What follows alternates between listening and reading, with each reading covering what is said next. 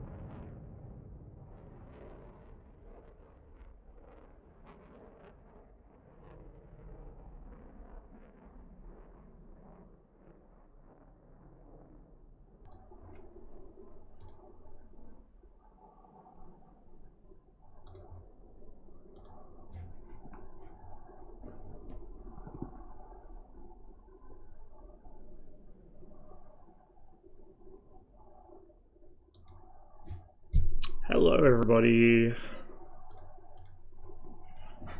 Alright, give me a couple minutes to just, before I get the aircraft started up, get myself all ready. And then we'll be in the air. I literally just rolled out of bed. It's pretty early still, so I need some time for my brain to warm up. Where's my loadout? I'll go with the medium loadout because I'm probably going to want to be doing some turning. So the way I'm usually rolling with these is I will double rack when I don't need to turn, and when I'm in a target-rich environment, and I will take the lighter loadout. Sometimes I won't even take the R3Rs if I'm expecting to do a lot of dogfighting, because you noticeably lose performance in the turn, particularly with the MiG-21 with heavy loadouts. It's not so much the drag. The double racks don't actually give you that large of a drag penalty, I've found, but they absolutely hurt you in the turn. Had a look in a sacred book. Oh yes. Which technical manual was that? Or flight manual even?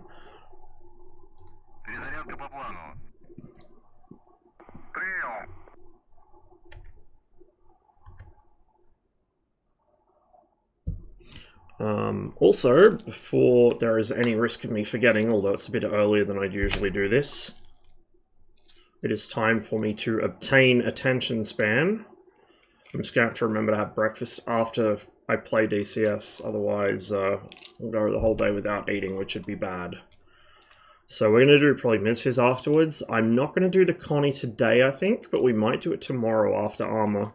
So tomorrow we'll probably go straight from Armor to MSFS. We'll do a couple-hour Connie flight, I think. Hey, Ink. Cheers to the sub, man. Outfit makes my room physically hotter. Well, it's not really cold because my heater's running, but it isn't very warm here, so hence the jumper.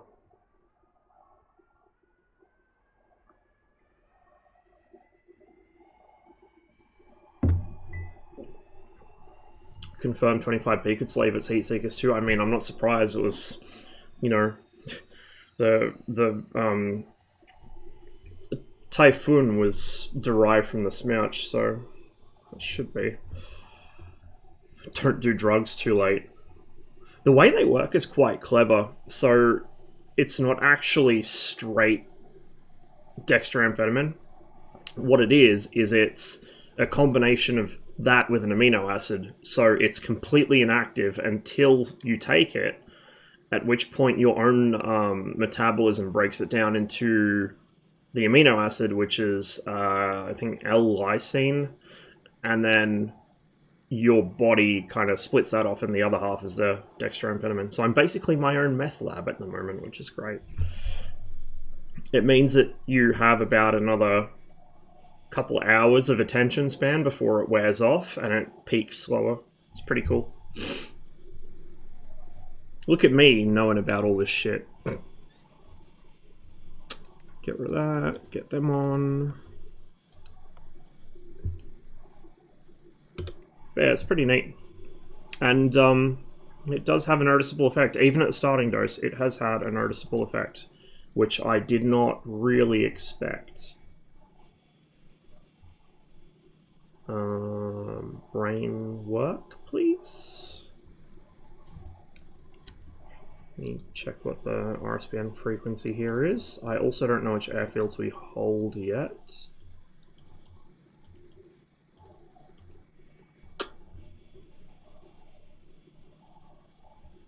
Sub is channel 8. I should fucking know that because I may or may not have used the RSPN to home in on when I deleted this place with a nuke. Sorry, 2 nukes.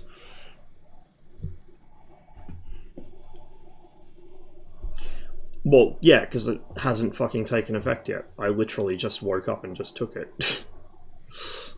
Give it a couple hours. Well, I think it's about 4 hours it takes to hit its peak effect. Takes about half an hour to an hour to kick in at all, and then, yeah.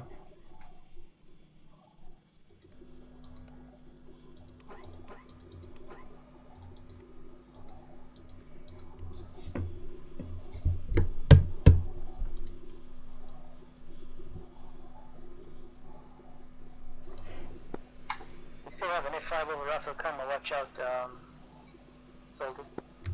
Okay, I'm getting to Atakas. Yeah, just 2. Actually no, man, come on, you don't need that. Forget about the F5, we'll go home at some point. Lucas to how copy?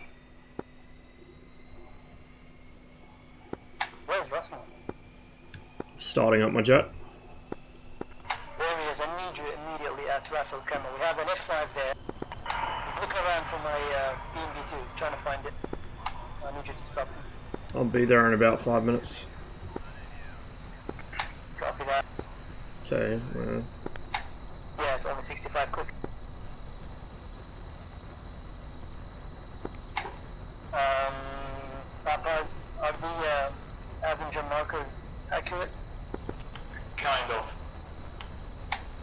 so Should have that's turned the those problem. on We first. have 1 or 2 Avengers at Ras Al Khaimah, which is not good. Ah, lovely. Try to do something about this. I fucking hate If you'd like Avengers. to take out the Abrams, you're free to move in with the BMP. I absolutely despise Avengers. They are a nightmare. Oh, that sounds so good. It sounds so good. God damn, dude.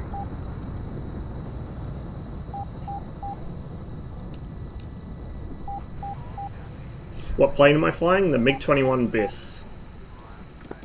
By the way, I don't hear the engine sound of the DMB2. Is that a new bug now, or is it still the old one? I guess it's the old one. CTRV deployed tanks still have the bug. Okay.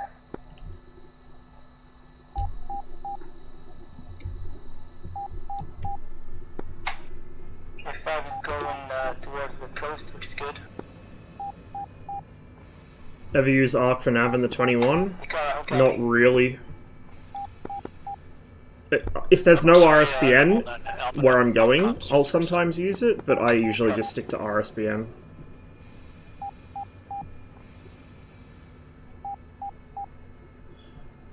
To be honest, I know the DCS maps well enough, at least the ones that I don't have South Atlantic, that I don't really need much more than RSBN just as a kind of homing pigeon sort of signal.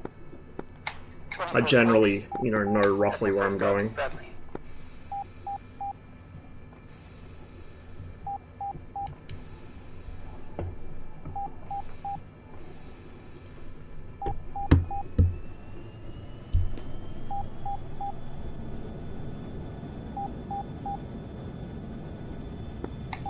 By the way, we had a nice salty NI in the 225. That was really, really good. Wish you were there. I know you would have loved it. You gotta start recording some of those, man. Come again, Russ? Gotta start recording some of those. Yeah, I mean, really good. Salty NI was just doing, closer support. Already Avengers. Some sneaky A10 came in, we took him out. So really good. At Al Minad. So Al Minad should be empty, more or less. We need to put troops on the ground there. We might take it, actually. I'm back on comm, so. Well, what's your status? We got Makara flying right today, he's in ME8. I'm probably halfway there, let me check. Halfway, copy. Yet to try out Hydraulic booster system. Ooh. Interesting. I think it doesn't break integrity check. Very interesting. So can you on your nose, maybe 8 clicks, F5, on the deck, flank and left to right. Looking, Roger. If he flies on the head, oh, there he is. No. Yeah, he's going northeast. Forget about him. Don't lock him up. Leave him be. Yeah, the clickable SC3 doesn't break integrity last time I tried it, but also a few of the functions are tied to the wrong buttons, so... Like, it's cool, it's just it needs some polish. He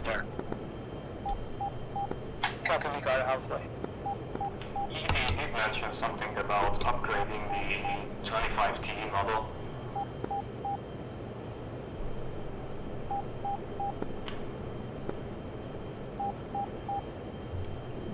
You're lined up a little better.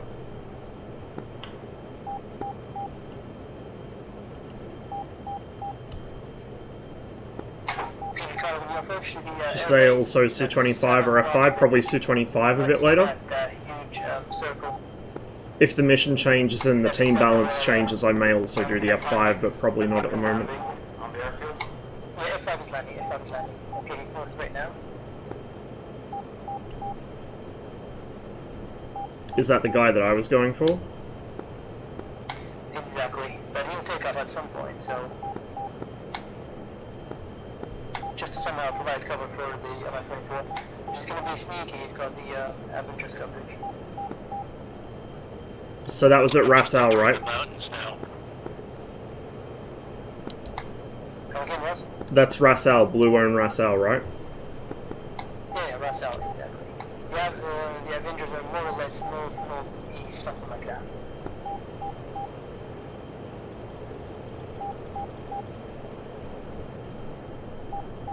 Okay, I'm in the AO looking for targets.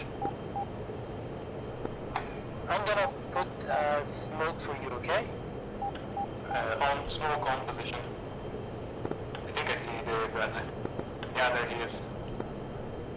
Make sure that's not me, I'm just south of Yeah, the south problem with the of- DCS R24 as it exists at the moment is it dies as soon as that rocket motor burns out. But that's because it's an ancient missile. Okay, orange smoke, that's me. Okay, firing on Bradley. God damn it. Took everything. We have 15 minutes then. Got the Bradley. Good job. We need to move in. We have to very quickly now.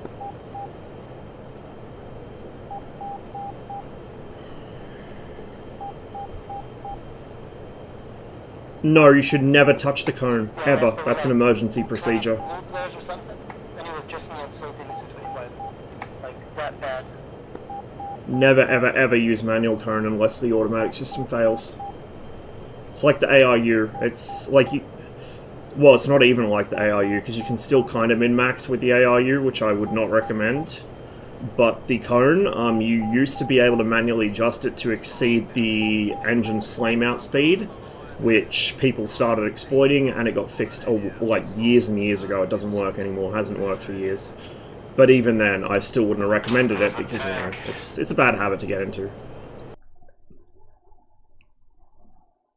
I think I just lost connection. Yeah, me too. Oof. Well then. That was a bit anticlimactic. I wonder if maybe the timer on the mission change must be out. Sometimes it gets like that because the timers are hard to set up in DCS. At least the way that a lot of the Alpen's missions do it, the timers are really bizarre the way they work. I think that, like, I don't know if that's just Alpen doing what he knows how to do, or if that's actually the only way to do it, but either way. Oh, it's when the mountains cry? You know what time it is?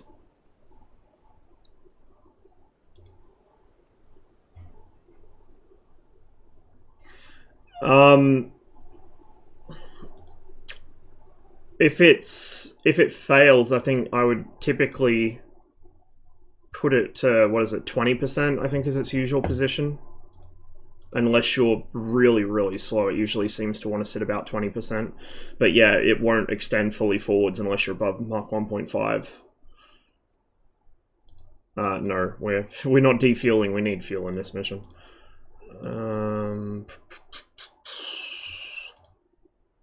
We're going to take my usual loadout. I probably will use some of the laser-guided missiles for the other lakes, but for the big lake, which is the one I typically go for first, this is the kind of quickest, easiest loadout for me to use. Yep, okay.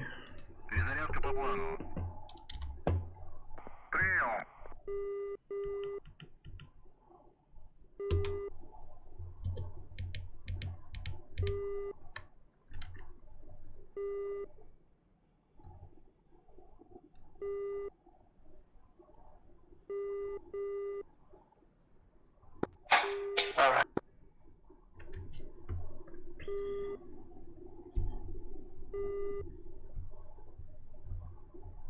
I was kind of hoping to get a run of Prince of Persia since it's been so long since, you know, I played it, but that's alright, we'll get it next time.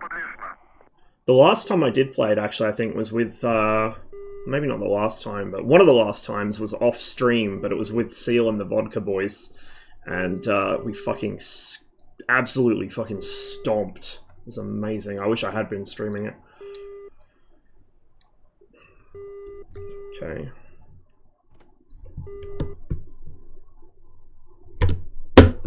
Let's get this thing rolling.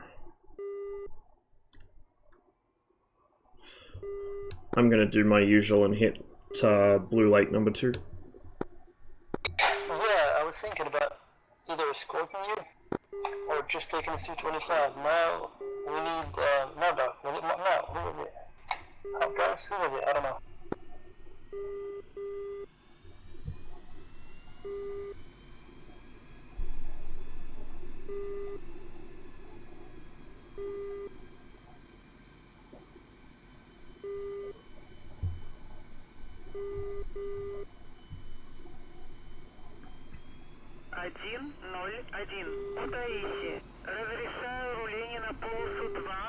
So one of the nice things about Soviet aircraft of this era is a lot of the, I mean, intake geometry on American jets with variable intakes is also generally automatic, but the Soviet jets are much more heavily automated than their American counterparts, so things like fuel systems, which on American jets are sometimes manual.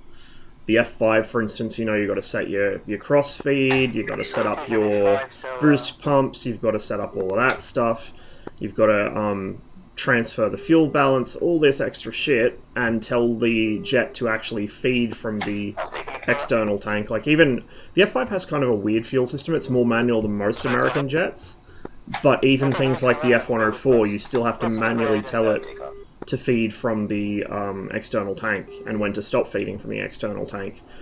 In the Soviet jets, if there is an external tank on the aircraft, it will feed from that first. It will sequence the tanks automatically. You don't need to tell it to do anything. It is completely, fully automated luxury gay space communism. There is no need to fuss about fuel. Now, what this does mean is if you have some sort of fuel leak or fuel controller issue, yeah, it is a little more of a, you know, a little more sketchy because you've got to figure out what exactly is going on. But in normal flight, it is so much easier because it's a lot less workload on the pilot. One of the electronics fields that the Soviets were actually very good at, despite some of their issues with the lagging behind in things like transistor technology or you know, microprocessors, was automation. It was something they were always good at, mostly because it was something they always pursued. If they could find a way to automate something, they would do it. It's why Soviet Cold War submarines typically have about a 30-40% smaller crew than American submarines of equivalent size. It's also why autopilots begin appearing in Soviet tactical aircraft very early. And, I mean, the Americans had autopilots in a lot of their jets too, but the American ones were typically a little less sophisticated. Or, you know, a little less integrated with how you would normally fly the aircraft.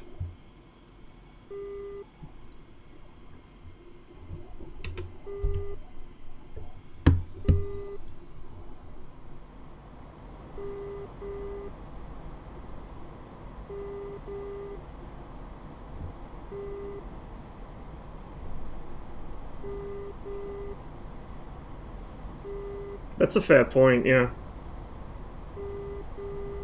I mean, it's not like really that there's a right or wrong approach, it's just that there's different approaches, and I prefer the one where I don't have to worry about the fuel system, just because it's less for me to think about.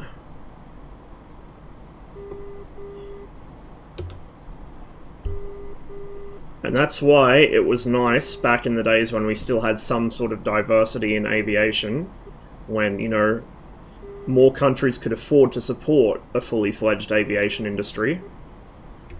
You had a lot more different approaches to the same problems, rather than just the same one for everything, because it's one country, or two countries, building pretty much all the aircraft. Diversity is a good thing. It is a beautiful thing.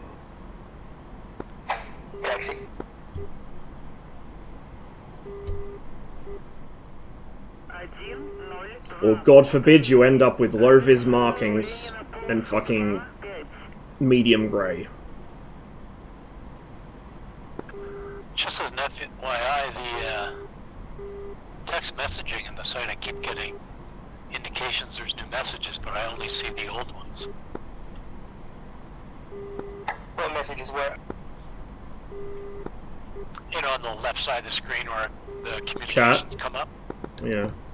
Yeah, Oh, chat, that's right. Yeah. What about it? I think if you've scrolled up manually, it'll do that. It won't auto scroll back to the bottom. Oh yeah, okay, that's what you mean. Just scroll over back up.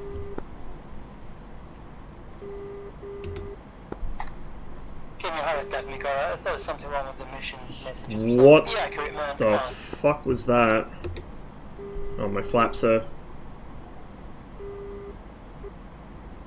There we go. Well, I don't want you to fly comfortably. I want you to think there's something wrong. Yeah, nice. Oh, Banzai just joined. Oh yeah, that was it.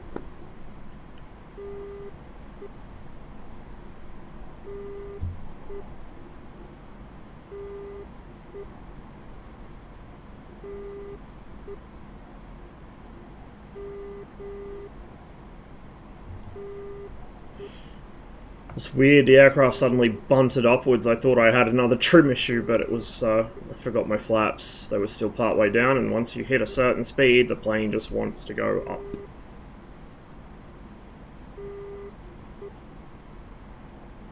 That certain speed, by the way, being about 600 kilometers an hour. There's a reason I tell you guys to use maneuvering flaps when you're in a rate fight with somebody. In the MiG-21, I did a little more looking at now, bear in mind this is through looking at Silver's charts, so this is assuming Silver's charts are accurate. I believe they're pretty close. I think they are accurate for the 21. The flaps will hurt your turn radius somehow. I thought they would improve it, but I don't know. According to his charts, they hurt. I'm gonna have to double check in TACView. But either way, they certainly hurt your turn rate, which I can personally attest to. I did test that myself. They hurt your available G. Again, I can pretty much attest to that. Like, the 21 flaps are pretty much solely useful for making very hard turns at low speed and having that little bit extra margin before the aircraft departs on you. At the, additional cost of losing the warning that the aircraft is going to depart. You don't get the subtle wing rock. Now, in the Su-25, that is not the case. The Su-25, much like the Tomcat, is one of these planes where flaps are just a universal good for maneuvering. Unlike the Tomcat, it's probably a little less extreme. Like, you get almost 10 degrees a second extra fucking turn out of the Tomcat's flaps at a particular speed, but for the Su-25, it's a little bit of an improvement, but it's significant enough that you want to use them. So when you are caught by fighters in the Su-25, jettison all your ordnance. If you can't kill them immediately, get rid of all your ordnance, go into a 600 kilometer an hour sustained turn with the flaps at their maneuver setting. They are maneuver flaps, so you've got 3 positions, which is, top one's just up, and then you've got MK, which is maneuver flaps, and then you've got VPK, which is takeoff and landing flaps. So takeoff and landing in the Su-25 is done at full flap for both. Maneuvering is done at about half flap. And there is a thumb switch for that on the throttle as well. So, like, they are genuinely maneuver flaps. They're supposed to be used for maneuvering.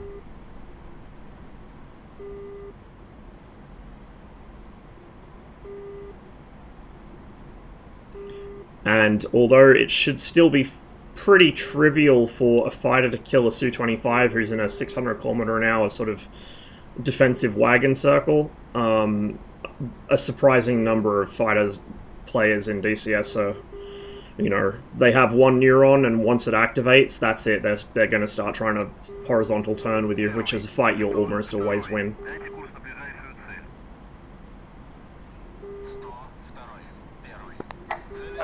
Can we have an EWR? Yeah, sure. Yeah, one further east, maybe. It's not too far. Get some more altitude here.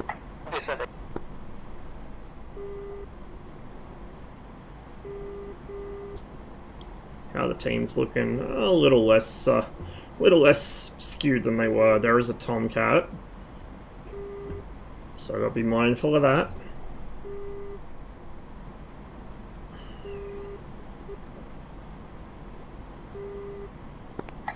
Ross, what's your distance to TA? I'm just over the mountains now, so unknown. probably about 70 kilometers. Copy. It's waypoint 2, by the way, so you should know exactly.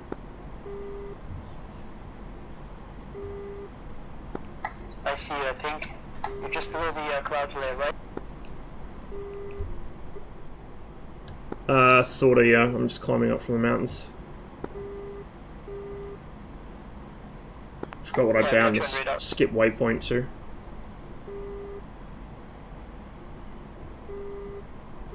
I usually just navigate visually to the lake because it's pretty easy to see.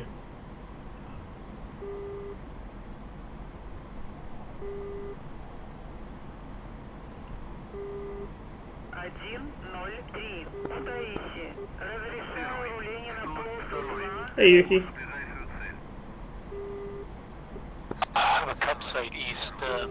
That'll work as an EWR temporarily too. Copy, cheers.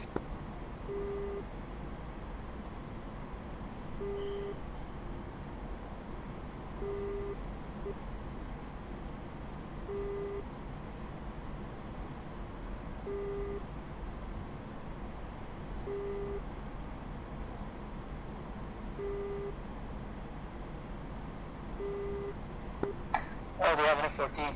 I forgot we have Fulcrums. God damn, stupid me. Oh, man.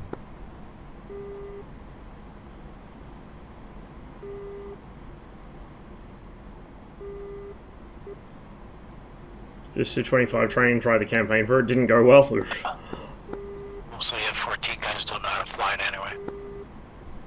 True.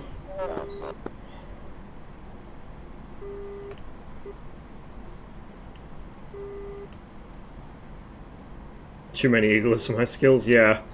Yeah, manpads can be very nasty in this thing. The auto flare dispense I find is a kind of questionable usefulness even against manpads. I usually tap out flares manually in pairs or triples. It seems to work a little better. Still not perfect though. As a general rule, when you can, try and stay above, about 5 kilometers above terrain. That should keep you out of range of most manpads, but yeah. Like, eventually you're going to have to come below that, and that's when you're going to get hit. Players are like fish, the evolution of their intelligence regarding God's missile, Sishka and crossing their enemies' wares is accelerating by a factor of 0.069 a year after thousands of years. Fish still go for the bait, yep. Yeah, I don't know, man. Like, I try and help people where I can, because better blue players means I'm forced to improve my gameplay as well, but it gets frustrating sometimes. Like, Enigma server is kind of where I go to relax after I'm done playing on here, because the level of opposition there is so much lower. There's still some good players there, don't get me wrong, but like, so many of them just fall for the same tricks over and over and over again, and I can actually explain to them what I'm doing and how to counter it, and they'll still fall for it. Just like, man, come on. Don't do this to me. The Su-25T DCS comes with. The actual original model Su-25 comes with Flaming Cliffs. Wants an EWR if you're there. What do you think of Octopus G also going for TARP? I think that's going to cause some interesting behind-the-scenes drama, because as far as I know, they probably don't have a contract for it, and technically I don't think you're supposed to announce stuff without a contract anymore. But something interesting is probably going to happen there. I don't know whether there's going to be a combination of effort to stop any further duplication of effort, or what. You know, there are a few things I know that I'm probably not supposed to talk about, but it would be like Octopus G, as far as I'm aware, is a one-man effort, so.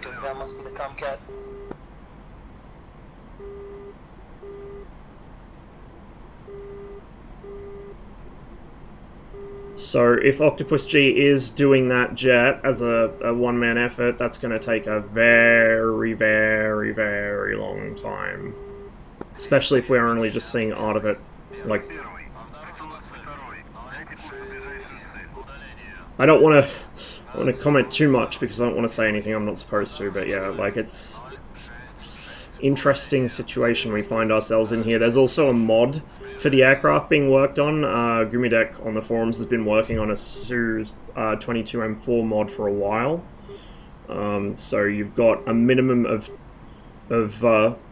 2 third parties that have revealed or at least teased that they might be working on one, and then a modder working on one as well. So, you know, it kind of tells you about the state of Red's wish list, that there's potentially 3 of the same aircraft being worked on, all by different people. What the... Russ, comes in here, Russ. 7 o'clock.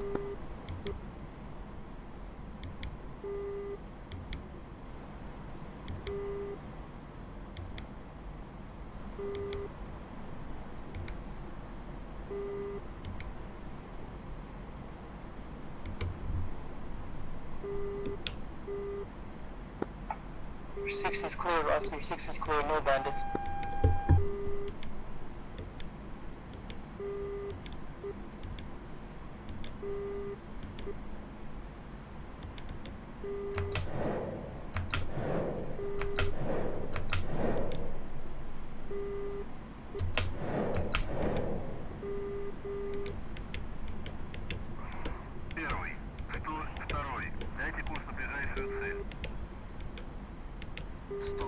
Oh, how did I miss that one?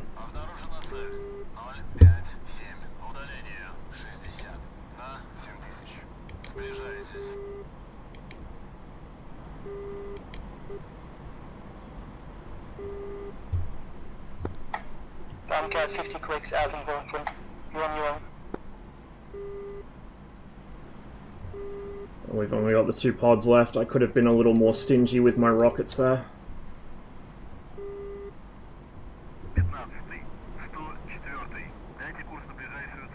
We'll spend these last couple on that complex.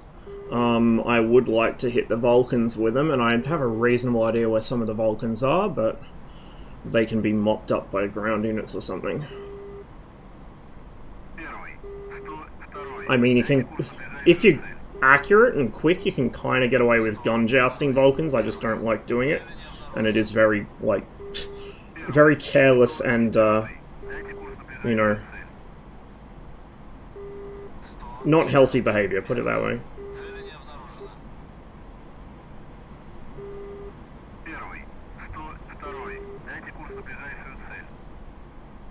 So yeah, that guy that hit me was over there somewhere. It'll be a Vulcan, probably parked on the hillside. This is not actually the best angle to ingress from because of the wind direction. It's going to be pushing that smoke across my target. We'll come in from the this side of it here.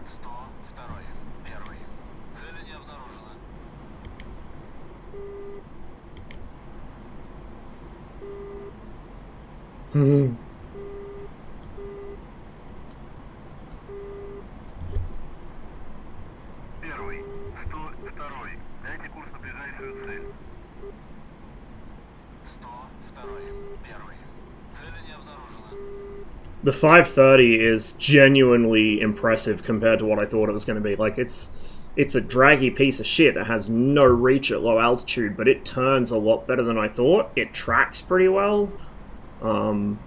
Genuinely impressed with it. I think it's going to be a lot of fun to use, and I think Red players are going to have a bit of culture shock while they adjust to it. The 21 guys are used to being the only ones in town with that capability, and it's not going to be the case anymore. This is a really bad angle, because now we've got the trees in the way as well.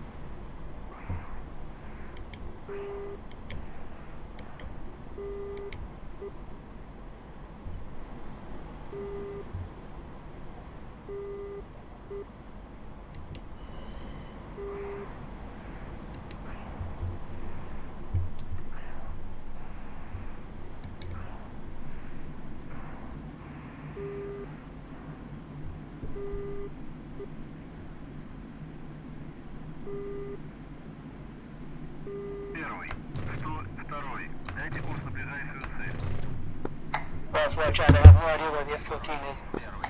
He just disappeared.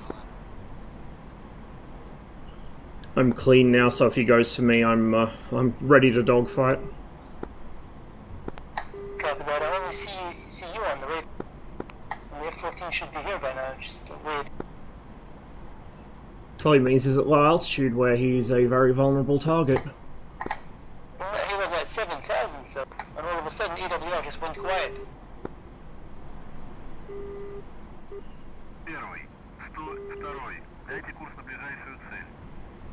Just gotta watch out, because that Vulcan's under me somewhere probably. 19 for 45. Must be N5. I see some to the east. Looks like a two-ship. Yeah. Can't see The what's... second you said that, I saw them. Yeah, I see them. Going there. Wind! Oh yeah, they're hot, boys. They're coming. Cheers, guys. 140. Easy. There's still some Vulcans around here though. Oh, they're real close, actually. There's one cockroaching. Put me on him. About the Vulcan. Put me on him, I will murder him.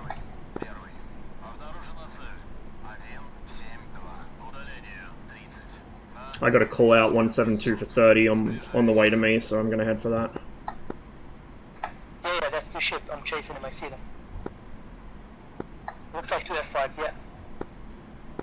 Separated by one click. Just be careful, I don't want to overfly the other lake. I'm gonna kind of kick out further to the east. I don't want to directly overfly the next blue lake.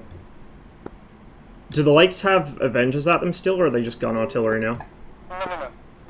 Just soft targets, APCs, maybe one or two Vulcans. Oh, okay. Unless they deploy something. Yeah, last time I overflew one, Tau got me with a Avenger ambush, so I'm a little sketched out. Yeah, my car is now on red, so he's not deploying anything.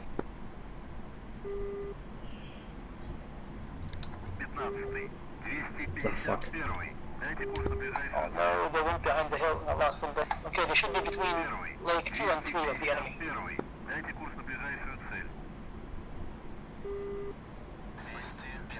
197. 197.25 from me. Oh, 066 for 9 on top of me. Okay, I see one. Yeah, he's a little bit high. That's an F5.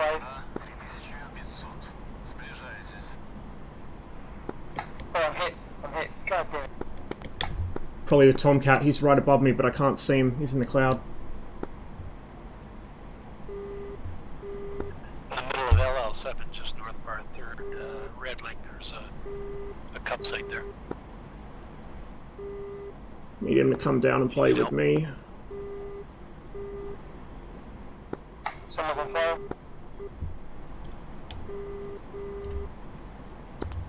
Avenger, Romeo is flying over the side. God damn it.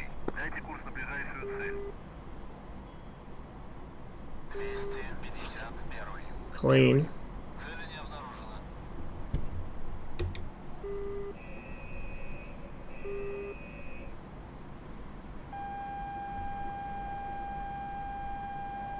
It's the Vulcans over there. Oh, actually, no, that's a Hawk, I think. I think they might have a Hawk up. Okay, crash landed. I'll check GCI quickly. Actually, that's probably our Kub, correction. It's probably aiming at the guy behind me. He's out cold. I think that's the F-14. 036. He's right above me. Okay, Russ. You got an F5 coming up on your 7, 4 click. On your 8 now. Okay, Russ.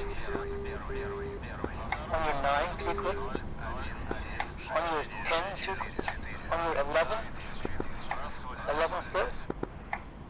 10, you're about to merge. Keep turning, you will see him merged. On the left turn. What altitude? I don't see him. Sorry, he's 4,000. You're 3, so he's 1,000. Keep turning left. He's diving now. I see him. Copy. Just down. I lost him in the cloud shadows. Where That's exactly what I was shot down by the enemy. Just go north, northwest, not further east. I don't see the F5 anymore. Okay, the F5 is 3 o'clock cold. Wouldn't be. Hey, sniff it! Just a resub, man. Yeah. Okay, turn left by heading 210, 30 clicks. 21030.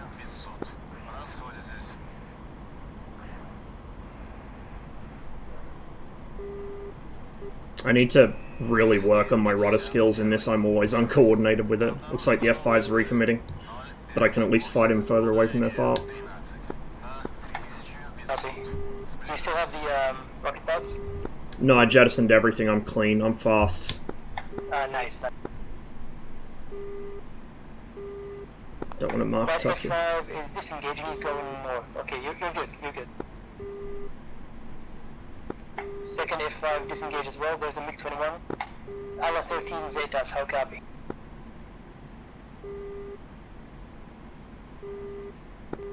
Lake to the left, Ross is enemy. Fourth lake. Zetas, merge, check 3 o'clock, 4. Looks like our Quib's possibly. Actually, that might be a hole. I don't know. No, that's our Quib, I think. 810 exactly between 12 and 11 o'clock, Ross, in a right turn. Copy that. There's a hill in the way, but I should pick him up once I clear the top of it. Zetas on your 6. Zetas, defend. Defend Zetas on your 6, F5. Keep turning.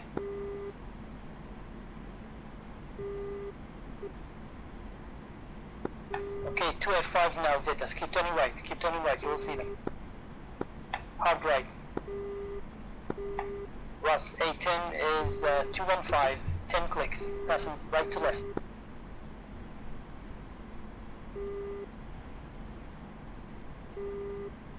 He's about to fire. He's firing. He's going feet wet now. No joy yet. His feet wet, very low. Oh, tally. Flanking right to left. Copy. And Zetas is down.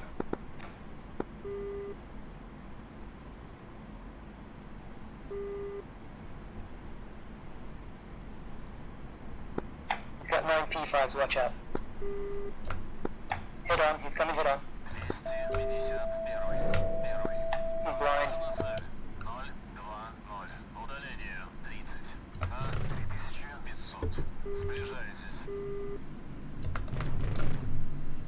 He's dead. Roger that. Okay, you want to try your luck at the road base or RTB? I'll go for the road base. Okay, 310, 80 clicks. 31080. Best to approach it from the east. That gives you 1.3 kilometers. Should be okay with parachute. Good clean kill. Cheers, man. Topside is fine now. The F5's going east. Yeah, I think that's what was keeping him off of me, was every time I get close I'd get picked up in its lock, so it's probably scaring him, which is good. That's good. Mikara, if possible, ammo truck please for that campsite. Yeah, I'm gonna put ammo truck in the shulk out there. Cheers, man. You can put the shulker just outside the file, we'll give it away quick. Like, we're in no hurry. It will get there. M3, I want the M2. Not sure about the range. I know it's less capable, but it's the prettiest of the Su-17s. Actually, I'll put 2 ammo trucks out too. You can send one of them to the The troops. slickest. Copy that, yeah, it takes 5 clicks from the far. So just after the valley, if you put them there on top of the hills, I'll give them away. Yep, perfect. I'll put them out and then I'll go put another campsite out. Yep.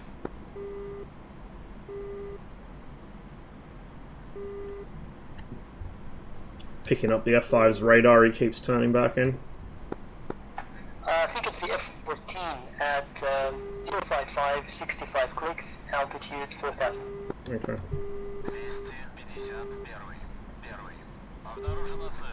Yeah, it is. Well, basically ASL 4000, so he's actually 2000 AGL. A bit tricky with these altitudes here. So he's just about skimming the clouds then. Yeah. Well, we have a cup side, so cup side is on your 2 o'clock, 3 o'clock, last 10 clicks, so you should be fine. Ideally, I'd like him to push me anyway, so I can engage him while the Cubs are firing at him. He might be able to defeat them, he won't be able to defeat me. Oh no, he's turned away already. Coward. Nice one. Okay, EWL when you find that. I want to make sure these things are working actually.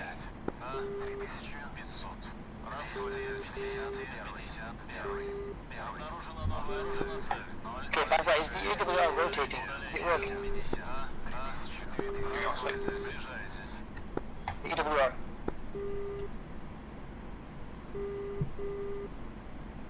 So the Cub site should be about under me. And our FARP is on the other side of that valley there. Pretty much right off the nose actually. Right. Where is it? Cheers, man. Right there. That cluster of stuff over there is our FARP. Don't hate me, Russ, but I don't see S-13 rockets at the road base. We have S-5.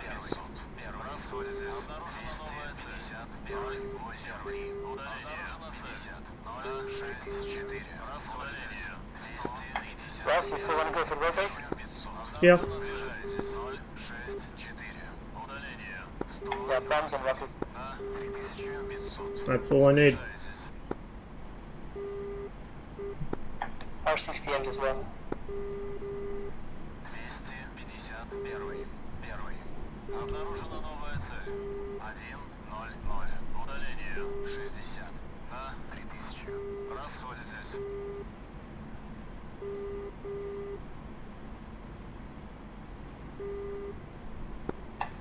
Buckets and how copy? I hear you, I'm here. Alright buddy, fly 170, hold altitude and speed. Alright, 170. Cheers.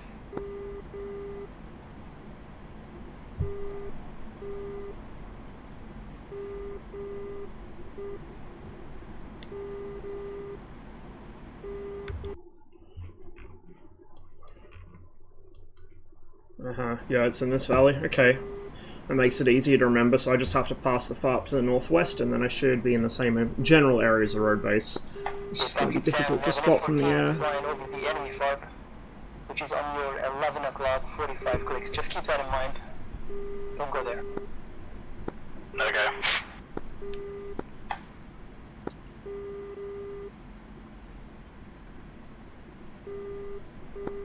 Okay, Bucket Sam, turn left, fly heading 030, 35 clicks. You will intercept This crosswind is making my life interesting. That's easier. It's going to make the road base really interesting, although I think the road base is more or less into the wind. You want to start turning left to line up on the runway. Okay, so road base right now is 29025 clicks. Just over heading. It's more or less into the wind, right? Yeah. Channel King, how copy? It's over there somewhere. I think I actually see it. I think I see it. Roger that. Overheading for about 30 seconds and then you can start turning. Hey, Darkwood.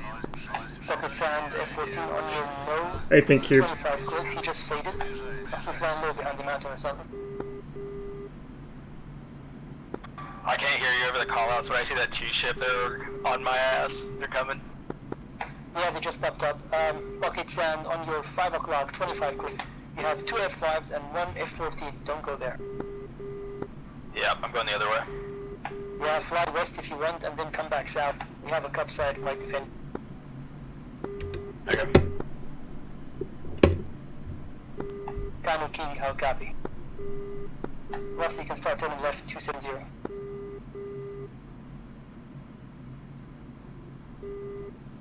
It's one of those straight sections of road there. Okay, bucket Sam, on your 10 o'clock, 15 clicks, MiG-21, he's one of comms. Yep, I see it. It's there. Alright, thanks. I see the ammo truck, cheers. Copy. I'm probably going to have to taxi to the other section of road because I'm not going to have enough space to turn around on this thing, probably.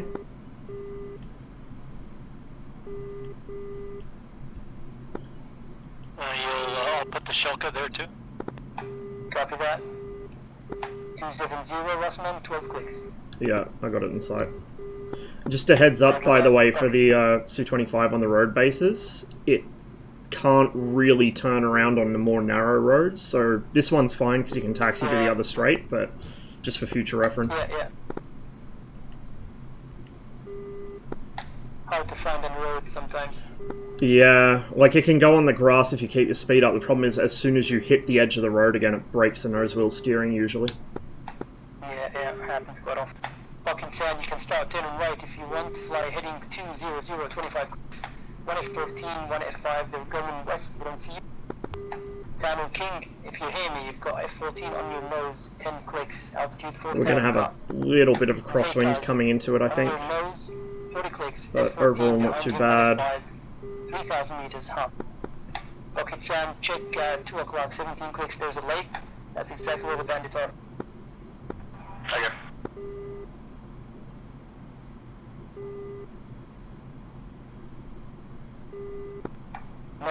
We're nice and light, so we should be able to stop in a reasonably short distance, especially with the shoot. Right, fly heading 250, 15 clicks turbo, just west of the lake. Alright, 250, on my way. Bucket Sam, the F-14 is 265, 15 clicks. Actually, now I think about it, I'm not 100% sure we're going to have an armor mission tomorrow. I'll have to check the announcements, because I remember Grim said he wasn't going to be here, so... if there is an armor mission tomorrow and I'm awake in time for it, I'll just do a Connie flight afterwards, because I know some of you are looking forward to that. I certainly was. If there isn't an armor mission tomorrow, I might do a midweek stream and do the Connie then, because I want to have like a fairly decent amount of time set aside for the Connie, because that's going to, you know, a longer flight would showcase that aircraft better, I think. At least, you know, at least an hour and a half, 2 hour kind of flight, maybe longer. Copy. Zeta's on your nose, F-14, 7 clicks, flanking right to left, he doesn't... He's going cold. On your nose, 5 clicks, wait for the shot, he's still far. I can see him. Yeah, he's still far, wait for the shot. Bucket Sam, check 1 o'clock, F5, 3 clicks, chasing MiG-21. Down to Yep. 1 o'clock. God damn it. Ah, shit. Stay on him, Zeta, stay on him, get closer. One wheel Willie. Take the shot, Zetas, come on. Looking good. Don't overshoot. I don't even really need to use a parachute here, because I've got to park up in this area anyway. 1 click behind him. So yeah, we'll just use the brakes, I think. Just got to keep it straight. Check the safety cab or something. Trigger escape, something. Check it. Oh, perfect. Absolutely. Nice. Didn't even need the chute. Perfect. I'm not sure if I'm actually I'll gonna... add S-13 rockets next time, just for you. I just noticed the power poles are up in the curve there. I'm not sure if I'm gonna have enough space to take off, but we'll try it. I might take a little bit lighter load than usual. Check out the F-10 map. You'll have to taxi all the way to the left. There's a T-junction. I don't know if you can turn there, maybe. It's more a case of like that that sort of chicane ahead of me has all the power poles on it still. If I could get past that, the straight section's enough to take off on, but I'll figure out something. Yeah. Roger that. I'll just slightly load the aircraft, I think. Zetas F-506, watch out. I think you're trying to fire, but something is just not turned on or something. 60% fuel. And a reasonably light load. should be enough.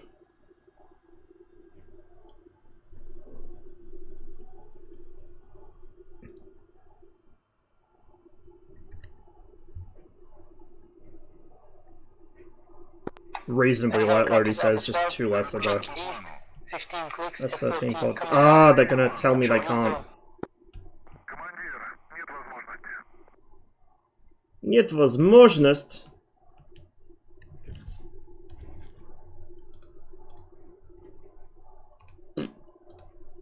Gotta wait for it to fully spool down, which takes forever in the Su-25. I don't know why FC3 requires the jet to be fully spooled down to do this when the full fidelities don't, but it's annoying. Inside of Sparrow. It's a mid-15, 50 clicks range. 40 kilometers. Getting AI callouts of 40 k's from the road base, so Kub should have a fun time any moment now. Tomcat on the deck at 25 now. Mayor Tomcat is just about to be over the top. Eagles are firing. He'll be coming from that direction. I have no idea what he's doing. Nor does he, from the sounds of it. Point blank on this. Yeah, don't worry, we've got shulkers and manpads around the top, so if he flies any higher, he will get hit. Vetas, you still have an F5 on your 6 if you hear me. So the FARP's on the other side of that mountain. I got it. Copy, on your 6. Let's see the Tomcat. Are you unable to fire the rockets or the missiles, I mean? No, I couldn't. I don't know what's happening. Yeah, I figured. You were after the F-14 for like a minute or something, you was anywhere. Highest quality ball bearings, no drag, I know, right? I'm hit, so I need to go back to base. Copy. Maybe I should put the quality ball bearings lady poster in this jet. You need to fly west.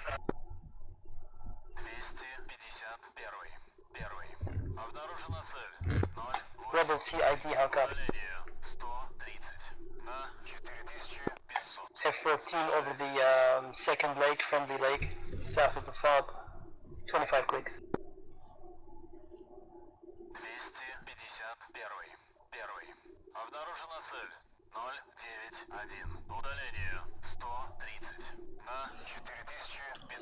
There's a power line there. That runs parallel to the road, not across it. Okay, good.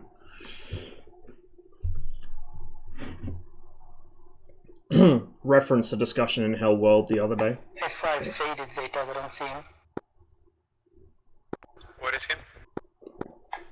I don't see him anymore, but I think he's still behind you. Copy that. Okay, the friendly base is 280, 90 clicks. 280, copy. They are actually... Just keep checking your 6. Yeah, they are loading the jet. Because the second R60 got put back on. They're just taking their time. I think? Do we not have S13s here? That's good. Ah, we don't have S13s here. Oh, we only have the 57mm rockets here. 57, yeah, the only rockets, yeah. Well, I figured nobody's gonna land there. Su-25. I forgot about you, though. I know which loadout I'll take. It's a little riskier, but it's a little fun. What, bombs or what? Bombs. I'm just going to have to remove a couple so I can make sure I get off in a short distance. Yeah, let's just have, I don't know, 2 bombs, 4 bombs. Doesn't have to be full pile on. Yeah, I knew you. I mean, look, if you go all the way to the left, sorry, to the west, that gives you a length of, what is it? Almost 2 kilometers. The whole road from west to east. Should be okay. Off my nose, I should be okay, I think. We'll find out. This thing will take off in a pretty short distance with 60% fuel. On your nose, that's 600 meters now. Come on, that's... Yeah, she can do that. You're scaring me right now. If I remove like another couple bombs, she'll do that, no problem. We are at high altitude, but then again, the last time I attempted a 600 meter takeoff was at high altitude as well. He's in 251. So we'll let him fill it up, and then we'll just knock off another pair, or like another set of bombs. So we're carrying 16. That should do us.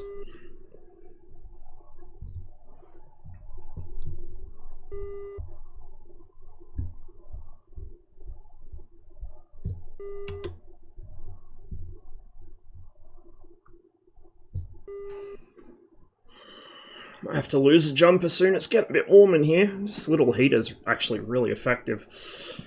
Racking up power bills, but the problem is, like, I got plenty of warm clothing, but my feet and my hands get really fucking cold.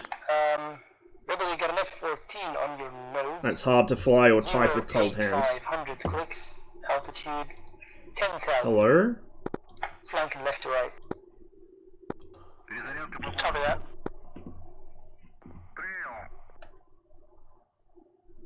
Ground crew are really taking their time today.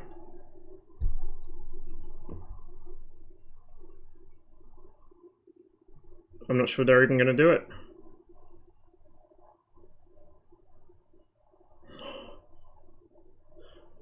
Could wait. Oh, there we go. There we go. So 16 bombs. Fingers crossed.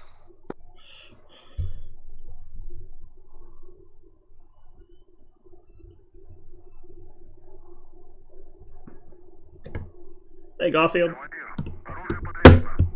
Okay. So full flaps. We've got our usual amount of back trim. I'm going to be holding pretty much full back stick as well. Yeah, I mean, it's going to be close, but I reckon clean it'll certainly do that at this altitude. If I stand on the brakes while I spool the engines, we might get away with it. Sure, the copy, moving that. I'll take it to the cup side, right? That's your plan? Yeah, cup side. Cup side it is. And the truck's almost there. 2 clicks left. 3 clicks.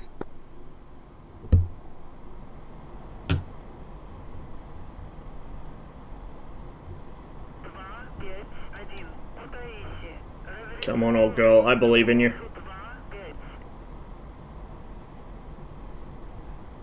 200. Oh, we're gonna overrun. Not quite. Not quite. Oh, she could have done it clean. She could have done it clean. Oh well, it was worth a try. Now we know. So road basing the Su-25 out of there is going to be difficult. If that curve gets the power lines removed, we might be able to make it. Well, we should be able to make it off that, I think. Like, if I could turn around on the grass without busting the nose wheel, it would be no issue. I could just come down the end, turn around, and go that way, but oh well. Yeah, the FC3 modules, when you get pilot killed in them, they do that. I don't know why. Well, let's grab a new jet, and now we can come back with the heavy loadout. Maybe if I defueled a bit more. I was about probably 50 kilometers an hour below the speed I needed to have. F14 is RTB. He's not coming back around. Let's go for a single F5. And, now I think about it. 110, 50 clicks. Oh no, that would have been into a headwind as well, so... Copy, 110 on the yeah, back. it was a little ambitious. But now we know. Knowing is half the battle.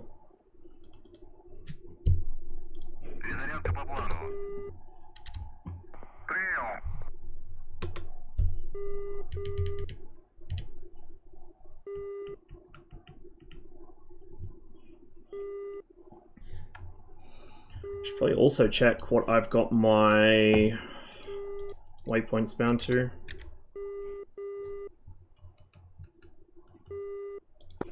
What's the range on that Yeah, it is F5? bound to that, okay.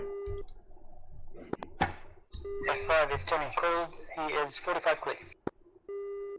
Copy, 25. Red will pop up A10. Okay, that F5 is going for the A10. He's going to escort. A10 is just 5 clicks after the F5. He will take you to it.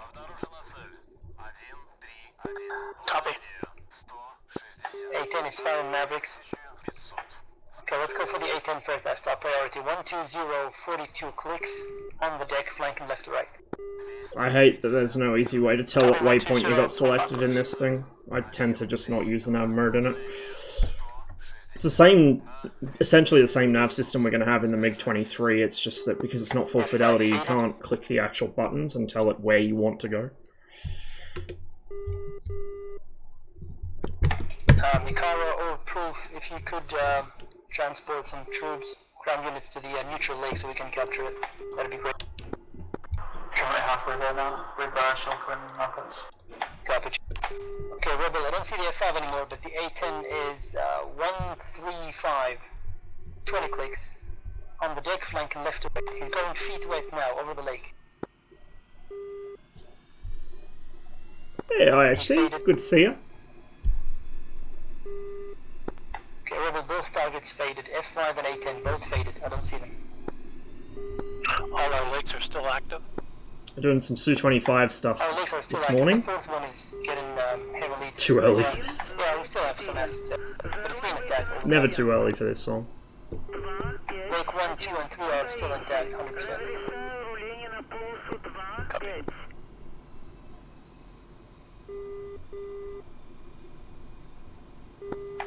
Rebel A10 should be on your nose, 12 clicks, flanking right to left. He's just over the lake, he's going feet west again, I see him. Why are you going this way, dude? A10 coming in hot on your nose, 9 clicks. Yeah, he's gonna turn around, okay. Fox 1. Copy, Fox. Tonnage has right of way, same as shipping rules.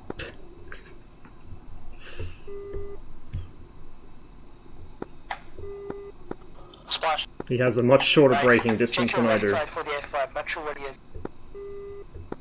Keep looking left, watch out. Don't let him come up on your 6. If he's there, there is no idea where he is.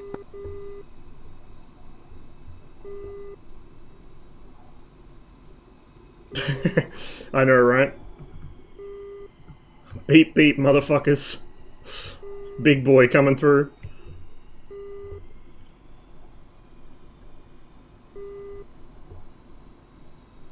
Oh, fuck it, it's too hot in here for a jumper.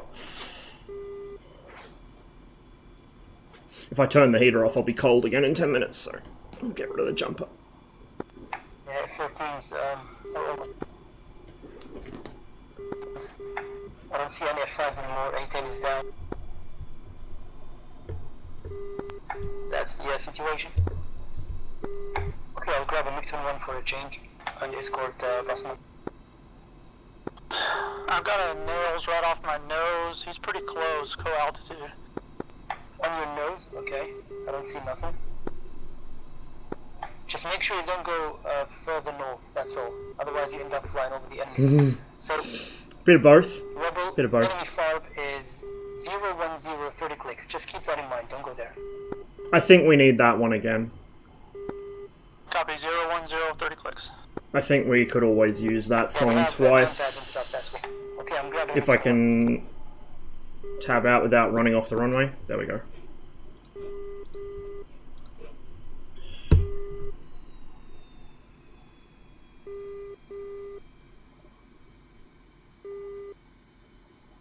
It's not on the playlist, it's not on YouTube.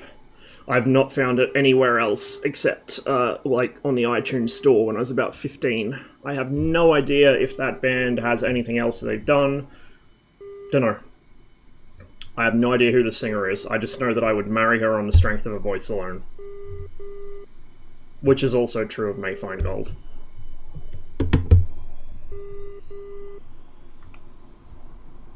From Shrek. The song's a little older than Shrek. When did Leonard Cohen write this? Like the 70s or something?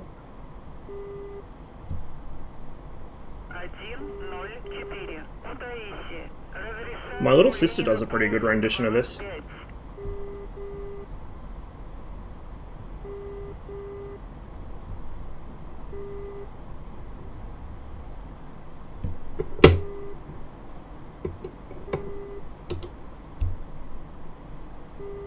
Don't get married. It was a figure of speech, trust me. It's a figure of speech.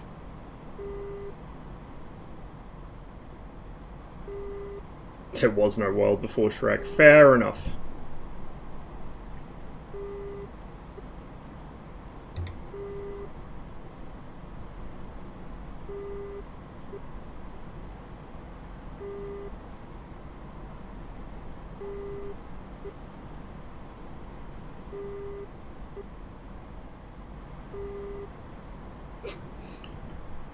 Nah, more like I don't really want to involve the government or religion in my relationships. Like, spend a lot of money for a big ceremony. Get everyone involved in my relationship, so if it ever goes south, it's going to be a giant shit fight. You know, fuck that. Don't need it. A lot of hassle for not much gain, and as well as that, as far as I'm aware at least, the tax situation here for de facto couples, as in, you know, they're not married but they've been living together for, you know, a certain amount of time, is essentially the same as a married couple anyway, so there's really not much incentive to get married unless you actually want to. Which is how it should be. Forcing people into fucking official marriages is stupid. It's a method of social control. That's all it is. If you actually love someone that much, you shouldn't need a piece of fucking paper or a legal document that says so. It should be self-evident.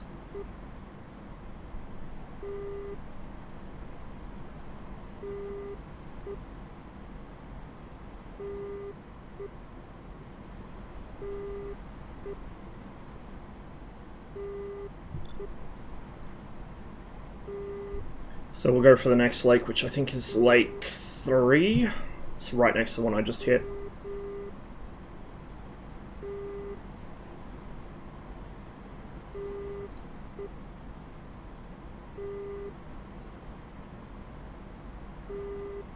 I found it. I can't open links while I'm streaming. So the song that that me and Super are talking about, not this one. The one me and Super are talking about is it's a rendition of Chomnaya Noch. Just an old, like, World War II era Soviet song about a soldier away from home. But it was by, it was in some compilation of like, drinking songs that I found on iTunes when I was in my teens. I was like, oh yeah, this sounds pretty good. Like, the singer in that, her voice is just, oh my god, it does things to me. Which lake are we attacking? 3, I think, the one, like, the little one that's next to 2. Copy, 3. I never remember which is which, I just visually reference them. Yeah, me too. When you're flying there, yeah, me too. I just know that waypoint 1 is for Lake 1 and so on. In the MiG-29 and the Su-25, so for these two it's easy. I can never figure out which mode or which waypoint it's actually looking at because of the way the nav system in this is set up. Yeah, it's weird. But we shall learn once we get the full fidelity of the MiG-29. Well, once we get the 23, it's essentially the same nav system the 23 has. Yeah, that's true, that's true. What? Okay, that one's really quiet. We'll just go to the next one.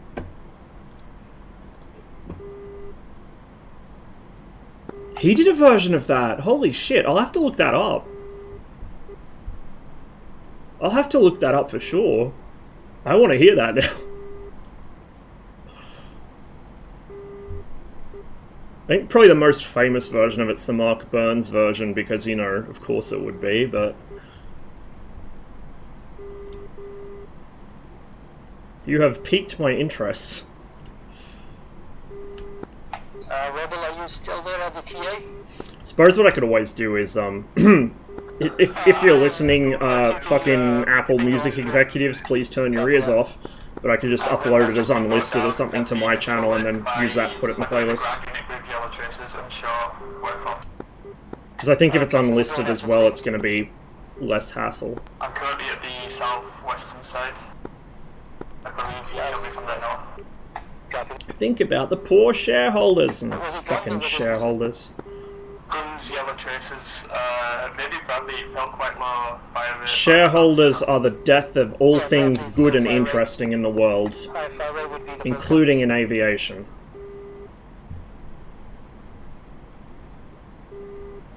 Ask Boeing about how good shareholders are. Or actually, no, don't ask Boeing about how good shareholders are. Ask the victims of all those 737 MAX crashes how good shareholders are. Because the shareholders decided that maybe Boeing should compete with Airbus in trying to, you know, do automated flight control systems, which is something Airbus has always been very good at, but Boeing had never really fucked with before.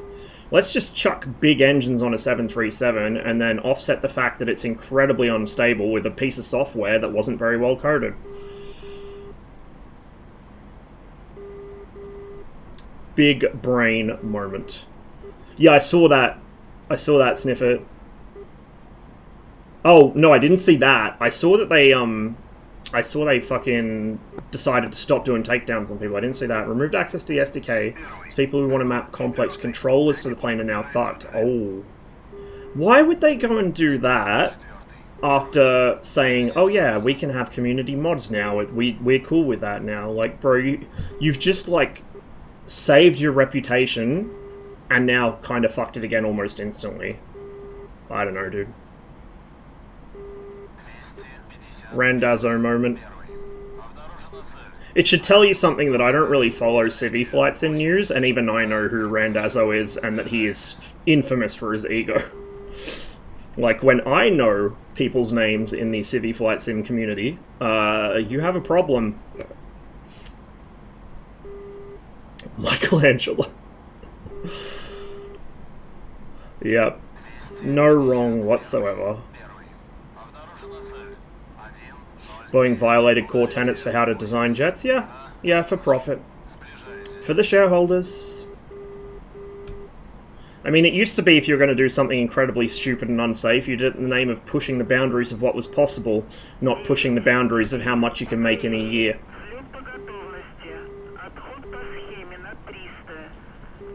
PMDG's the devil, not sure why people still support them, because unfortunately their products tend to be reasonably high quality, and in the civvy flight sim market, that goes a long way. A lot of the... I mean, we have issues even with some DCS devs, you know, you guys have heard all my complaints about heat blur. We've got Magnitude, where things are very difficult to get done sometimes, and they've got a very small team. We've got Razbam, who had to really work hard to turn their reputation around recently. Like, every dev has issues, but the civvy sim sector seems to be like that, but magnified. Like, the bullshit with Aerosoft trying to take down modders, PMDG trying to take down modders until they backflipped on it and now did this. You know, Airplane Heaven half-assing modules and then making excuses for it. It was them with the, it's meant to be an experience, wasn't it? Was that them or was it someone else? I don't know, dude. Oh, that was with the constant beta, yeah, like with the fucking flight model that got fixed for one patch and then fucked again.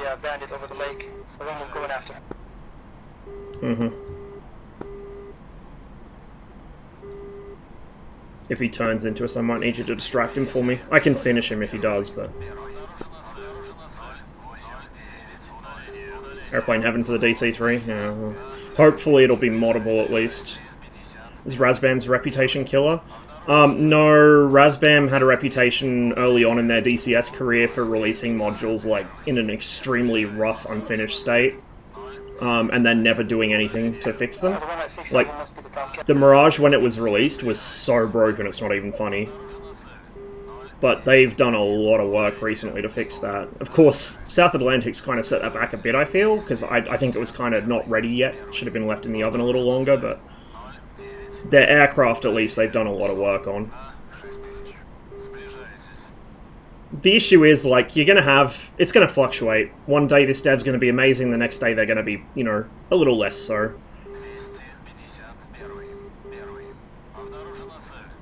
But I think it's important we don't hero worship any one dev, and we call it as it is. Like, I will call Magnitude out on shit, even though they made my favorite module. I will call Razbam out on shit, even though I don't work for them in an official sense, but I'm a tester for the MiG-19 and MiG-23, so I, technically kind of have an in on that.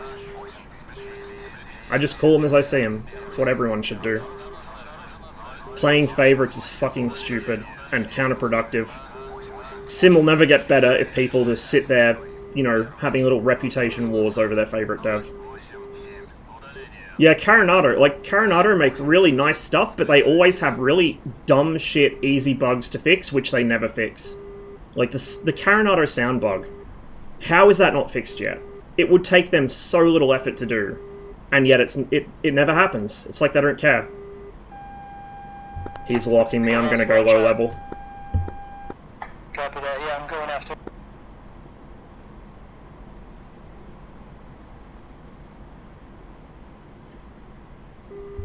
Yeah. I mean, to be fair, if the Falklands is kind of your personal interest, like I think it was for the devs that were working on the map, then that will be what you focus on. But yeah, like for DCS players, mountains have a magnetic allure. I would have focused on the mountains before anything else, because I just know people are going to go for them. They're going to want to cockroach around in them. They're going to want to see glaciers, which I don't think have ever had in DCS before. I mean, the Caucasus should have, I think, a couple of smaller ones, but with the age of this map, they're not really well represented. Certainly none of the size that you have in South Atlantic. Had to hack CCM's mod to get the sound mod. Yeah, I don't have the sound mod, but yeah, I'm not surprised.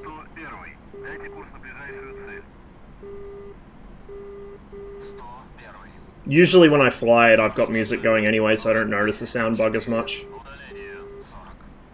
Vigan got the poopy flight model and feel like heat blur, don't care. Yeah, I'm gonna be real with you guys. Like, the Tomcat flight model, aside from some certain issues which have been ongoing, the Tomcat flight model's not bad. It feels pretty good. It feels like, a jet. It behaves or it displays some behaviors other aircraft in DCS probably should but don't. So it's not like heat blur are not capable of making an amazing flight model. It's just, I don't know what happened with the Vigan. I don't know why it's so broken. I don't know how they missed how broken it was. I don't know how it hasn't been fixed. I don't know how ED didn't pick up on how broken it was. Like, the Vigan's been out since, what, 2017? It has been 5 years. It took 5 years. It took about 3 years for people to notice the Vigan was way too fast on the deck. But, that was insisted to be correct, because my planes have perks, kind of thing.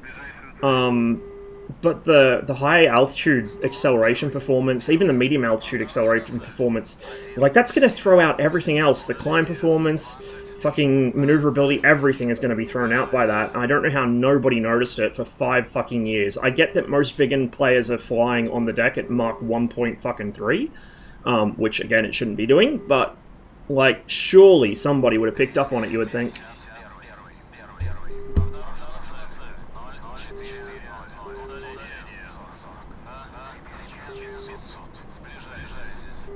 I really hope people do fix it sooner rather than later, because I love the Vigan as an aircraft, and I love a lot of the aspects of the module, but with that kind of performance, like, I'm just learning bad habits every time I fly it, I feel dirty whenever I do something in it, because I know, like, oh yeah, Red couldn't counter what I just did, because this thing's busted. Like, it's so close to greatness, but Heat Blur do the thing everyone criticizes Razbam for doing, which is they bite off way too many projects, and they never finish any of them. We still don't have the Alley Cat, we still don't even have the early US Navy F-14A. Yeah, right now, yes. Put up the second cup if you want to. It took how long for the Forrestal beyond what was supposed to be? Like, what gets one dev damned gets another praised in the DCS community. That's stupid as hell. We're going to come in from the other side so I can do a run down the length of this objective. The A6 was shown in a fucking end-of-year trailer, what, 2 years ago. It had a fully complete external 3D model and textures. It was flying as an AI. If you're going to say something will come to the game as AI and flyable later, give us the AI as soon as the external art's done. AI flight models do not take very long to code. Like, AI is easy to implement. That's where most modders should start, is because AI is easy to fucking do. And like, there's not much you can get wrong with AI. So, like, teasing the AI Draken in 2017, and then we still haven't seen hide nor hair of it, except for the exact same kind of state of completion about a year or two ago. We should have had like an AI Draken in-game before the Tomcat was released. Like, it should have been done before the Tomcat. We should have had the AI A6 in the game already. Like, I don't care if you're making it flyable, do all that shit after it's in-game as an AI. I got someone coming for me, so I gotta make this quick. That's a Vulcan there. We might do a run on the Vulcans first. Yeah, man, it was a real big help. Thanks for your help, man. Good kill on the 8-10.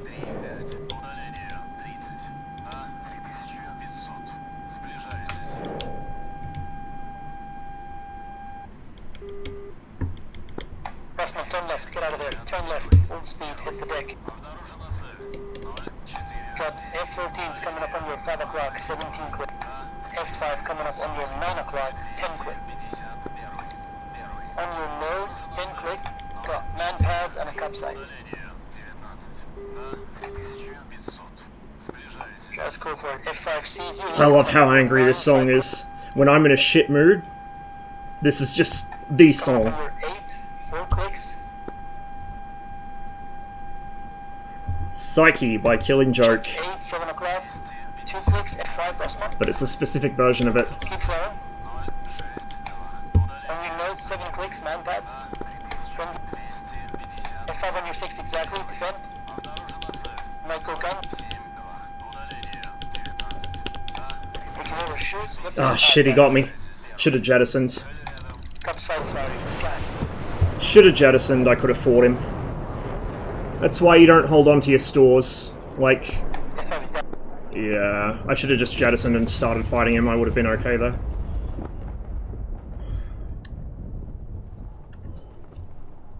Because I could have gone back and done that objective. I think I killed all the Vulcans.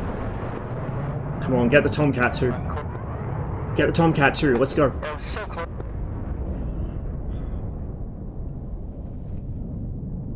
Win some, you lose some. I think, I don't know if there's more than those two, but the 2 Vulcans that are actually at the objective should be down at that lake, so the rest should be easy meat for whoever else is in the area. Copy that, cool. Yeah, F-14s are still there, which is the ultimate threat right now. Yink in a 14. What a traitor. Unbelievable. Only 29s. Should have found at least 21, huh? We got both 29 slots open. You wanna go meet? I'm thinking about it. Yeah, we need some air cover. I mean, they have. Let me check. Yeah, we only have 2 MiGs. Yeah, I'll hop in a 29.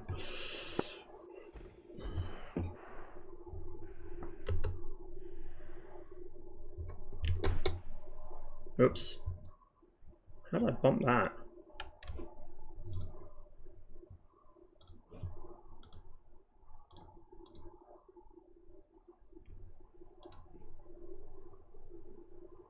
Yeah, we'll leave the countermeasures as they are.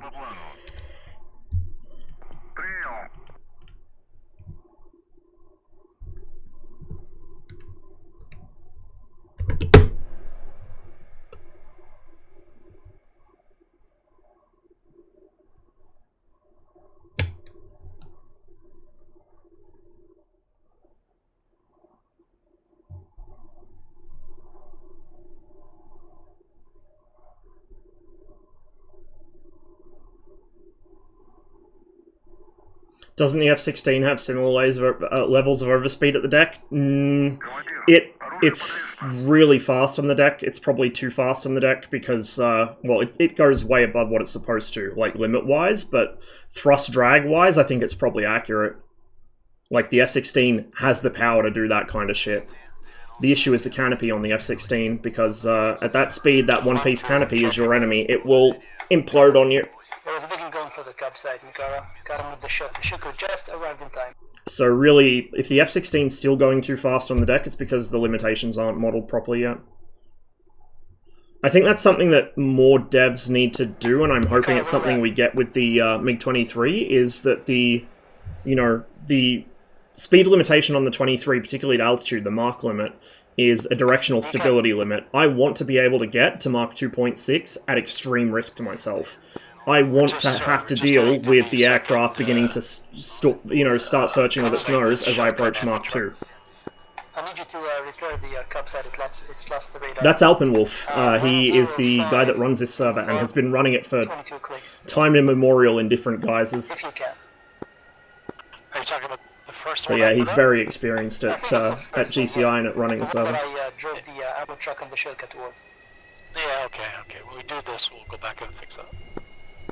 There's an A-10 approaching that cub side as well. God damn it.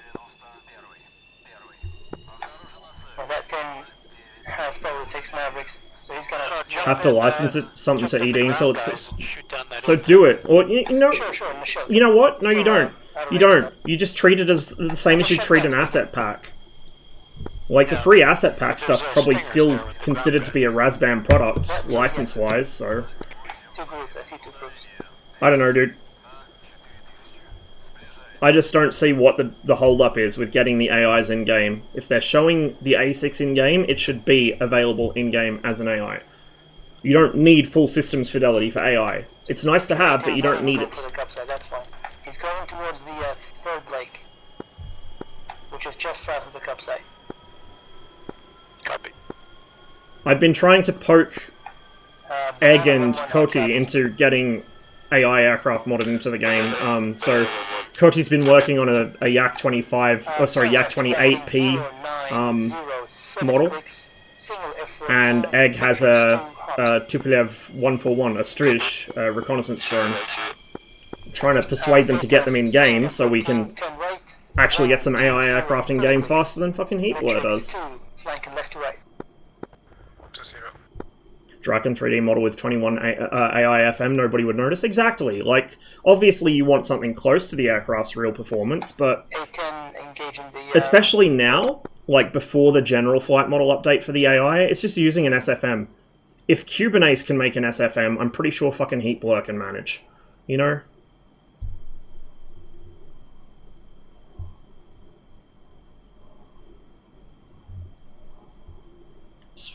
Give it a minute for the damper. Normally I'd start taxiing on one engine these days, but we'll wait.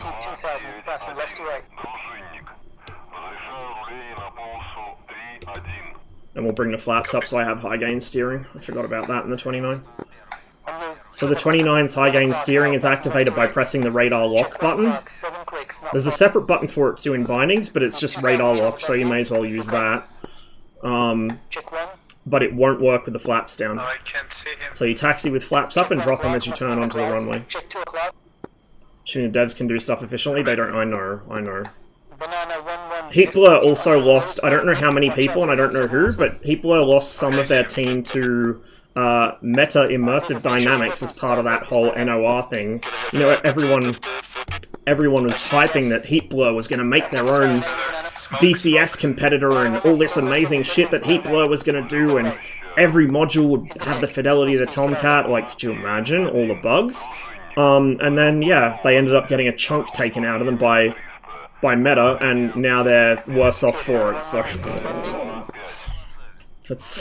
that's what happens. The DCS community is pretty strong with the copium sometimes.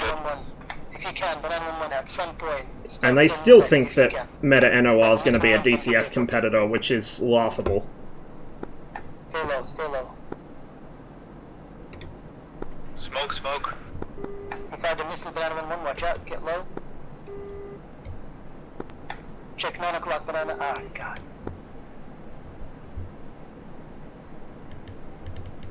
Endless cycle of hopium and copium, absolutely! Where's the ammo truck, Mikara? You want me to drive it?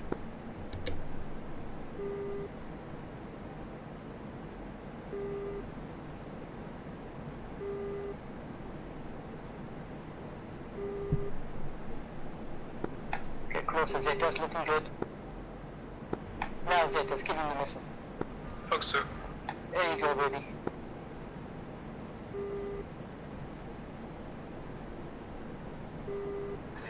Just out of range. Splash. Nice splash. 14 down.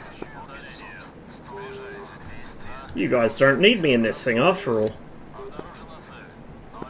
No, it wasn't Yink though, don't worry. Yink is about to take off.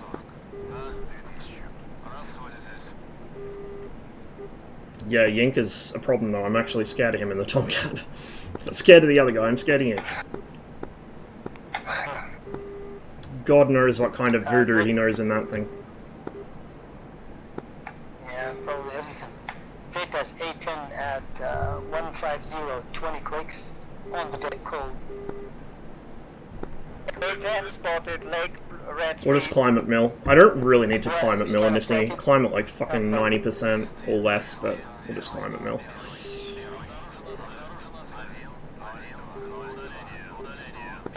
Zeta's on your nose, friendly lake. They have some insider information about NOR that we don't. I'll tell you about, I've spoken about this before. NOR looks to be an industry framework. They've used the word framework, which is industry talk. It is probably going to be an industry sim aimed at militaries and maybe commercial customers. If there's even a consumer product available, it's going to be expensive, like Steel Beast's level of expensive probably, because it's the same thing, industry sim. And you also notice that the trailer they showed was all red flag content. A MiG-29A, well, yeah, the US has those, and US allies have those. F-16 Eurofighter, couple ground units that they have in the fucking petting zoo, and a map that looks suspiciously like the NTTR. I bet you that's what their starting setup is red flag content aimed towards the US and NATO militaries. You guys reach the, I am so confident in that opinion that if I wasn't, you know, a poor ass with no money to really bet, I would bet on it. No, that's only two.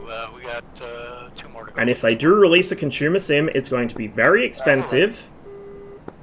It's going to be years behind DCS. Like, I know that we're missing a lot of stuff in DCS, basic functionality, a lot of content. Every Red 4 SAM site is both ridiculously oversimplified in operation as well as missing most of its actual units. You know, other than the fire control radar, the early warning radar, even in some cases that, and the missile launchers, you don't have any of the associated control cabins, you don't have the generator cabins, you don't have the transloader trucks, none of that shit. Not even revetments. So now, imagine how much shit DCS is missing. Multiply it. 120 clicks on the deck, flanking left to right. I'll cruise my way over there. So yeah, it's taken like a decade, yeah, actually a decade or more for DCS to get the kind of content it has now, and we're still missing so much shit. Now, DCS is what I have classically called ADHD game development, I should know. They can't focus on any one thing, and it's just a scattergun approach. There's no rhyme or reason to what they add, there's no rhyme or reason to what gets updated, like, it's just what the fuck. Which is typical of, like, if I start a project, it's the exact same thing. It makes no sense the way I complete it. Well, I don't complete it. It makes no sense what I do, where I work on it, stuff like that. Same shit. Star Citizen is the same thing. ADHD game development. Except Star Citizen's, you know, multiplied even more. But that at least means DCS has some content for all these different eras. NOR, it's going to take them long enough to fill out a red flag roster. You can forget about NOR ever having Cold War content in our, you know, reasonable kind of lifespan. You can forget about it having really World War II content. Just, you know, there's... I know people don't like to hear this. I know Hoggett especially doesn't like to hear this because they are the chief offenders for the Hopium on this. But there is not going to be a DCS competitor. or if there is, it's going to be like strike fighters or IL-2 fidelity. It's going to be low fidelity, no clickable cockpits, a lot of systems under-modeled or just not modeled at all, because you cannot complete a full fidelity sim with as much content as DCS has in less than a decade. So even if somebody starts now with a team twice the size of ED and a bigger fucking fund to get it rolling, it's still going to take them minimum 5-10 years just to get where DCS is today. And by then DCS is going to, you know, have more content.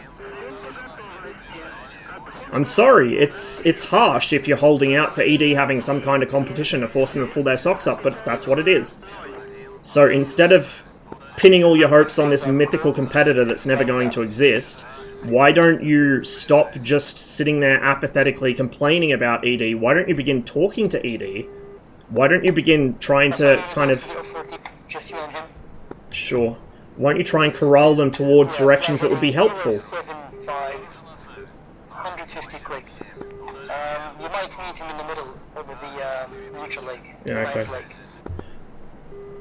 You know, why don't you kind of encourage them? Hey, we need some... You know, if you're going to do World War II seriously, you need to do aircraft from the same year. None of this 1943 Spitfire versus last gasp of the Reich 1945 fucking 109K bullshit.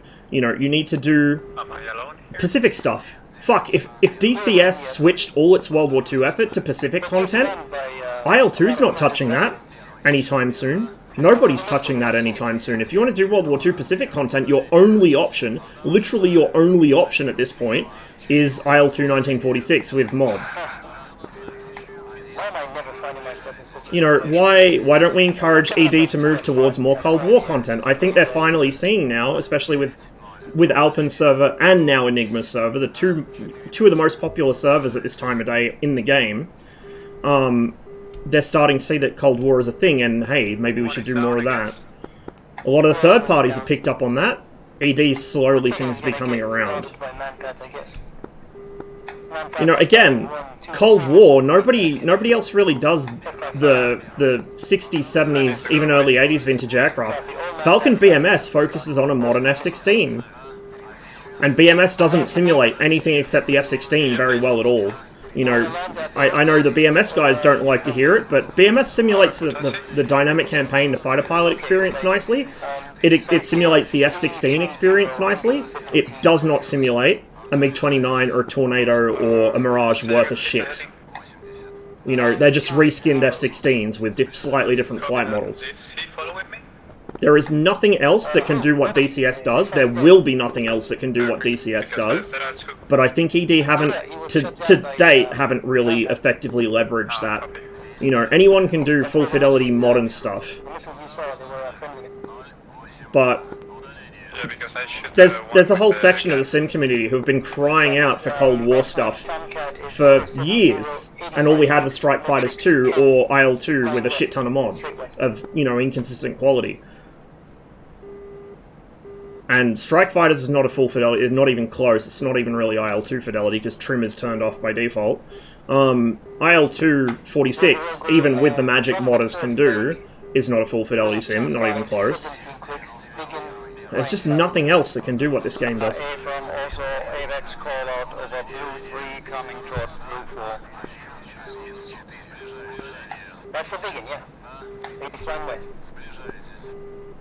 Where's that Tomcat for me? Because it sounds like the F5s are starting to press. If they press me, I'm going to have to go for them.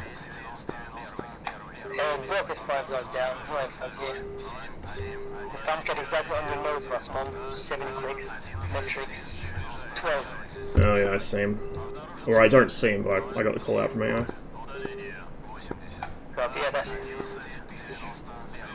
I'm gonna have to just say fuck it to the fuel and try use God's own kinematics here. Yink is a lot better at BVR than I am, so...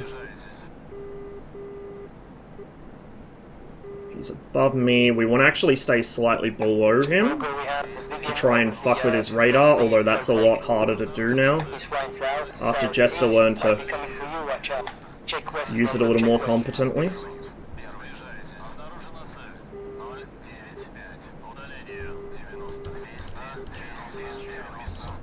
Belly tank's empty. Get rid of it. I'm gonna offset him on my right gimbal. to allow me to continue accelerating. Don't go disregard, he's going north. Going north. Actually, West.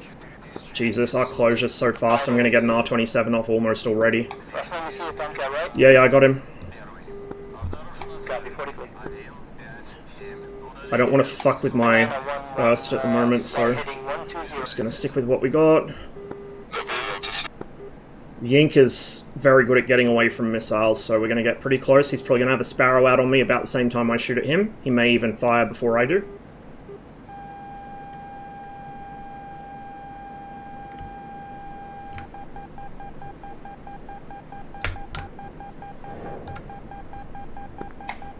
Friendly third legs under attack. Begin.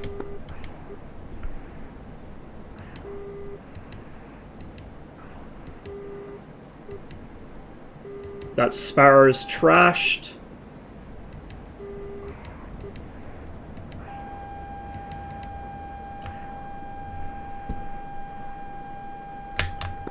Five clicks on your nose, Ross. Nice. Come on. Fuck! Ah, We traded, I think. Did I get him? 609's down. Did I get him? Yep, we traded. Good kill, Yink. I don't know what he got me. Well, a Sparrow, I guess. I don't know when he fucking shot it at me, because I thought I was well out of fucking... Unless somebody else popped me. Did he get me with a Sparrow? I didn't... Like, I got a launch warning for a radar missile, but I don't know how it could have hit me from there. I have no idea. I have no idea how he got you with the Sparrow. He was flying south. I mean, it's Yink. It's Yink. He knows every magic trick in this game, but still. Like, he was pointed away from me and below me when he hit me. I'm just curious what the fuck happened. Exactly. That's attack view moment, I think. That's what I'm trying to tell you. That's what I'm trying to tell you. He was flying, like, way to the left, all the way to the left, flying south. So he must have lost the lock. Oh! Oh! No, I know what he did. I think I know what he did. He fired one at me. I thought I dumped it. It was still in the air, probably, and he reacquired me on the way in. I bet you that's what he did. I'll have to check TAC view later. That's fucking clever. Well, look, the first missile you dodged, it was very close. Yeah. It was very, very close, but you dodged it. And he dodged you first, and that was very close too. It looked on the map as he's gonna hit. And then the second missile came out of nowhere. And I thought, no way. It probably would have also helped if I hadn't forgotten what I got my trigger for the 29 bound to on my new stick. Because I've got like a flip trigger in front of the actual trigger. But the flip trigger doesn't have much play in it, so I bound it so I have to pull both at the same time. And by the time I remembered what that bind was, he was on top of me, so that didn't help. Ah, shit, yeah. But that went better than I expected. I didn't think I'd get him at all. Yeah, the R-60 was very, very close as well. Like, very close calls there with the missile. He barely defended them. But it says one loss, so maybe you did get him? I don't know. No, I got him. I saw his wreck spinning down right next to mine. I saw him get hit right as I got hit. Okay, so that's confirmed. I think my second 27 got him. Or an R60 maybe. He was flaring like crazy. It was a good trade, yeah. I'll take a trade on Yink. I think the R-60 got him, yeah. Alright, I'm going to respawn, so I'll be off comms for a minute. I will take a kill on Yink any day, even if it's a trade. Yeah, I can see. Oh, I won't be off comms. I forgot, because FC3... Yeah, 14, MiG-29 traded, they're both dead. Banana 1-1, that's... Banana 1-1, fly heading 140, 50 clicks, single vegan. Let's be East German now.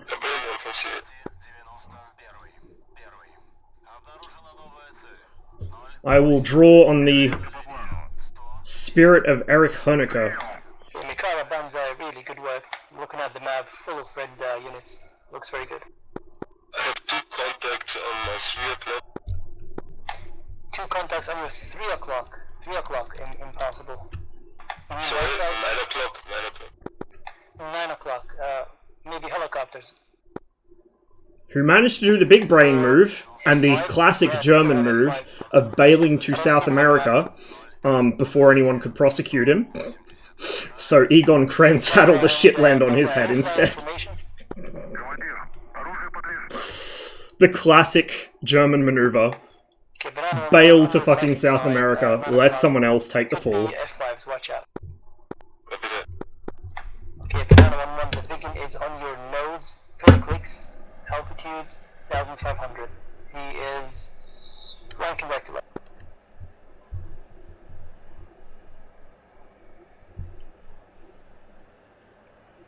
Hey, Marduk. I picked him at 9 o'clock on about 3,000 altitude. Is that... Oh, it's Zetas, I think. I see nothing at your... It's got a similar voice to Yuval. Bit of an accent too. But no, it's not Yuval. I thought it might have been. 115 now. Banana 11110. That's letter 1. Fly 090. Television. Copy, range 10 clicks, wait for the shot, still far.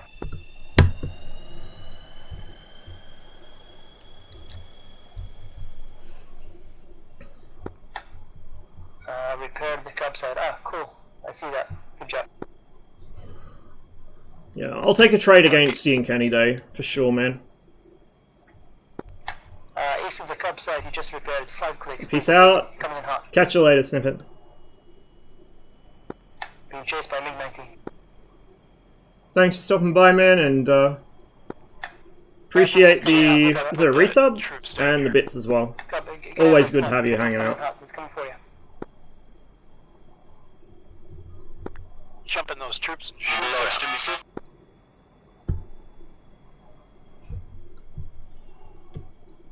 Every time I try and thank one of you guys for something, I feel like it just seems really insincere because I'm really bad at showing gratitude, but like legit. I do appreciate all of you guys and everything you do. I'm just really, really bad at expressing it.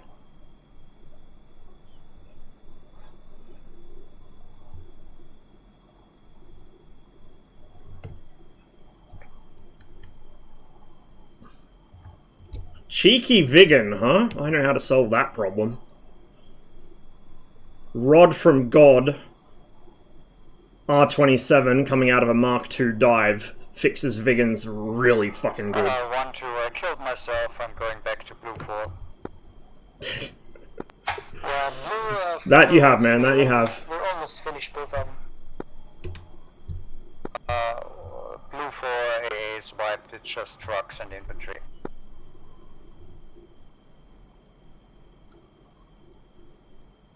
Catch you later, man. Damper's still not on, so we're gonna wait for the damper. Otherwise, we would have a very interesting and spicy takeoff. Check flaps. Flaps are good. Just do a control wipe. DCS doesn't really simulate control failures, although in the Mirage you got to do a control wipe now to warm the hydraulics before the fly-by-wire test, which is a nice little bit of simulation.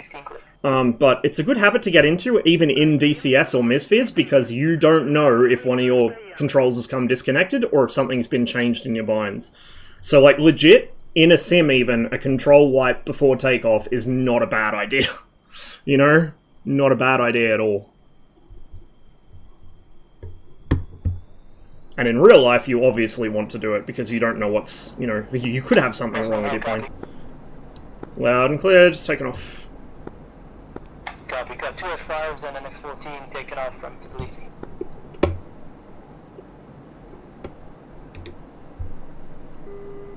Oh, crap. Yeah, Roger Rover's also going for the lake, Mikaro. See if you want to go with that. We'll go with, maybe, we'll take the rockets.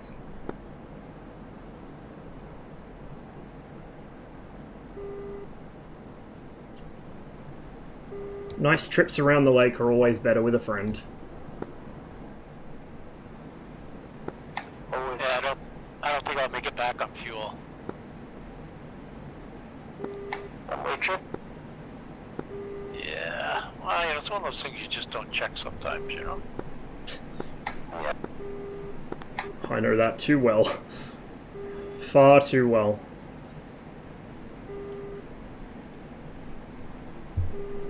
Burner.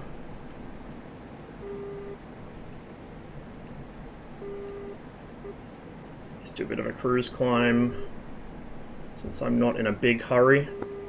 Banana 11, turn left, fly heading 325, hold position.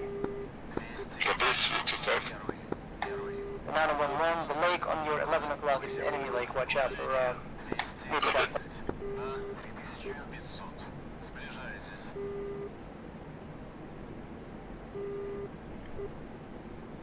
Place is infested with man-pads. Yep, that is Mikara's trademark. Wherever Mikara has been, there will be a lot of man-pads. But it's nice to have him on our side today. I've been baited into his little man-pad minefields Crashed or a few too many times. I'm not sure what happened there, but he circled around and was getting slower and slower and then disappeared. Interesting. I assume, yeah, I think he landed again. Maybe he forgot his missiles or something. I don't know. That looked very weird. Some sort of dirty trick that Yinks cooked up, no doubt. I've seen what he used to do on Blue Flag. I know when he does something like that, there's a reason. Well, Ink just took off again, or what the hell did he do? Maybe he picked up the missile with his hook. Like hook down, boop. Got him all up. Okay, Rossman, you got 2 F5s at 080, 180 click, and the F14 just left it releasing. It's a repeater. It's a HUD repeater. Make that 2 F14. Nice. Yeah, it's a HUD repeater. So when you've got the sun behind this, or the sun behind you shining on this, it's really hard to read. You do have a dimmer plate, but it only does so much. Also, if the HUD fails, that's your radar scope. So that was something they learned from the MiG-23, is if you're going to have the HUD on the radar scope, you need a doubler. It's the same unit as the Su-27, so you still have the switch for the tact mode, the tactical display, but that's not activated in the MiG-29. The tactical display is not available. So technically, actually, the way this is 3D modeled, that switch should be down, because being up like that would just do nothing in the MiG-29. That's a nasty shotgun. Well done. And I have actually had use out of that. Back when I was new to DCS and I was learning to fly this thing in Hogget, I had my systems damaged a couple times in such a way that the HUD went out, but the doubler was still working, and I was still able to prosecute engagements using the radar scope on the HUD doubler. We have a Shoka and a man-pad at Lake 3, watch out. So that's friendly. So I'm friendly.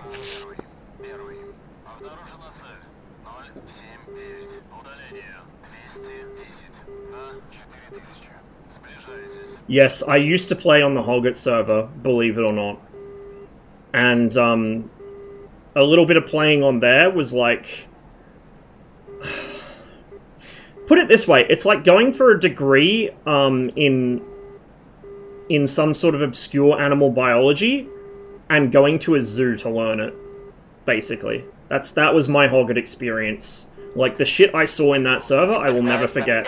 An F-15C in the mountains trying to dodge SAMs while dogfighting AI Su-27s with 3 fuel tanks, his air breakout and his gear down. A Harrier trying to land on an enemy airbase while it was actively firing at him. Didn't go so well. I saw a Mirage lose a BVR engagement to a Su-25T. Not something you see every day, especially when it's AI.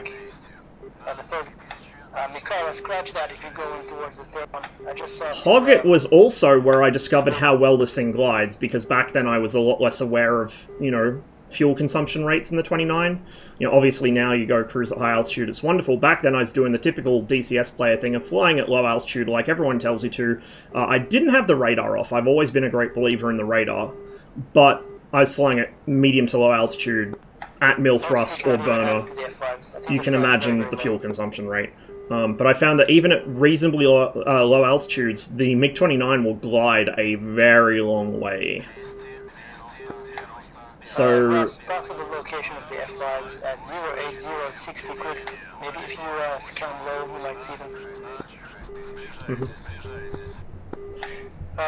Last time, pop up F5, 2 F5, 088, 80 quick, on the deck, hard. They're going to engage me. I'm going to have to turn cold from the 14s.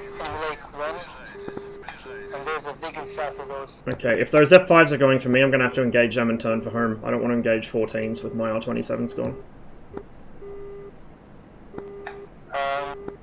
Forget about the F5s. We'll take Okay, banana 1-1, turn left now, 090. Problem is, if I ignore the F5s, they could pop up under me and be quite dangerous. They only have 9Ps, but the 9P at this altitude will reach out and touch me. MiG-19 Russell first, so they might be distracted. We might take them out with R60s. Okay. I'm gonna head about 075 and just stay where I am then. On the other hand, they're on the ground, like, you're flying high, they're on the ground, they're not gonna come up. If they're fast enough, they can just zoom climb using that energy, get a fucking uncaged 9P up at my belly, and I will never know I've been shot at. It's probably the easiest way to kill 29s. Yeah, if they're that good, that is. I don't know. Who is it? Yeah, fair point, I've never heard of these guys. I got something, break, got something on scope, 50 kilometers, about my 2 o'clock, 1 o'clock. I'm merged. Yeah, he's merged. MiG-19 is merged with F5 That's the one you're talking about. Is that what I'm looking at? Yeah. The F5s are flying low, close formation, they have no idea the MiG-19 is behind. Box 2. First one is killed. They're on the second. Good kill, I saw that on my radar. Beautiful. Glide radio of just over 9.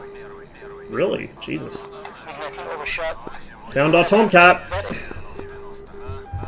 Yeah, F5 is flying at 500 something airspeed, that's way too slow. One of the Tomcats is hard locking me. Interesting life decision there, my man. That probably won't be ink. First Tomcat is 085, 75 clicks, metrics 30. Yeah, I got him on scope. Second Tomcat, 077, 83 clicks, metrics 10, both hops. Also at the lake on your nose we have a Shilka, Mikhail's driving. If you guys go down, you will activate it. Anytime you fly south, Rossman, you will have cup sides, man pads, everything. Yeah, I'm gonna put them on my left gimbal and drag them towards while I build speed. Copy. MiG-19 and F5 are just below you, they're fighting. Supersonic. Not gonna put them on the gimbal directly, because then all they have to do is make a slight turn and I'll lose them. But I'm gonna put them close to the gimbal. Please be the right switch. It wasn't the right switch. Shit. Clicks from the first time.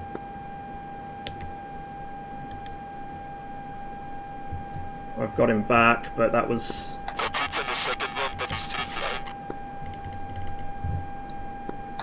Copy.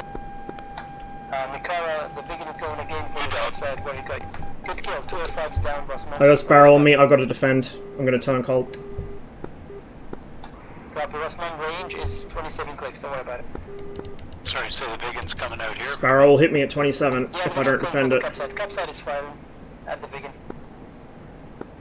Mikara was saying it's firing at the, it's going after the cup side where you got shot.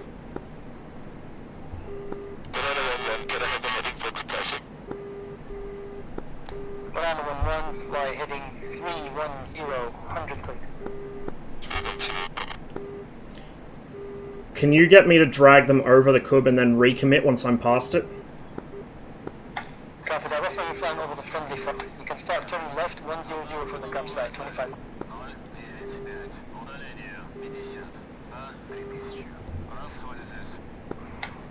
First F5 is going defensive, he's going north. Second F5 is still pushing. Sorry, F14. I'm really chewing through fuel at this speed, so this is gonna have to be a quick engagement. First F14 is recommitting. Barrett? Russman, both F14 is 035, 35 clicks, metrics 10 hops. The second one is behind him, 5 clicks.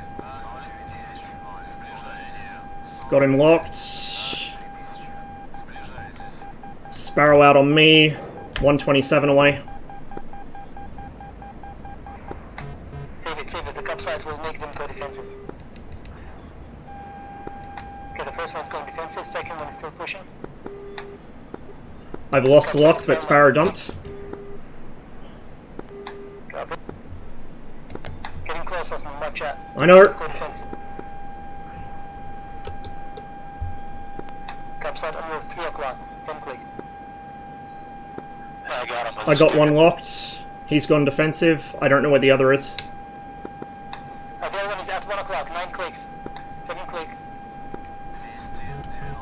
Go altitude, on your nose, go on defense. Oh, he's giving you his 6. I don't see him. 11 o'clock, Rossman. 11 o'clock, 4,000 meters altitude. He's below you. Keep turning left. Got him. On the deck, on the deck. Check 10 o'clock, range, 5 clicks. Going cold. Shut the big one down with stingers. Copy that. The second one is recommitting, Ross. On your 1 o'clock, Ross, 9 clicks, F-14 hot. He doesn't see you, Rossman. Keep going, he doesn't see you. Where's the one hot? He's turning into you. Yeah, on your 1 o'clock, you're about to nerd. Tally. Rossman nerd. Oh, he sees me. The first one is still going north. Copy. The first one is still going north, you're fine. Just turn this guy. Fuck, I'm way too fast. I can't steer worth a shit. F-15 to the north, faded. F-14 and north is recommit. Get out. Kill. Alright, good job. Fly south. F-14 and north faded, I don't see. I'm very low fuel. I'm gonna have to RTB. On your 3 o'clock, 4 o'clock, 7 clicks, coming in. Ah, shit. 4 o'clock, 3 o'clock, 7 clicks. Go altitude. 3 o'clock, 2 o'clock, 4 clicks, you might fly. 1 o'clock, 3 clicks. On your nose, 2 clicks. No, Too close to defend. Yeah, we're just trading 1 for 1. It's probably Yink there. Use the other guy's bait. Well, we got 1.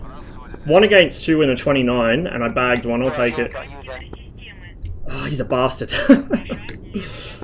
That Sparrow was... I saw the launch. It was so close. There was just nothing I really could have done about it without pulling my own wings off. That was a good kill.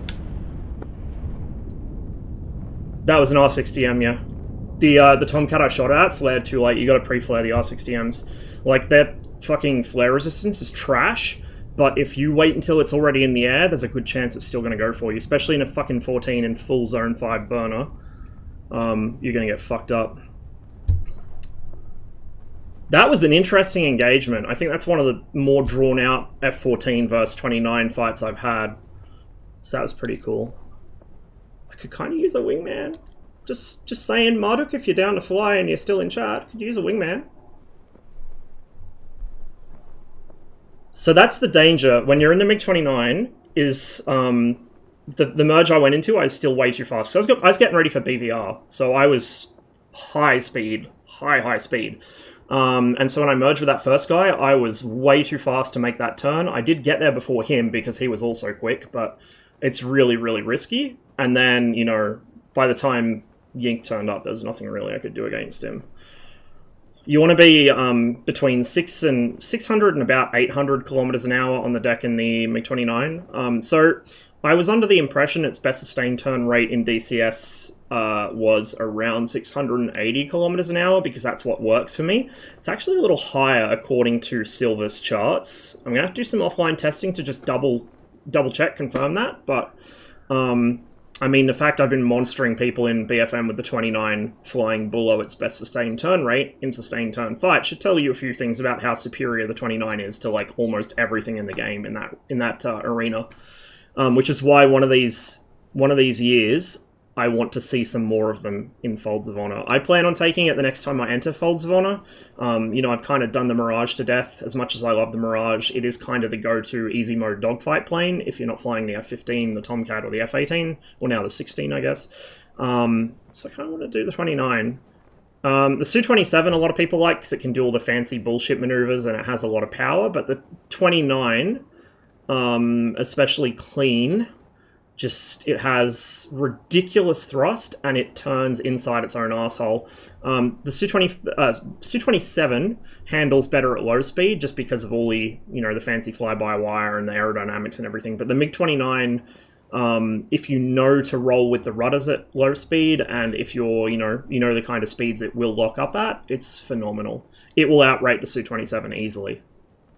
like without even trying. Partly because the Su-27 in DCS is underperforming badly, but you know, one-winged Vigan, salty, naughty, naughty.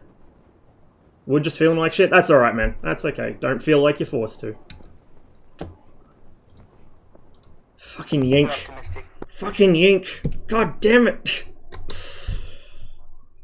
I couldn't. It was between trees, so every time it locks on, it unlocks. You know. Yeah.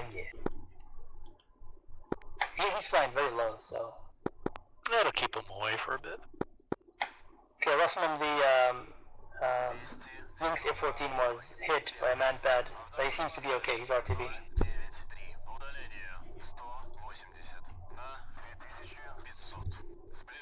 Перезарядка по плану. Прием.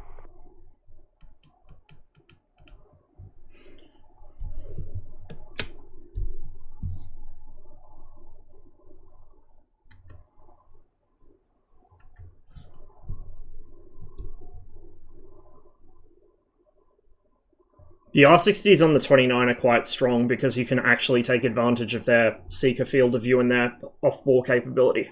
It's not as good as an R73, obviously, but it is good. Now, on the MiG-21, I will say this. The MiG-21 actually has a very slight uncage. That's why, you know, they don't have to be exactly on the pipper to hold tone, but it's not like... I don't know, the field of view of the missile is much larger than the uncage it gives us. So I don't know what's going on there. I really don't. But it doesn't seem like it's what it should be on the actual jet. Like, if you consider the actual angle of the missile's seeker head field of view, it's much more. Even the R3S should be much more than we get on it. Which you can see in the fucking MiG-19. Put the glide ratio in perspective for Super. Yeah... 90 kilometers from 10 kilometers altitude is pretty fucking good. Pretty fucking good. Like, for a large jet, especially, fucking 9-to-1 glide ratio is holy shit. Like, a supersonic capable jet of that size, particularly of that era, like, what the fuck? 90 kilometers covered from 10 kilometers altitude is probably something close to what I could do in this. Now, with that said, if you follow the glide speed for the MiG-21 correctly and it's lightly loaded or clean, you can get a surprising amount out of it too, as long as you start high, but yeah, like that's good for that aircraft. That's way more than I would have expected.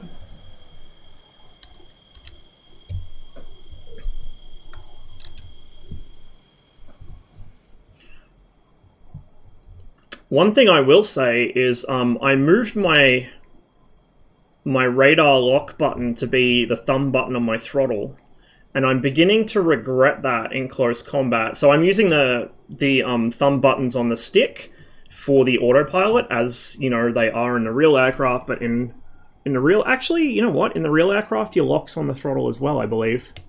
Yes, it is. That's it right there. So that's your lock button. Then that's your Spros is your like drop button for dropping the target, I guess. It's not animated, but yeah, Spros should be drop target. And then my countermeasures dispense, I'm not going to do it with the electrics on because it would actually fire. Is that, I think. So when you've got to hold the lock button in the close combat modes in this.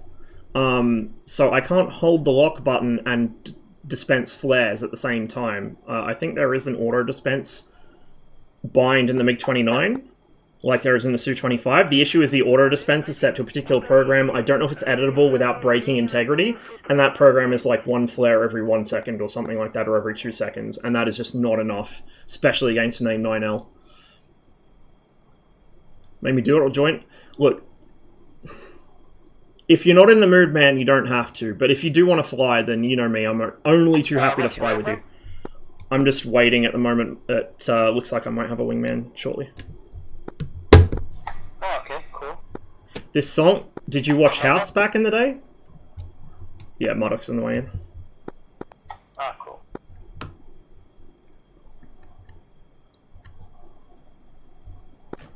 might be down to 3 or 4 MiG-29s. That's alright. We've only got the 2 Tomcats to worry about at the moment. Yeah, exactly. I think down to 4 or 5 Tomcats, same. Fucking Yink is hard to get a hit on. Hard to get a hit on. No, I'm on Alpins. When the mountains cry.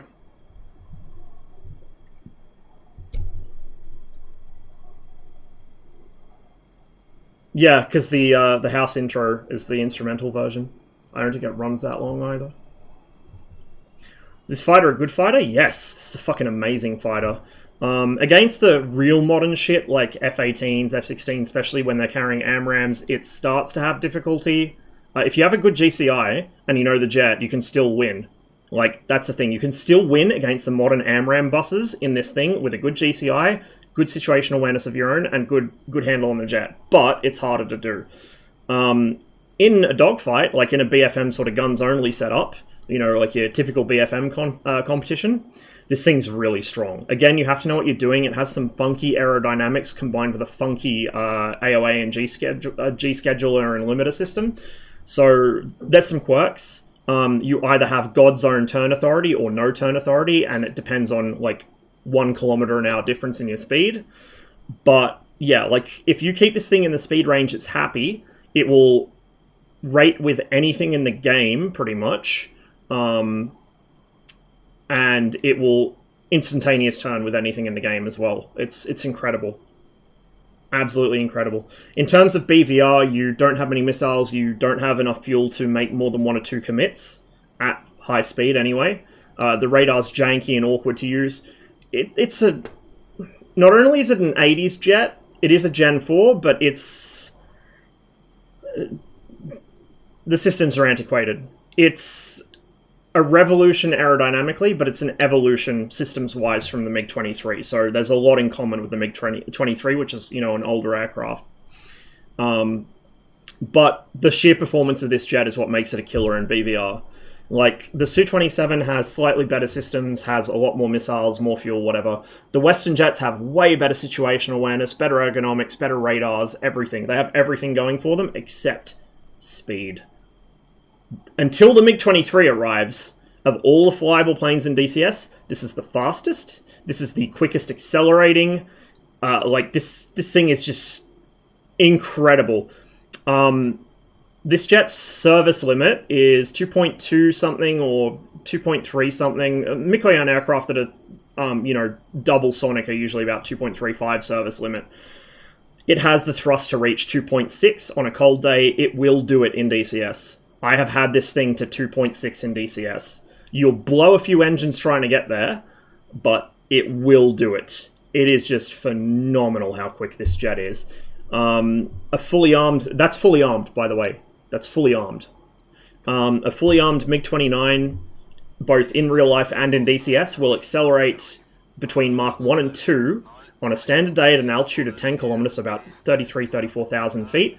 Will accelerate between Mach 1 and Mach 2 in 150 seconds. 2.5 minutes. That is the fastest of any fully armed aircraft in DCS by a substantial margin. For comparison, the F-15C clean takes 161 seconds by my testing. The F-18 obviously will never even reach Mach 2, nor will the F-16. The Tomcat is pretty quick, actually. The Tomcat clean will do about 145, 150 seconds for the A, I found. The B, I think, is a little slower to accelerate. I didn't really fully test the B. You know what, I got my... While we're waiting for Marduk to come in, I've got my list here. I just tested the Mirage with its new engines last night, so... conditions, 10 kilometers altitude, Mach 1 to Mach 2 acceleration, standard day. Plus minus a few seconds, because my timing's kind of imprecise and my flying's not the smoothest. 29 armed, 146, I made a particularly good run with that. Clean was about the same. So somewhere in the 145 to 150 range, this will do armed or clean. There's not much difference, actually, which is interesting. MiG-21 with a 4-missile loadout, 2R3R, 2R60, was 163 seconds. 21 with 2 hours, 3 hours, and 4 R60s was 179 seconds, so just under 3 minutes. The clean 21 was 137, so again, like, it should be accelerating faster than the charts according to the flight test data I've seen from 2 different sources, but it might still be a little bit out. It's not substantially out like I thought it was, put it that way. If it's out, it's by, you know, 5, 10, 20 seconds, not several minutes. 14A with two Sidewinders, 3 Sparrows, 2 Phoenixes, which is your typical Cold War loadout. It ran out of fuel after 256 seconds and never reached Mark 2. It hit like Mark 1.9 something. 14A clean was 145 seconds and it hit its thrust drag limit at 2.2. 15C armed was 281 seconds, ran out of fuel and hit about Mark 1.92, I think it was. 15C clean, 161 seconds. And that topped out at about 2.21, which is where it should, according to real-life test pilot testimony and the charts. The F-15 in a normal configuration on a standard day is not a Mark 2.5 jet. You need to have, like, more than 100% engine trim. It needs to be a cold day, then you're a Mark 2.45 jet. I don't think you'll hit 2.5 in anything except the Streak Eagle. Streak, not strike. 16C clean, the F-16 is not a Mark II jet, so I knew it wasn't going to reach it. But it topped out at 1.97 clean in 223 seconds. The F-16 doesn't have the intake geometry to hit Mark II. It's a fixed geometry intake. Like, those typically are only good for about Mark 1.8, 1.9. They're simpler, cheaper, less prone to failures, but they're limiting your speed. You know, it is what it is. It's a trade-off you make. The F-104 mod I tested because I knew it was wrong. I knew it's fucking a UFO. Marduk's not in yet. The F-104 mod, armed, I believe I gave it either the tip tanks and 2 Sidewinders, or I gave it just the 2 Sidewinders and the pylon tanks, so it would have had the wing pylons after I jettisoned them. Either way, 104 with fucking shooty stuff on it, 79 seconds. Now, the F-104, to my knowledge, is the only major Blue 4 aircraft which can just about keep pace with the MiG-23 in acceleration. I have the full flight manual with all the appendices for the F-104S, and I went through the charts and had to glue my jaw back to the rest of my head, because that thing is very close to the MiG-23 in terms of raw acceleration. It's not as fast, it tops out a bit past, like, just 2.0 something, or 2.1 or something like that. So Starfighter's not, like, fast, but its acceleration is very close to the MiG-23's. Now, with that said, the chart, I think, was for a clean aircraft, and the MiG-23 will do that fully armed. MiG-23, for reference, in these same parameters, 100 seconds. So that's nearly a full minute less than it takes this thing, and more than a minute less than it takes anything Blue has currently. But yeah, the F-104 should be minimum about 100 seconds in those parameters, clean or armed. So 79 seconds. That, look, I've said it, but the F-104 mod's flight model, it's an EFM, but you only get out what you put in with an EFM. They need to seriously look at those numbers. It feels like it's trying to be a caricature of the F-104 by exaggerating all its well-known characteristics rather than an actual 104. You know, I feel like it turns worse than it should. The 104 is not an amazing turner, but it can turn. It can turn within the right parameters. Certainly it shouldn't turn any worse than the MiG-21. Certainly not. But it does in the mod. So the mod's turn parameters are off. The acceleration's way too fast. Climb rate, like, all of its parameters are off. Like, it just... I think the MSFS one is a little undersold. I think they gave it a little bit too much hedge on the performance, because it feels like it's a chore to get it up to Mark II sometimes. But I trust the MSFS one a lot more than the DCS mod. Yeah. It is what it is. Pitch up's exaggerated, spins are ridiculous, physically impossible the way they happen in DCS. So I really hope the F-104 mod gets there one day. I hope they revise the flight model. I hope they can work more on the systems. Maybe there's a new cockpit model that I think Finn Centurion is working on. I hope that comes out. I really want a 104. I don't know if we're going to get an official one. I assume we will at some point, but I want a good mod to hold me over in the meantime. To go back to what I was talking about before I sidetracked myself, the Su-27, which was loaded out with full air-to-air, and then the Sorbitsia wingtip jammers. So this is with Sorbitsias on the wingtips. That was 295 seconds. So that's just shy of 5 minutes. I just lifted Dicey. I'm like 50 clicks. The clean 27 was previously the fastest to accelerate. 133 seconds for a clean Su-27. And now we have the Mirage. I didn't test the Mirage before the rework because it felt really slow. I was like, no, there's no point because it accelerates like ridiculously slow. Well, after the rework, a fully armed Mirage 2000 without the Eclair pod, which is the countermeasure pod, fully armed Mirage 2000, 190 seconds, so just over 3 minutes. So it's one of the faster ones armed. And clean is the fastest in the game now at 130 seconds. So a clean Mirage 2000 will pull away from anything in DCS. Although barely pull away from a flanker. When the MiG-23 hits, with that 100-second acceleration time, it is going to change the face of BVR. The radar is kind of shitty. The Erst is going to be kind of shitty. Because it's probably going to be actually modeled properly, unlike all other electro-optical systems in DCS. But, you know, if you learn to manage the janky kind of earlier technology in the MiG-23 for BVR, the kinematic performance of that thing is going to carry the day, because there is nothing period appropriate. In fact, there's nothing even modern on Blue 4, unless they get an F-104, that can compare with you in kinematics. Nothing. Make a hard 180 there. In fact, I think the F-104 is probably the only jet Blue have, unless we get an F-106, which I do hope we get one day, which can fly Mark II while armed.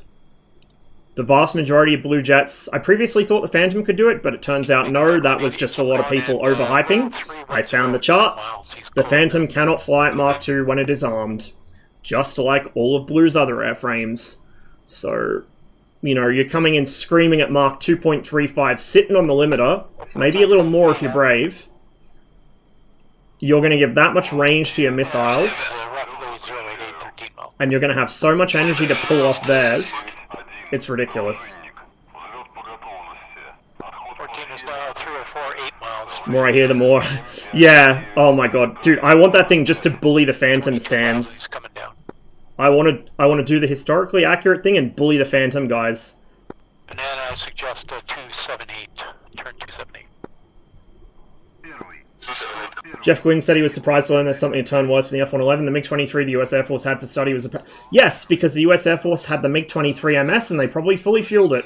The MiG-23 MS was actually the one case I can think of, except for IFF systems and electronics, the one time I can think of the Soviets intentionally made something worse for the export market.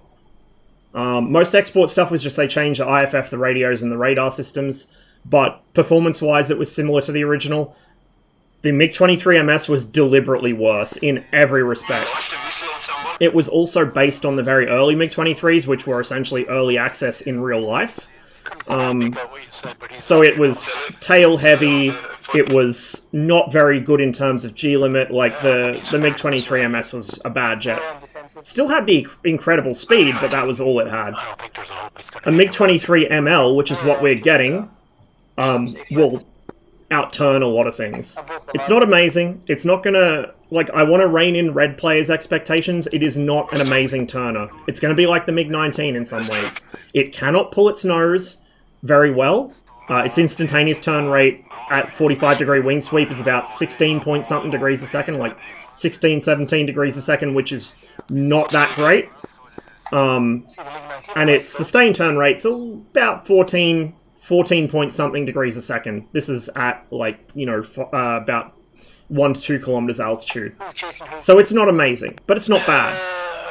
14 degrees a second at that altitude is enough to turn with or out-turn an F5, so it's plenty.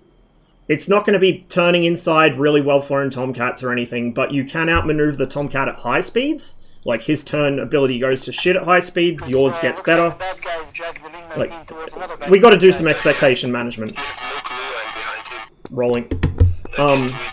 You got to do some expectation management. It won't be amazing, but it's not going to be anywhere near as bad as the myths make out. Like, I'm telling you right now, the day that the MiG-27 releases, there's going to be a lot of forum threads complaining about its flight model being a UFO, because people just think that all MiG-23s were made equal. They use, shall we say, possibly embellished pilot accounts of the MiG-23 MS and BN, which is the bomber version, as their benchmark for how the MiG-23 flies. When they come up against the MiG-23 ML, they're going to have a really fucking bad shock. A really nasty shock. The same kind of shock that MiG-21 pilots are going to have when the F1 arrives with the R530 EM. That's going to be blue players when the MiG-23 ML arrives, because it is going to outperform every expectation they have, and the one expectation they have, which is that it's phenomenally fast, they don't understand just how phenomenally fast that is. They have nothing to compare it to. There is no benchmark in DCS for how fast that jet is, either in top speed or acceleration, because you never see people flying this at Mach 2.6, really. I think Mark did it in Enigma server the other day, but, like, I haven't even done it online. I just did it offline to test. You don't see Mark 2.6 MiG-29s in multiplayer. But yeah, the MiG-23's performance is going to be a lot better than people realize, and it's going to cause a lot of salt. I don't want red players to get giddy off their own farts and think that it's going to be a miracle plane. It's not, guys. It's not. It's not going to outturn a MiG-29. It's not going to outturn a Tomcat, unless you're fast. But, you know, in the BVR arena particularly, where you can leverage that speed, it's going to be phenomenal. Did I just... Oh, I did. I just bumped my fucking roll trim. Shit. I hate when that happens, because it's impossible to neutral it out. Yeah, like, just manage your expectations.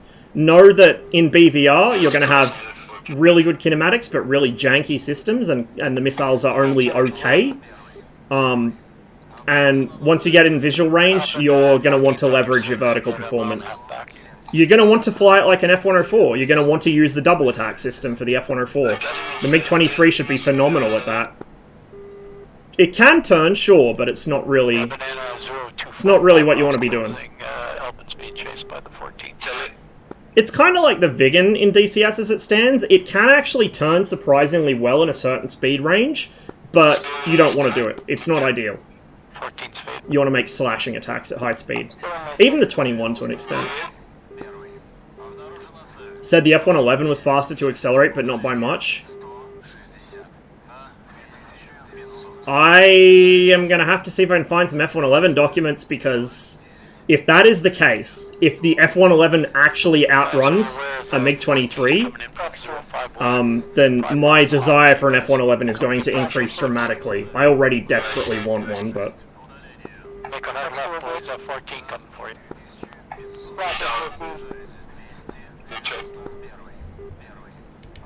Oops, that was not what I wanted to press. Does that indicator work yet? No, it doesn't. It still shows 60 remaining countermeasures. So, this right here is your remaining countermeasures. And it still doesn't actually show the number. Post the video in military... If it's the interview with Jeff Gwynn, I know I've watched it. But, look, as good as pilots can be as a source, unless I have multiple flight test notes, like I did with the MiG-21, I'm going to go with what the engineers say for capabilities. You know, the MiG-21, I got 3 different sets of flight test data taken during a flight test by 2 different sources, and that was enough to persuade me that probably the charts in the manual are very conservative. But always be careful with pilot claims, even if they're a really good pilot. You know, everyone embellishes things, everyone. They don't mean to do it a lot of the time, but they do it, and pilots are notorious for it. I should know, I was learning to become one. You like to tell stories. You subscribe to the Chopper Reed school of storytelling, where you don't let the truth get in the way of a good yarn, right? Whether it's subconscious or deliberate. So I need to find the charts for the F-111. I think...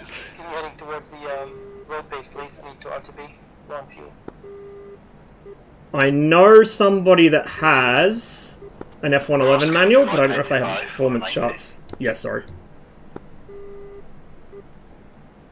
Okay, 112 is engaged and going blue 1. 114 is down. Road base 282, 39 miles. 282. I think the Razbam. I think a few of the guys are getting a bit out of control. Particularly with the idea that, you know, oh, you're gonna use your 16-degree wings to outrate the Tomcat at low speed. Don't do that. Do not do that. That's a bad idea for multiple reasons. 5 closing 069, 10 miles off. Now, having said that, those turn rate figures are for the wings at 45 degrees. I do not know what it will do at 33 degrees, which was the preferred position once they found out that, hey, it handles better at this sweep setting. I don't know if that improves. It probably would, I would imagine. So you might get another degree or two out of 33-degree wings. We'll have to wait and see until it comes out. But yeah, like, even with wings at 45 degrees, which is your original Doctrine combat setting, it's still pretty, you know, it's okay. It's respectable. It's not a bad turner by really any measure. Doesn't have the nose authority of the MiG-21. Doesn't have the sustained turn of the MiG-19 or, you know, the Tomcat, but... Or even, you know, it's a little behind the soft wing Phantoms, but against a hard wing Phantom, it's probably equivalent or better, from memory.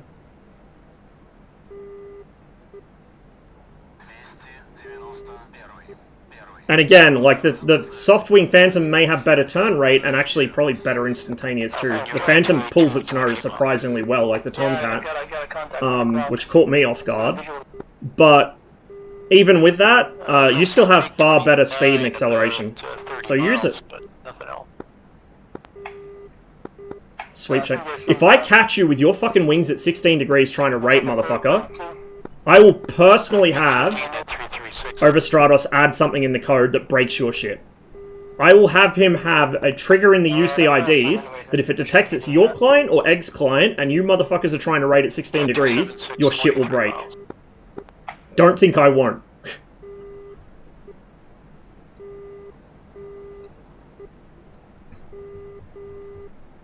Any trade for the 29s?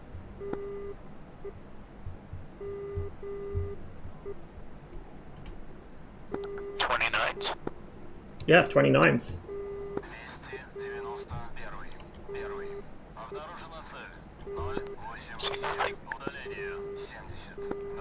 Man, I thought it was you guy got. It was the other guy.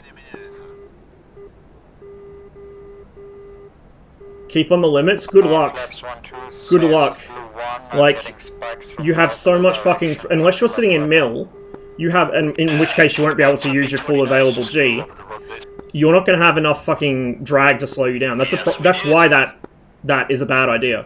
Like, with the wings at 16 degrees, your Mach 0.8 or 800 IAS, whichever comes first, and you...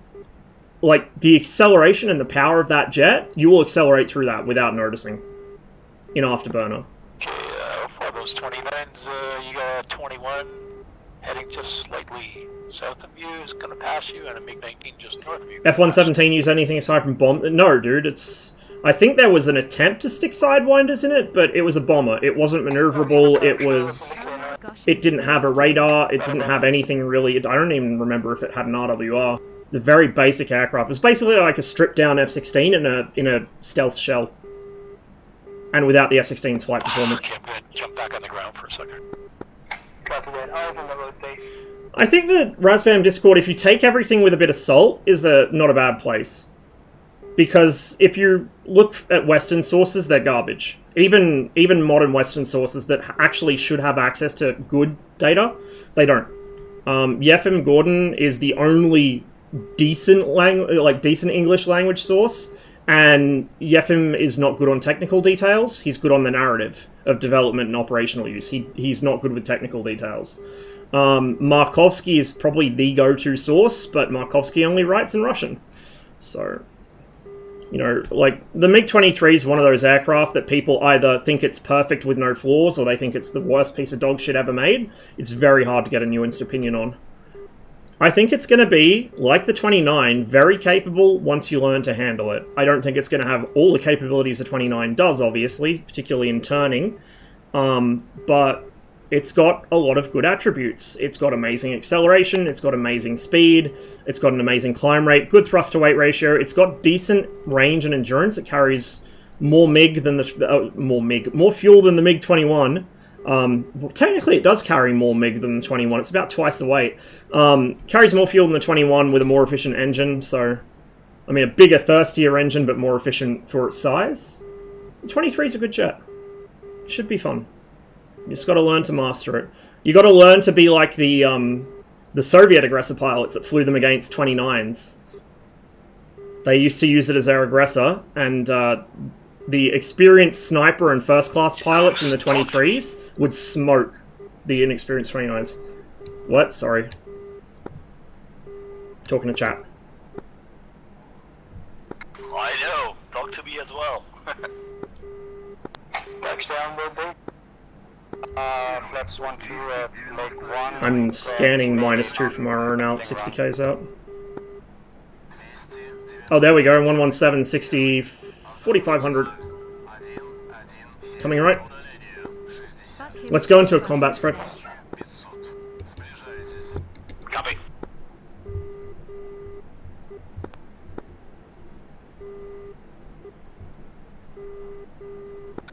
Rossman, man, you tend to talk right over people, eh? Yeah, sorry.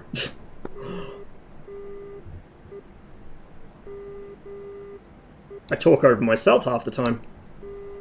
What was it? 117 altitude? 4500, but they're probably changing that because I'm not picking them up.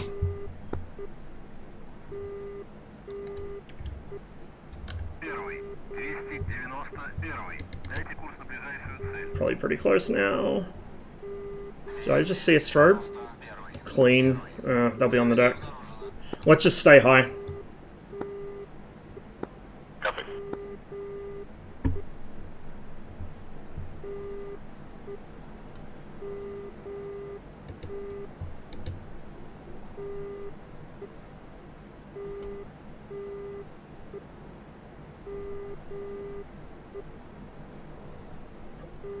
I'm going to turn north so we don't overextend.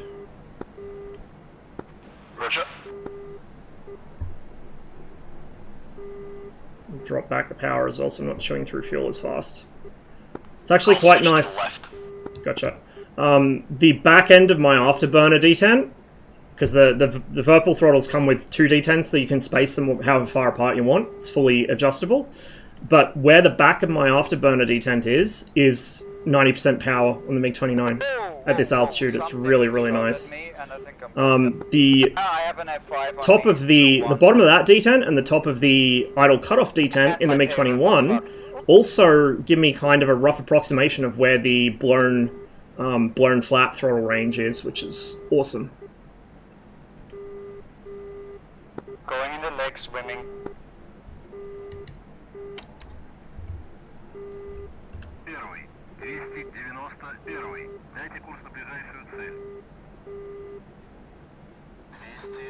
Still clean. Hey, Rhino.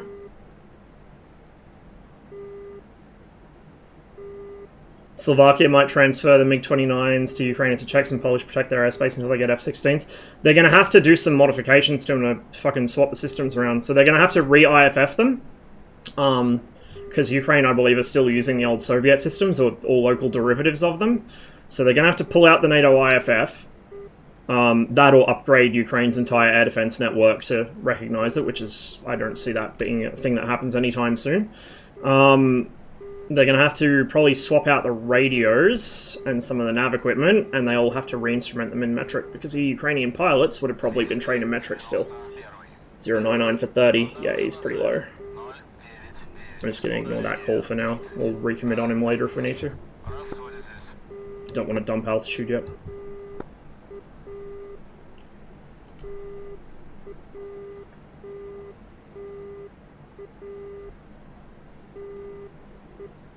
So fuel consumption, like in the MiG-23, not bad at altitude. On the deck, obviously, in burner, it's going to be pretty heavy. It's an efficient engine for what it is. It's a big turbojet engine. It's pretty much like the end boss of turbojets. So it's very powerful, but it's also quite a bit more efficient than the earlier turbojet engines. So it should be reasonable. it should have a little more endurance than a MiG-21 on the deck, and probably quite a bit more at high altitude, especially with the wings out.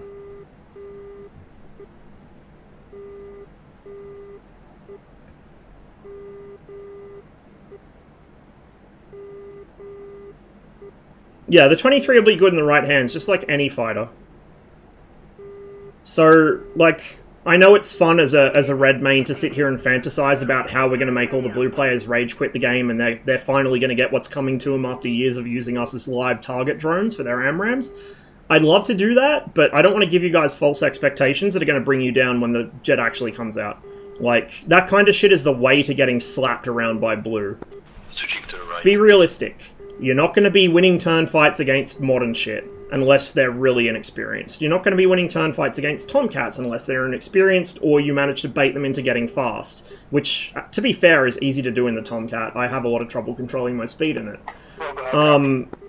So yeah, it's not going to be a world beater, but it's going to be strong.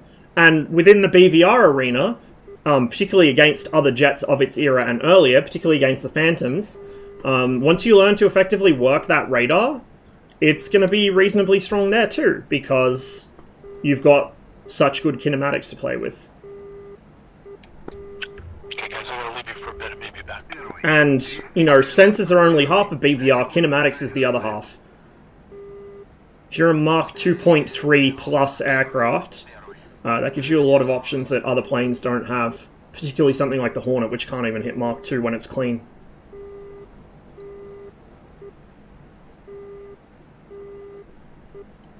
I'm going to come left onto a south-southwest bearing. Roger.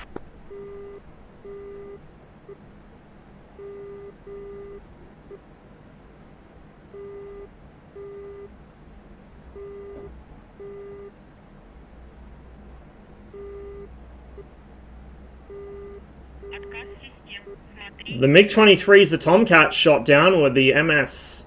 It's funny because the Americans claim that an R-24 was shot at them. MS ain't shooting an R-24 at your son. I've seen the TCS. Well, I've seen a still from the TCS footage. It was an MS. Which, I mean, they're still dangerous, but I would agree with that. The MS is, you know, in a head-on engagement, there's not a lot it can do. The pilot's probably panic-fired a missile out of perimeter. It wouldn't have had good tone, but certainly not an R-24. I'm not trying to say the Americans looked for an excuse to shoot them down. Look, the pilots are going to be shitting themselves. They got a pair of MiG-23s burning at them at, like, fucking Mark, you know, 1 point something or 2 point something.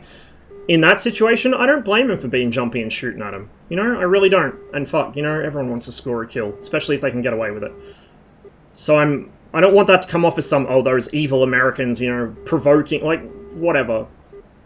It was a fuck around find out situation for Libya, and they certainly found out multiple times.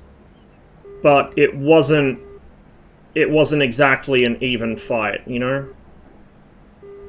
The Tomcat guys probably thought it was. They probably were, you know, they would have been trained to assess the threat as the worst thing it could possibly be, which would have been like a MiG-23 ML, which would be seriously dangerous to them. Libya did get MLs. I think they actually did have a couple at the time of the shootdown. They were just starting to get them, but like I said, I've seen the TCS. It was an MS. Both of them were MS.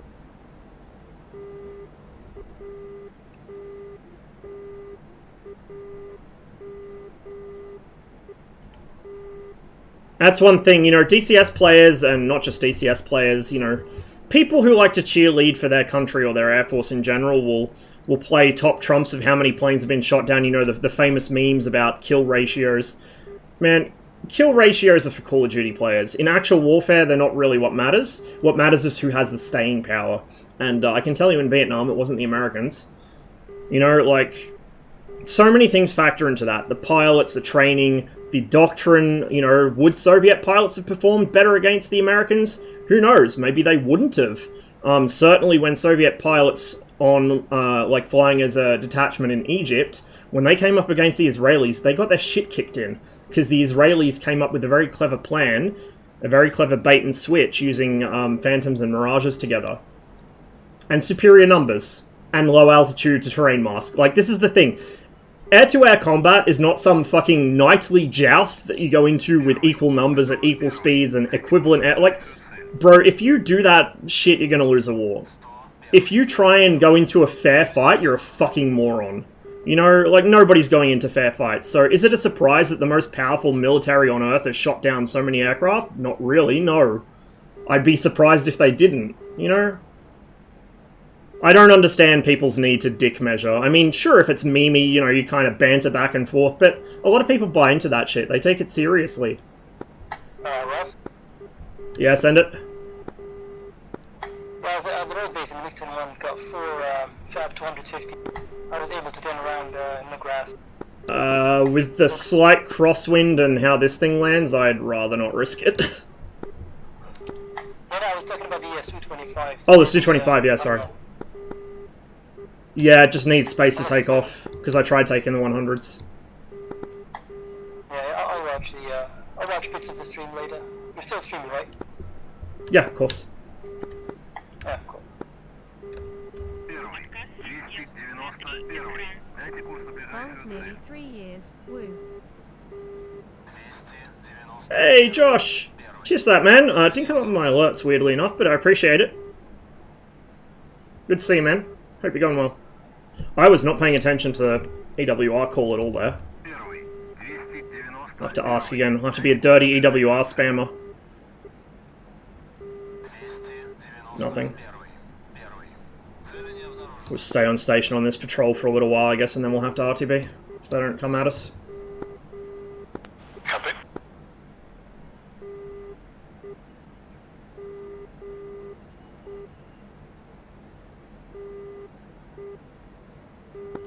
That's why I came, to show off my sucky formation flying. Looks good, man. Way better than mine.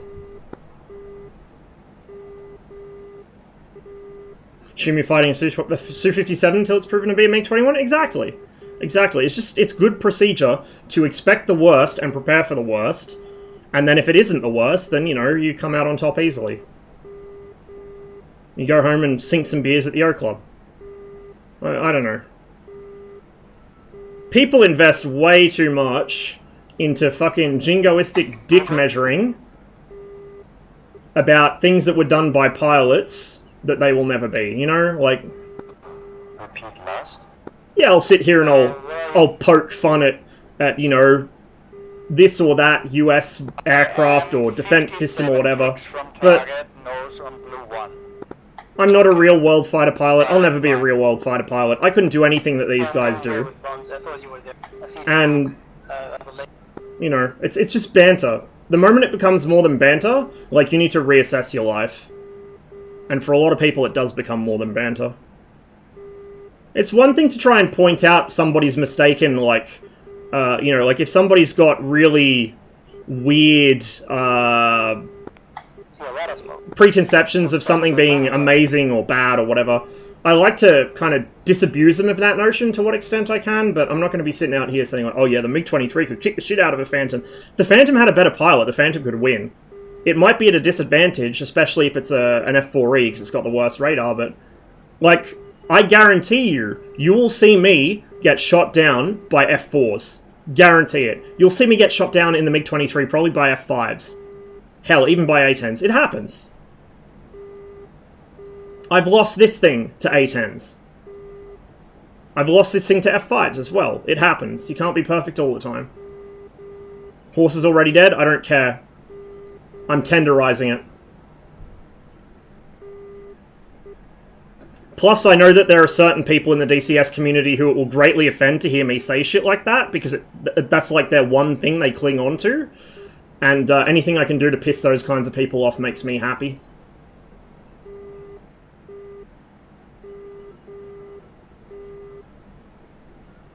Really interested on some reports on how... Yes! Yes, I want the play-by-play of how the Ukrainians fought the air war.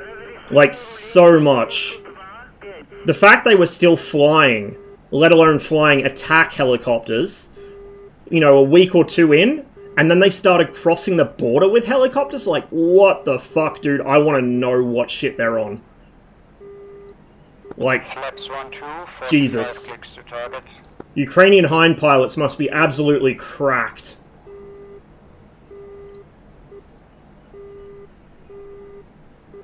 And again, there's a lot of spicy takes being made about the war in Ukraine.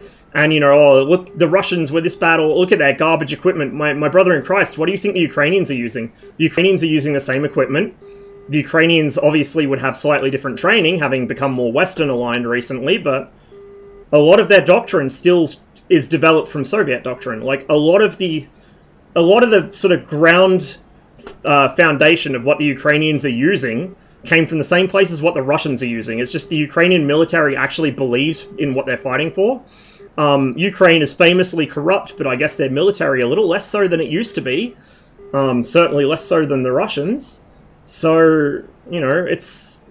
A poor tradesman blames his tools, and I would take an angry Ukrainian in a MiG-29 over a fucking Russian in a Su-35, given recent performance. Like, all the spicy takes about Russian air defense only fucking works if it's turned on. How many times have we seen fucking Bayraktars slap the shit out of a book or a Panzer or a fucking Tor because it was turned off? It was just fucking turned off, just chilling. Moskva, when she got hit, the fire control radar for the S-300 was pointed aft in its parade position. Its air defense systems were turned off. Like, what the fuck are they doing? It only works if it's fucking turned on, my guy.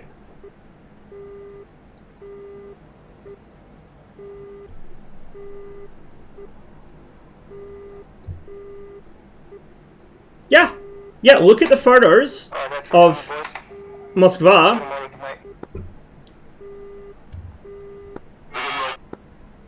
1-2, passing south of X neutral for the if you look at the photos from Moskva as she was sinking, what am I doing? You will see that fire control radar, the thing that looks like a big drum on the back of the ship, is pointing aft and upwards, which is its fucking parade position, like its stowed position that they have it on parade. So if the fire control radar for the S-300 wasn't operating at the time she was hit, either they didn't see the missiles, and if they didn't see the missiles, then that leads to other big questions, or they saw them and decided not to engage them for whatever reason. Sure, it did. If it froze there when it I don't think it would freeze exactly in its stowed position. You know what I mean? It would freeze where it was pointed.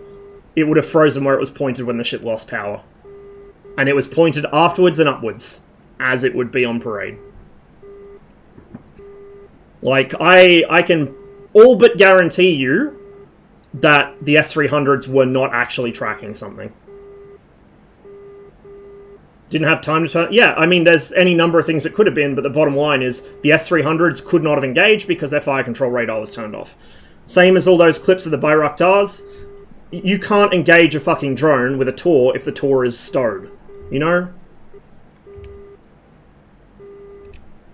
Like I said, the Ukrainians are using similar or equivalent equipment. Fuck. Moskva, Slava as she was known in Soviet times, was built at the shipyards at Mykolaiv. They've still got a Slava-class cruiser sitting unfinished in the shipyard. Because that's where they were all built. All of them. The whole class is built in Mykolaiv. The Ukrainians know that ship fucking inside and out because they're the ones that built it. Goddamn traitor, Ink. So yeah, like, there's a lot of spicy takes going around about what this conflict can lead you to conclude. I'd be very fucking careful about what conclusions I draw from this conflict, especially before we have, the full picture. It's going to be 20, 30 years before we even begin to know what actually happened on both sides. And you can only draw very limited conclusions until then. We're in a slight descent, but that's good because we're below cons now. Crazy to me they're in a hot theater and they know it because they started it and they still have a lot of their... Yeah, exactly. Shit drills. Shit drills. That's what it is. Slava means the same thing in all of the Slavic languages, I think. Like, Polish, Ukrainian, Russian, I'm not sure about Czech and Slovak, but like all the... I think all the Yugoslav languages as well. Certainly Russian, Ukrainian, Polish, like all the East Slav languages it is. Only search spike I'm getting is currently southeast of Glory Lake is what it Lamont. means. Coming left, gonna start patrolling north-northeast.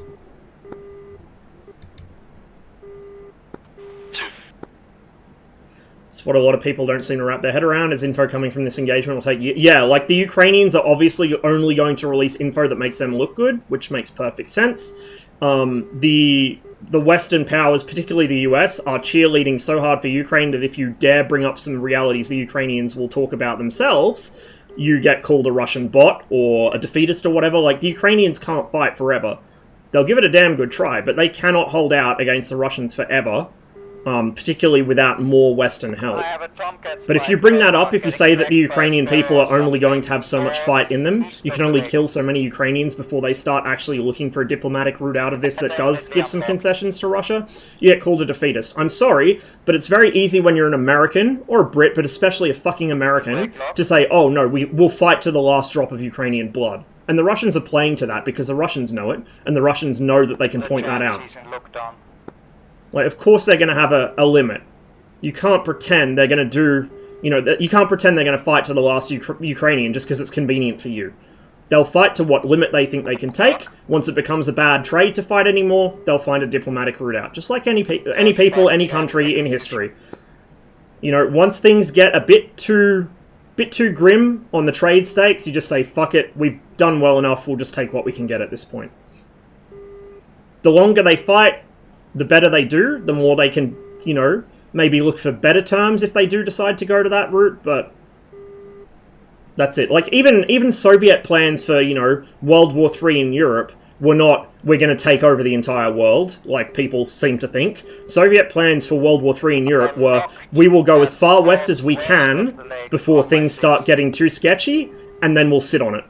We'll go to the negotiating table and we'll use all of what we just captured in a position of power to negotiate. We'll probably give some of it back and then keep the extra that we want. You know, that's how fucking warfare and politics work. Warfare and politics are just two sides of the same coin. They are the same fucking thing.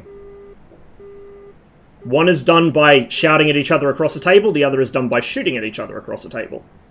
But they both have the same end goal. And you cannot separate them out.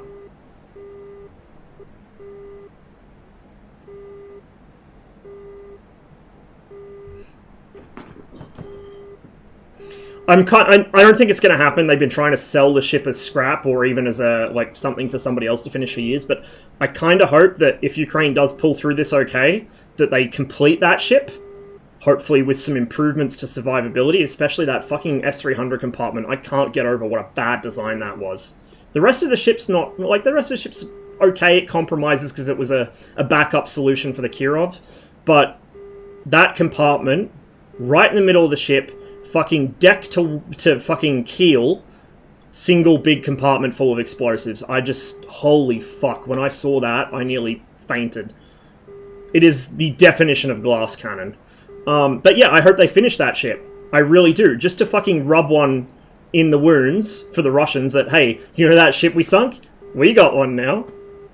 It's probably better than yours was, because we yoinked some parts off yours to finish it last time you sent it for a refit. Which is a thing that happened, by the way. The Ukrainians took some parts off it as payment for the refit. Because that refit was done back in the 2000s when Russia was still economically in the shitter. I mean, it's still economically in the shitter, but it was way further down the shitter. So yeah, that is also a thing to bear in mind. Like, when I say the Ukrainians know that ship inside and out, I fucking mean it. They built it, they serviced it, they did the modernization on it, they probably know which systems do and don't work. Like, know your enemy. Know your enemy really fucking well.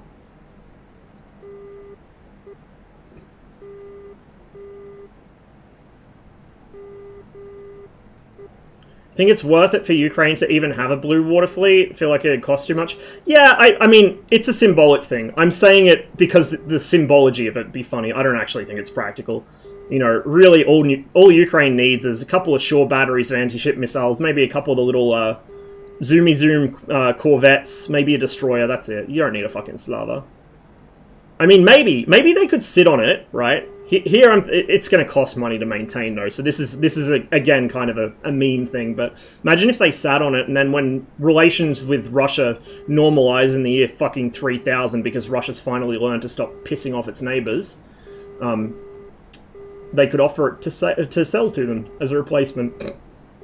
Just again to rub the salt in. But no, they'll probably either scrap it or sell it to the Chinese or something. Yeah, destroyers are big boy boats. The cruisers going the way of the Dodo. The Americans don't have many left.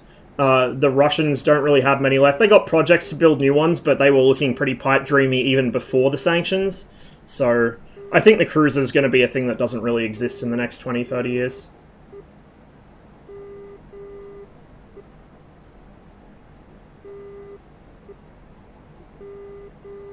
A few years back, we finished getting World War II info. Yeah, and stuff still comes out periodically about World War II.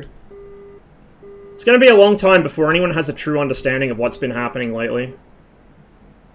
So, you know, there are certainly some tentative conclusions you can arrive at, particularly about how the Russian army has been fighting, like, at a smaller level. You know, readiness of individual units and shit. Certainly there's some conclusions you can draw, but the kind of sweeping conclusion of Russians don't know how to fight, or Russian equipment is garbage. Bad takes, my dude. Especially that, oh, Soviet crap is so... Look at it getting trashed in Ukraine. Yeah, by even older Soviet crap. The Ukrainians are on even older Soviet crap. Some of it upgraded, some of it not, and they are kicking ass with it.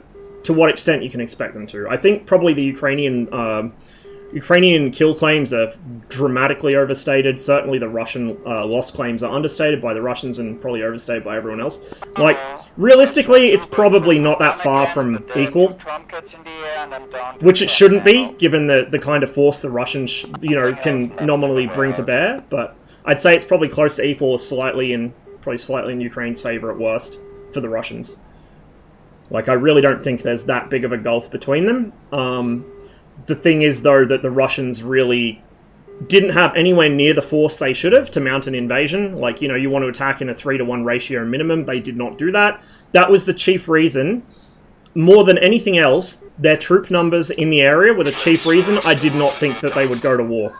I thought it was a bluff. Or it was going to be a very limited, localized operation in the territory that's already, you know, de facto Russian-controlled. I did not think they were stupid enough to attack below a 3-to-1 ratio, but we live in a stupid world. An increasingly stupid world. And every week it just gets dumber and dumber. So I guess I need to lower my fucking standards somewhat when I start making predictions. I did not... Oh, there we go. Max! Cheers for the resub. I think Prime Sub Alerts... That wasn't a Prime Sub Alert, that was a normal Sub Alert. So they've moved my Sub Alerts, and it makes it very hard to read them. But I appreciate it, man. Good to see you. I mean, in some ways it would have made sense for them to, but again, like, I would have expected more force to do it. But hey, I should have paid more attention. I should have paid more attention to the Russian domestic political situation. I should have paid more attention to their geopolitical sort of theory. I should have paid more attention to what the Ukrainians were saying, because Arestovich, I mean, he used to be friends with these guys back in the day. He knew to the year when they would do this, and that it would happen. And he knew what the stakes would be, and he knew that Ukraine would fight for all it was worth to try and get the best possible cut out of it. So, there you go. And he was saying that 5 years before it happened.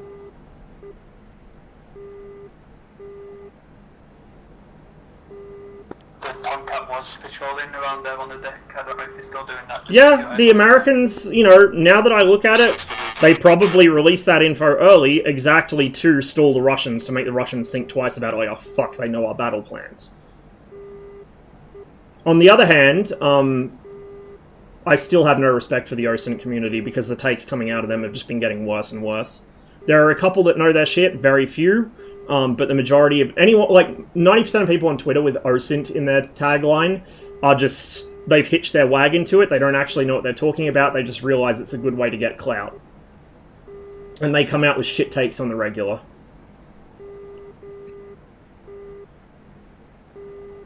You've also got some, like, there are some people, particularly on Twitter, who are good sources in a specific field, but they talk outside their field way too fucking much. That's normal in politics. People do that shit in politics all the time, but the OSINT crowd are doing that too. So you'll get like a 20-page dissertation on how some incredibly narrow specific thing, like how this goes all the way to the top of Russian culture. Sometimes it's in broad strokes, they're not necessarily wrong, but a lot of the time it's just like, my guy, like, put down the fucking bong.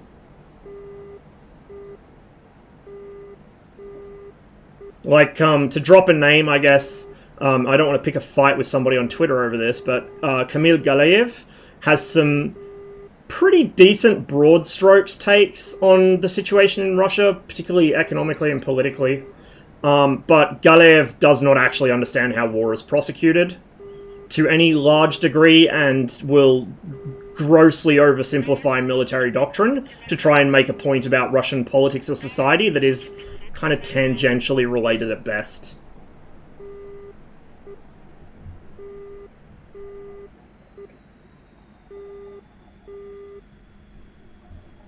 Just gonna RTB at this point, low fuel.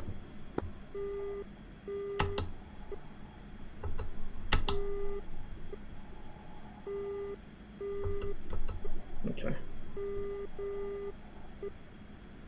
Borderline Nazi takes this a stud? Yes. It's got very sketchy. Very sketchy because, like I have said before, and, you know, particularly in the lead up to this, Ukraine has a bit of an issue where its national identity is tied into some really sketchy people because they were so desperate to get their national identity away from the Russians and the Soviet Union. Which is, it's kind of understandable. A lot of the Baltic states have done the same thing. Estonia has done the same thing. But, like, that's... It's not to say Ukrainians are Nazis, because the vast majority of them certainly are not. It's more a case of that, you know, certain voices that you don't want having much clout get amplified a bit. And, yeah, not just Ukraine, Russia. Russia has the exact same problem, debatably even worse, and has for a while. So yeah, it's, you know, the Russian narrative that they're going there to denazify Ukraine, there are literally sectors of the front line where it's Nazis fighting Nazis. And the only reason they're fighting is because they disagree, you know, who should be the one loading people into cattle cars. Like, the difference between a member of right sector or, you know, or Azov compared to one of the fucking Donbass neo-Nazi fronts is literally, which historical entity they think were the Übermensch. You know, the Russians think that the Ukrainians are, you know, little Russians that need to be re-educated and have the great Russia in charge of them, and the Ukrainians think that the Russians are a bunch of corrupt backwards idiots, and that, you know, Kievan Rus was the only true Russian state. Like, it's fucking stupid all the way down, dude. And then you've got really confused tankies trying to side with Russia because they... Like, tankies are terrible for this. They will look at modern Russia and see that it's authoritarian and that it has... It's literally off R11, my dude. 14, I think. Oh, okay. Okay, I see. They'll look at Russia and be like, oh yeah, Russia's the legal inheritor of the Soviet Union. Russia is also authoritarian. Also, they sometimes pander to Soviet iconography to, you know, to get nostalgia out of the boomers.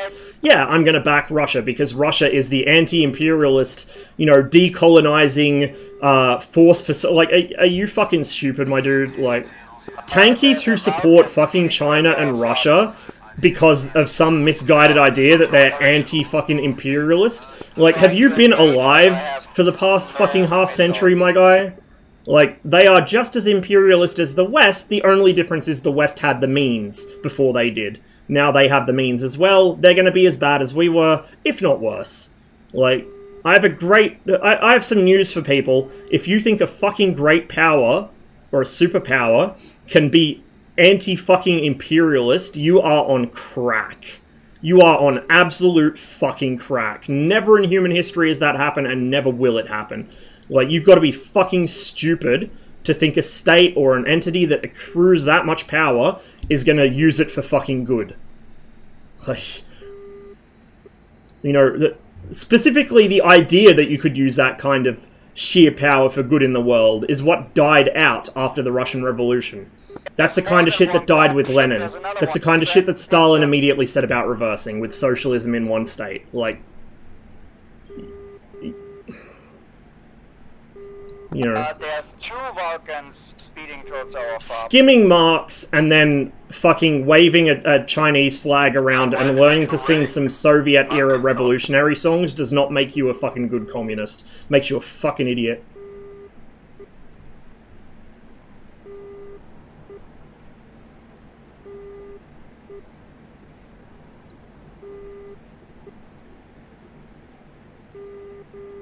Amount of wealth Ukraine holds is a massive portion. Yes, Ukraine has a lot of untapped potential, which sadly, you know, corruption has caused them to not be able to utilize themselves since the 90s. And the Russians, you know, the Russians being shot through completely with corruption at all levels of society themselves, despite having such a ridiculous supply of natural resources, that corruption has neutered Russia's ability to actually manufacture shit. So I've spoken before on stream about the lost technologies of the Soviet Union because Russia just doesn't know how to do them anymore because the, you know, the knowledge or the facilities were in other Soviet republics, or you know, the brain drain took it with them. That is very much a thing. Ukraine still holds a lot of manufacturing capability that Russia either doesn't have or doesn't have enough of. Particularly as we move into further and further into the digital era, Russia's still fucking struggling with domestic chip fab. Ukraine's got quite a bit of Soviet-era chip fab plants that didn't shut down when the Union collapsed, and they also have quite a few resources that are important in chip fab, so it's going to be a big deal. Well, debatably already is a big deal. And that shit's also going to become a big deal for the West as China starts flexing around Taiwan. Favorite chip flavor? Sour cream and onion.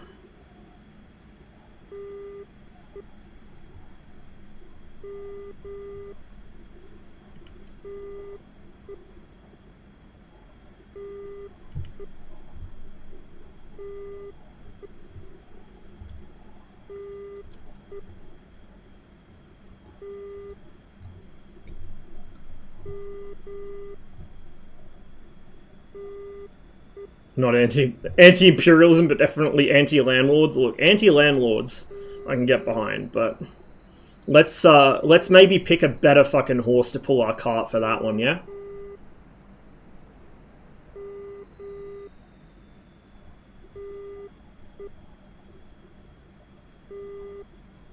Watch this be like a complete dumpster fire of a landing. I haven't flown the 29 for a while, so it's probably going to be messy.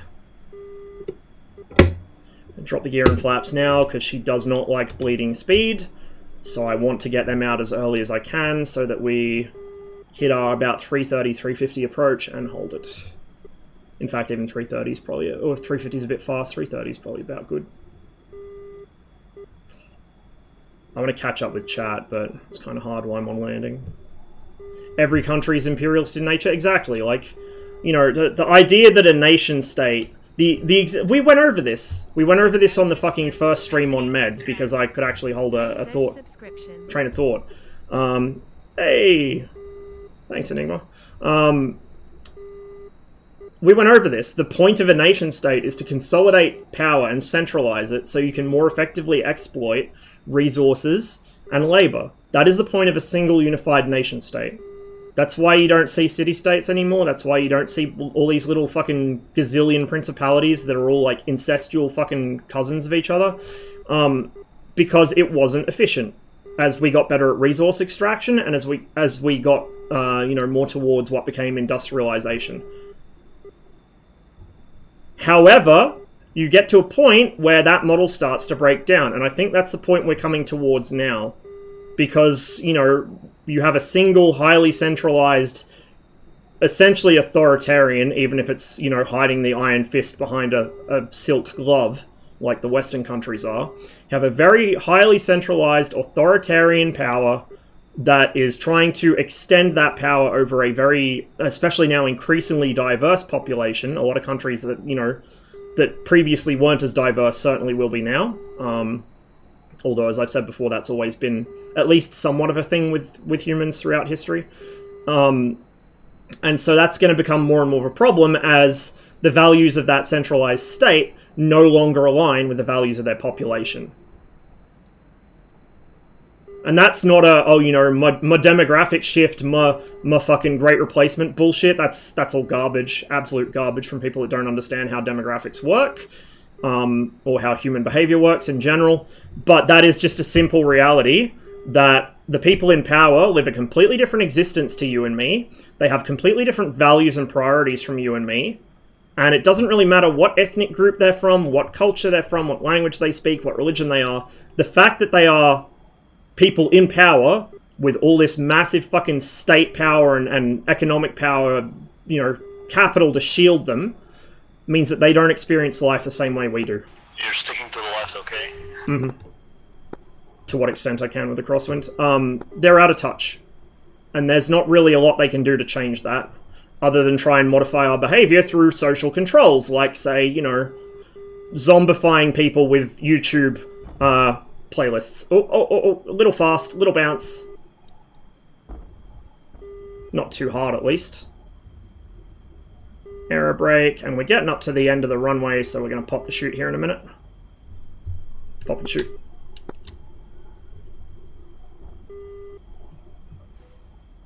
We're probably going to want to stand on the brakes a little too. It's a little long. So I came in a little fast there. The 29... Shoot on you, but I guess it's out for you. Yeah, it's out. Yeah, it's not synced. I just cut it then. Reason. The Yeah, no, I never saw it, so... The 29 is very finicky on landing. If you're too fast, it won't descend, and it won't stick to the runway. If you're too slow, it'll drop all its lift all of a sudden and just collapse out from under you. So one of the mistakes most people make, and I made this when I first came back to DCS after a very long break, is that if that nose wheel touches the runway before the mains do, the 29 will bounce like a fucking kangaroo. Like, it's ridiculous. And so people will come in too slow, and then they won't flare enough. You're kind of sitting high and looking, kind of looking at an angle in the 29 that's deceptive. You need a lot more flare than you think. You're already looking down over the nose, so you need to pull a lot more flare than you think to get the nose wheel up. You know, you almost shouldn't be able to see the runway to have the correct amount of flare. And as the 29 flares out to land, you also need to pull the stick back a little further. So as you come into the flare and hit ground effect, the 29 actually experiences this weird, it's an aerodynamic effect. I don't remember exactly what causes it. It's due to the position of the stabilizer or some shit. Like, there was a whole fucking dissertation written. Ross, but I'm gonna call it here because that's fine, man. Well. Yeah, that's fine, man. Good flying with you. We didn't get any kills, but at least we had a nice patrol together. Yeah, I enjoyed it. I don't know why I shut down, because I don't need to rearm, just refuel, but we'll do it. I don't think we got any F-14s to fight anymore anyway. Catch you later, man. So, yeah, like, there was a whole ass thing written on the forums about it, because a lot of people said, like, oh, this isn't real, the MiG-29 flight model's bullshit, it can't possibly be this hard to land, whatever. You know, it's not flying right. And something about the position of the tailplane, don't ask me what, I think it hits ground effect first and lifts. Like, if you're flaring properly, it'll hit ground effect first, it'll bump the nose down. So when you land in the MiG-29, and you can actually see this if you watch, what's his name? Artur Khachurian, I think, he's a test pilot. He has a lot of videos of flying MiG-29s. He was one of the members of the Strici, the Swifts, the MiG-29 aerobatic team for a while. If you watch his videos, you will notice as he comes in to land, right about as he hits ground effect, the stick comes back a little.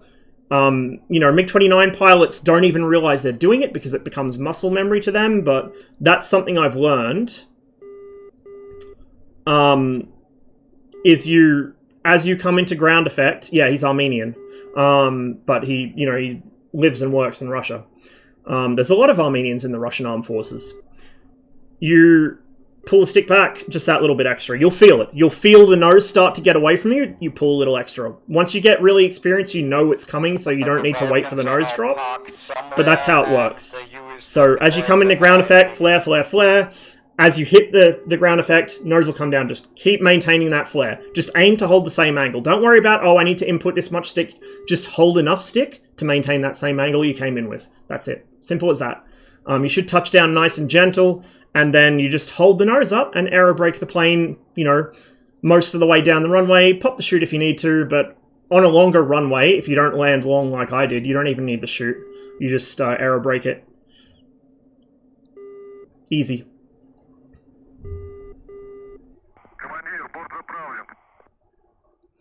New Russian city, oh yeah, new construction in Russia is incredibly corrupt. The buildings are shit, like commie blocks. Fucking 60-year-old moldy commie blocks are no shit better housing stock than what is getting built in Russia today. And I'm not gonna lie, they're better housing stock than what's getting built in Sydney right now. Like, I've brought this up on stream a few times because obviously, I'm a great believer in commie blocks. They have their faults, a lot of faults. They're fucking cold on the upper floors because they're not well insulated, the heat escapes. So if you're downstairs, you're cozy. If you're upstairs, you're fucked. They have no soundproofing whatsoever. Like, they're small, which isn't an issue for me. I like small places. But, they have a lot of problems. But they were very carefully planned for efficiency, using the bare minimum of building materials, locally sourced, to build something that is habitable housing that is not going to fall down on you. It's not the best housing, but it works, and you can build a shitload of it really quickly, which, when you're a country that has lost almost all of your housing stock in an apocalyptic war, that's what you need. Russian housing before the revolution even was already in a shit state. So the fucking miracle that Khrushchev pulled off with fucking, just prefab concrete panel houses is... A lot of countries could take an example from that, I tell you what. But they won't, because property is expensive and profitable business. Scarcity is a good thing for driving up property bubbles. But yeah, commie blocks are legitimately better constructed and less likely to fall apart on you than a lot of new construction luxury apartments in Sydney. Because they're built by fucking fly-by-night subcontractors to shit plans out of substandard materials to increase the profit margin on the property.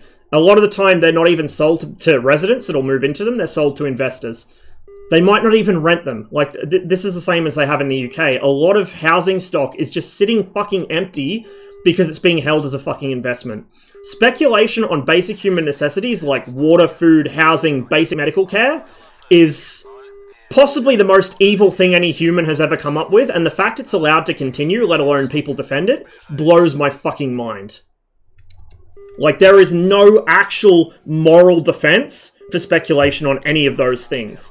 I mean, there is a defense for them if you want to be an amoral piece of shit and say, yeah, I care about my own money more than I care about other human beings. But I'll say that right away. I'm not saying if you get involved in it, your typical fucking... you live the middle class dream, you buy a second property, you rent it. You might be a good landlord. I've had a really good landlord before who I wish didn't end up having to sell the property because he started his own family and he needed the money, because I would have fucking lived in places rented from him forever. He was a great guy. He always looked out for me. If I was on holiday away from home for a couple of weeks, he would just freeze my rent. Fucking outstanding guy. Those are the kinds of people who should...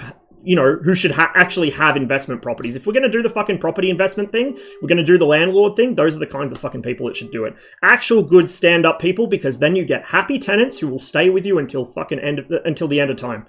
You get a good landlord who takes care of you and doesn't predatorily, if that's a word, bump the price up, just because, the housing market, if they keep it reasonable, you'll stay with them forever. But... otherwise speaking, those kinds of things as a fucking speculative market are just evil. And it's not necessarily like a case of, oh, you're evil if you get involved in it, because, you know, we all play the game. I can sit here and say until I'm blue in the face about how evil and bad capitalism is. At the end of the day, I am making money, albeit very little of it, sitting here streaming to you guys talking about how bad capitalism is. You know, I make money by participating in the thing I complain about, because you have to. There is literally not a choice. And that applies to a lot of people. That applies to a lot of people who do some kind of shitty things. Some people do shitty things because they're shitty people. Some people do shitty things because, you know, fuck you, got mine, I need to survive too. That's the saddest thing about this system, is it pits people against each other for no reason, you know. That got a lot more in-depth than I planned for it to get. But it is what it is. The meds do not stop the rants, they only make them more laser-focused.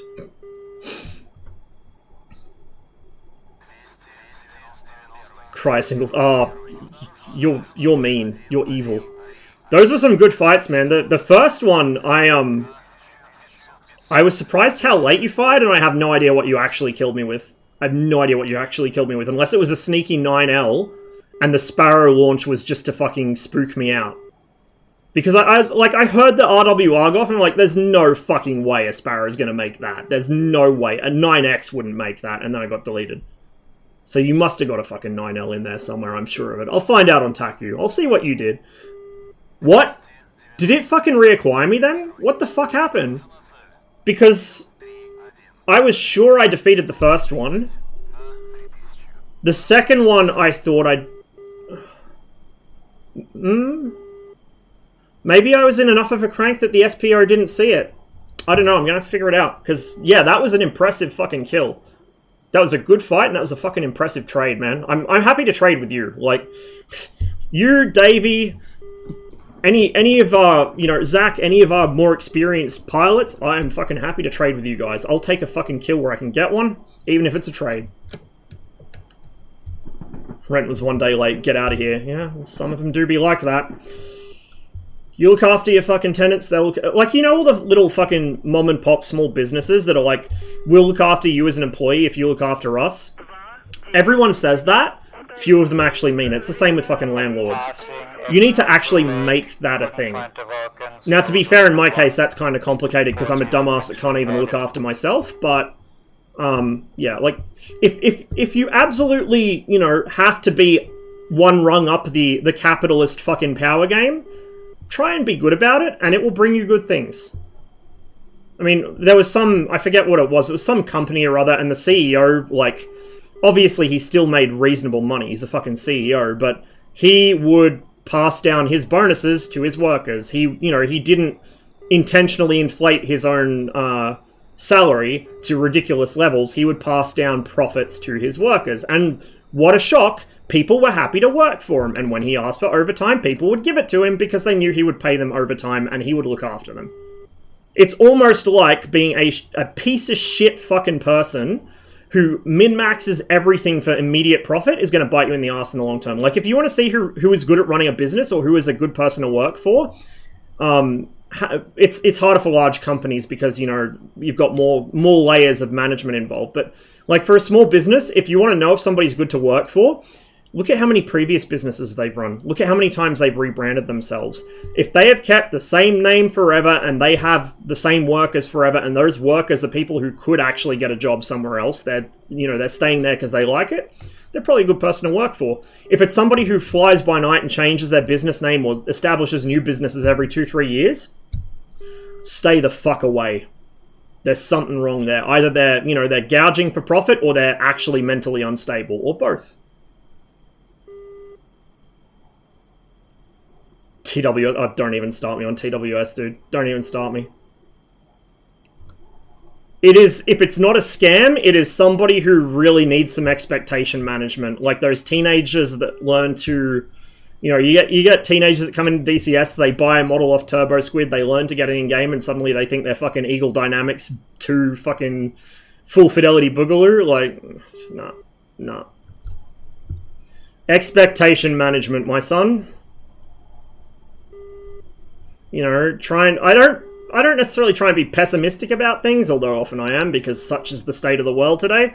But I try and be realistic, and I try to err on the side of caution. So sometimes I'm a little more pessimist than I need to be, but I'd rather have a pleasant surprise than an unpleasant one.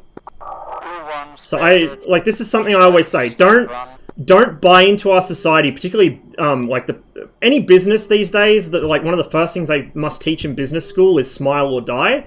Because if you fucking say something's wrong, or that maybe we shouldn't do this, maybe, maybe we're reading this chart wrong, maybe profits aren't going as great as we think, or, maybe this isn't the best idea, you will get, it's like you're a leper. You'll get cast out for it in a lot of companies. This smile or die shit is what drives bubbles in the market. Smile or die is what drove the 2008 crash. Smile or die is what has driven a lot of the more recent crashes, smaller ones as well.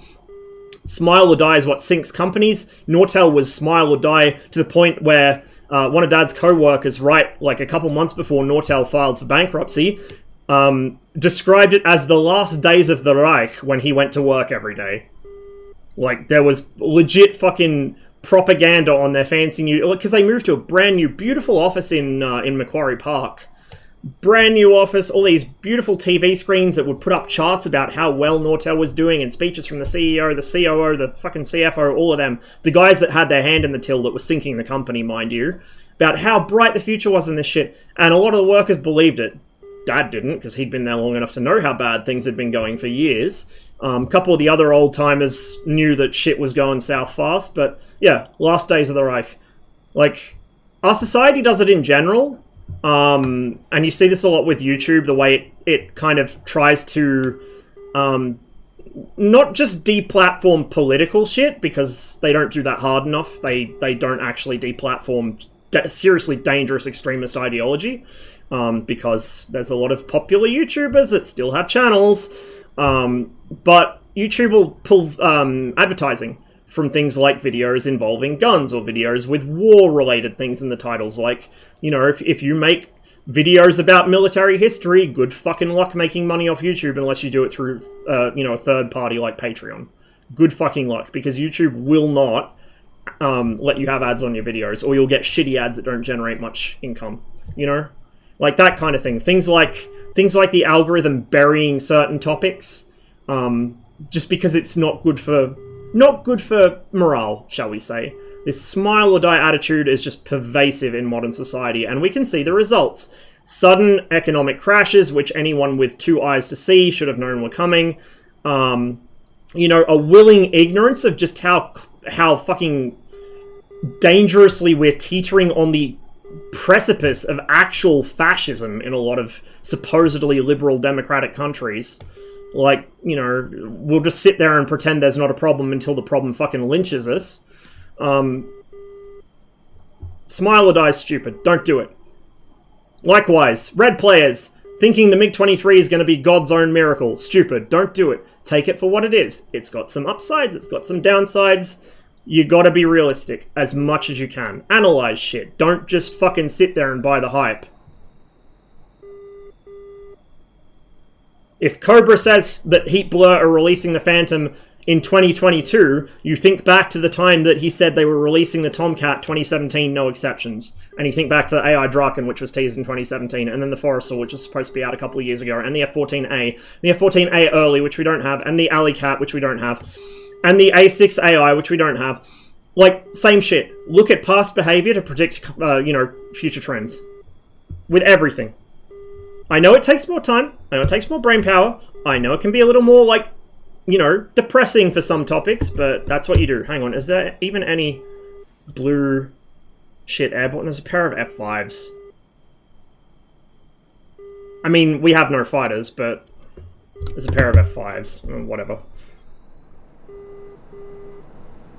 I think this will be our last sortie for Alpine server. I was kind of thinking of doing some Mirage, but I don't know if Blue Flag's going to be populated at this hour. So we might do Mirage next DCS stream.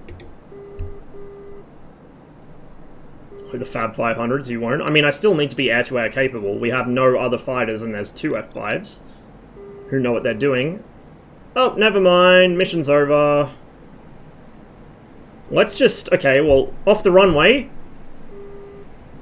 Let's go vertical. and see how high we get before the mission cycles. Not an optimal climb profile, obviously, but see what she does.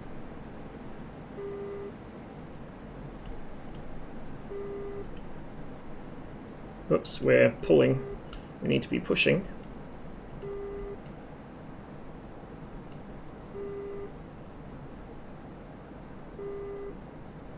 Fly a seaplane? I actually have an idea what I want to fly. It's not a seaplane. It's something I haven't flown on stream before. I might do a seaplane later on, but I know what we're starting with. We're actually kind of doing almost a hammerhead here. We'll give a left rudder. Try and keep the wings roughly level, which isn't going to happen because we have no aileron authority at this low of a speed. There we go. Nearly 10 kilometers, so about a bit over 30,000 feet, just straight vertical from the runway. Never flown before. Cessna with G1000 screens. Get out of here with that dirty talk. We're not doing that shit. How dare you? How dare?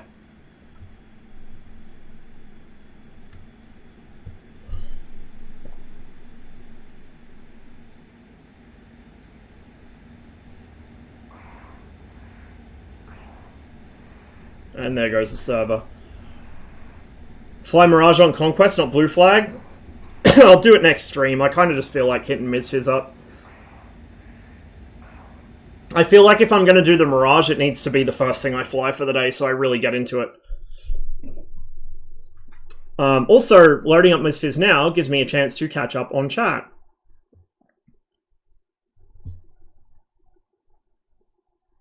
I'm going to actually, instead of going to the BRB screen... Oh, I do need to eat. Fuck. I will go to the BRB screen to eat, but I think when I start switching to MSFS and stuff now, I won't necessarily use it as much. A, so I don't forget to switch back, and B, so you can at least see me gesturing, doing these ones when I'm talking. Because if I get into a rant, I'm sitting here making all these, like I'm trying to describe, oh, it was like, you know, this or that, or like, you can't see it, and it kind of takes away from the experience, I feel. So that's what we'll do. Off to bed. Catch you later, Anctus. Sleep well. Thanks for hanging out with us. Smack your lips, AS. No, I'm not eating with the mic on. Like, that is, no. Y'all are fucking weird. I know how weird you are. I ain't doing it.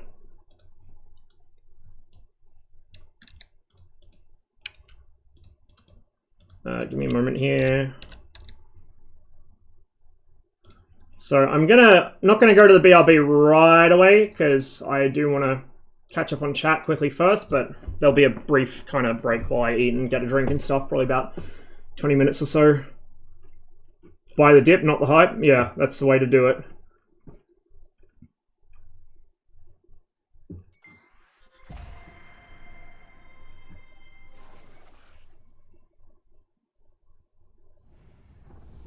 Bit more concerned with that theater since our current idiot-in-chief is waving his dick around saying the US will defend the Taiwan sovereignty. Yeah, like...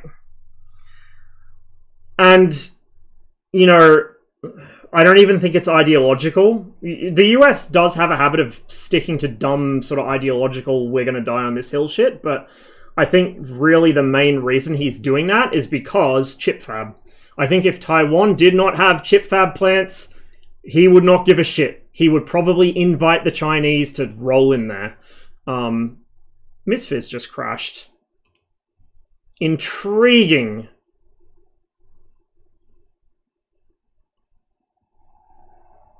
Let's try again.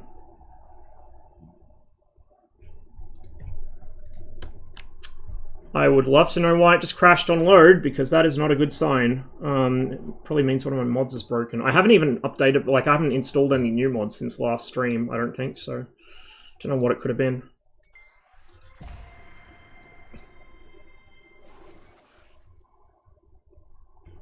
Got your meds now? Yeah, so previous stream was the first time I ever took them. I took them right before the stream, and it was an interesting experience. So... I mean, obviously, because I'm talking to you guys, I am, you know, about the same as usual. But I can kind of... When I go on a tangent, I can remember where it started. and I can hold my focus a lot better. In DCS, I can concentrate much better. I'm not zoning out. Like, I don't know if it was visible to you guys, but I could feel myself doing it. I used to zone out when I was kind of not in the middle of a fight. If I'm cruising to the front line, or, you know, if I'm sitting on the ground rearming, my eyes would kind of glass over and I'd be off in my own world. I'm not doing that anymore. I'm here. I'm actually present. When I'm just doing stuff, like when I'm, you know, washing the dishes or I go to take a shit or something, my head is nice and clear and quiet. And the only thoughts that pop into it are, you gotta be kidding me. Give me a moment. I need to see if I did actually install some new mods. I don't remember doing it, but something is very clearly wrong here because the sim is shitting itself on me.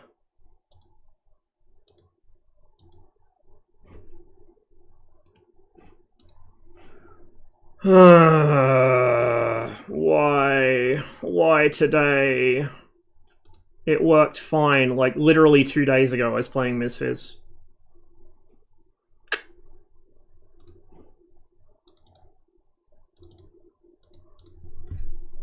I might need to restart my PC. It might just be that I've got so much fucking memory leak going on from DCS that I need to restart.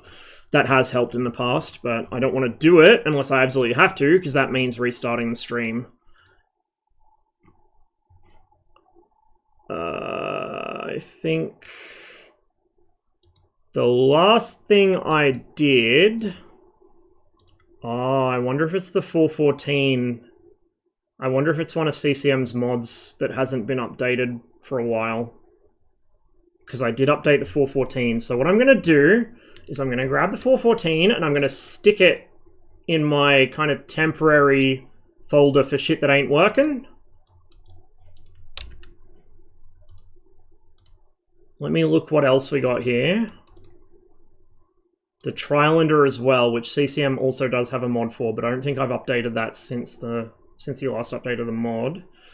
Flying Iron Spitfire, I think that was an update, but it should be okay. So we'll just try without the 414, because that was, I think, the most recently updated thing. And we'll see if MSFS will launch with it. Because if we have to go safe mode, there's no point, because the thing I'm going to fly is a third-party module that won't work.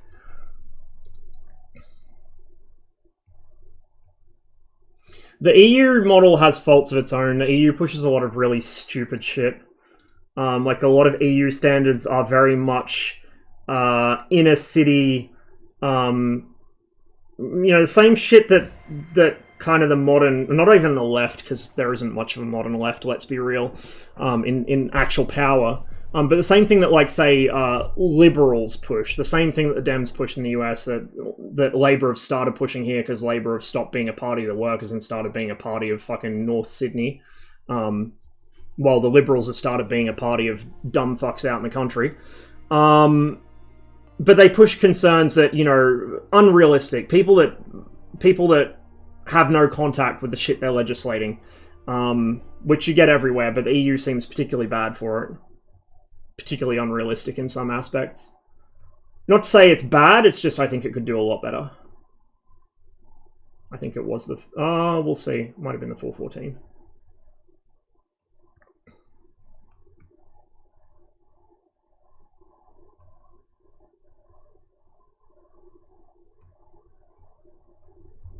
Legislative overreach, yeah, exactly. Exactly.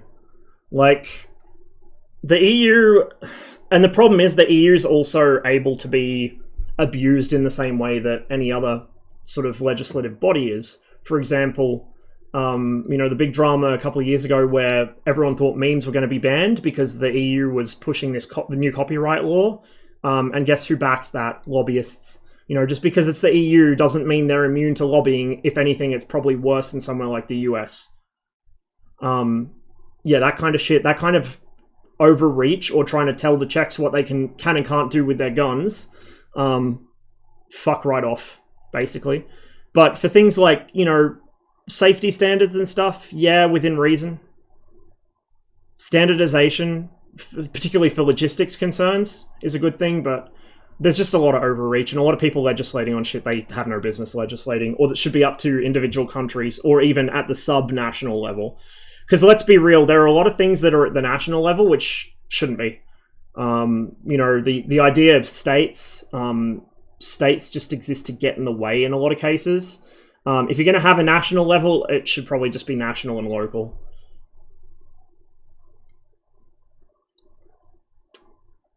Particularly because states themselves, like states, provinces, whatever your country calls them, are not going to be homogenous, you know.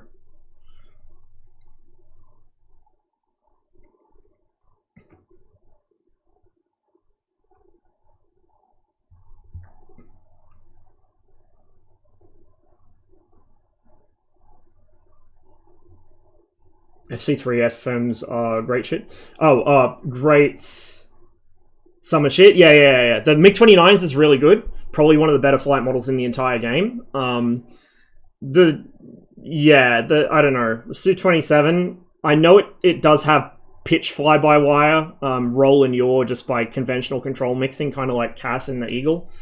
But the 27 to me feels like a really fast Su-25. It's ridiculously easy to fly until you bypass the ACS or ASC, whatever it is.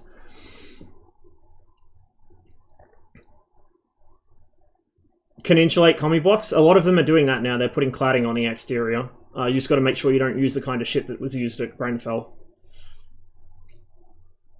That's the thing. Like that. If anything, that tells you how good commie blocks are. Is that they're doing fucking improvement and upgrade projects on them by putting like extra insulation. They're prettying them up. They're improving the stairwells. They're getting rid of the trash chutes, which never worked and just turned into fucking stinky, disease-ridden things that, you know, like, you can improve them and make them actually good livable places. Fuck, I would happily live in one if presented the opportunity, because I would probably... This place is solidly built. This is, I think, ex-Housing Commission stock. It's all private now, but I think it's ex-Housing Commission. It's solidly built. I'm not concerned it's going to fall down on me. But there's not really much, if any, soundproofing. There's no real insulation. It's just double brick, so it gets cold in the winter and hot in the summer. The bathroom, oh my god. I need to get a photo of my bathroom sometime for you guys, because you have to see it to believe it. It is so idiotic the way it is laid out.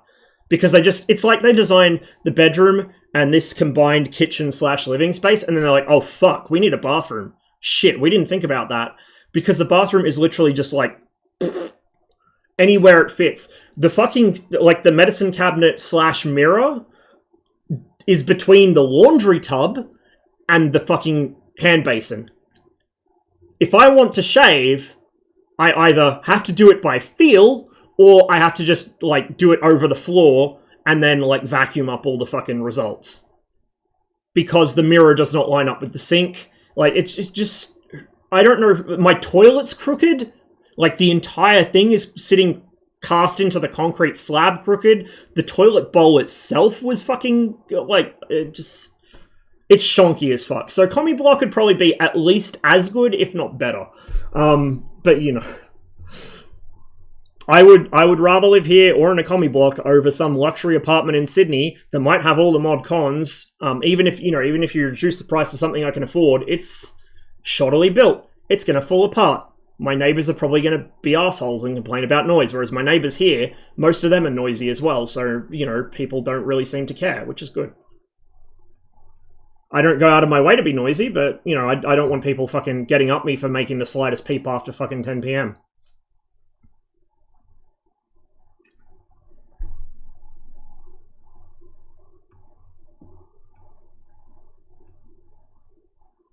Median one-bedroom apartment in Manhattan right now is $4,000. Yeah, it's fucking stupid, dude. It's fucking stupid. My rent here went up from, I think it was $220 a week when I moved in. It's now $280. So my rent went up, what was that, fucking $60. I moved away from Bathurst because they raised my rent by a similar... Well, actually, they raised it from... Yeah, no, they raised it by about the same amount. $50, I think it was in Bathurst. 180 to... Because it was 170 when I moved in. Then it went up to 180, which is fine. I think that was after a couple of years as well. It went up to 180. I'm like, yeah, that's perfectly good. That's less than I expected. And then it just jumped from 180 to 230. I was like, no, fuck yes. Like, the place wasn't worth that. Put it that way. It wasn't worth that. This place is... It's debatably smaller, but it's better laid out, except the bathroom. It's in a bit better place in a lot of ways. Like the Bathurst place is right in the center of town, but it was also kind of out of the way where I was worried someone would break in and nobody would see anything. Here, I got so many neighbors. If somebody broke in, you know, there's a couple hundred witnesses right off the bat. So yeah, like the place in Bathurst, that was too much for me to pay for that, and I was sick of Bathurst anyway. Here, like 280 it's harsh. It's pretty difficult for me to keep up with, but it's in a decent spot. It's close to a lot of stuff, so I'm willing to tolerate that for now. But if it goes up too much more, I'll be looking for somewhere else to go again. Small landlords with just 100 apartments. Yes, I like the idea that a small business or a small property investor or something can have, you know, more than 2 or 3 locations. A small business is literally a mom and pop business that has like 1 or 2 locations, maybe 3. As soon as they start franchising out locations, they're not a small business anymore. I don't care. I do not care if it's family owned. I don't care if it's only localized to one state. It is not a small business anymore. Miss me with that shit.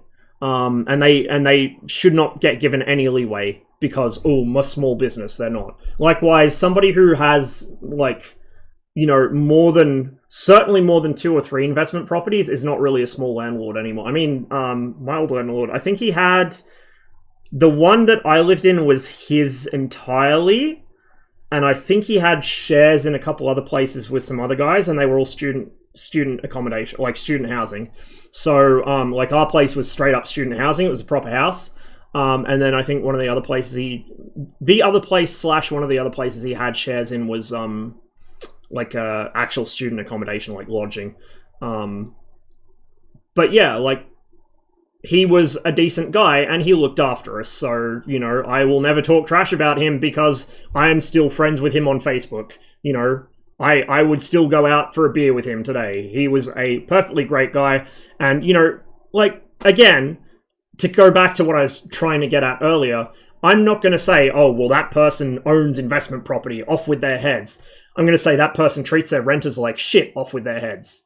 You know, if you are part of the fucking system, but you do everything in your power to try and make it, you know,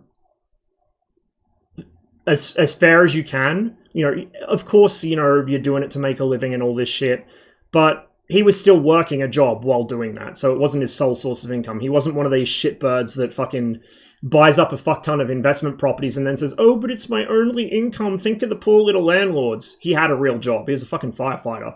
Still is. So, you know, people that... Same shit, like, fucking CEOs even. CEOs who actually take good care of their workers and don't run their companies into the ground for their own profit. Sure. You know, I have a problem with the system. I don't have a problem with them. You know what? I'm going to say something spicy here even, but like, cops. For all the problems with organized policing forces and all the fucking bad ones that get in and all the little ways that even good cops, you know, good cops will turn a blind eye to corrupt shit because, you know, they're in a situation where they kind of have to. It's dangerous for them to report it, which is something, you know, people kind of don't think about. It's physically dangerous for them to report corruption. But, you know, there are people who are cops who even, you know, maybe once or twice they pulled someone over because they were having a bad day and hassled them for no reason. But if they're not systemically abusing power or, you know, whatever, they're not in it because they want to shoot someone, they're not, you know, getting backhanders from people in the community that they'll turn a blind eye when they do something criminal. Like, they're in a shitty system. I mean, yeah, they chose to be part of that shitty system, but they probably went into it starry-eyed thinking they were going to do good, like a lot of people do. I don't fault individuals for what the system does. If they let the system turn them into a shitty person, then, you know, I'll still hold them at fault, but not 100%. But if they're a shitty person when they go into it, fuck them. You know, I have a friend I'd like to introduce them to about, I don't know, probably 15 feet tall, made of wood. Meds improve the rants. I'm glad to hear it. I'm glad to hear they improve something. Yeah, it was the 414 that was causing crashes, so I'll have to fix that later. I might see if I can roll it back a version. Do you know this history between Slavotic? Yeah, it's a beautiful city. Yeah, it is. It's interesting because parts of it echo Pripyat's construction, but it has its own unique feel as well. We actually, I don't remember if you were here for when we did the tour over Pripyat. I know you I think first came into the stream as we were about to cross from Belarus into Ukraine on that flight. But I don't remember if we hit Slavotic in that flight. I know we went back to it later. So there's like the city center is similar. There's shades of Pripyat in it, but it has its own layout. It has curves. Instead of triangles, it has curves. It's quite interesting. It's quite pretty. Construction, which was very liberal and split by all republics, so you have 15 different types of architecture. Yeah. MSFS sells it short in that respect because you just get standard kind of MSFS auto-gen buildings. I actually kind of want someone to do a custom scenery for it like they did for... like the Pripyat custom scenery is still probably 50% auto-gen, and it's missing a couple landmarks like the Waterfront Cafe, but it's pretty close. Like, it's pretty close. I want them to do that for Slavotic as well. And I want it for, like, I have a landmarks pack for Kiev, but I want, like, more of Kiev to be done. I was hoping for photogrammetry, but unless they were hiding some photogrammetry that was done a couple of years ago, it's... somebody's gamer moment has fucking ruined that dream. What am I up to now? Yeah, I'm gonna have a look at that fucking Sparrow shot, dude. I don't know how the fuck you got me with that. My speed on the first pass, I'll be honest, I wasn't looking, but it should have been somewhere north of 1.5, because I just, as soon as I had you on radar, I just fucking, well, even before I had you on radar, I just firewalled the throttle. Dumped the tank and fucking firewalled it. So I should have been going minimum about 1.4, 1.5, probably closer to like 1.8. Reminds me of something I read recently. I'm catching up on chat. I'll get there in the end, don't worry. Apparently Amazon will run out of people willing to work in warehouses for them in some regions. Good fucking riddance. Like, I know that's going to inconvenience all of us. It's probably going to inconvenience me because guess who owns Twitch?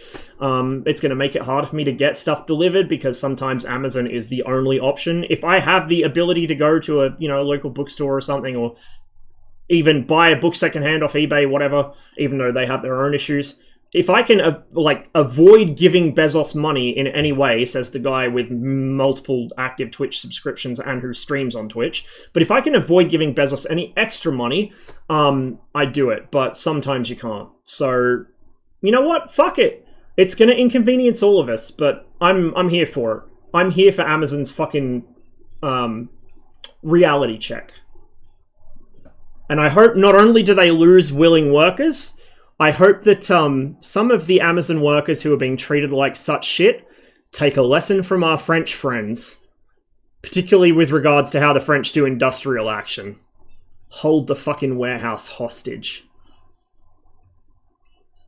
I'm probably going to get banned for that. I don't fucking care. Fuck Bezos. I will absolutely incite fucking union action and strikes and French-style industrial action on this channel. I do not give a fuck what happens. Fuck it. You want to see how to get your way as workers? Join a union and fucking look at what the French do. The French get what they want, they riot. The French don't get what they want, they riot. Fucking chads. Like, honestly, I hate saying it because we all know that their ego doesn't need any more puffing up, but the French are God's people. I love them.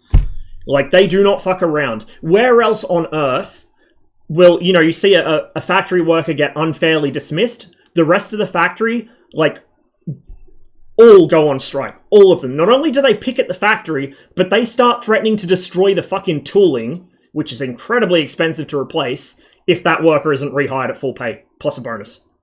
Like, I love that. I fucking love that. I wish that happened more often. The world would be a better place for it. Yeah, like, it might inconvenience people by bumping up the prices on something, or it might make, like, who cares? I care more about people than I do about creature comforts. Or, where else on earth will you see firefighters beating the living shit out of riot cops? The French riot cops are fucking scum, dude. Like, they will look for excuses to hospitalize someone. Even if it's not a full-fledged riot, if somebody is just standing there, if somebody leaves a shop Like, a protest goes past and you happen to have been in a cafe or something and you're like, oh shit, I better go home. You fucking walk out at the wrong time, you'll get set upon. It's like Spain back in the Francoist era. You do not want to be outside when there is anything going on, or you will get the shit kicked out of you by the fucking riot cops. Well, the firefighters had enough of that shit. The firefighters were striking. The firefighters also saw what pieces of shit the fucking riot cops were, and they went in fucking hard. They beat the living fuck out of them. Like, they wanted to fucking kill him. It was beautiful. It's probably the best thing I've ever seen in my life. Why don't more people do that? Why aren't more countries like that? You know? Why aren't there more angry fucking firefighters? Scandinavians going under now because the dum-dums decide yeah, let's just feed more wealth. Like, and you can extrapolate this to the economy in general. This isn't exclusive to private enterprises. This is how the economy has been going in a lot of countries as well. It's fucking classic Reaganomics, right? Filter as much, or parasite, sort of slurp as much wealth upwards as you can, and then pretend it'll trickle down. Spoiler, the only thing that trickles down is piss. Yeah, and pretend that's going to fix the problem just by funneling more and more wealth to the top. It's not going to fix the problem. It's going to make the problem much, much worse. All it's going to do is make life easier and better and increase power in the upper fucking echelons of society, right up until all us poor fuckers finally realize that we have more in common with each other than with them, which is the point that, by the way, all the right-wing populist shit that's been going around the West lately, and Russia, stops working. When shit gets bad enough, like real bad, not even the let's stir the fascists up again and use them as a smokescreen, not even that defense works anymore, and that's when the guillotines start getting built. So that's a very, shall we say, limited time offer. But yeah, that's what companies do. They funnel all the money up to the CEO. The CEO ends up retiring with a ridiculously cozy pension, or just goes to another company to run that into the ground. It's the same shit. That's what happened to Nortel. That's exactly what happened to fucking Nortel. The money all went to the top, and the fuckwits responsible for trashing what was once the shining star of the Canadian economy, one of the biggest, most profitable telecommunications companies in the world. Like, if you have made a phone call to anybody in the past probably 40 years, it went through some Nortel switch somewhere, right? That company has not existed for almost 20 years now in any meaningful capacity because, well, partly because they kept giving shit to the Chinese and then Huawei would reverse engineer it because, you know, the marketing team at Nortel were not the smartest people on earth, but also because the guys at the top were just slurping up all those, what profits they did make, which wasn't much. And then even when they were making fucking net losses, money's all still going to the top. They're getting huge bonuses for how badly they're running the company. A bonus for being bad at your job. Imagine that. Imagine if we got that. I would love a bonus for being fucking terrible at my job. Holy shit. Except it would be difficult for me because it's hard for me to deliberately be bad at something. You know, I actually try when I do something. I might not be very good at it, but I fucking try. So, yeah, like, that's why companies fail. It's not because, you know, it's whatever they were doing is unprofitable. Yeah, Nortel was affected by the dot-com bust and then, you know, the move away from physical telephones to voice over IP and stuff, but they were beginning to shift towards that. They did have things in place. It was incompetent management that killed the company. The vast majority of companies are killed by incompetent management. Like, you look at all these small businesses that say, oh, we're only overworking our one worker and not paying them overtime and not giving them sick leave and all this shit. We're only doing it because we can't afford to hire another worker. We're only doing it because it's the only way to stay open in this economy. No, it's the only way to stay open if you're incompetent. If you are a small business owner and your small business is so desperately unviable that you require not only all the bailouts that small businesses do get from the government, which is a lot, especially when, you know, like here, for instance, when the Liberals are in power, the word small business is like catnip to an LNP voter. Because most LNP voters that actually know what they're voting for are small business owners. Or, you know, big business owners who basically grifted their way into the position they're in. But if you're a small business owner and your business is not turning a profit, it's not because your workers are paid too much. It's not because your workers are over entitled. It's not because, you know, it's the economy, or it's not because this, it's not because that. It's because you bit off more than you could chew. You don't know what you're doing. I'm sorry. Not everyone is cut out to own a business. That's why I don't fucking own a business. Do you think I could manage that shit? I can't even manage my own bank account. Like, I'm not going to start a company and then blame everything but myself for why it's going off the deep end. Like, the number of small businesses, and these are usually the worst places for it too, the number of small businesses who open a store selling the most esoteric bullshit in some half fucking dead arcade strip, not even really a mall, I won't dignify it with that. Like, when I was in Bathurst, the Coles I worked at was pretty much the anchor of again, it's not really a mall, it was an arcade strip, across the road from a major mall that expanded across 2 blocks in the time I worked at Coles, by the way. They had a rival supermarket, they had Woolies in there, they had, like, that place was absolutely bustling all day, every day. We basically acted, like, our mall acted as a Coles like, you would go into the mall to go to Coles specifically, or as a way to go to Liquorland, which is next to Coles, or as a way to pass, like, to shortcut from fucking Howick Street to William Street, so you could get to the other mall faster. Like, there was fuck all in there. There were a couple of, you know, sort of street food places on the ground floor on William Street. They did alright because they were on William Street, which was one of the main drags. The Howick Street side, there was, I don't even fucking remember, which should tell you a few things. There was, I think, like a clothes, or like a fashion store, which I rarely saw people in. There was like a phone repair shop, which closed down about 3 times. There was, I think, a newsagent. And there was a Vietnamese restaurant, which I occasionally saw people at, and they seemed to be doing okay, but, like, they were kind of, I don't know what their deal was. I don't know how they kept afloat, because I never really saw it get that busy. And then you had Coles, you had Liquorland.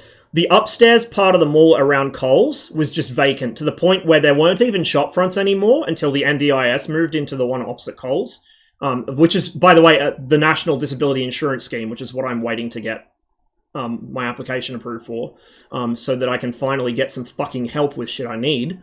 But the NDIS is a government office, so the government took pity on this mall and rented an office.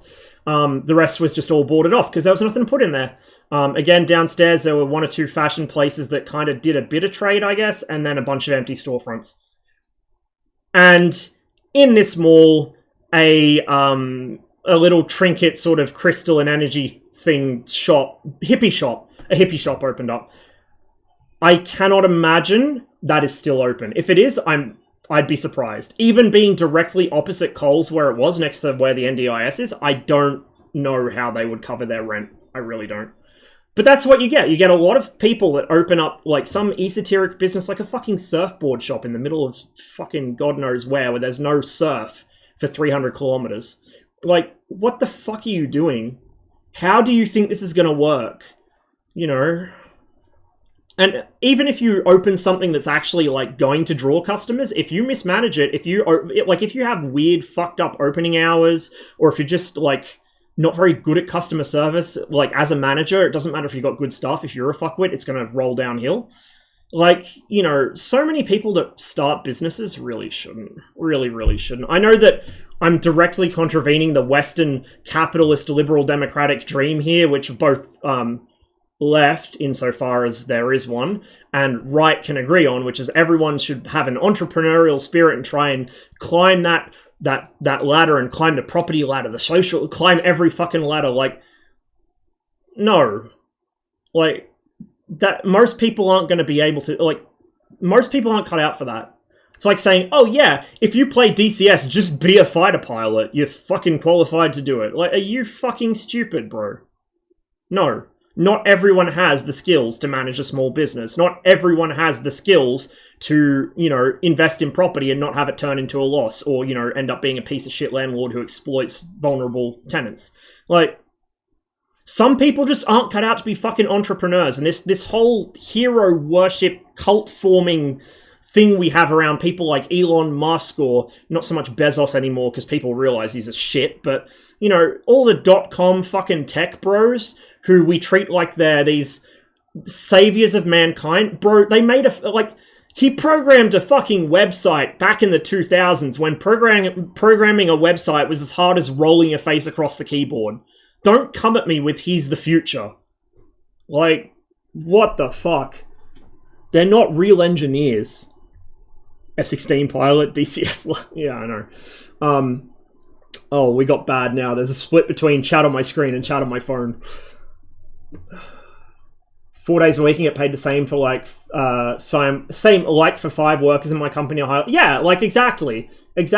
Like my previous job, which I may end up getting asked back. I don't know what's happening with that. I'm waiting to get a call on it. I'm not expecting them to rehire me, and I kind of don't want them to because I want to change the direction of my life a bit, and that's not going to happen while I'm working there.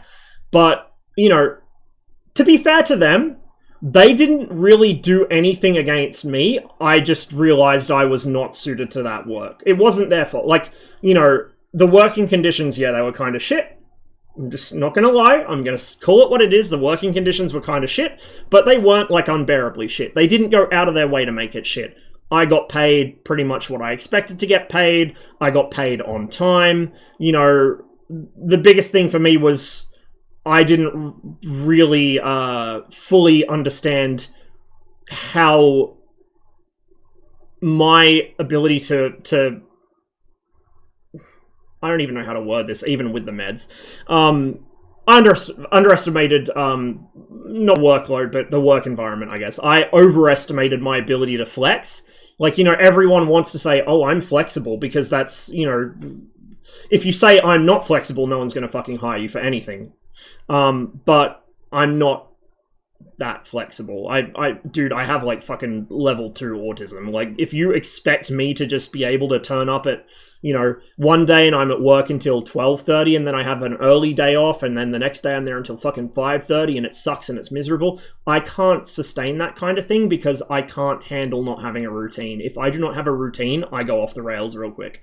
Like, probably the happiest I was until I started streaming, and you guys have, like, I think I've said this recently on stream, you guys being here, this whole streaming thing has been fucking amazing for my mental health. Like, a lot of my issues I used to have, were gone for like 2 or 3 years because of, you know, because of streaming. It's brought its own challenges, including in the form of a few people that, you know, really should have better things to do, but on the whole, it's been a huge benefit to me. And I hope it's been helpful to some of you guys too. I know that, you know, before I really started streaming to an audience, I've been streaming for a while, but before I started streaming to an actual audience that was watching, I used to really benefit from hanging around in people's streams and just hanging out in chat. You know, obviously there's a bit of a parasocial relationship going on both ways. Like, I know I'm never going to meet all of you guys. There's some of you I have trouble remembering, you know, when I last saw you in chat. Some of you I might forget every now and then. Humans are only built to retain, what is it, like 100 or 150 concurrent social relationships.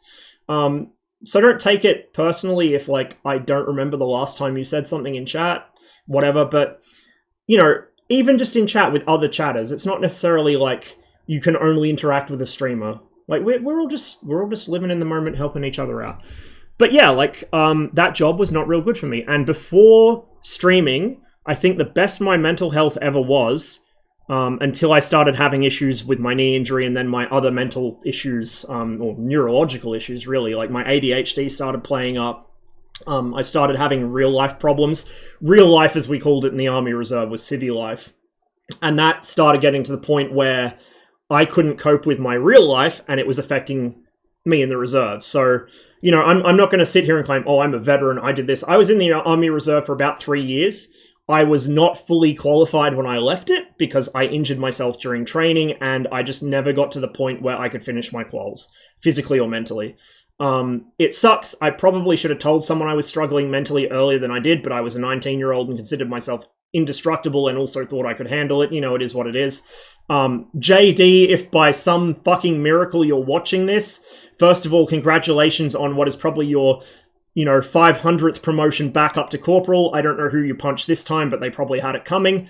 And you were right. I should have probably done something about it.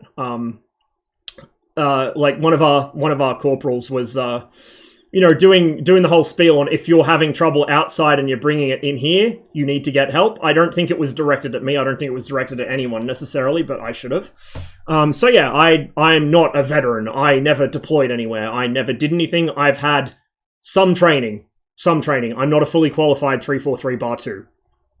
I'm not a 343 bar 1. It is what it is. So that's why I don't also go around making a big deal out of, oh, I'm ex-military, whatever. I'm ex-military in the barest sense. I put my hand up to do it, and that's about as much as I can claim, right? And yeah, I can still kind of identify with a lot of the stuff that guys that were in for longer than me or that actually went further, you know, go through, but I'm not going to sit here and pretend like I'm some big, tough fucking, you know, combat veteran or some shit.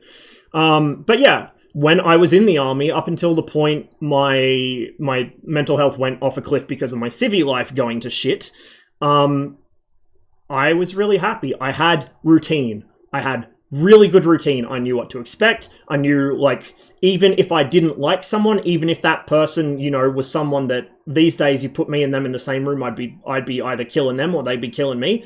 While we were both in the army, I knew I could rely on them entirely, and likewise them for me. Like, it was just...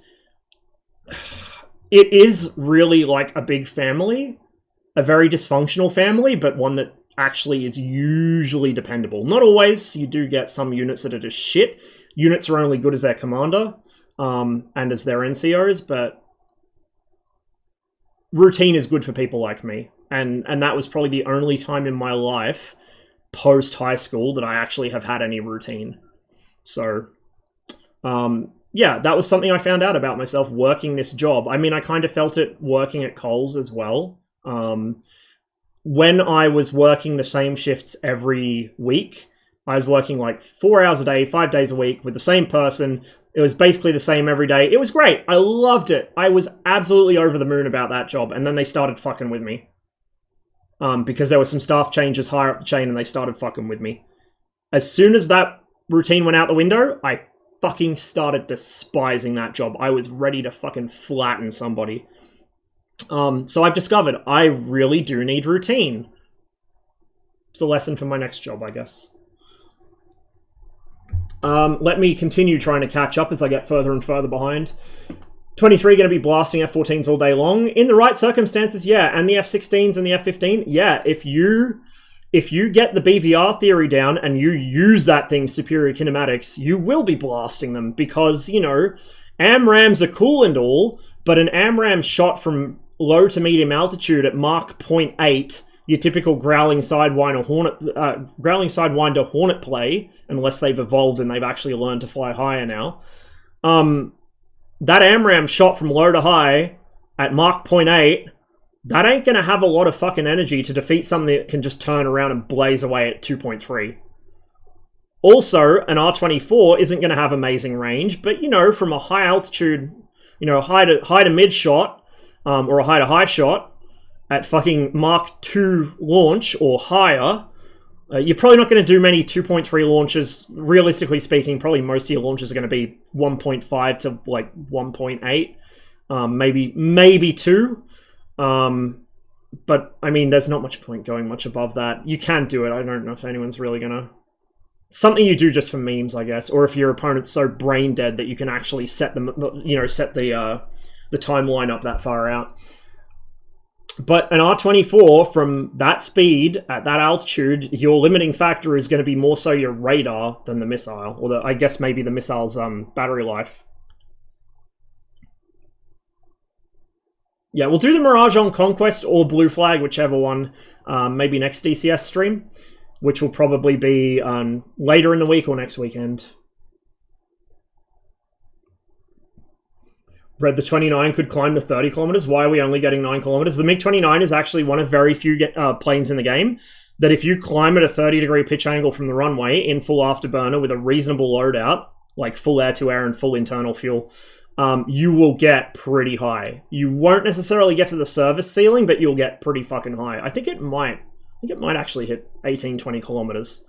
But yeah, like... Climb profiles are a thing, my dude. It's worth learning. There is actually a climb profile, and I'm pretty sure it's been posted in my Discord. I know it's been posted in Enigma's Discord. It's from the German manual, and it's from the runway, do an Immelmann, roll out, and then climb at a certain pitch angle. And that is like a 0 to 20 kilometer altitude climb in about a minute. Like, it's ridiculous. I tried to do it in DCS. I was a little off with my flying, so I was actually a little slow. But... like, the 29, if you know what it will and won't do, is... holy fuck. Like, and the 23 is going to be just, the 23 is a min-max 29. Think about it that way. You dump the turn performance for extra speed. Like, holy shit, that jet's going to be something. Just reminded me how we defeated communism in the last election following an actual covert scare campaign via YouTube ads created by totally private people with no ulterior motives, clearly aimed at young, easily swayed adults who don't usually vote a lot. That's like, I've spoken about this before on stream, as well as in my Discord at length. Clive Palmer and the United Australia Party, which is a party that's, it's effectively a sock puppet the Liberals created. This is going to trigger a few people probably. It's not a real political party. If you look at it, they're not ever going to get into a position where they have much influence unless they're going for a minority split like the Greens do. But even then, they don't have much sway. I think they did achieve that at one point, but they've been kind of losing ground lately because people have started waking up to what they are. But the Palmer United Party, United Australia Party, whatever the fuck you want to call them, same entity, it's Trump but Australian, and also not one of the major parties. So the Liberals use, and Liberals, remember, in the Australian context, is the right-wing party. Well, there isn't really a left-wing one, since Labor these days is right of centre, but the really right-wing party is the Liberal National Coalition. It's two parties, it's a coalition, so the Liberal Party, which is kind of the rich cunts in the city and the you know, the fucking failed accountants and failed marketing execs who then went into politics on daddy's money, those kinds of people. Literally, if you look at a who's who of the Liberal cabinet, they were import-export fucking furniture traders that ran their family business into the ground and then went into politics. They were, you know, some shitter that got on like the equivalent of a homeowners association and started fucking with their neighbors. They're just shitty, petty little cowardly people who use their money and their connections, because of course they all went to expensive schools or grew up in fancy gated communities. They use their money and their connections to lord power over other people and manipulate the country. Human garbage. That's the Liberal Party. The National Party are country bumpkins who think that the world was better in the 1950s, and that's about as far as they go. They're dumb fucks. So they are natural allies, of course, because, you know, how else are you going to pin down small business owners and psychopaths on the Liberal side, and, you know, people out in the country that think the world's going to shit because you can't beat your kids in public anymore. Like, that's the voter base that they want to appeal to. And then swing voters that are scared of immigrants or scared of taxes because, you know, we live in a society where aspirational living is a thing, and everyone somehow thinks that their middle-class lifestyle, which is rapidly being swept out from under them because the middle class ain't going to exist soon. You know, you're not going to be in it. I should know. I used to be in it. I used to fucking be in it. Look at where I am now. Just takes one spell of bad luck, and that was even before they started the shit they're doing now. But anyway, you know, your aspirational middle class or aspirational even working class person who absolutely is convinced, because of all the brain rot popular culture they take in, which is essentially propaganda at this point, especially if it comes out the US. Like all the daytime soaps, all the reality TV garbage, all that shit they take in, all the movies where, you know, all the good guys are beautiful and all the bad guys are ugly, horrible, evil people, unequivocally bad, no redeeming qualities whatsoever. You know, the good guy always wins. All this aspirational fucking fairy tale garbage, it subtly works on your brain and most people don't notice it. All of these people will vote for the Liberals because the Liberals tell them if Labor gets in, they'll do this and raise taxes, and, you know, if you make X amount of money, you won't have an income anymore because they'll take 50%. Like, we're talking income brackets that are measured in fucking 5-6 numbers here. Even most middle-class people with a good education are not going to see that in their lifetime. Like, my dad, I think, was, he was 100 and something... Was he even in the hundreds? He might have been like 90-something thousand. And he was like about as high as you could go in telecommunications without actually going into like real management positions. Like, he was good at his fucking job. Really good at his fucking job. I mean, we moved countries 3 times because of all the companies that were trying to poach him away. So, you know, your average person is never going to... Never in their life, even if the economy wasn't a shit show on the edge of a cliff, even if politically the world wasn't getting worse and worse and more fucked, even if wealth equality wasn't getting worse, even if fucking World War III wasn't looming on the horizon because world leaders are all suffering from the advanced stages of fucking Alzheimer's, You know, like, all this shit, even in an ideal, like, 1990s, if you're a Westerner, ideal, world, where things haven't quite gone off the rails yet, but also, you know, regulations have all gone out the windows through the 80s, even in that world, your average person's never going to reach that. Never. Never, ever. I'm sorry. It's not how life works. I'm sorry if any of you in chat had aspirations of being a kind of entrepreneurial Bill Gates figure or Elon Musk figure, or, you know, some of you might, I know some of you in chat are, you know, property investors. I know some of you are landlords. I hope you treat your tenants well, because, you know, they'll remember that shit, and, you know, you should do it anyway. Just, there's no reason to be a dick to people, you know? But, like, I know in my chat there are a lot of people who are from very different backgrounds to me, or people who are from similar backgrounds to me but didn't fall arse over tit out of it. And you don't have to agree with everything I say, whatever, you know, we all live in our own little ecosystem, but most of you in chat who aren't, you know, incredibly lucky are never going to be the person who has to care if Labour raises the fucking tax rate on the fucking $200,000 to $250,000 tax bracket. Like, you've got to be insane. I'm sorry, but no matter how many episodes of Cribs you watch, you will never own that mansion. It ain't going to be you, Chief. You're going to be cleaning it. Like, the whole aspirational living thing we do, people are so easy to manipulate through that, and that's what the Liberals bank on. Ignorance, fear, particularly of foreigners or, you know, the unknown. National security, the Liberals like to harp on a lot, even though they're probably the worst ones for it, because, I'm just saying, Shanghai Sam Dastiari was like a big scandal. Yeah, should have been. He should have declared his interests.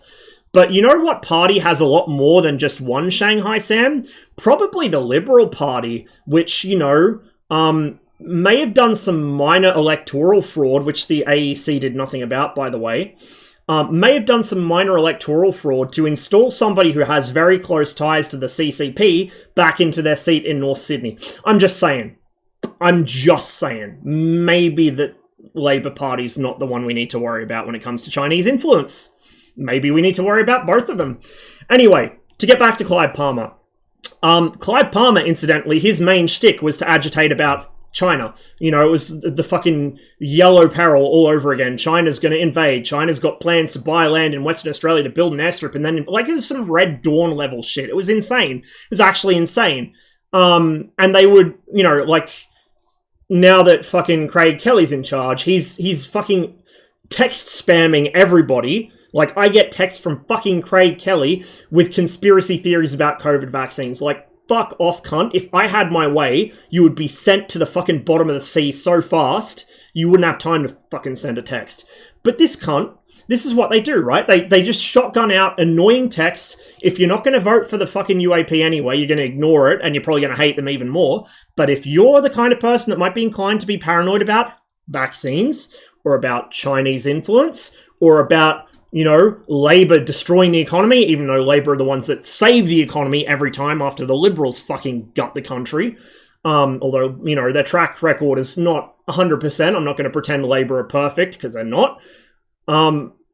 This is how the UAP works. They shotgun out this stuff to try and get to the disaffected, disillusioned part of the population that don't want to vote for either major party. They blame people like my dad, although he doesn't vote for the UAP. I think he goes for the shooters and fishers. Who, by the way, are kind of not all of the shooters and fishers, because some of them do have some pretty shitty fucking takes, but some of them, like Helen Dalton, fucking absolute heroes of Australian politics at this point, because they're the only ones who will get Labour off their arse when Labour are not doing something that Labour should be doing. And they look out for their local community. They actually look after their electorate instead of pretending they live in their electorate, and then, you know, they visit it once a year. Like certain people, you know, like most of the Liberals. Anyway, you're all getting some schooling on Australian politics here today. I'm sorry. We'll get to flying in a bit, but you know how it is? These are the new med streams where we have like a 4-hour intermission in MSFS. Just in the loading screen. So the UAP is an entity that doesn't exist to get into power, because they know it won't. It's an entity that doesn't really even exist to get the balance of power, because it can't do it consistently. The UAP is an entity that exists to draw votes away from the other major parties, but chiefly from Labour. Chiefly from Labour. Because there are a lot of disaffected people who don't like the Liberals. Maybe they're actually left-wing still, you know, these people. Maybe they believe that there's some kind of social system we can embrace that isn't fuck you got mine. You know, like there were a lot of people that dropped out of the left, so to speak, when the alt-right thing sprang up, because the alt-right very cleverly focused on hot button topics like feminism and gender issues and all the other shit that people that are a bit more socially conservative will like freak out about. That's how the alt-right grew. They poached off disaffected leftists who were worried that, you know, class war had been postponed in favor of gender war. I mean, there's an argument, well, not an argument, there's a discussion to be had about where the left's priority should be. I don't think we should just throw our more vulnerable members under the bus because, oh no, class war takes precedence over absolutely everything. Sorry, we're not going to deal with your problem today. But at the same time, we need to realize that there are people who are going to not be able to embrace that so quickly. It's not the 1980s anymore. The miners aren't going to quite so happily ally with the gay and lesbian association like they, you know, like back in the 70s and 80s like they did in the UK. That kind of doesn't happen as much anymore because people are starting to get more and more fearful and more polarized of things that they don't understand. But the UAP exists to poach off people from Labour and to maybe draw some votes off the Liberals, because there are people who, you know, consider the Liberals to be too mainstream. You know, the real fucking crackpot far right ones, like the local variety of Q-tards. We have them too. You can't have a bit of a kiss and tickle session with the United States and not catch something unpleasant from it, unfortunately. Same as, you know, Eastern European countries and Russia or Asian countries and China. You can't cuddle up to a large power and not catch some of its nasty aspects. So we have fucking Q theorists here. In fact, our previous Prime Minister, Scott Morrison, his wife's best friend, who was also, I think, best man at their wedding, and would regularly go around to their residence and have drinks and a chat with them, was one of the top Q conspiracists in Australia, which really activates the Ormans about both the state of the modern Liberal National Coalition, the Liberal Party in particular, and just Australian politics in general. But anyway, that's a sidetrack. I have spoken about that before. Basically, yeah, it was weird shit. So the UAP, if I can finally close off this point, is drawing away disillusioned voters from both sides. Doesn't really matter what their individual political opinions are. The UAP is just there as a catch-all. If you're afraid of China, if you're afraid of immigrants, if you're afraid of taxes, if you're afraid of, you know, if you're afraid that the transgenders are gonna, you know, make your child decide that they're a fucking helicopter, whatever fucking stupid rhetoric it is these days.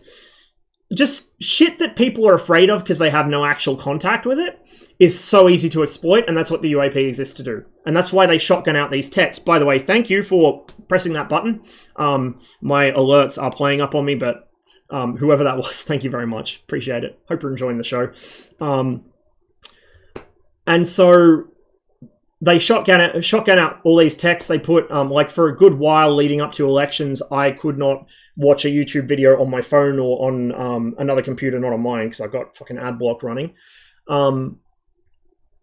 But, by the way, as somebody who does make a little bit of money off of content creation, I don't care if you guys are running ad block. Like, yeah, ad income is fuck all for me. For a larger YouTuber, ad income's important. If you've got ad block running, consider chiming in on their Patreon. Like, if you really support somebody on YouTube and you've got ad block running, like, chuck a couple bucks their way on Patreon or something, because that does, it doesn't hurt them, like, super badly, but it does affect them. On Twitch, I don't give a shit, because for a small streamer, ad income is basically nothing, so fucking ad block all you want. Eat my ass, Bezos, you fuck. So anyway, I was, like, if I was watching something on my phone, or on another PC, not mine, I would see UAP ads. It doesn't matter, even logged into my YouTube account, right? My YouTube account's watch history you would think factor into the ads I see.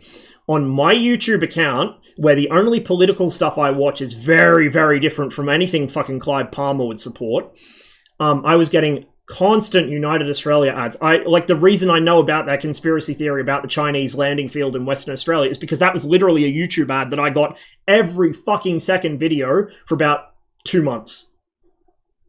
It was unreal. But this is what they do. They just throw so much shit into the void that the signal to noise ratio goes to crap. And, you know, even if you're not kind of, even if you're not a person who's vulnerable to this kind of shit normally, it is just so pervasive, it will eventually wear you down. What was it? Fucking Goebbels, I think? It was Goebbels or Goering, one of the fucking Nazis with the whole, you know, it doesn't matter if you lie, just make sure that you tell the lie enough times and it becomes the truth. I'm pretty sure it was Goebbels. God, Goebbels would be fucking beside himself today if he could see the kind of shit that happens in our modern world. He would think he was a fucking amateur. Like, seriously. The techniques have only gotten better.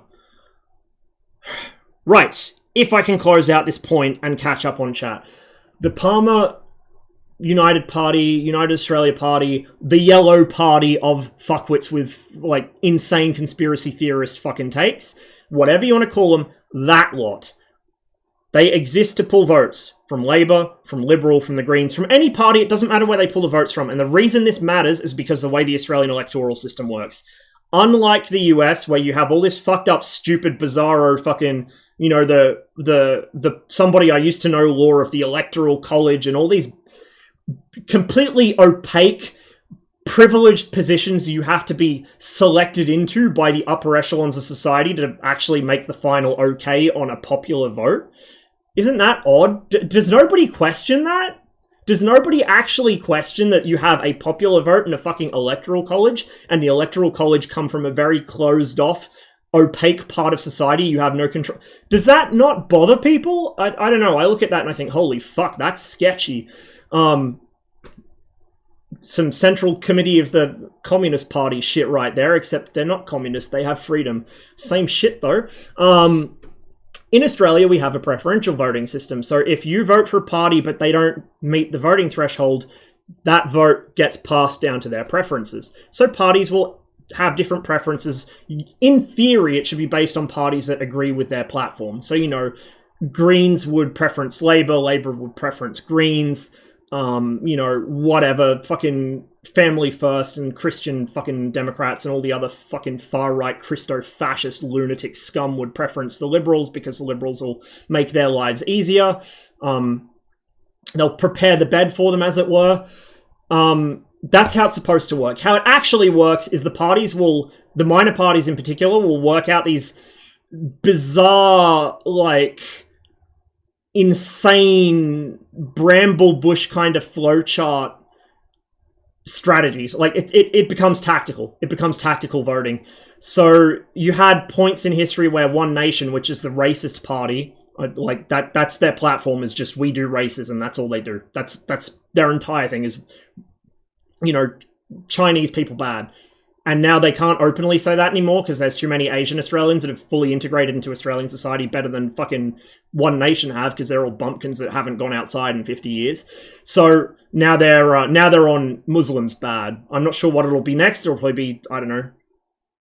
It'll probably stay Muslims bad for a while because I don't know where we're going to get our next bout of refugees from. But you can see what I'm getting at. That racism's their one thing. That they're a one-trick pony. So One Nation for a while was trading preferences with, I don't know if it was the Greens or Labour, but one of the traditionally more open-minded kind of ostensibly left-wing parties. It wouldn't have been Labour because Labour's too big. They wouldn't have needed to, but it's probably the Greens.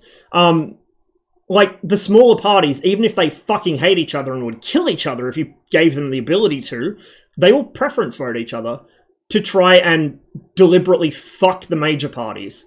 So the thing is, like, if enough Greens or enough of One Nation or enough of of fucking United Australia, sorry, I still remember it by its old name.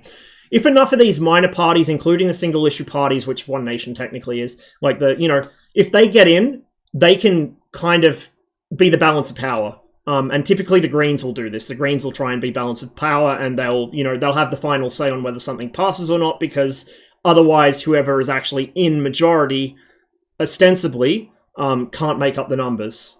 You know, That's how it works. And of course, the Liberal National Coalition is a coalition.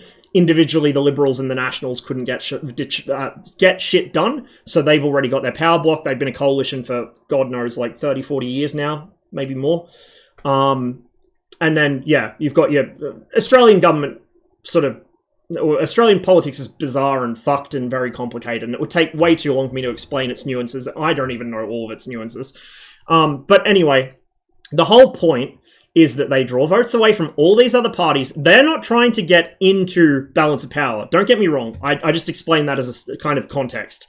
The Greens are trying to get into balance of power. That's what they do. One Nation is trying to get into balance of power. That's what they do. United Australia doesn't give a shit about balance of power, because I know they're probably not going to get it anyway. I think they've only ever had 1 or 2 people in Parliament, if they get anyone in at all. It used to be Jackie Lambie. I don't know who the fuck it is now, if they've got anybody. What they're there to do is pull votes away so that the Greens don't get them and Labor doesn't get them. And then they preference the Liberals. It's essentially the United Australia Party is acting as a front to suck votes away either through preferences to the Liberals, or if they do happen to get lucky and end up in balance of power, so they can physically obstruct things from passing when the Liberals need them to. The most telltale indicator of this is the fact that Craig Kelly, the dipshit that keeps fucking texting me bullshit at, like, stupid times of day, which isn't illegal, but it should be. He came from the Liberal Party recently. He still hangs out in the same circles as Liberal politicians. Like, believe me, in name he has left the Liberal Party. In function, he is not. You know, he is not separate from that. He has not left the Liberal Party in function. He's basically a de facto Liberal who is there to strategize for United Australia. Pretty much they decided Clive Palmer was too unreliable, so they put one of their own guys in instead of letting their fucking attack dog do it. Welcome to Australian politics. Welcome to the fucking United Australia Party. Like, it's just...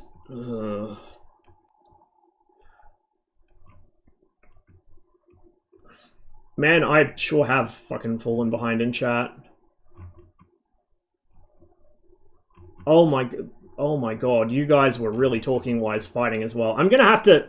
Look, anything you guys said while I was actually flying in DCS, I'm sorry. I'm gonna have to catch up. Like, for those of you who haven't noticed me doing it, if I see something in chat that I missed while I'm going back through looking for clips and highlights and stuff to make, I will typically either DM you on Twitch if I don't have you on Discord or whatever, or I'll get back to you on my Discord in the stream discussion. Like, I do try and answer you guys. I don't get everything, but if there's anything important, just spam it at me or DM me.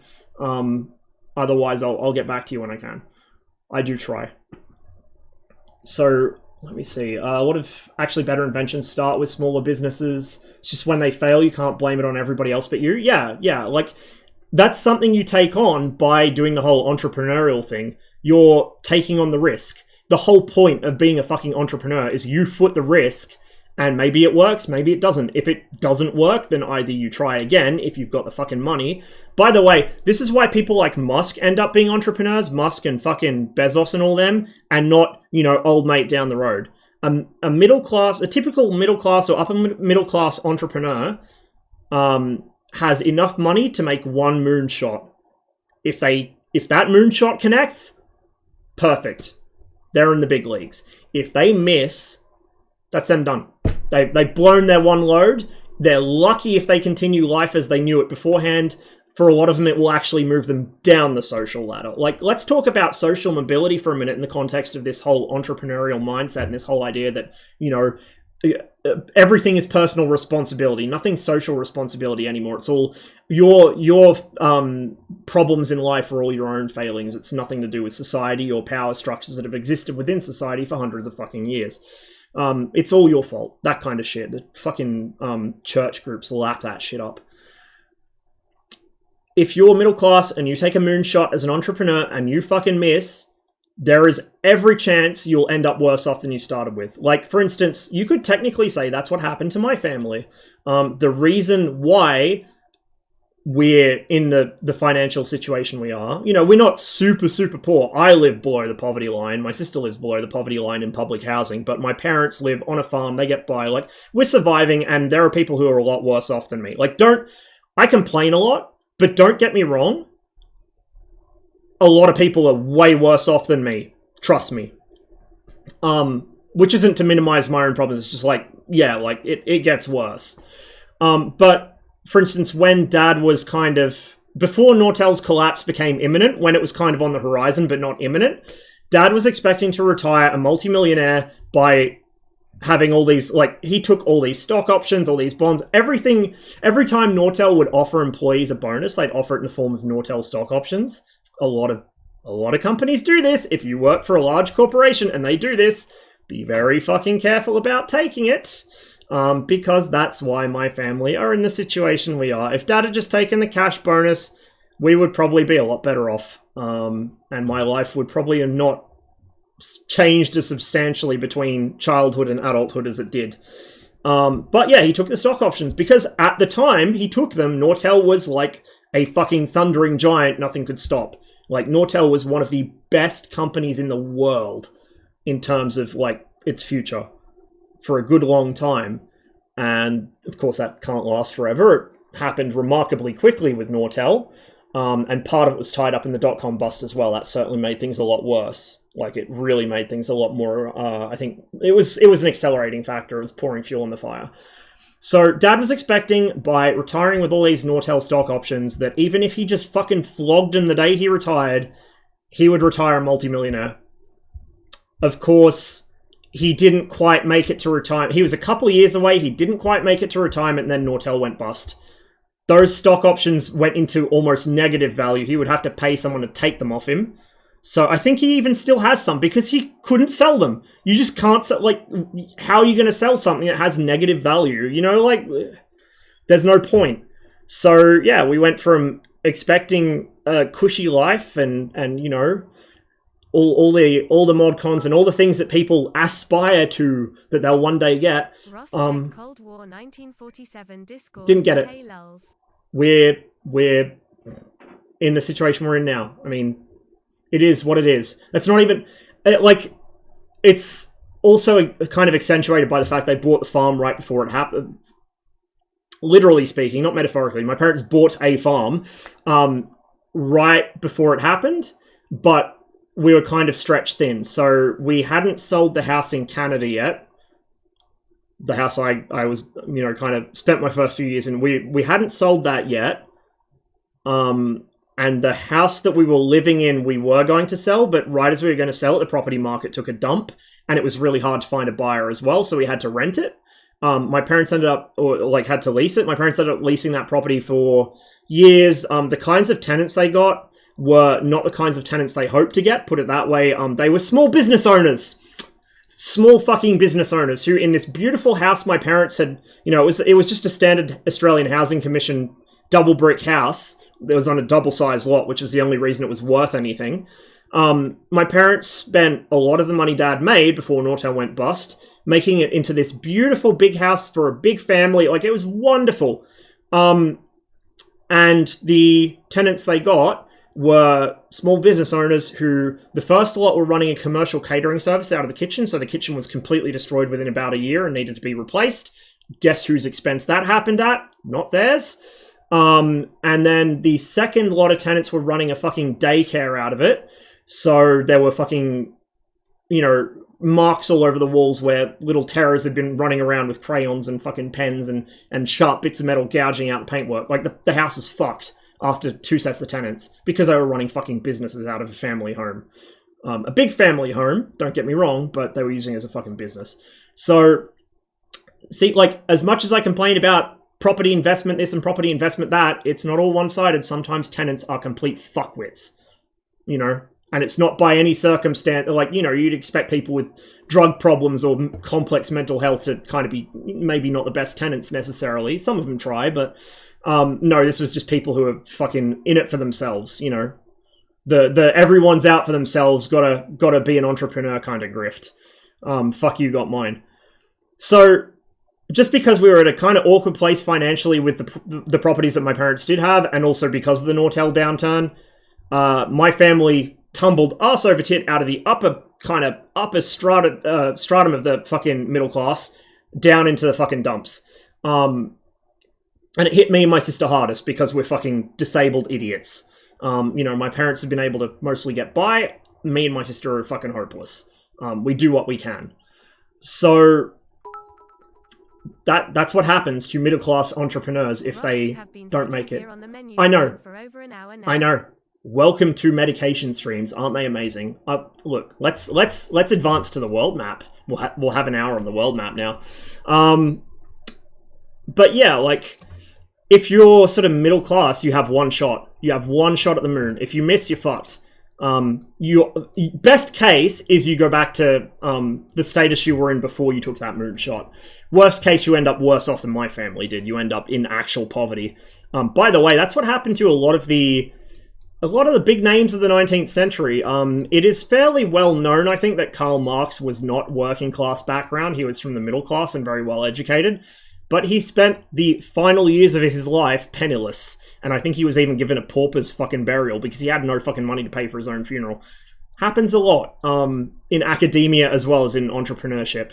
But if you come from a wealthy family, like, say, Elon Musk and his Schrodinger's fucking emerald mine that he both did and didn't have, depending what time you fucking ask him, or Bezos, all these people came from well-to-do families who already had established money, so they had more than one shot. They could fail a couple times, and eventually, if you try enough times, you'll hit a winner.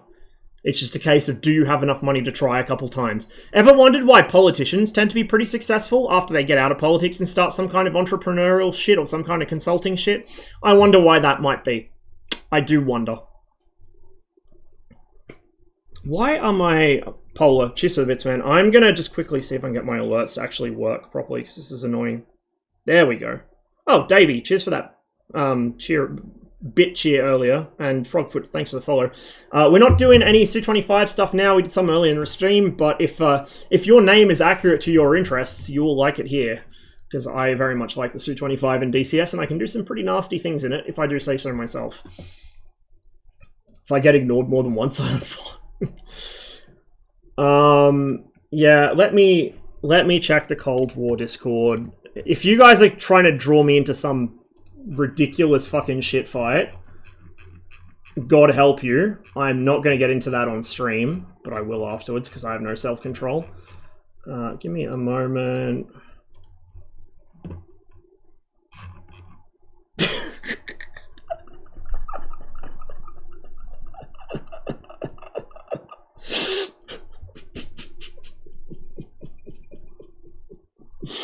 I'm glad yep, thank you, Davey. Thank you, Davey. I'm glad I checked.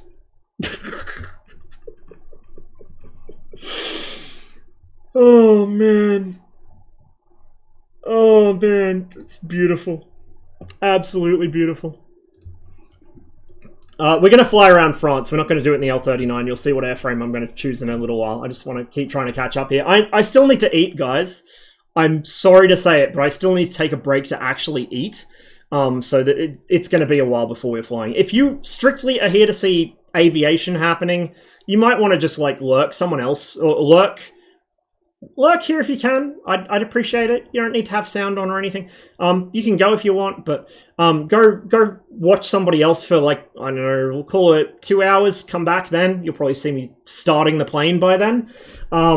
But if I'm entertaining you guys with this, which I hope I am, I try and at least be interesting and you know, having a worthwhile discussion. I can learn from you guys at the same time you learn shit from me. We can call each other names if we want to. Like, it's... Twitch is a wonderful thing.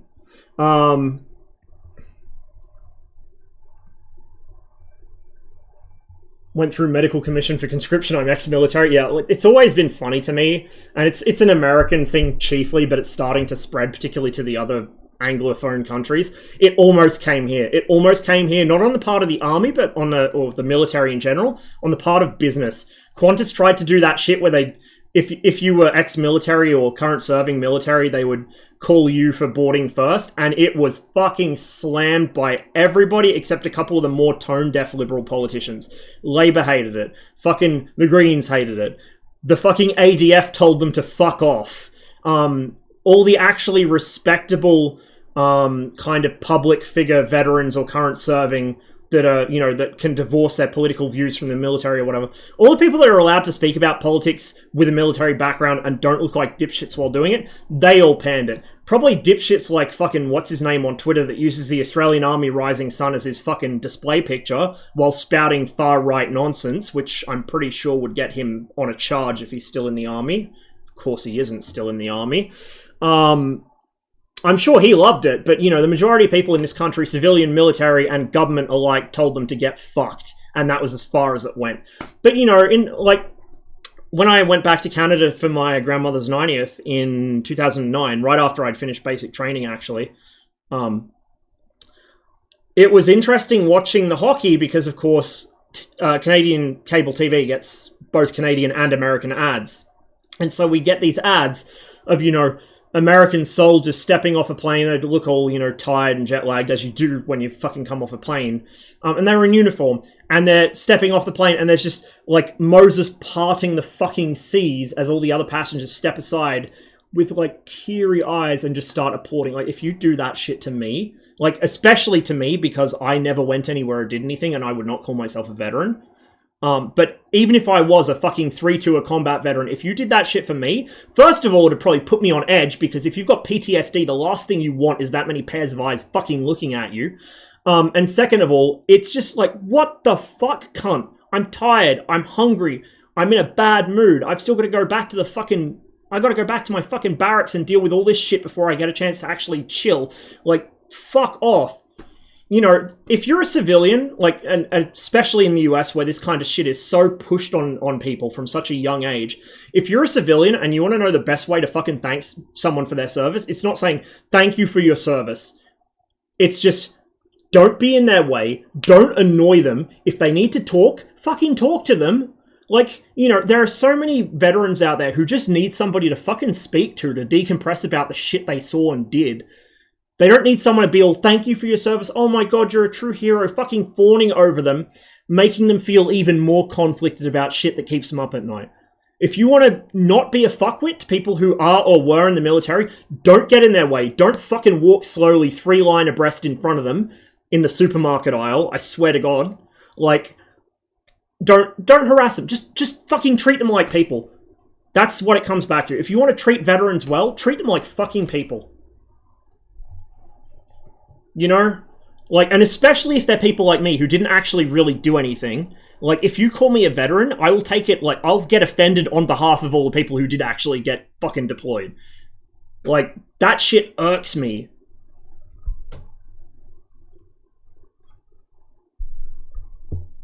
Joined Cubs as a kid and thought it was like the army. I ask, when do we shoot guns there? Well, I mean, I quit. Yeah, cadets here, I think, for a long time would actually do shooting. I don't know about now, but... Anyone else get bad FPS in 21? Not really, but I know for certain systems, and there seems to be no rhyme or reason to it. For certain systems, when the radar is turned on, particularly at low altitude, it will kill your frame rate. I don't know why. It used to be a much more common problem. It was tied to NVIDIA drivers. They made a band-aid fix, which has broken the radar in other ways, but... For most people it worked, for some people it didn't. So there are some people that still experience the radar FPS bug. I don't know what causes it. It seems to be a specific hardware configuration that it doesn't like. The only known fix is to roll back your NVIDIA drivers before to or before version 442.16, which is at this point like 2 or 3 years old. So like, don't. Just, you're gonna have to make do with only using the radar in very short bursts of 2-3 seconds at a time, or at high altitude. I'm sorry. There's no other known fix. Until the radar gets completely recoded from scratch, I don't think there's a way to fix it. Because Magnitude have been, you know, from what I pick up from them, they've been trying to find out what's causing it and trying to find a way that fixes it, and they can't pin it down. Especially if people are just saying, oh, I have a radar FPS issue, and they're not saying, oh, this is my system, this is that. It's probably some bizarre combination of system components that it just doesn't work well with specific NVIDIA drivers and that radar, the way it's coded. 18s and 16s are going to have a hard time seeing anything in some respects. So the 18 and probably the 16, because I'd imagine they're very similar, you should not be able to notch that radar unless you get insanely lucky. Like, notching is extremely difficult and not really viable against most modern radars, but particularly against American radars, even since the 80s. That was the thing the Americans were very good at. It was something the Soviets really struggled with and lagged behind. That's part of the reason the Soviets went back to Earth systems and sensor fusion, while the Americans abandoned it totally and just went pure radar. Because the American radars, it didn't matter if the target was hot, cold, flanking, didn't matter, the radar would see him. And it was very hard for him to force you to drop that lock. So they just didn't care. The Soviets, on the other hand, really did struggle with, particularly in look-down, shoot-down scenarios against co-speed targets or cold targets. So closure rate is really a big issue on the Soviet radars, even on the FC-3 MiG-29 it shows. That's going to be a big deal on the MiG-23 as well. Closure rate will fuck you over in a Soviet jet. They could not work out how to solve it until, I don't even know if they solved it until after the Soviet Union stopped existing. And who knows, like, Russian radars may still have issues with it, or they may have solved it. I don't know much about modern Russian equipment. You'd have to ask somebody else. My knowledge cuts off about 1991. But that was something the Americans traditionally have been very good at. So in some respects, it should be much harder to force a 16 or an 18 to lose you once he has you. But yeah, like, detecting you so far away and things like that probably should go down. Things like notching AMRAAMs as well. Like, my brother in Christ, that's an MPRF seeker. You're not going to notch it. Like, forget it. DCS throws a lot of...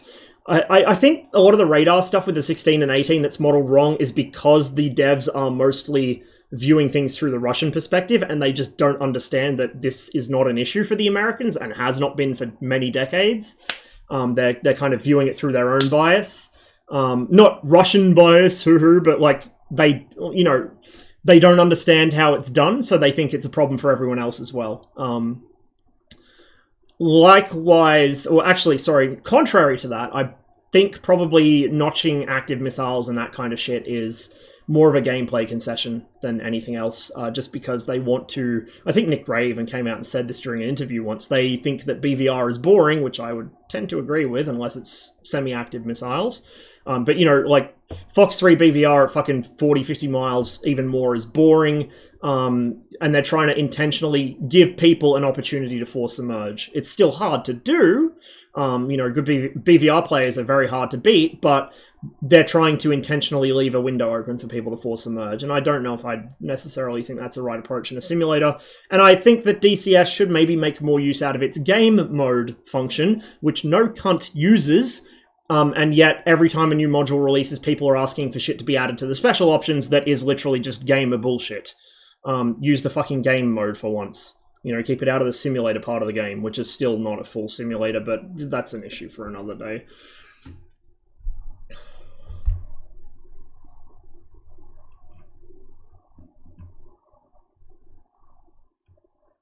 Think the world is better in the 50s, have this house with lead paint and fluffy rock filling. Okay. Any boomers in my chat, please forgive me. I love you all. Like, when I was a teenager, I didn't fit in with teens as, well, you know, my own age group. I didn't fit in with other teens or early 20s. I would be hanging out at any social function. I'd be hanging out with the boomers. Like, I am just that uncool. As a teenager, I'd hang out with the boomers and I'd have a great time doing it. So don't take this as like a, ooh, boomers, ooh. Like, look, when people my age or younger say like, oh, boomers this, boomers that, we know not all of you are like this, right? And we know that those of you who are probably have your own reasons for doing it. But just bear with me here. But I gotta say it, a lot of current boomer like stereotypical boomer behavior is very... It makes sense when you consider the fact that they grew up in houses that were, you know, lead paint on the interior skirting boards, which, you know, kids like to pick at peeling paint and eat it. Fucking tetraethyl lead in their fucking car fuel, and everyone had to have a car back then. That was when the auto lobby was at its most powerful. So everyone's inhaling stuff that makes you, like, dumb and aggressive. on top of the lead poisoning from the lead paint. They're growing up in fucking buildings insulated with asbestos, like loose fill asbestos. Like, just what the fuck? I mean, I'm sure there's stuff, believe me, I'm quite certain there's stuff that my generation is like, oh my god, this is a miracle material, this is a miracle food, and we find out in like 50 years that it makes you fucking dumb and gives you cancer. That's just human nature. You find out shit that... Wasn't there something recent that was a food that was considered to be extremely healthy and good for you is actually possibly carcinogenic? Like, whatever, dude.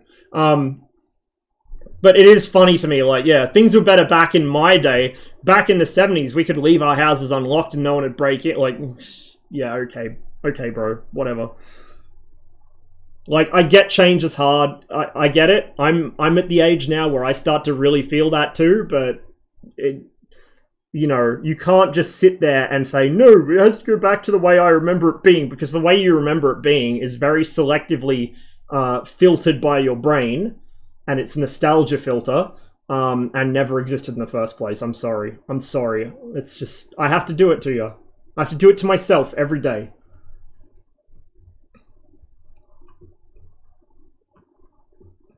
Oh my god, I'm so far behind.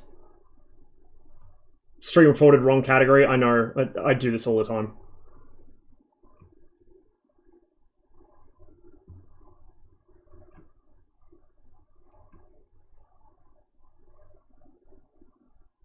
Been paying premium YouTube for 5 years only because I want to support the channels I like, but I loathe ads. Yeah, like that kind of thing is perfectly good. Like if especially if you can afford to do it. I know not everyone can, but if you can afford to do it, you should really support the channels that you support, you know, that you watch a lot of, particularly if you've got ad block on.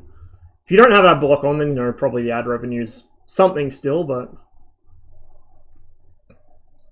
Goebbels is a propaganda guy, I know, but Goering occasionally came out with stuff that gets quoted too. Goering... The reason they had to shut Goering up at Nuremberg is because Goering was actually explaining the reasons why Nazism happened and the rationale behind Nazi ideology, which was dangerous. The Allies had to fucking gag him at Nuremberg because they were worried that he would actually get through to people and make them come around to Nazism. Not because Nazism is actually good in any way or you know, anything like that, but because he was explaining the causes behind it and explaining it from their point of view. You know, the idea that we can't let anyone hear this, it's dangerous, because if they're, you know, if they're from the right mindset or, you know, from the right background, that this gets to them and this affects them, they'll go for it. Like, Hess was just sitting there rocking back and forth, comforting himself with Grimm's fairy tales on his fucking headphones. You know, all the other leaders were either dead or pretending they had nothing to do with it. Goering fucking owned it and just sat there and explained, well, yes, we did what we thought was right, and we thought that we had to do this because, like, he went through the whole history of it, but from the Nazi perspective, obviously, not from an actual true objective perspective, and it was fucking dangerous. And so they just gagged him. They had to suppress it. Like, Goering might have been a fat dipshit and incompetent as a leader, but out of all the Nazis, he was the only one that, when the curtains closed, was standing there actually still defending and trying to justify the ideology, which was, you know, scary for the Allies. My alerts are still not working, apparently. So, thank you for button pressing, whoever did that. I do appreciate it. Fly a yellow plane? I don't think the plane I'm going to fly is yellow. Speaking of which, I'm kind of edging you guys here with the aviation content, I know. I'm just trying to maintain my train of thought. The meds are good. They help me stay on... You know, help me focus more, but they're not magical. And I'm on the lowest dose of them, so like a starting dose. So there's only so much power they have. So I'm trying not to get too distracted by doing too many things at once, and then the ADHD monster comes back. I'm trying to just focus on one thing at a time, hence sitting here yakking instead of actually flying. Where is it? I know that I can just hit the... There it is. Yeah, there it is. We're going to fly this guy. Little French trainer. This is the plane that replaced the Fouga Magister in French service as their advanced trainer. It's a cool little plane. It's by Azurpoly. It's the same guys that made the Fouga Magister add-on for MSFS. The payware one that I have. It's quite nice. So we're going to fly this whenever I stop talking and have something to eat. We're going to fly it from somewhere in France. I don't know where yet. We'll pick somewhere. I have some decent scenery for different parts of the country, so that's what we'll do. When are you finding the DCS 224 module? When you find me a developer that actually has like a clear shot at doing it without getting FSB'd, and when you also give me the money to fund it, because I don't have the money to fund myself, let alone a module. I may know some people who do, though. Yeah, concentrated focus rants. I've upgraded. The meds have just upgraded me. I've leveled up. Shit fight, rather a shit... Yeah, it's beautiful, man.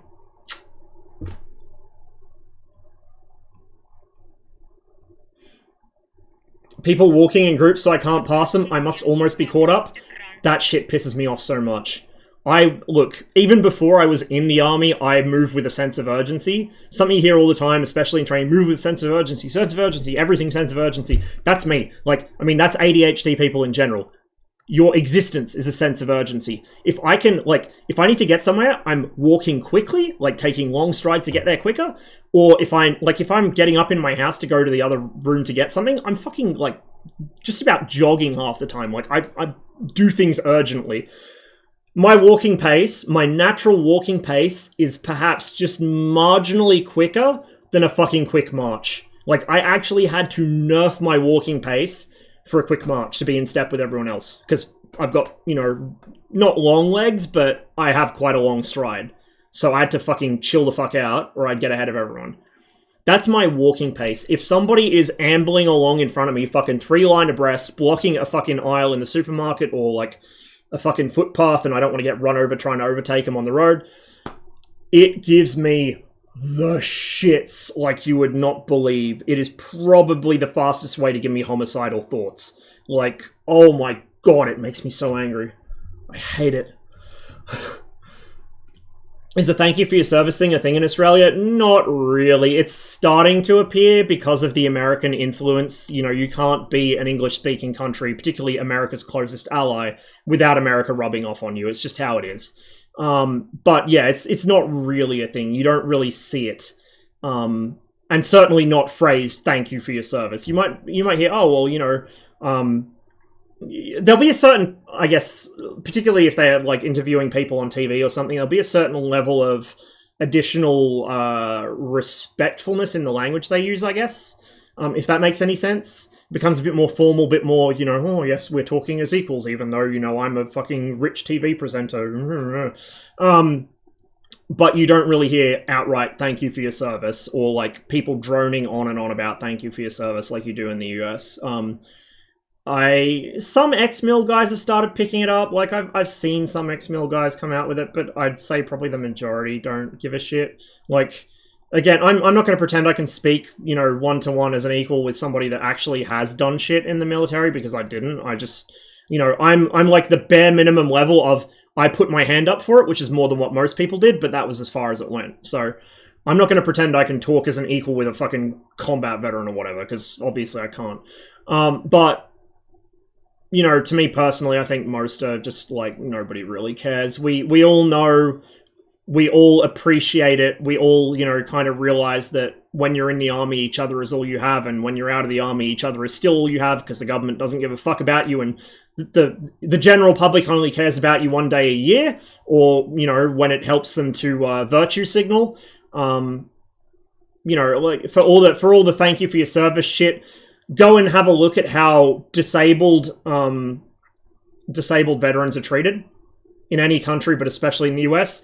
That is how you're thanking them for their service, by treating them like absolute shit, by a decrepit VA system that doesn't actually give them the care they need, you know, by all this exploitational shit that just ruins their lives even further, after they gave you literally everything they had, the best of their fucking lives, their prime years, they gave you everything, and now, like, as a, you know, a 26, 27-year-old, they are equivalently, you know, equivalent physically to a fucking 50-year-old, if not worse, and they have PTSD. Like, and that's the thanks they get.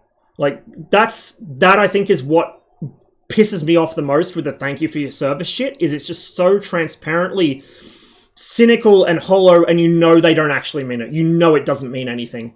It's like a fucking gold star. It's like, oh, thank you for trying. Participation award. Maybe civilians genuinely think they're like showing gratitude when they say that shit, but to me, again, I'm not in the group who actually went and got shot at, but I know enough of them because, you know, that was my circle. I know enough of them to know that when a civilian comes up and goes, oh, thank you for your service, oh, you big hero, I clap, clap, clap, clap. Like, that guy did shit that he's never going to forget. That guy lost friends that were like fucking brothers to him because somebody fucked up. You know? Somebody fucked up and wrote the wrong thing on a fucking piece of fucking paper and it got someone killed because they were on the wrong frequency or they went to the wrong place or, you know, like just the... War is such a random thing. It doesn't care who you are. It doesn't care what you do. You could be the best soldier ever. You could be high aristocracy. You could be any status you want that you would think, oh yeah, they'll survive the war. You could be a fucking staff officer as long as you're the kind of staff officer that actually goes somewhere, you know, kind of close to the front line. You could just get wiped out by a random artillery shell. You could fucking pattern yourself and die in a Jeep crash or a fucking motorbike crash or whatever it was. Like, after the war in his case. But you know what I mean? Like, just this fucking thank you for your service, fucking applauding at airport shit is such transparently fucking hollow, cynical, virtue signaling garbage. It's something that civilians do so they can show each other how good they are and how much they care about their military. If they fucking cared about their military, they wouldn't be protesting when VA or, you know, here the DVA, Department of Veterans Affairs, wants to build a fucking clinic for you know, for veterans with dependency problems, because a lot of them do develop dependency problems as a way of trying to medicate their fucking PTSD, which never gets properly treated. Like, and there's cases of that happening where a fucking neighborhood has a vacant lot that the government proposes turning into some kind of veterans medical facility, and they think, oh no, it's going to bring drug problems and mental problems and disheveled looking dudes with fucking, you know, one arm, and we don't want that around this neighborhood, or bring the property prices down.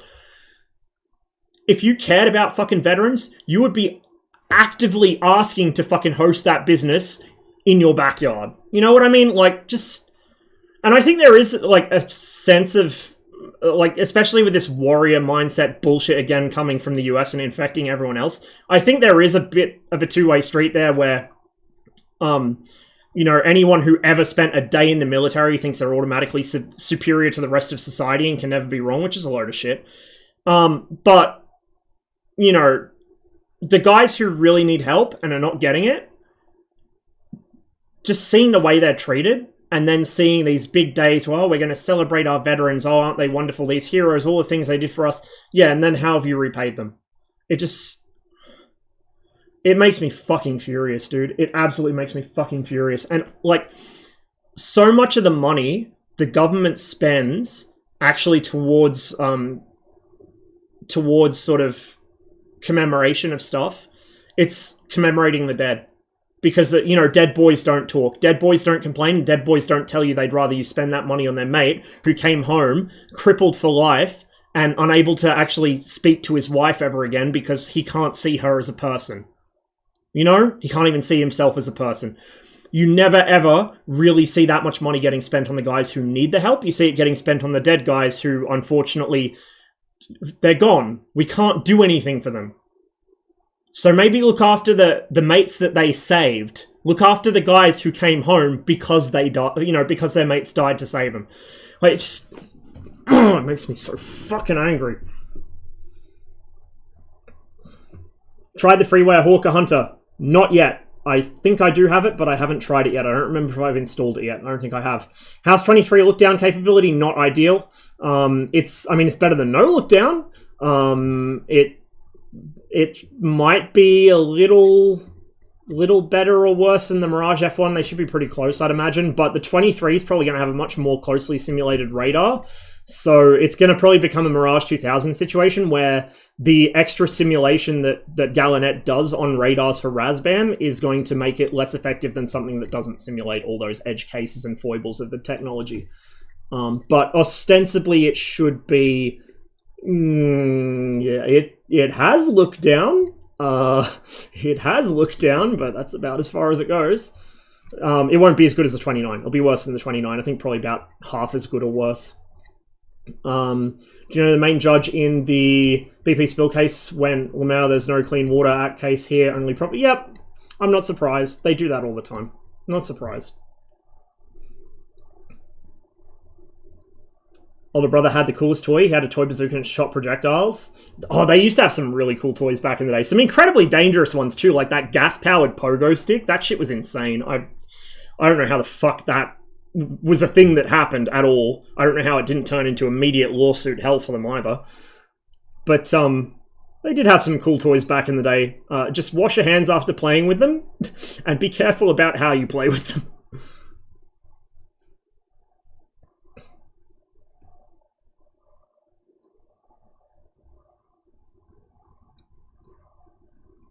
Take CBD.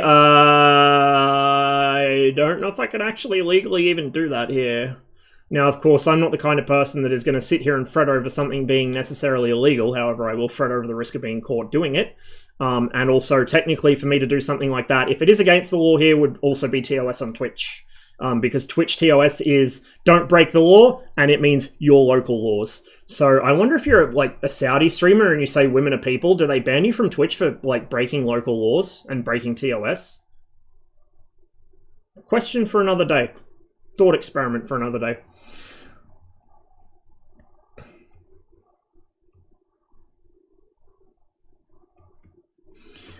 When it comes from other vets for the thank you for your service stuff, to be honest, like, again, this maybe for the Americans it's different, but for here, like I said, I haven't seen it much. Everyone just has that understanding. You don't need to say it. Yeah, I mean, maybe something about the US, maybe that makes it make sense to you guys. To me, it seems unnecessary. Like, if you're one veteran saying something to another veteran, like, you don't need to preface it with thank you for your service. Like, it's implied, you know, like, you know what I mean? You still have that thing, like, especially with how shitty the whole rant I went on, the whole fucking treatment of veterans when they get back.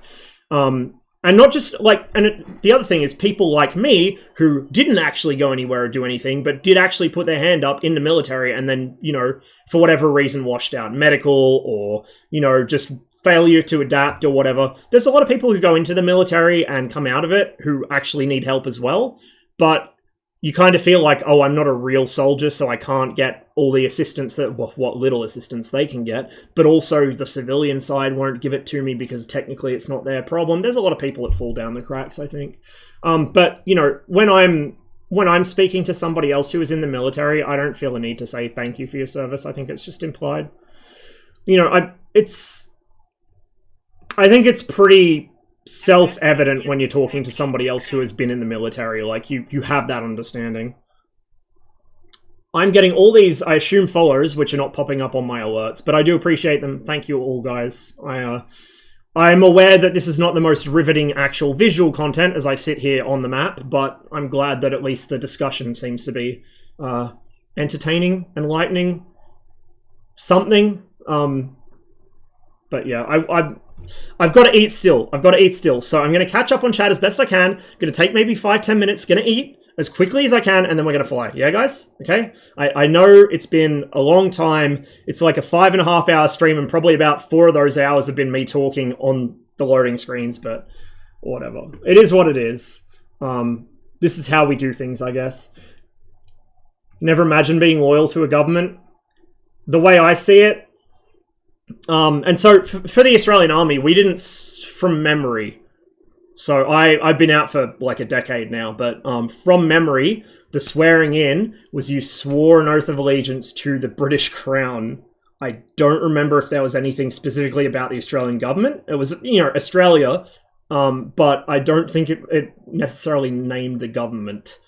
I think it was like Australia, the Constitution, the British Crown, something like that. Like the Queen, you know, the British head of state, which is our head of state as well. That's why. It's not, ooh, England, my simping thing. It's just the Queen's our head of state nominally.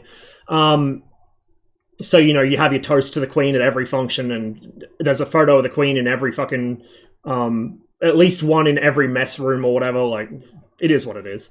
But yeah, like, militaries are complex animals, and they're not always going to be loyal to a government. This is why when a country's kind of approaching a revolution of some sort, it's interesting to see who goes which way.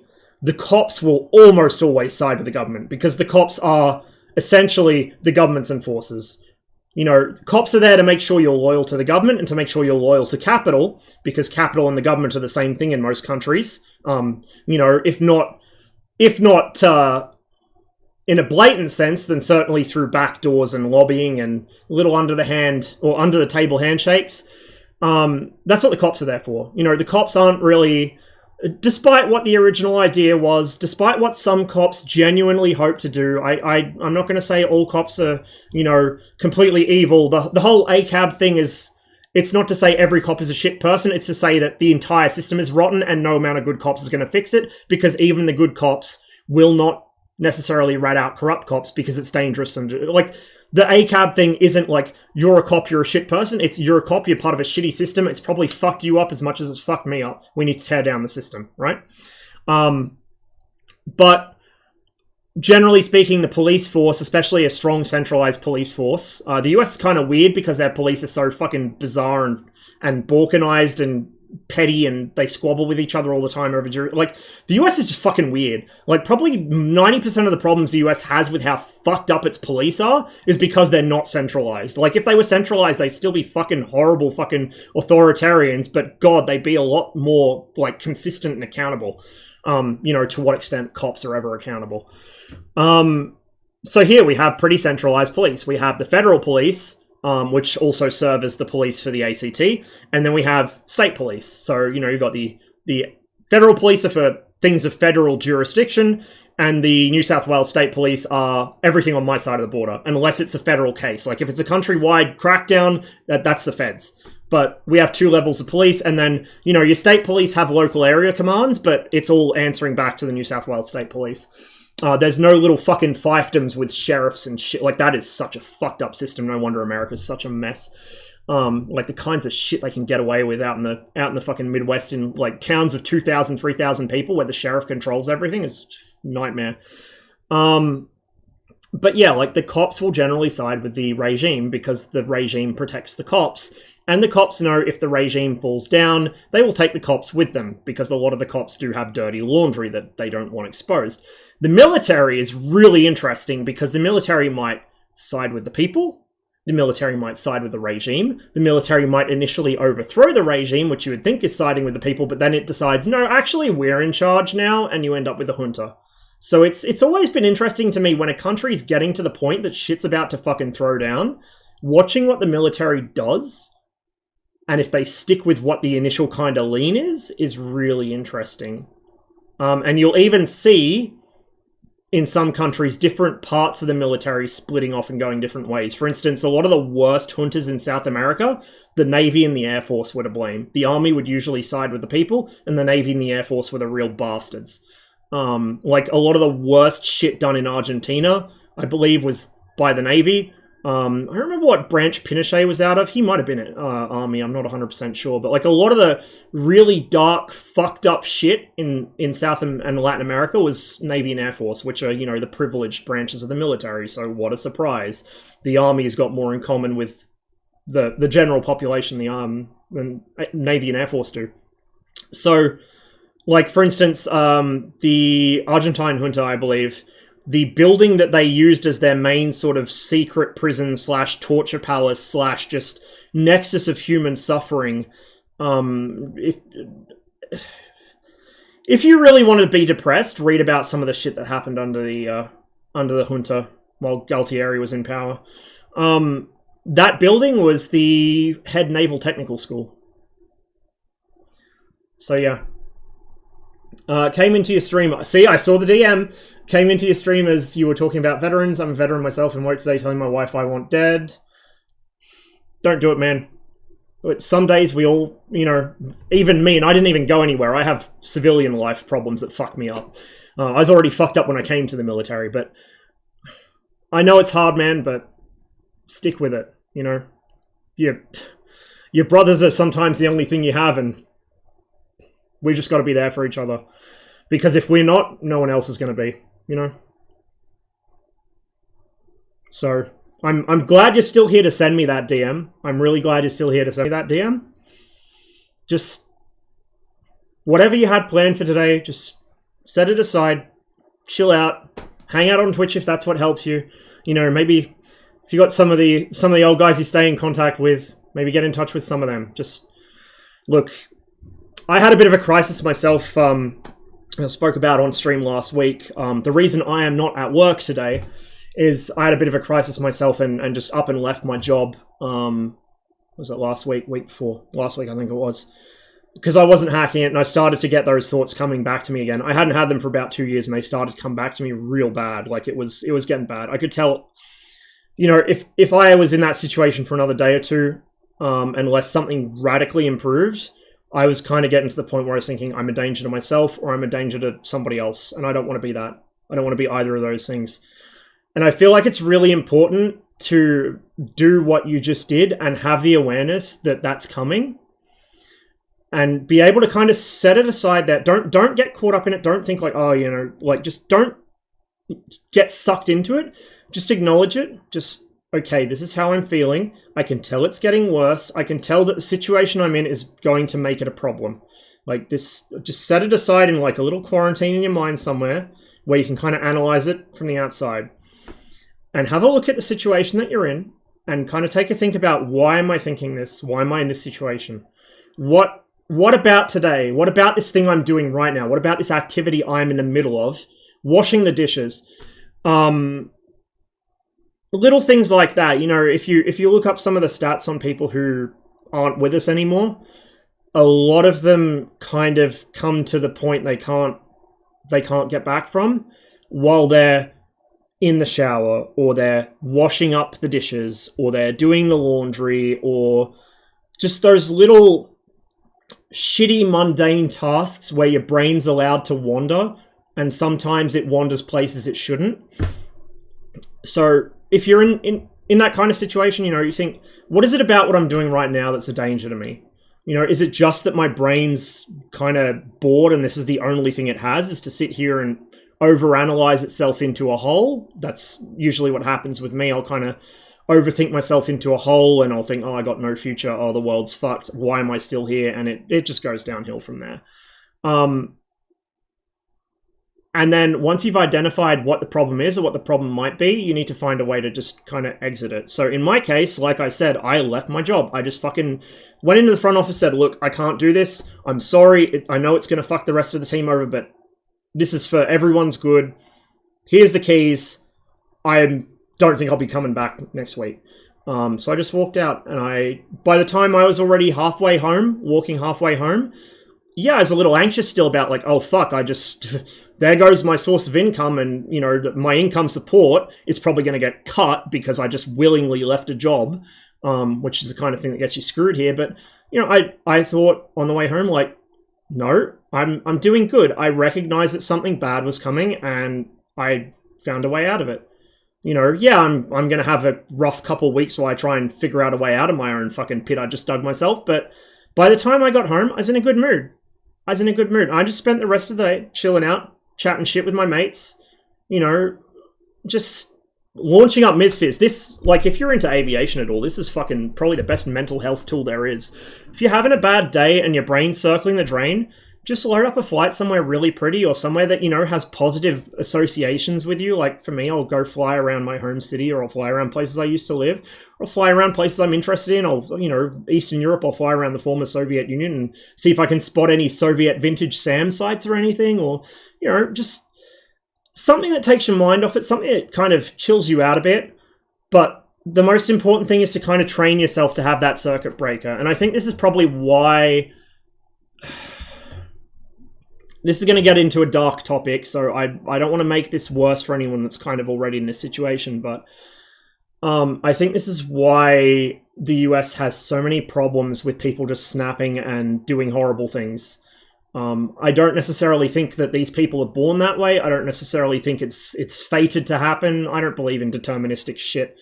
I think it's just people that never kind of learn that self-awareness. You know, some people struggle to learn that kind of stuff. Some people struggle to recognize their own emotions. I do. I can't really relate my emotions to people. I just have that circuit breaker for danger. That's all it is. You know, I can tell when my emotions are getting out of control, but I can't necessarily tell what they are, and I can't necessarily describe them to someone to help me offload them. But you need to train yourself to have that circuit breaker so that you don't become a statistic. You don't become, you know, a fucking 24-hour scrolling newsfeed, because I don't think anyone grows up and thinks, I want to become, you know, reviled for the rest of history as somebody that did something awful. You know, some people maybe. Some people are smack bang in the middle of the dark triad. But I think most of the people who eventually do go down that path aren't. They're just people who can't really relate to the world and feel like nobody's helping them relate to the world, and they never really learn to deal with it. They never learn what the signs of danger are. They never really learn how to get away from that danger. So if you build into yourself the sense that I'm approaching something really unpleasant and I can feel it, doesn't matter what it is, it doesn't matter, like, you know, it might even be as basic as I can tell if I stay, you know, if it's at work, like, oh, I can tell if I stay in this job one more day, I'm just gonna resign on the spot, which is, for me, it's like, my stages are, I can tell I'm gonna resign on the spot one of these days, I can tell I'm gonna fucking snap and hurt somebody or myself one of these days, and I've never reached that second stage, never. Because I don't let myself. But, you know, if I can feel like it's getting too much for me and I feel like there's a way I can maybe take some time off, I'll do that. I did do that once or twice at the job, but just it kind of compounded because my co-workers had even bigger problems in their lives than I did, and I'm one of these people that will throw themselves under the bus if I can see somebody in a worse position than me.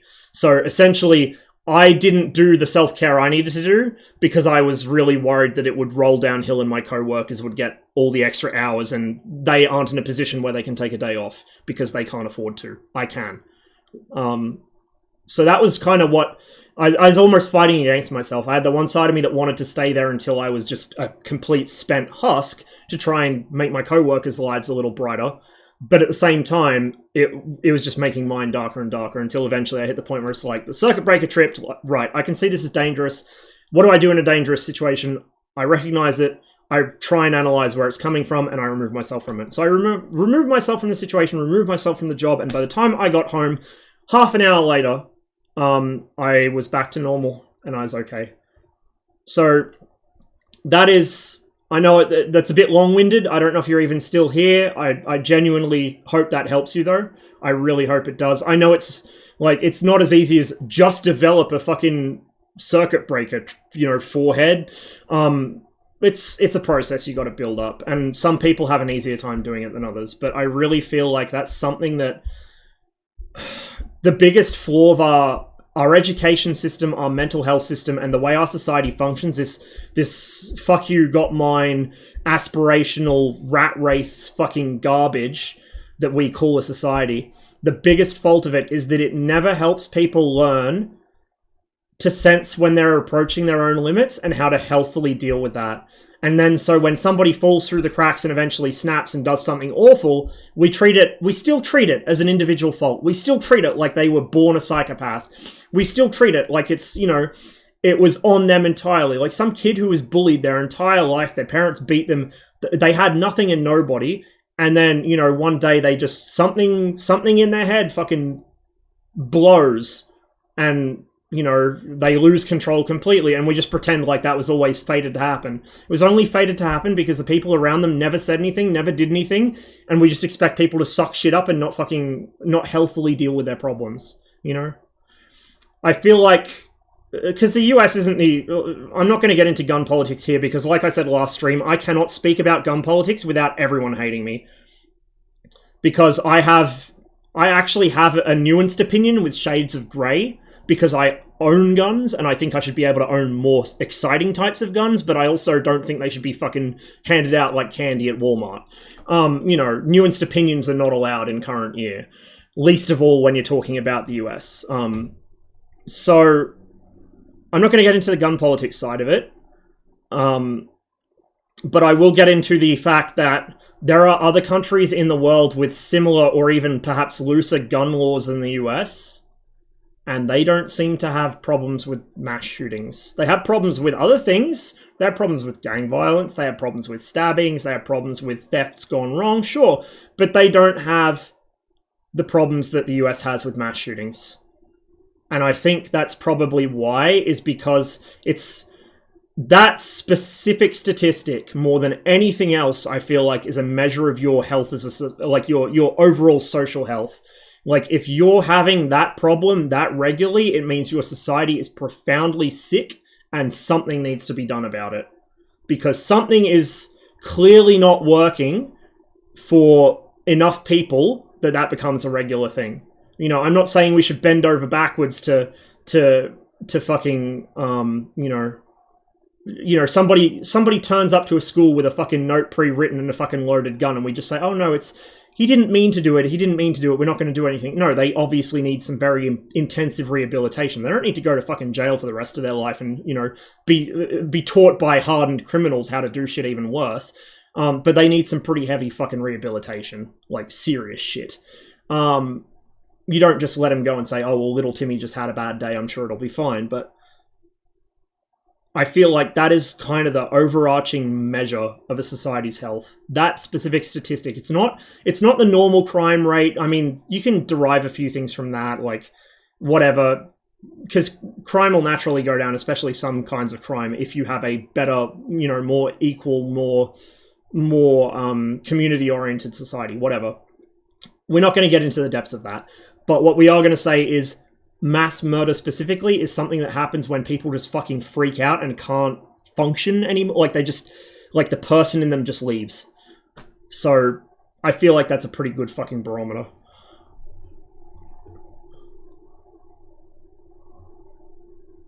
Motorcycle was Lawrence? Yeah, good call.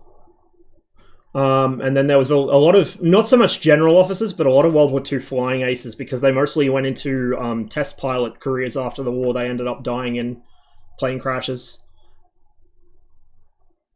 So, you know, you can survive the biggest war in human history. You could even survive it in the worst battles of human history if you were on the Eastern Front, and then just some little unassuming thing will get you. It's... as much of a cunt as Tony Abbott is, and as badly as he handled the fallout of it with his little on-screen absentee seizure for 30 seconds when he got called out for it, the Aussies will know what I'm talking about. Foreigners maybe not so much, but Tony Abbott got caught on camera while visiting deployed Australian Defence Force members in Afghanistan, and being told about, you know, somebody had been killed and somebody had been wounded by an IED, and he was discussing, like, you know, they were talking about, oh, well, you know, we thought that this but actually that, and he said, well, you know, shit happens, you can't plan for everything, which is a very blunt way of putting it, but isn't wrong. And I think probably most people in the military would agree with that. It was insensitive maybe, but we would have all said the same thing. Like, that happened while I was in the army, and the consensus in my unit was, well, he's not wrong, I would have said the exact same. Because shit does happen. You cannot plan for everything, and sometimes, no matter how much you prepare, you just get fucked. Like, it's not something that civilians can understand, really. Like, you just... shit happens. And Tony Abbott got fucking crucified for that, even in the right-wing media. Let alone, we don't really have left-wing media in this country since Rupert Murdoch owns everything. But, you know, all the channels were on him about it. And he got, I think it was Peter Overton, bailed him up and was like, oh, well, how do you respond to accusations that was insensitive? Like, we have you on film saying, like, really, you know, up in Tony Abbott's face about this. Again, I think Tony Abbott's a cunt. I don't like him. I think he's probably one of the more principled cunts in the Liberal Party, because the man actually does volunteer as a firefighter. He has some redeemable qualities as a human being, but very, very, very fucking few. But... yeah, I don't like the cunt, and I think he was right, and I think in that situation, first of all, Peter Overton should shut the fuck up, and second of all, I mean, I can understand why he froze up, because, you know, when you're caught on the spot like that on national TV, it's sometimes hard to process a reply, but really what he should have said was just, look, I know it sounds insensitive, it is insensitive if you've never been in that situation, but that's, you know, it's how things happen. You cannot plan for every eventuality. It's their job. They understand that. They know that just at any given time, it could be their numbers up and they don't get to go home, you know, standing up. And they acknowledge it. That's a risk you acknowledge when you enlist in the military, right? So to say shit happens because shit did happen, it's just a fact of life, you know? I think, obviously, I'm not very eloquent at the moment, because I haven't eaten today, and Tony Abbott certainly is not the most eloquent human being on the planet either, but I think there was certainly a better way he could have handled that, and he wouldn't have been wrong. He really wouldn't have been wrong. Like, he would be wrong about almost every other thing that ever fucking left his lips, but that one thing I will defend him on. He was right. Shit happens. And it was fucking stupid of the media to make such a circus out of it, because the media doesn't know the first fucking thing about what the military goes through. You know, maybe if they fucking spoken to some of the guys that he said that to, they would have said, well, yeah, shit, you know, shit does happen. Shit did happen. Shut up until Ross catches up. I'm trying. Once my dad got out of the military, getting told, no, we won't hire you because you're overqualified, or you were infantry. So, like, when I enlisted, I got from the aptitude test, obviously, physically, I'm not fit for everything, but, from the aptitude test, I was given the list of literally every job in the Australian Defence Force I could apply to. Literally every single job. I think except one or two which still required perfect uncorrected vision, but like for the RAAF, I could fly fighters with corrected vision just fine. But yeah, I thought, you know what sounds like a challenge that's like nothing I've ever done before because I was never super athletic? I'll join the infantry. I left the army with no transferable qualifications at all. I didn't even manage to get on a fucking medium rig truck driver's course, which they used to open to us after the transport guys had taken the first round pick. So there were all these courses that I either never got a spot on or thought, oh yeah, I'll do it later. And I never did. So I left the infantry with my only qualifications being, I can do as I'm told. I'm good at working in a small team. I'm really good at like, my skills have faded a bit now, but I used to be really good at land nav, you know, compass and paper map type shit. And if you need anything shot or blown up, I'm pretty okay for that too. Now, naturally, most employment agencies are not going to refer you on to organized crime syndicates because you're very good at making people disappear. So... But even guys that do leave with qualifications that were actually, you know, in trades in the military, yeah, they'll get told, oh no, you're overqualified, sorry. Because the employer knows, fuck, I'm going to have to pay more for them than some kid just out of college that doesn't know, you know, which way's up. Doesn't know they fucking fall out their mum's, you know, between their mum's legs yet. Like... Need set just talking... Oh my god, I don't even have to scroll anymore, we're actually caught up. I know there's federal police in America too, but their policing system is so balkanized that even when the feds turn up, the local county fucking sheriff starts saying, no, this is my fucking jurisdiction. Fuck off. Like, the whole reason the FBI was formed is because America is so balkanized in terms of law enforcement that, like, you could literally just hop a county line, let alone a state line, and you'd be immune to prosecution because none of them would fucking work with each other. Like, it's just a shit fight. Can use an iron, yeah, right. Can use an iron. Countries a DM are in, did not say, but, I mean, whether you're in the US, the UK, Australia, Canada, if you're a fucking Russian combat veteran even, like, it doesn't matter where in the world you're from. If you've been in the military, and especially if you deployed somewhere, like, even if you didn't directly see combat, if you saw the results of it, if you saw, like, some of the really horrible conditions people live in, like, peacekeepers get fucked up, man. Can we talk about how fucked up peacekeeping is? Some of the worst affected guys I know never went on a combat deployment, they were on peacekeeping. Like, you see such fucked up shit as a peacekeeper, it's not even funny. I would rather go to Afghanistan 5 times over than go on a peacekeeping tour. Like, it's just...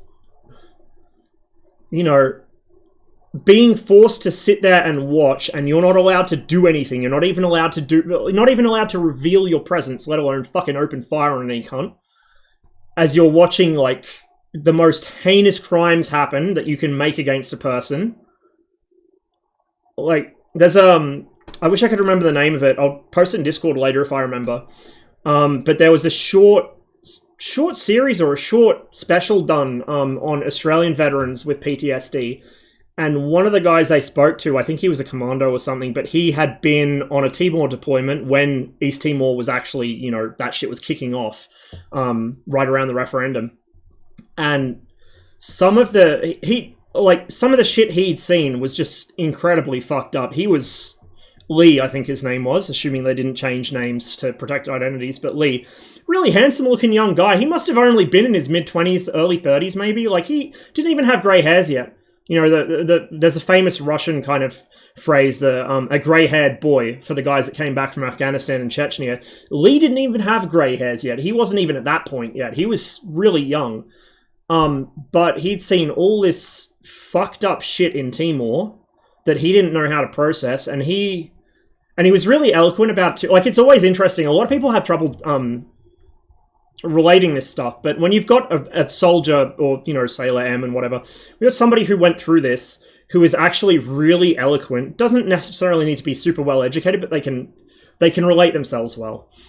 It's really interesting because you actually get the full story of what it's like. There was another set of interviews done with Vietnam veterans back in the like the late 70s, which is the same thing. They found a veteran who was actually, I think, a moderately well-known American poet and a teacher, and he could describe it in like almost artistic detail, like a painting he was laying out for you, what he saw and what he went through in Vietnam. Same thing with this guy almost. Like, he could describe it in really a sense that you could kind of almost relate to what he'd gone through, even though you hadn't seen it yourself. Like, you could start to feel just a little tiny bit of what he felt. And he was able to talk about the effects it had on him and how he struggled to relate to anybody. Like, he struggled to relate to himself, let alone anyone else, you know, and how it just struck him at random times. Like, so, I spoke about before how on stream, me and my sister are almost like the same person, mentally speaking. Like, in terms of behavior, you know, a lot of things we're almost the same person. We have different interests, but that's, and you know, she's short and has tits, and I'm tall and don't. But in terms of how we think, how we feel, those kinds of things, we're basically the same person, just she's a newer model, and slightly improved on the social aspect. She will talk to doctors and get self-care for things and get diagnoses. I won't, because she's better at, I guess, relating her emotions and stuff to people. I think that's an autism in girls thing, is they're just better at, like, crying when they actually need to, whereas I'll just go quiet. Like, the quiet, if I get quiet, like really, really quiet, it means either I'm really happy and just content in my own little world, or I'm about to fucking lay someone out. Those are the two things it can mean, and there's no way to tell which. So she has all the diagnoses and bells and whistles, and she's got more on the way. I don't. I have something. I don't know what it is, because, like I said, I don't know how to relate my emotions to people, and I don't talk to people anyway. So, I have something that mimics PTSD close enough that every time I listen to somebody speak about their PTSD, I'm sitting there going, oh, fuck. Like, those of you in my Discord may have remembered Gilson posting something, I think it was in Hell World. It was a former American cop talking about how they literally, like, how they traumatize cops in training to make them unhesitating in their line of work. And this is, again, part of the reason why the US has such high, you know, rates of cops going homicidal, you know, even if it's considered to be legally justified or whatever, it's cops are killing people, because they are essentially conditioned into having fucking, like, compound PTSD. They're, like, their entire job, their training, their job, and as a result of their job, their personal lives turn into fucking CTPSD. This is why you have such high rates of cops with fucking substance abuse problems, which, you know, inherently means they're corrupt if they're on shit while they're policing. This is why you have cops that, you know, beat their wives or just have shitty relationship after shitty relationship. It is the same thing as being in the military and actually seeing combat or, you know, peacekeeping duty or something. You end up so fucked up because of your job that you can't function as a normal human being anymore, and you're always on edge. You won't sit with your fucking back to a crowd. Like, and again, this is what it started scaring me, because I started recognizing things. Like, I will not sit with my back to a doorway or my back to a crowd if I can help it. Like, I can't stand still. I can't focus my eyes on one thing for more than about 30 seconds before they're darting off around me. Like, this guy's describing, you know, you can't relate to people because you don't trust them anymore. You can't relate to your family or your friends or any of your loved ones anymore because you're constantly thinking worst case scenarios. What if, you know, I'm at work and someone breaks in and, you know, does something horrible to my wife? What if my kids are walking home from school and this happens, someone snatches them off the street? What if, you know, one of my kids turns out to be a fucking psycho and kills me or whatever? Like, you're just always running through these worst case, horrible fucking, like the kinds of horrific fucking scenarios, and you're drawing them for yourself in absolute full watercolor detail in your head, right? To the point it almost feels real. And you get all the emotions from it. Like, that's the thing. It's bringing up the actual real emotions, at least in a diluted sense, that you would feel if that thing actually happened while you're sitting there fucking tormenting yourself about it. And cops get that. They're sitting there thinking, like, any person I see in the street could have a gun. Any person, particularly in the US, because they show cops in the US, when they're going through their training, every fucking video you can imagine of cops getting ambushed to try and condition them to be ready to kill. This whole fucking Dave Grossman, fuck that piece of shit, fucking killology shit. Oh, I'm a fucking pencil-pushing guy in fucking intelligence, or a psychologist, or whatever the fuck he was. Never seen combat, never actually seen anything close to combat, but I'm gonna act like I'm an expert in killing, and also I'm never actually gonna really do any of it myself. I'm just gonna push that mentality onto other people. Like, fuck Dave Grossman, fucking oxygen thief. You know, I feel sorry for a lot of cops for the same reason I feel sorry for guys that were in the military or people that experienced fucking abuse in their family when they were young. Like, the same as anyone who has some kind of fucking trauma from their past. Like, they didn't really deserve that unless they went into the job hoping they could shoot someone.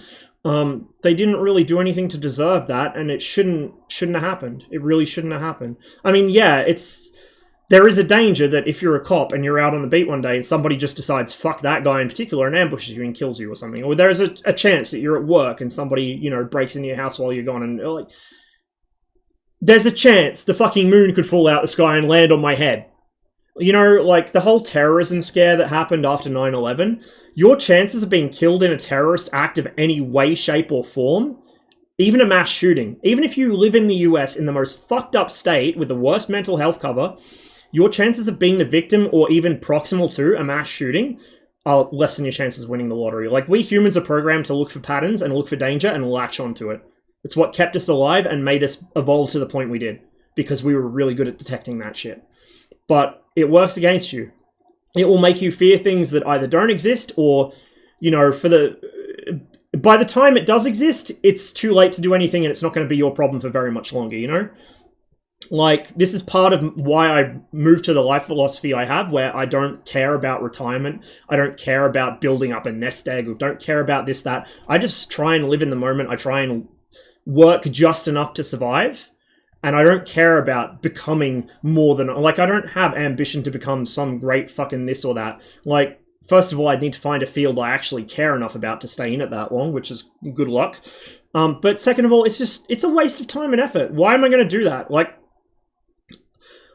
for somebody who spoke at length last stream about self-improvement in DCS, that's because I'm interested in DCS. I think it's important to try and... So I guess maybe blue team on Enigma server are just not interested in DCS, so I shouldn't, you know, go off on them so much for not improving themselves. But, you know, like, self-improvement to me is something I do in activities or things I'm interested in. It's something I do for my own enrichment, my own enjoyment. I'm not going to aim to do something that makes me more employable or makes me, you know, like a more productive... Like, I will be as productive a worker as I can be. I'm a little too productive, if I'm honest. Like, I picked up a very strong work ethic in the military, and it makes me very prone to exploitation by, you know, the fact that plus me not wanting to throw my other workers under the bus, plus me not really being able to tell people to fuck off to their face because I, you know, when I'm out in society, I go into this masking mode where I just smile and nod to everything. That's not who I really am. Who I really am might want to fucking neck you, but I'll just smile and nod anyway because it'll make you go away faster. You know, like, that's probably one of my bigger problems in life is I really struggle to separate the masking me from the actual me, and I can't make the actual me come out when I need to. But yeah, like, I don't see much point in anything I'm not really interested or genuinely committed to. I'm here on this planet to experience it and to learn about it and to try and enrich other people's experience of it to what degree I can. That's what I'm going to do. I hope I've enriched you guys' experience of the planet. You guys have enriched mine. That's all I'm here for. I don't fucking care if I end up getting some fucking highly placed managerial position in some shit. Fuck that. I don't care if I end up in an expensive house. I don't want to buy a boat. Fuck do I want with a boat? Like, you know, I'm just happy to kind of learn about the world. If I could be here for another 100 years over my natural lifespan, I would just fucking learn about shit. I'd spend all that time I'd say I'd spend all that time trying to catch up on my ever-growing playlist of documentaries to watch, but I just know that new ones would come out in the meantime and I get further and further behind because all I feel like I exist to do is to just sit here and sponge up what's around me. That's what I'm here for. I'm a brain in a jar, as far as I'm concerned. That's all I am. I'm not a person, I'm a fucking brain in a jar. A very dysfunctional brain. Conversation with soundtrack's gonna kill me. I don't even remember what song was playing when you said that. But yeah, so to go back to where that tangent started, look at me remembering where tangents start. Don't know what country that DMer was in. I'm not going to say their name because I don't know if they want, don't know if they want to be outed for that. That's a pretty heavy thing to say to somebody. But if you're still here, I really hope that you find a way through it. Just know that, even knowing nothing about you, the fact that you've come out and you said that, and the fact that you're still here saying that to somebody shows that you still got some fight left. You still got some fight in you. And I think that's something that everyone here can appreciate.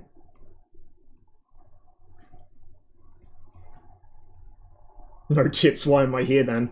I mean, I kind of started to almost get like, I guess like A-cup moobs, which is like half a normal A-cup, when I started putting on a beer gut, but it's probably going to go away now because I'm not eating as much because meds. Speaking of eating, oh my fuck, it is actually lunchtime now and I didn't even eat breakfast today, so we're going to do that very shortly. I've almost caught up, so as soon as I caught up, I'm eating. And then that'll be about probably 10-15 minutes, maybe a little longer depending what I have to eat, and then we'll be flying the TB30 Epsilon somewhere in France. I don't know yet, we'll pick somewhere. I almost wonder, since we had a heavy talk about the subject matter, I think I might know a place. It's The Clash. I forgot I added this to the playlist. Bill Earhart. Yeah, it was Bill Earhart. I'm glad that you're better with names than I am. Yeah, he was fantastic. Militarizing police. What could go wrong? Grew up in an urban environment, you learn to keep your head on a swivel at a very early age. Yeah, and it shouldn't be like that. It really shouldn't be like that. And a lot of the reason it is like that is because people will tend to, dump, like refugees, for instance, when they come to Australia, they tend to just dump them all in one place. They won't actually try and spread them out through society so they get along with people. It benefits us all to learn from each other. If you put people in a fucking tightly closed ghetto, it's not going to help anyone. It's going to fester on both sides.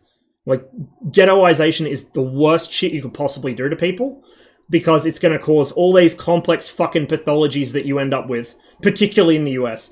Like, a lot of the origin between the US being so fucked up, particularly in urban and suburban populations being at loggerheads, and then the urban versus rural or whatever in the US, is exactly because the way that, because the US had so much fucking baggage about slavery and race and all this shit. And not even like just black Americans, but like Irish Americans, Italian Americans, Polish Americans. Everyone settled down in their own little ghetto they were confined to, stuck mostly to their own community. And you see this happening here with like previous waves of migration to Australia, like the Greeks, the Yugoslavs. Now the Asians are doing it. They're being, they're all, Muslims. Like, that was you 20 years ago. That was you and your family 20 years ago. Like, have a fucking brain, Just when you put people up and seal them off in their own little groups or in groups that they at least feel somewhat similar to, it's not going to end well for anyone. It's going to fester into crime and for lower income neighborhoods, it's going to turn into crime, drug problems, all the usual shit. and you're gonna have to grow. You're gonna basically cop PTSD growing up. You know, you're gonna end up with PTSD just from being a kid in that neighborhood. And for others, you grow up in this fucking horrible racist bubble where you've never actually seen a real black person, so you think that they're all just this caricature you saw on TV once. You know, like, once people actually start talking to each other, if they can get over that initial kind of fear, they can't always. Some people are just too far gone. Like, some people are too fucked up. And you see that sometimes, like, combat veterans are interesting because some of them will actively seek out guys that they were directly fighting. Particularly, you know, pilots will look for guys that they got shot down by or whatever. But you'll see some guys who will actively seek out the enemy so they can they can share their experiences and they can kind of heal off each other. And some guys are just too far gone. Like, I know some friends of mine had grandfathers who any hint of anything to do with Japan, they would lose their shit. Like, they saw such fucked up shit in the war that Japanese people to them was still, you know, the buck-tooth glasses wearing evil Tojo that's going to lop off your head if he captures you and disembowel you and use you as bayonet practice. Like, all of the worst shit, the worst stereotypes, that was still the only thing that could come to their mind when the issue of Japan or Japanese people came up. Or, you know, even Asian people who they thought, oh, they look close enough to Japanese. But people who can get over that initial thing, I mean, we spoke about this soon, Rob. I'm sorry, I know. We spoke about this last stream and also recently as well. Like, the musician whose name I can never remember, a black guy in the South, who found out that the same bar he went to was also the bar that this, you know, a couple members of the local KKK went to. And so he made it his business to kind of sidle up to them while they were at the bar and just engage them on topics that they had a mutual interest in. And, you know, he's lucky that they were the type that could get past the initial fear and at least pretend that they didn't want to kill him. And sure enough, after enough mutual discovery, it turns out they found out they didn't actually want to kill him, and he's one of the good ones.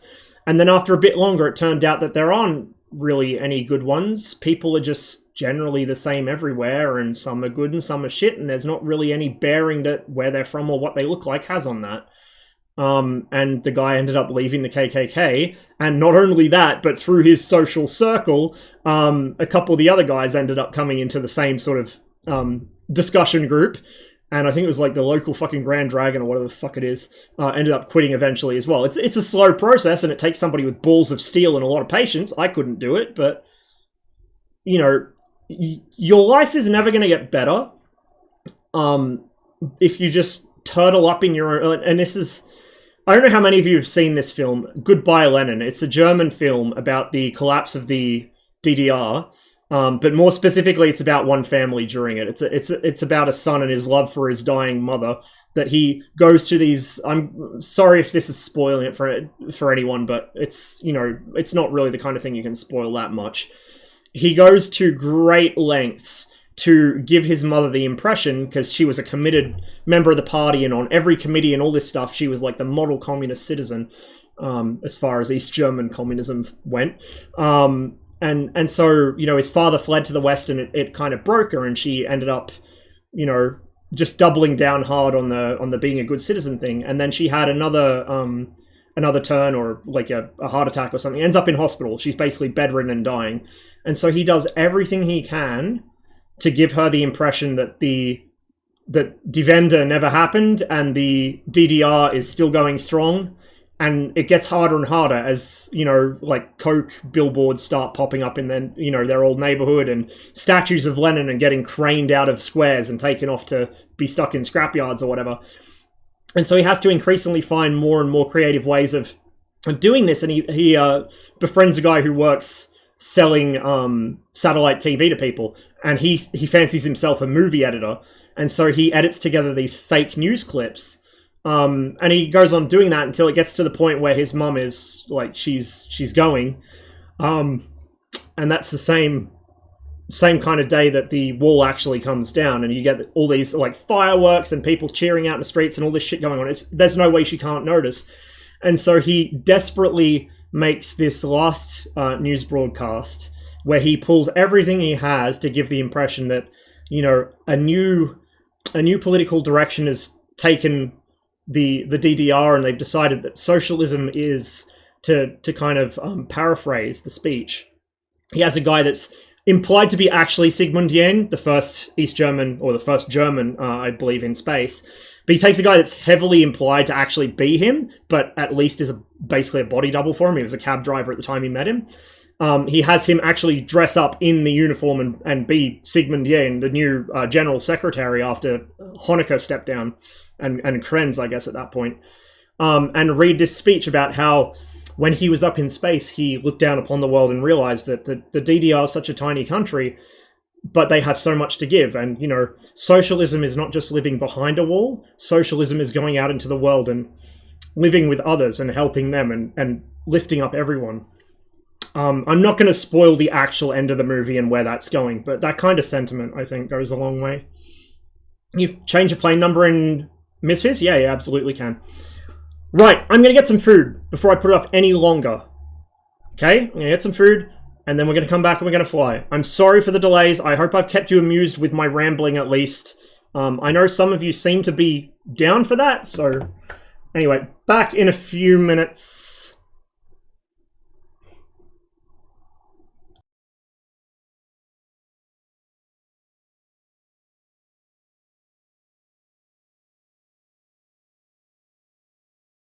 I legit thought the meds would stop this, not make it even more intense. I'm gonna be honest.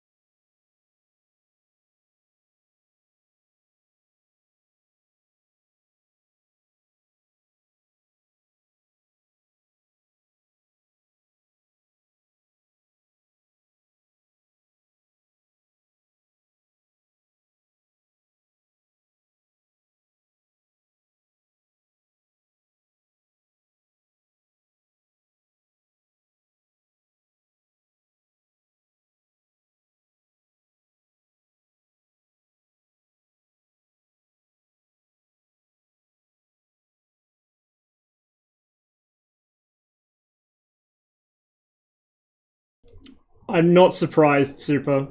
I'm not surprised. She's fucking amazing, dude.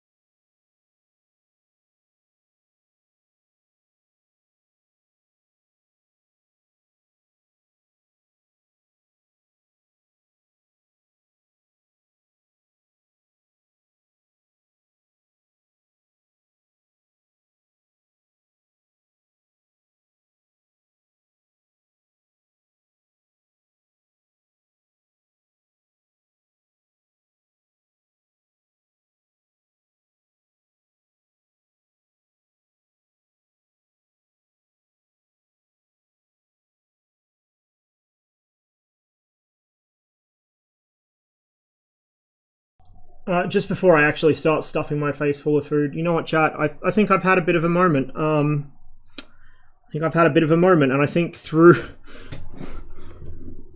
something that was, you know, kind of maybe a lot of people would see it as pretty dark. I've just reached an epiphany.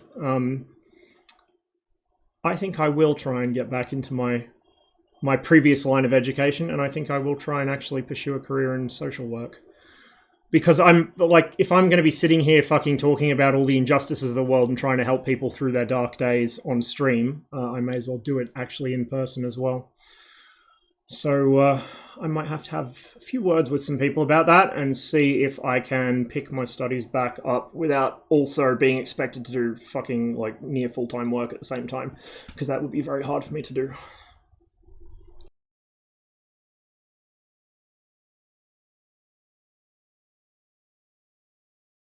So, for my new friend here, if you're still here, man, thanks a lot. I don't know if you thought you'd be helping somebody else today by saying that, but you just did. So, like I said, sometimes we're the only thing each other has.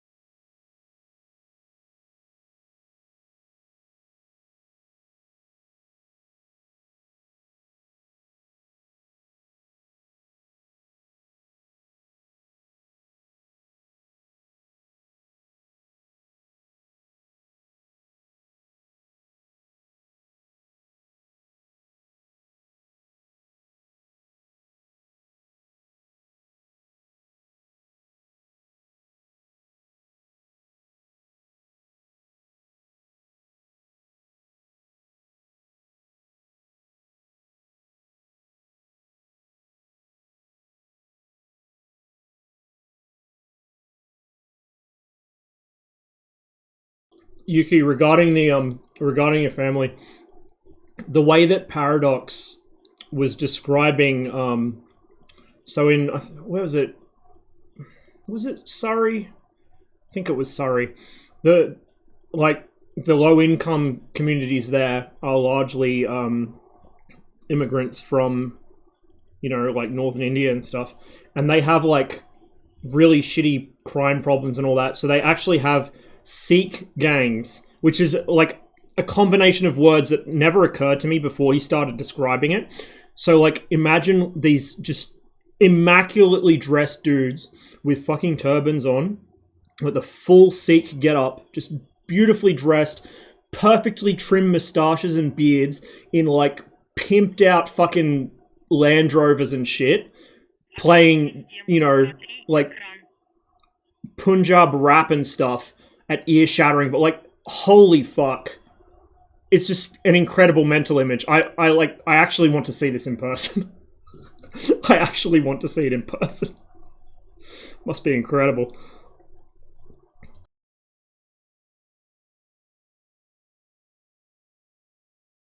Thanks for that, by the way.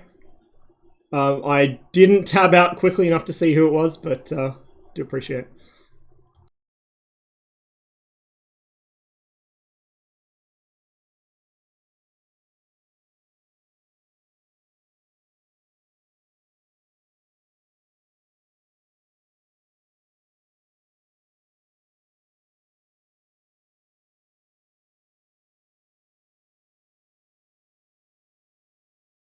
And yes, I will fly when the Mirage F1 releases for DCS. That's when fly. No, realistically, like, give me another 5 minutes or so to eat, and then we'll be up in the air.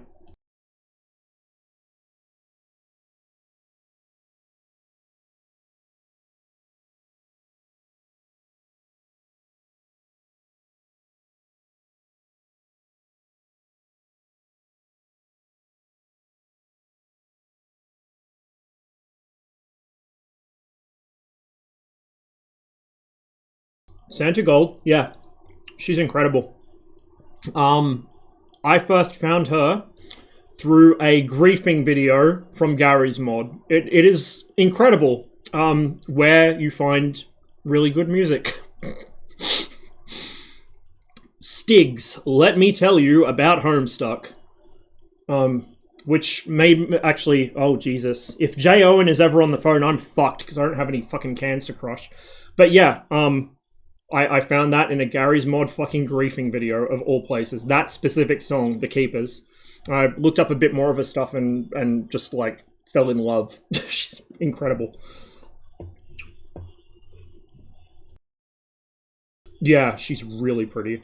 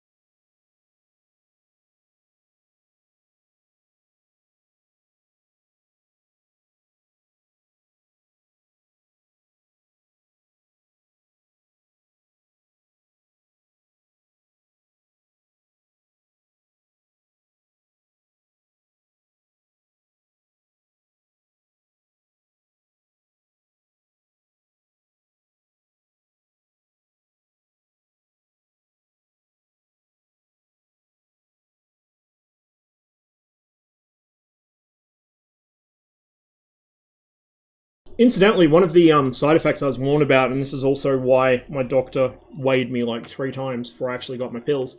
One of the most well-known side effects of any amphetamines, as you'll know if you've ever seen somebody that's actually got a legit substance abuse problem with it, is it kills your appetite. So you just don't eat, and then you become a skeleton. That appears not to have happened for me. I just forget to eat normally, but I don't really feel like I'm any less hungry. It was more a case of for the first couple days I was on the meds, I didn't really have any food that I actually was motivated to eat. I went and restocked on sugary things the other day, so I feel much more hungry now. Alright, let me get this set up.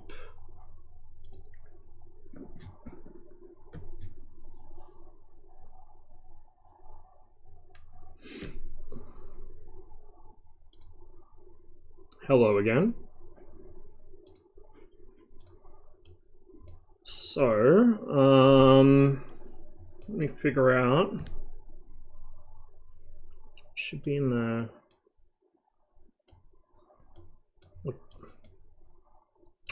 Rhymes, it's near rhymes. There it is. Since we're kind of talking about how governments and countries in general tend to treat their military personnel as single-use throwaway items, let's go visit Probably one of the more beautiful military cemeteries in Europe, which is a place I've been to in real life. I think part of, like, you know, everyone's a product of... Everyone's got some pre-programming. Like, we all have the kind of basic code locked in, I guess you could say, but kind of a product of your environment for the most part. And I think a lot of what shaped the way I view the world and kind of how much I can... What am I trying to say here? Like, just something that kind of shaped my views on power dynamics and when it's appropriate to do something and when it's not. And all of that is, as a very young child, we used to visit a lot of the old World War I battlefields in France and Belgium. Because I was really into history, and so was Dad. So we would visit all the battlefields, the museums, whatever. But we'd also visit cemeteries. So I think probably most of the main World War I cemeteries in France we've probably been to. I remember some of them pretty well. Others, not so much. But I think as a 6 or 7 year old, when you're standing in the middle of a field of just crosses that, to you, as a 6 or 7 year old, you're much lower to the ground, your horizon is much closer. It seems like it goes as far as the eye can see. It really gives you some perspective, I guess. I'm not going to pretend like, oh, I'm enlightened but you know, when you kind of connect that visual to the fact that every one of those was once a person living a life just as full as yours. They had family, they had friends, they had hopes and dreams, they had fears, all this stuff.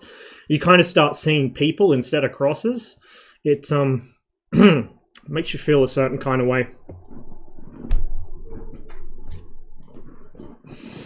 Kind of feel like that's something a lot of people should do, particularly people who perhaps live in countries that don't often see war on their own territory. I feel like when they're very young, they should maybe go do a bit of a visit to some of the big cemeteries like Douaumont Ossuary or the one out by Passchendaele. They might fucking learn a thing or two. Especially the more shielded they are, you know, the more well off their family are, the more fucking they go to private schools where they don't mix with normal people. Basically, politicians is my point. Politicians should fucking go.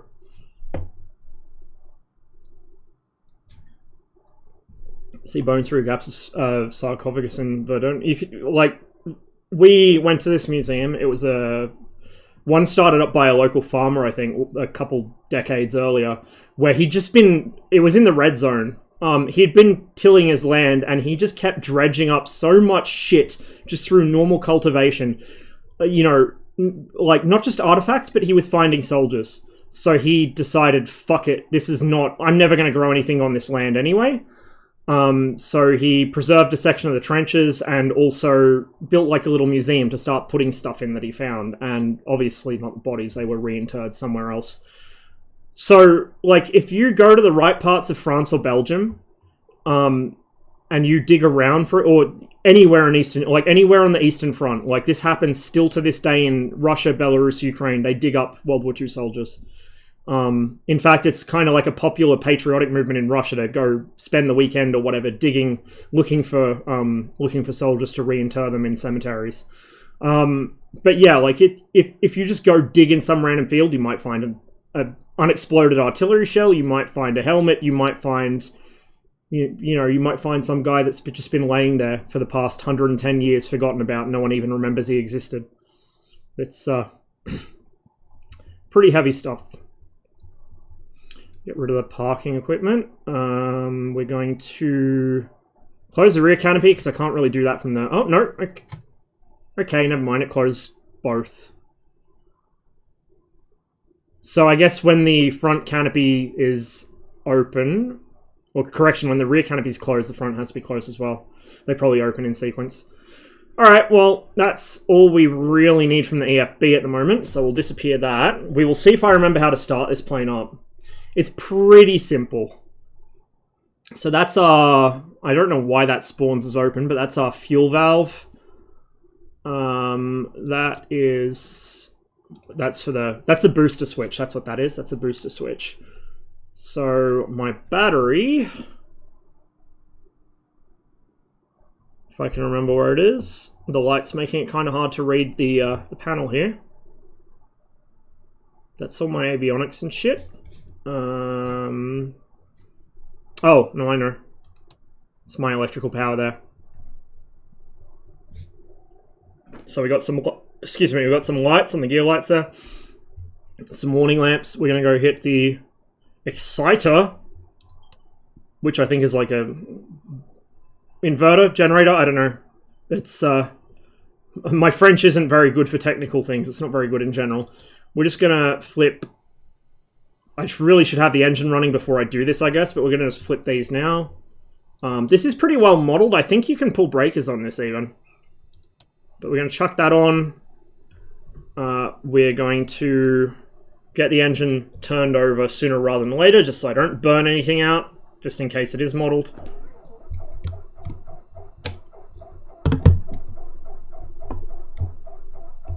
I'm missing something. Now, as I recall, this didn't have a traditional magneto switch, so... Oh no, it does! I'm dumb. Disregard me. I always forget magnetos. Jets have spoiled me.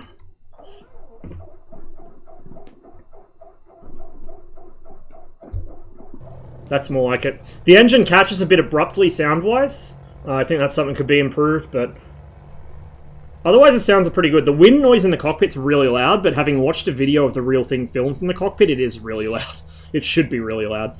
So for lighting, we got all sorts of fun shit in here. We got different lighting set up for, you know, day-night lighting.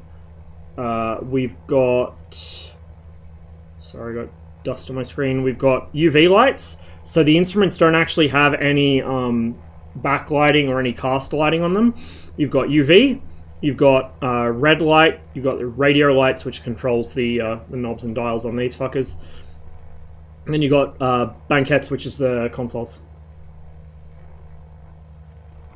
Sorry, banquette. It's, you don't pronounce the S. So we'll chuck that on. There you go, see?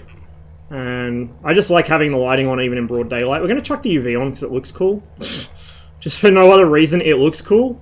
So you won't really see it very well in the daylight. It's just kind of a faint blue tint on the instrument panel, but at night it would be more noticeable. And we'll chuck the... You know what? Fuck it. Fuck it. Let's just go for the RGB cockpit today. I haven't flown this at night yet, so I don't know how the UV fluorescence looks at night.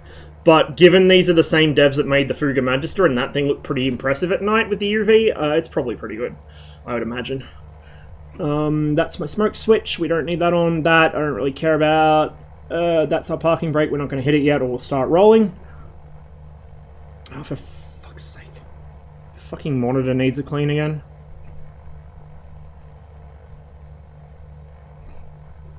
I don't remember what these are for, because I can't quite read the text on them.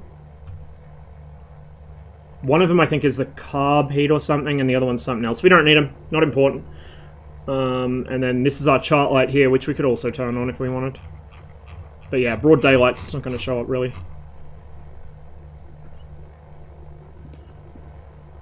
Incidentally, the Jam are one of the great underappreciated British bands.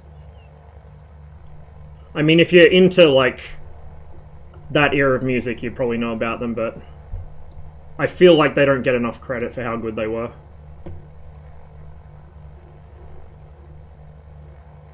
That's Entertainment is probably the best description of low-income housing sort of British life that I've ever heard. It's just so good.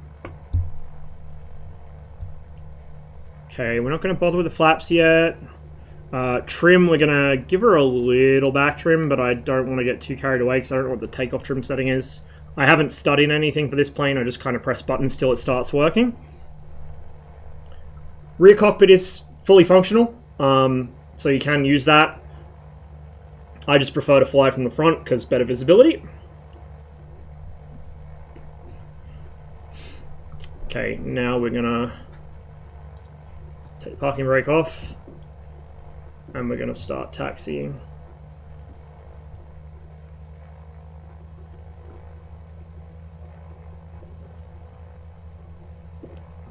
Ground handling's pretty good. You can feel there's a slight lag in the nozzle steering, like there should be. It doesn't respond instantly. We'll try and do a toe brake up at this intersection here as well, because very few things in the sim will steer with differential braking properly, even aircraft that is their primary method of steering in real life.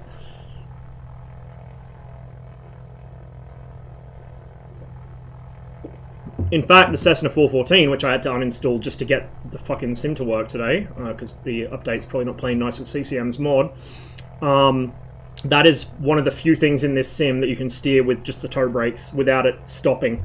This isn't bad, you need a little more power to overcome the brakes, but the nose dips about as much as you would expect.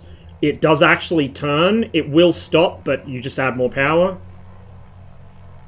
I'd say this in the 414 and tentatively the Islander, Tri-Islander, whatever, either of them really, best ground handling in the sim. Like, they feel like actual planes handling on the ground. They do everything you'd expect.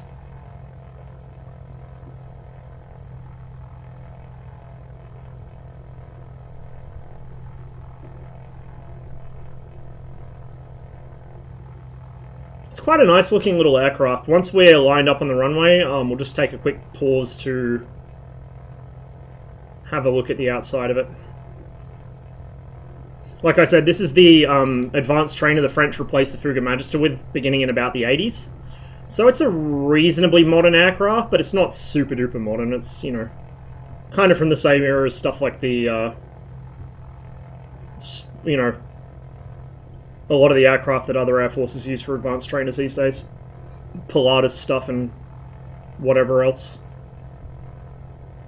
Was it PC-14, I think, or something we use? Don't like the prop disc effect. Yeah, I mean, could probably be improved. It's the same issue the Corsair has, although the Corsair has it even worse, because with the Corsair it's visibly a 5-blade prop when it's rotating, and a fucking 3-blade prop when it's not. And I don't know why they did that. In this case, at least, the extra blades, like, yeah, it's probably not ideal, but, like, I don't know, I feel like it's less unideal. Nose wheel steering's not effective at high speeds. DCS Mirage players may know that feeling. I had to reteach myself ground handling in the Mirage last night. This feels really good on the ground. Like, it feels nice in the air too, which I'll get to, because I have flown it before. I did a quick flight around the other night in Far Eastern Russia in it, but like it handles really nicely on the ground and in the air. Is it a turboprop? I do not recall. I don't believe so. I think it's like a recip engine. It's like 4 or 6 cylinder opposed piston or something. I don't know what engine it is, but it's very similar to the kind of stuff you'd expect to find in a typical Cessna or Piper or something. Put the parking brake back on. So let's go external view. Get a bit of zoom so we're not fish-eyed. Here it is. So yeah, you can see it's got the typical horizontally opposed piston recip engine layout there with the 2 scoops either side, so I'd say that's what it is. Don't know how many cylinders, 4 or 6, probably. Really nice little aircraft. Really, really nice little aircraft.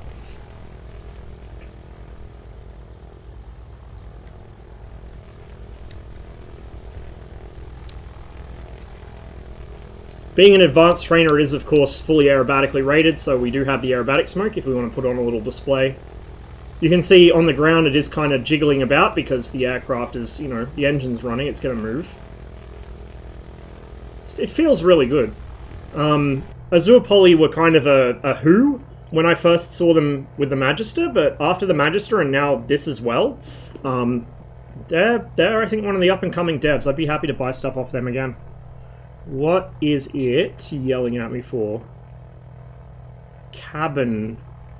Cabin not pressurized? Does this pressurize the cabin? Or is it a case of it thinks mine's still open? Oh no, it's not locked, it's what's wrong. Oh, good thing we remembered. There we go. We're gonna get rid of the toe brakes. We're going to drop a bit of flap. We'll probably use about half flap. We don't really need flap on this runway, got plenty, but we'll use half. I usually just use half unless I know the aircraft wants otherwise. Excuse me as I fidget around. Every time I move out of my chair, I gotta do this. and get myself comfortable again, get my tracker realigned, because my whole setup's kind of offset from my monitor, and it fucks with my rudder pedals if I'm not sitting straight onto them, so about there I think.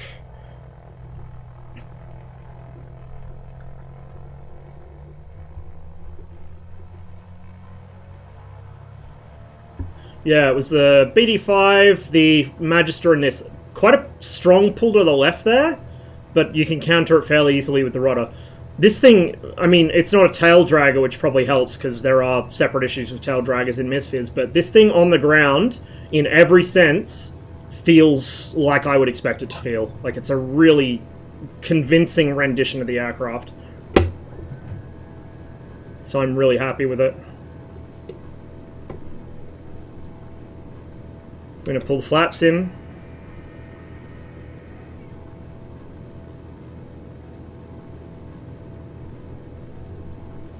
Come back on the revs a little. Just kind of chill there. So, Douaumont from here is...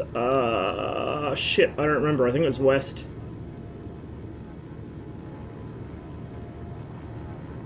So we'll head kind of up this way. As I spot more and more spots on my screen that shouldn't fucking be there. So, Douaumont overlooks the town of Verdun. Verdun has a fort in it as well, an old star fort. Douaumont Fortress is fucked. Like, it's just... It looks like the moon. And it's been left as is as kind of a monument. Verdun Star Fort is rendered as a very bizarre warehouse in MSFS. I had a look on .to. No one's made custom scenery for it. I'm hoping someone does. There's also another fort across the valley from Verdun, which is also just a warehouse in the sim.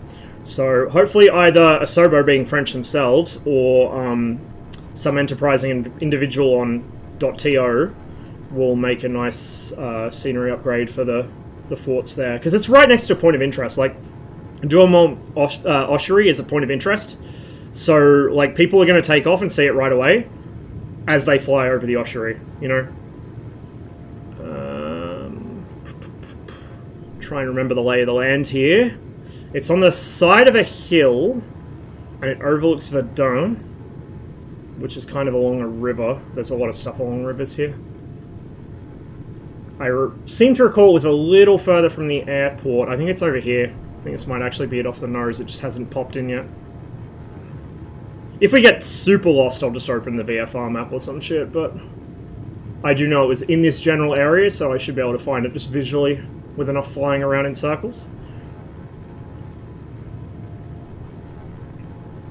This aircraft's very light and responsive on the controls. You would expect it to be, being an aerobatic rated trainer.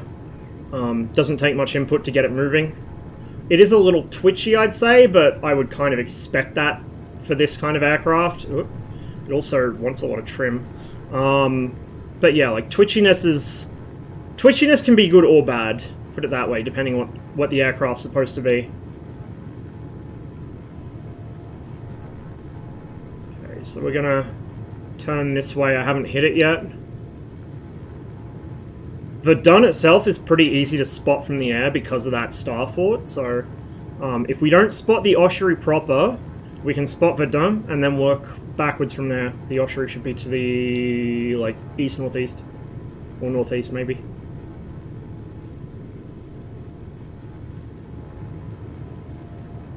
Yeah, Azure Poly I'm really impressed by. I'm really impressed by for a new outfit. If they can keep up the same standard of work, let alone improve on what they've already got, I will be a repeat customer of theirs for sure. And I will happily encourage other people to join in on that.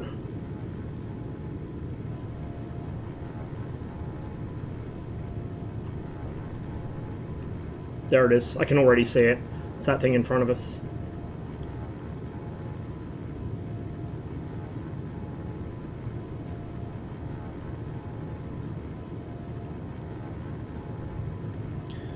Yeah, I kind of saw it being discussed in CCM's Discord, and I was like, oh, it's a nice looking plane. Oh, it's the same guys that did the Magister. It should be quite nice handling because it's a military train. Yeah, fuck it. I just bought it. Like, I didn't even realize it had the... Are the breakers? Yeah, like, some of the breakers are. Not all of them, but some of them are pullable, which is more than most modules. So I didn't even know it had that, and I was like, yeah, I'll get it. So here we go. We're actually approaching from, I think, the back of the ossuary. So the actual ruins of Fort Douaumont are in front of us. You'll see what I mean about it being the moon once we get closer. Any players of Verdun, as in the game, will recognize where we are. Well, maybe. It looks a lot muddier and more miserable in the game, but that is Fort Douaumont. Big chevron-shaped thing. And if you... I mean, the imagery here is a bit too low res to be really obvious, but in real life it's just cratered. Cratered to fucking back. You can kind of see it with the DEM. It looks really wonky. It's just pummeled to shit. And then the ossuary is down there. We'll do another pass. We'll come down a bit lower. And that thing under my nose right now, that big slab there, is a monument to the volunteers from what was at the time the British Palestinian... well, no, it wasn't the Mandate at the time. It was from Palestine. And the French Jewish volunteers who fought.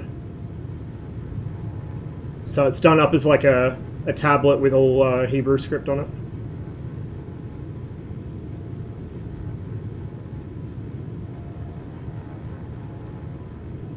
So if you're ever in, like, if you're not from Europe, if you're from Europe, this kind of stuff's normal to you. Every country has stuff like this, just kind of...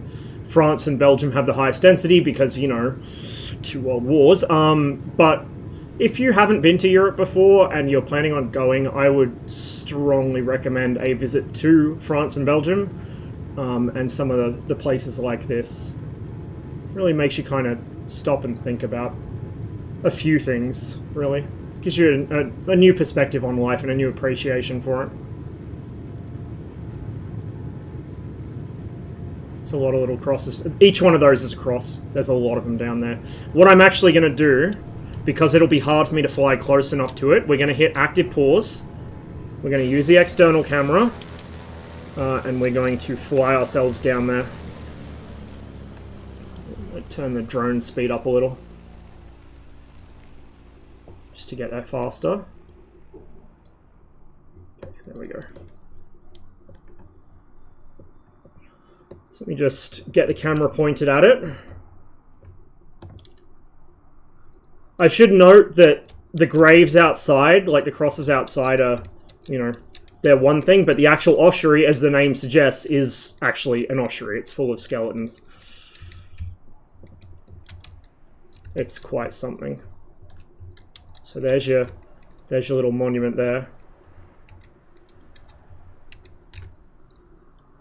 Au français, how do you pronounce allies in French? I don't even remember. Et volontaire, étranger, étranger, israélite, mot pour la France. So, for the French allies and foreign volunteers, you know, Israelite foreign volunteers, so from what was at the time the, you know, Palestine, and presumably Jews from wherever the diaspora settled, died for France, 1916 to 18. Actually, is that... no, 14 to 18, sorry. Most of the really nasty battles around this area were 16 onwards from memory. I need to brush up on my World War I history, but yeah, like... when you see this in person, I bet you didn't think there was a whole other row. When you see this in person, it kind of... it's not something you easily forget. Like, every one of these was a person. And this is just for, you know, this one battle, this one area.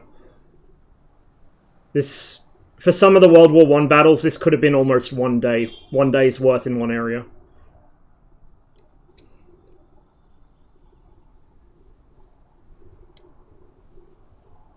You got the ossuary in the background. So if we head up the hill, and there's, like I said, I bet you didn't think there was a whole other fucking field of them. I'm not even going to try and count how many there are. Like, I'm not even going to bother. You'll have to look it up, how many graves there are here, but that's, to my eye, we're into 5 digits. Correction, 6 digits probably.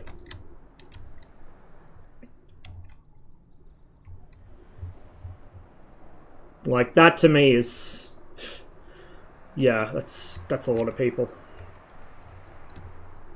And then the ossuary is on this hill overlooking this whole area. The fort itself is back up that way on the actual peak of it, like on the highest crest, as you would expect a fortress to be. But like this ridgeline they've got this on is quite beautiful. You can see it's the tallest thing around for a very long way. There's not really any way you can miss it.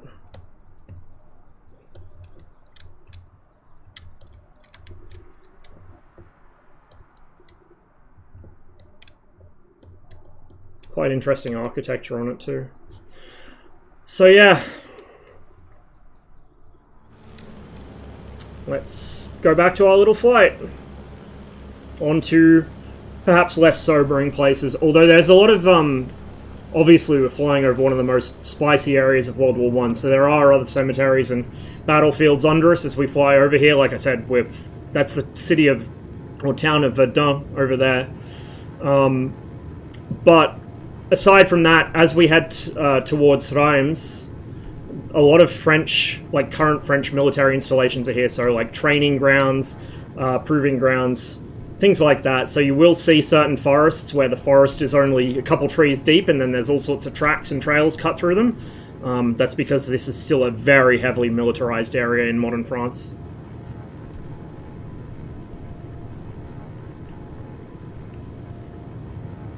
$130,000 at least from the bones, yeah.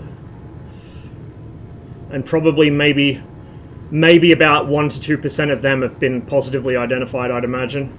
Like most of the cemeteries we went to, you'd have a couple of names and then like just row upon row of known unto God or whatever. Known unto God or unknown soldier.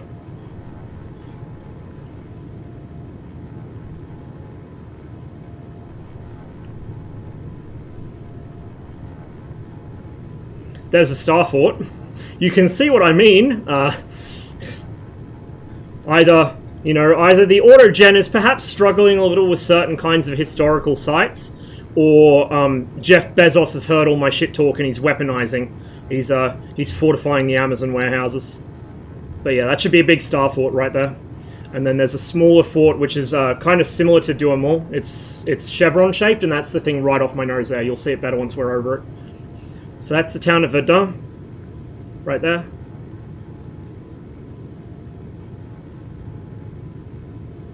Just a typical little French town, except for, the horrors that happen here for 4 years, and then more horrors second time around. So there's the other fort there. So I think a little smaller than Douaumont looking at it, but it's the same sort of shape, like that chevron shape pointing outwards. If I had to guess, I don't remember for sure, but if I had to guess, there's probably another one north and another one south as well. So you've got the 4 compass points, and then you've got the star fort in the center, right there. The autogen tries hard, and honestly, like, for what it is, it does really well. The kinds of things the autogen gets really hilariously wrong are really the kinds of things that are... You would expect them to be separate landmarks. They really should be, they should be hand-curated things, because they're quite significant. For instance, those of you who were here for one of the earlier legs of well, not earlier legs of the flight, but for the Volga leg, the initial Volga leg of the Great Journey of the East, you may remember that the statue of the Motherland Calls, the tallest freestanding statue in the world, I believe, or it may have been overtaken by now. It's impossible to miss. It's an incredible engineering feat, let alone artistic feat. That statue in Misfits is a very bizarre, round, tall apartment block. And as per my last check, nobody's actually made custom scenery of it, which I find kind of why not? That is probably one of the most famous World War II monuments there is.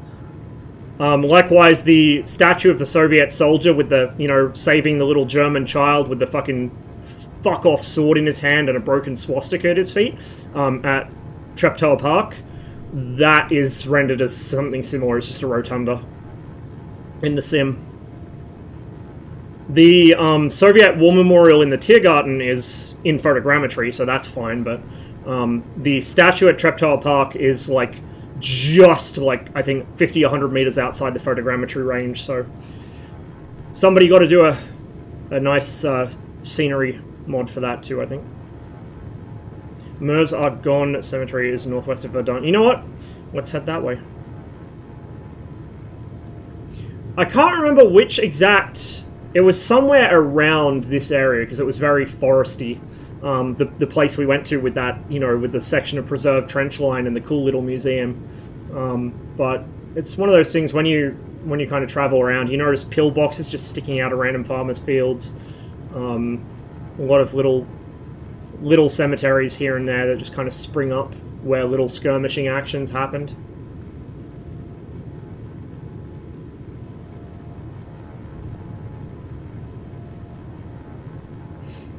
Like I said, this aircraft's quite trim heavy, so I'm very much flying out of trim a lot of the time in this. I'm not quick enough to adjust it.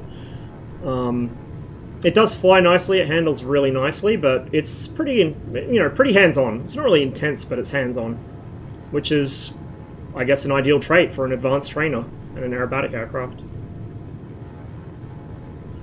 It's a pretty good trait for something in MSFS too, that you just want to kind of fly around in, you know. Gives you enough stick and rudder work to keep you busy, keep your mind going.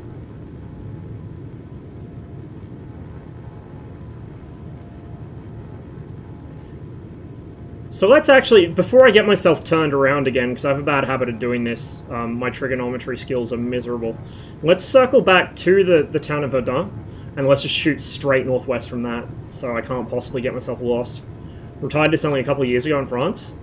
I wonder if there's many going around on the civvy side of things, like if people bought them up and use them as little GA runabouts now. It's a really nice little plane, like, I wouldn't say no to one for sure. When they developed this, they had access to the actual aircraft, they had access to one, so I'd imagine that's why everything is, you know, pretty on, including the noisy wind sounds. Like I said, I watched a video recorded from the cockpit of one of these, and the wind sounds are that loud in the real aircraft. So really nice attention to detail.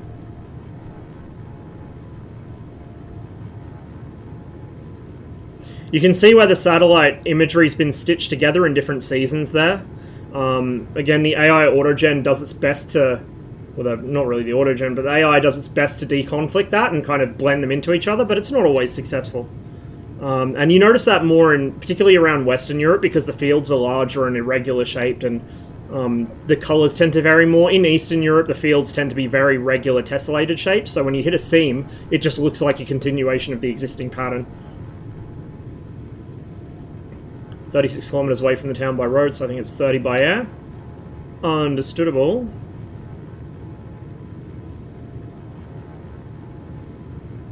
Panelist is identical to the Apache aviation planes. Ah, it's not a bad little cockpit. I mean, you guys know me, I prefer to have more gauges instead of more glass, so I'd like to get rid of these two in the middle, but it's nice. It's got just enough gauges that it doesn't put me off, but enough glass that I think, you know, people who aren't weirdos like me would want it as well.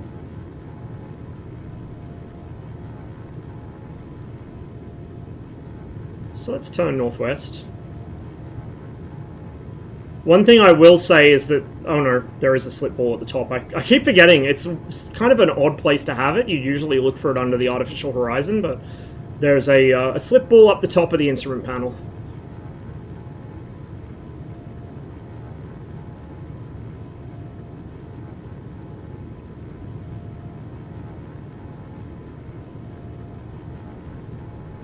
Okay, so northwest.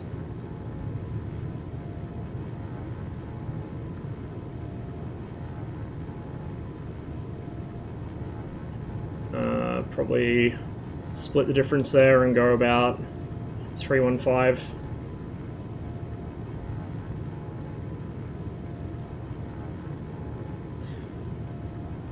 Doesn't seem to need a whole lot of balance or a whole lot of rudder correction to balance it, but just a little bit. main standby horizon and the original panel seem to be identical. You just get 2. Not the first aircraft where I've seen that. The French actually have a habit of doing that. But also, yeah, like, not the first time I've seen it. The, was it the Yak-28, I think, often had 2 artificial horizons, one directly above the other, vertically stacked, which is kind of a weird setup, but I guess they were both operating off different systems, so, well, they both got their own gyros, so, you know, if one goes, you've got the other one front and center where you'd want it. Just an interesting layout choice, because standby compasses are usually, you know, like or standby gyros, sorry, are usually a separate little thing buried in a corner somewhere, if you have one at all.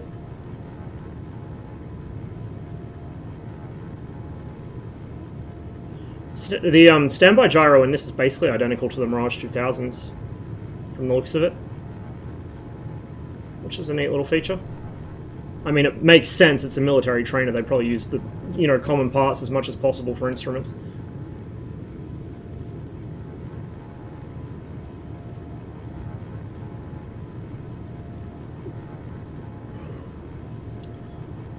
It's a little bit bumpy up here, we are getting pushed around a little, but not too badly.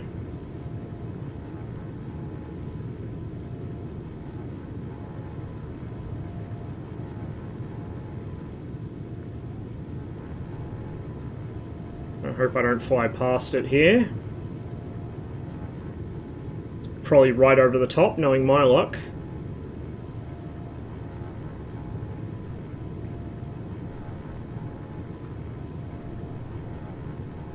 I miss Europe so much.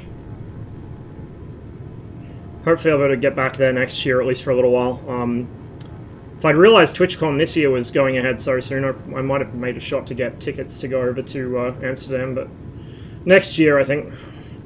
That was the original plan. So in 2020, I'd finally geared myself up for my first, you know, me only, nobody else from the family, me just going by myself on an international trip. I was so excited. I was so keen. I was going to go to Amsterdam. I was going to go to TwitchCon. I was going to hang out with a bunch of people from Anita's community.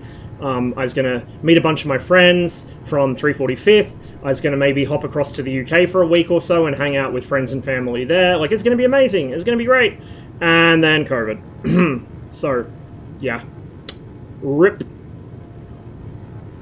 And that would have been my first trip back to Europe since we moved here in 1997. So I was really not happy for quite a while after that.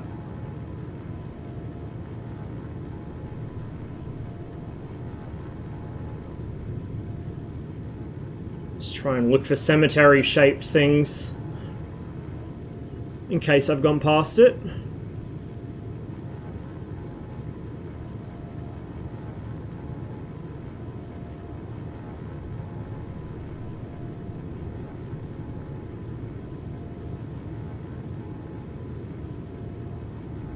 I don't know if I'd be able to stream from there. That's the thing, like especially for IRL shit. I mean, I could maybe depend on the local wireless networks, but I don't know what data's going to be like. IRL streaming is a complicated mess, put it that way. And it can get expensive quickly. But there would certainly be photos and videos to go up in the Discord.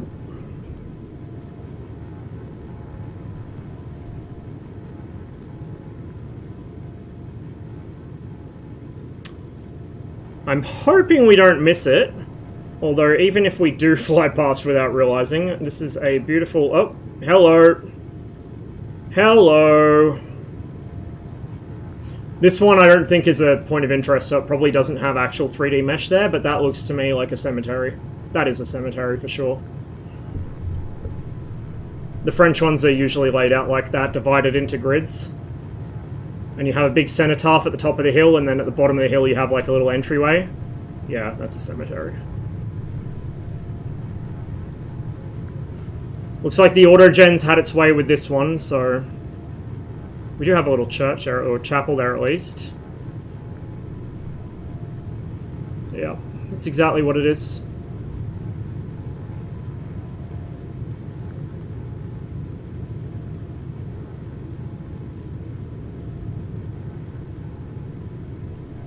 And there'd probably be a couple couple tens or maybe another 100,000 down there. They're just... Like I said, it gives you some fucking perspective. Especially if you come from a country which has never really, you know, had something like this, or it's so far back in memory that nobody really cares anymore. And then in the broader context of World War One, you know, World War One was... You could argue World War II happened for good reasons. You know, it did happen for good reasons. Somebody needed to do something. But World War One was just... The Europeans had been wanting to go at each other for a while, and someone finally gave them the excuse, and by the time the mobilization started, there was no way to fucking put the, put Pandora back in a box. That was it.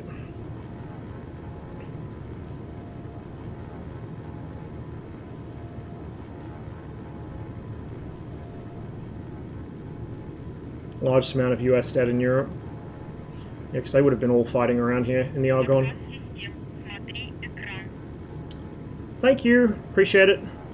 Like I said, my follow alerts aren't showing up for some reason on the Twitch app. The Twitch app is, like, really just janky and shitty, and unfortunately that's what I have to use to follow my alerts, because I can't see my stream preview, because that's where my chat window is, so... I do appreciate every follow and everything you guys do, but if it doesn't pop up actually in chat, I'm not going to see it today. Because apparently the mobile app is having a moment again. It was... Stupid is an understatement. It was beyond stupid. Absolutely beyond stupid. Completely unnecessary.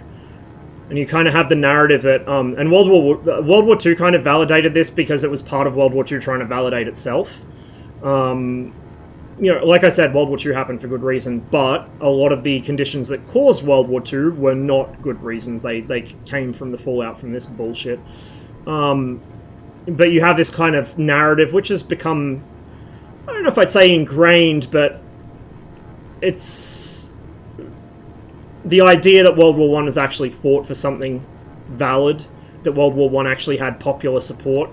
That World War I was anything other than a horrific slaughter, which was essentially just a bunch of related European monarchs shitting on each other. Like, it literally just... This is what happens when you give people that much power and influence. Instead of having a fucking discussion or an argument like a normal person would face-to-face, instead of, you know, playing toy soldiers to resolve it, or fucking rolling a dice for it, or drawing lots for it, they decide to send a couple million young men to their deaths, and, you know, bomb out entire sections of a country to the point where it's unsuitable for agricultural or residential use for at least 100 years. Nobody gained anything. No, in fact, not only did nobody gain anything, but several people lost plenty. I mean, when you consider that the spark that kind of lit the fuse was the assassination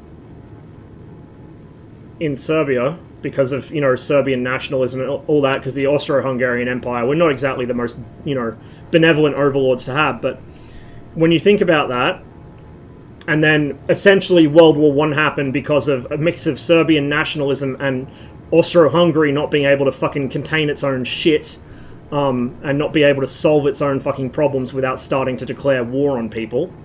The country which was, you know... the country whose leader dying sparked the war no longer existed, basically, by the end of the war. Like, it's just so pointless. So fucking pointless.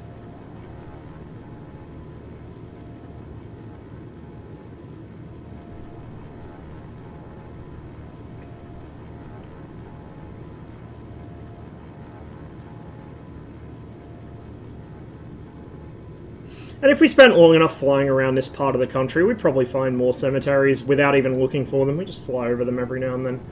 You know, you'd spot a field that looks a bit too neatly manicured to be agricultural, and a bit too somber looking to be somebody's countryside estate, so they're everywhere.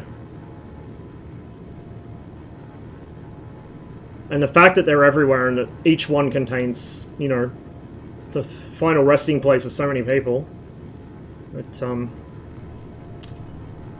yeah, tells you a lot.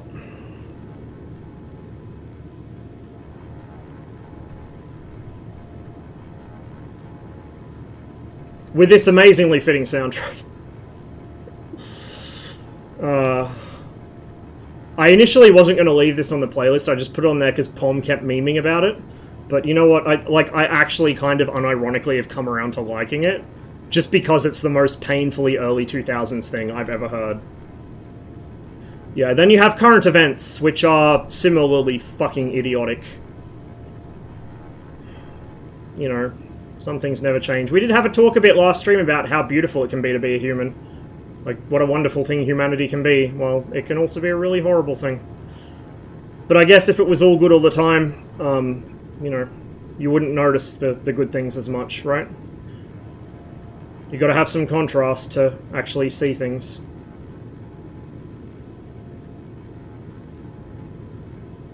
I'm not entirely sure what kind of range or endurance we're gonna get out of this thing. I did fill it all the way up. But I don't know. I also don't recall where the fuel gauge is. Ah, there it is. Okay, so we're on the left tank. We got a reasonable amount, actually. We're pretty good for a while, I think.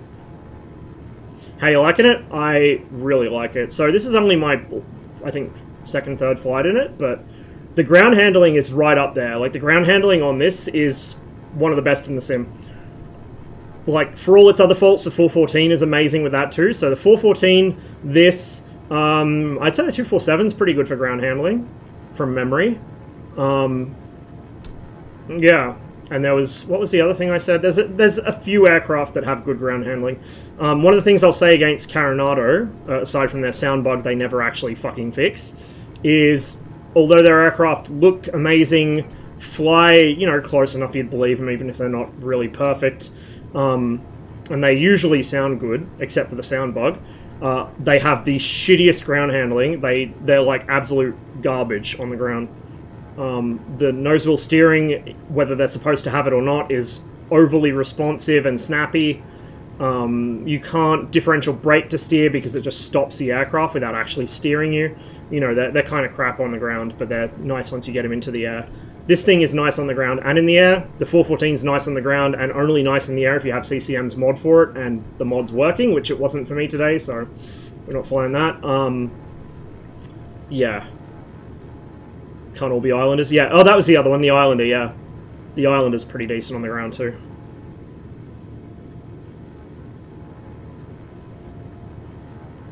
But yeah, this thing's a wonderful little plane. I strongly recommend it. I don't remember how much it cost, but I seem to recall it wasn't too expensive. It was like fucking 20-something or 30-something bucks. Like, pretty reasonable, considering what you're getting. Like, this thing, you can pull some breakers. Not all of them, but you can pull some of them, which is more than you get in a lot of fucking, you know, $60, $70, $80 add-ons these days. Me? Throwing shade? Never. 20 US, yeah, there you go. So, like, 30 Australian-ish. Incredible value. Strongly, strongly recommend. Aha. Remember what I said about forests and military installations? Well, hello. We found one. I don't actually know entirely where I am right... Well, I know where I am, but I don't know, like, exactly. I know the ballpark I'm in, because I know, I flew past that same forest on the way to Reims. I think there's another forest up ahead, and then Reims is about on the horizon or somewhere out there. Now, to add to that, I flew this course at night in the Mooney, so I didn't have the best view of it. So you got all these paths and trails cut into these forests. You got an airbase there. That's a French airbase. In fact, the airport we took off from, judging by the layout, was a French airbase as well. French airbases look kind of like a cock and balls from the air. They've got that, actually kind of like modern Russian air bases now I think about it, just the taxiway doesn't go the full length, or like the round bit doesn't go the full length. So that'll be an air base, and then you've got another little thing up the end. He's got a growth at the end. Yeah, the Magister's really nice. I've had the Magister for a while. I fly it quite a bit. Misfits has ortho for the French bases, given Bing and Google blow them out. That is a good question. And there's only one way to find out. Anyway, that's, I forget what that is. It's I think it's one of the armor training centers or armor bases or something, or a proving ground or some shit. But you can already see the trails cut through the forest, and you got your fucking administrative shit there and your barracks. That's all through here.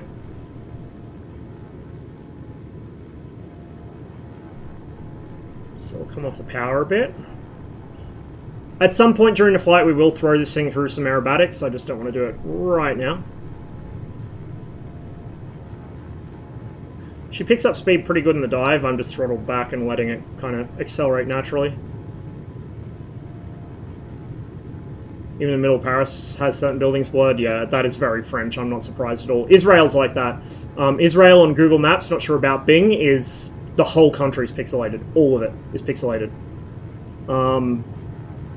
In MSFS, the autogen does an alright job in Israel, I've noticed, but yeah, like, the resolution's kind of low, and that's why, is because it's all fucking blurred. I don't understand the point, in Israel's case, of blurring the whole country. Like, it's just overcompensating, my dude. I don't think MSFS even recognizes that as an airfield. Because it's put a fucking structure on the runway, on the overrun. It might actually, looking at it, it might not be an active airfield anymore. Like, it looks like there's fucking craters or some shit on the runway. Like, they use it for bombing practice. But, yeah. Not the most detailed. It's US law that bans satellite photos of... Bruh. Fucking bruh. Some weak shit. That's so stupid. See the photo of the Corsairs in the massive airship hangar? Yeah, that's really impressive. It's...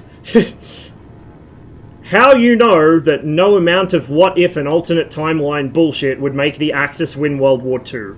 .jpeg. Honestly, that or, like, a fucking tank factory? Either of those things. Like, just... You had horses! What were you thinking?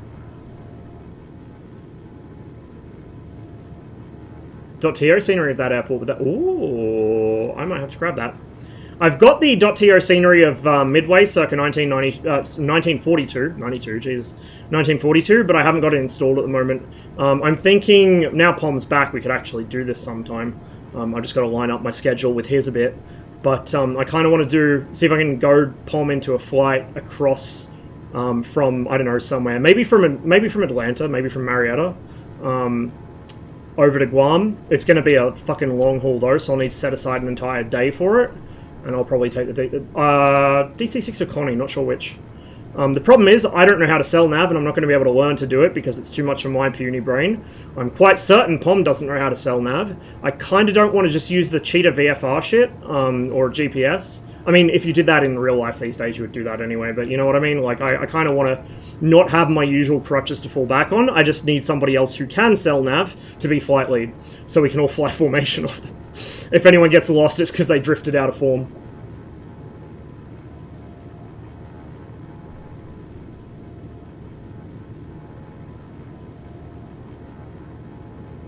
Not blurred, very close. Yeah, the French have been closing down a lot of their air bases. So that could be it. It could just be a closed air base and maybe even used as bombing practice.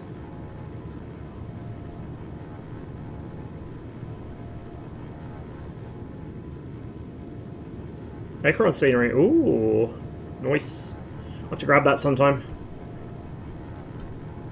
I'm a slut for photogrammetry. Which is probably why I'm running out of hard drive, well, SSD space again, and my sim takes forever to load, but you know, I can't help myself. It's not an addiction I can stop anytime I want. Google review saying the nuggets were too salty. Beautiful. Beautiful.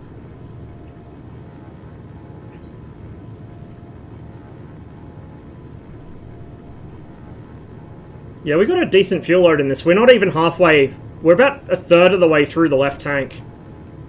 What I'm going to do, just to keep it relatively in trim, we're going to switch to the right tank for a bit and suck from that. Hit it with the old slurpy and try to get the wings about evened out. Just so I have one less thing I need to worry about. In French, of course. Yeah, naturally. I know that there was an issue, because I remember CCM talking about uninstalling his photogrammetry on his stream, about photogrammetry, even if you're on the opposite side of the world to it, it somehow kills your performance. I have noticed around, particularly some larger cities, my performance tanks, but I haven't noticed it killing performance away from them. It's only when I'm directly next to them. So I'm curious what's causing that. But I'm also the kind of person who will tolerate shitty game performance for nice visuals, so... You know, I've spent my whole life until now with really badly outdated PCs, so... I'm used to it. I've become one with the slideshow. Thinking I made a mistake in only getting 1TB and 250GB SSDs? Yes. So, the SSD that MSFS is currently, or not MSFS, well no, MSFS itself and the packages, the one that's currently residing on, it's quite cool. I'm not entirely sure what that is. I assume it's probably a bombing range. Yeah, that'll be what it is. It's a fucking bombing range. Those are probably your visual references. And then you have gun strafe targets down there, I guess. What was I saying? The one I got MSFS on now is a 2TB,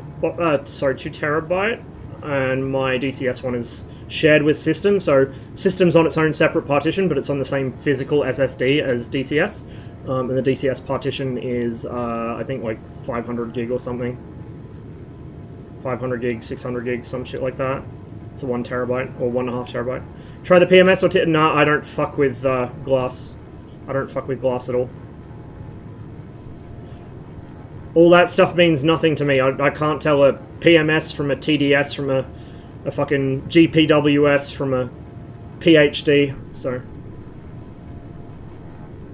If I'm badly lost and I feel the need to cheat, I'll open the in-game VFR map. I won't even look at the fucking actual physical shit that's sitting there. The most advanced thing I know how to do on any of those electronics is on the, I think it's the 530, the default one that all the Asobo planes have. I know how to plug in a Direct 2 to that, and that's all I know how to do. That's also as advanced as my glass fuckery got in real life. We had a little, I don't know if it was a 530 or what, some sort of bullshit, and all I ever did was plug in Direct 2 on it just to get my fucking ETE.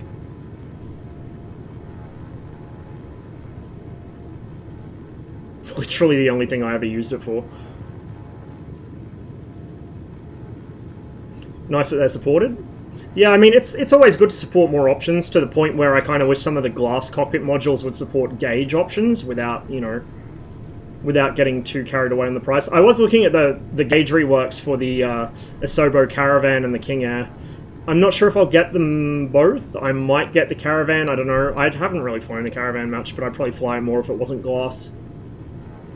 I wish they were priced a little more cheaply, but having a look at them saying that they want to redo the flight model and a lot of the systems modeling to be essentially full fidelity as well, then I can understand the price. Like, $30 for a full fidelity Caravan, even if it's using the Asobo external model, is fair, I think. Because the Asobo external is really not bad. I've never seen a Caravan up close enough to rivet count it. I'll rivet count a Spitfire, I'll rivet count a fucking, you know, MiG-21, any of that shit, which I've either seen up close in person or I've poured over gazillions of photos of. But I don't know shit about fucking Caravans, so... As long as it's got the right general silhouette, I don't care.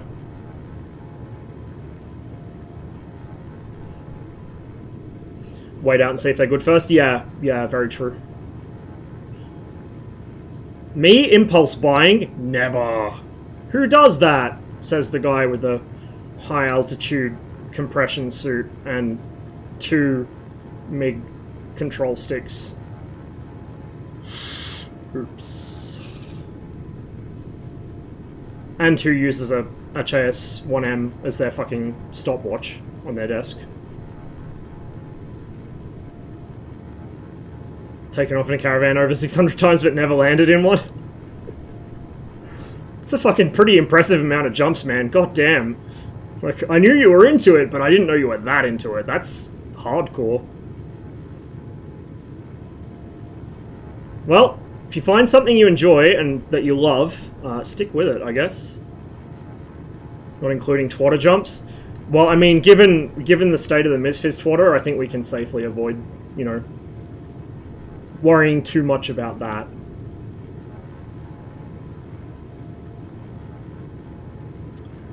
Where am I? Is this Reims? There should... If it's Reims, there'll be a fucking airfield nearby.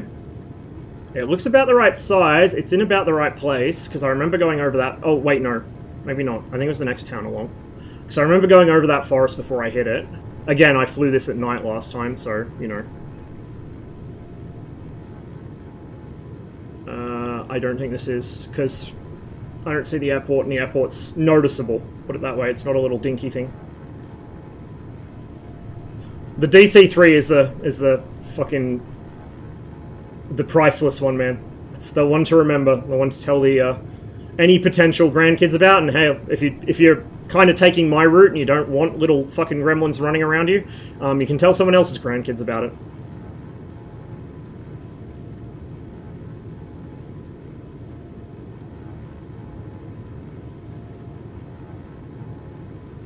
I don't think that's it. It looks too small. And I don't see the airport, so it's probably the next city along.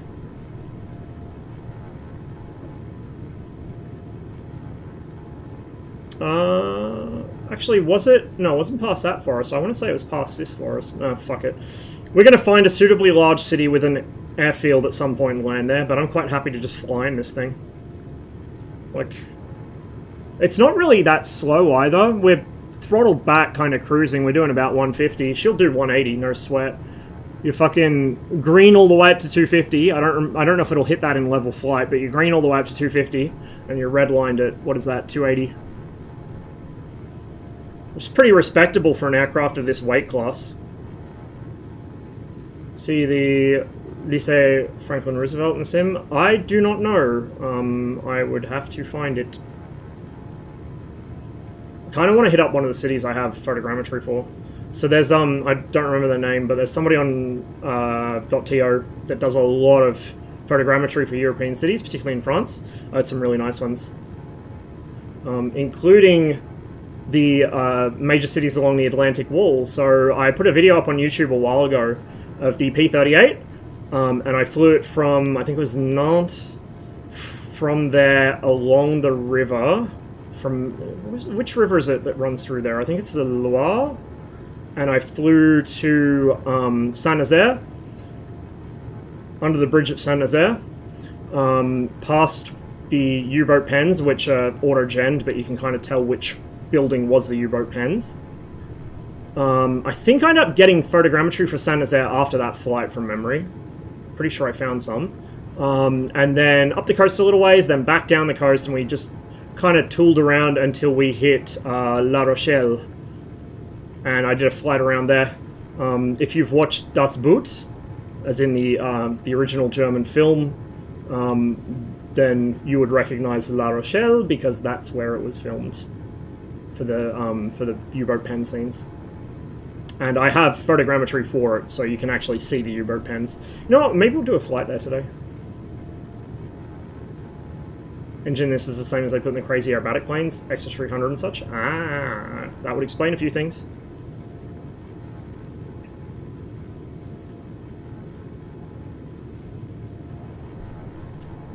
It's been so nice actually just adding whatever I want to the playlist, because a lot of these songs, there's a little airfield down there, a lot of these songs I hadn't heard for a very long time, just because either, you know, I'd mostly be listening to music while streaming, so I had the same playlist over and over. I like that playlist, but, you know, it does kind of lose the novelty after a while.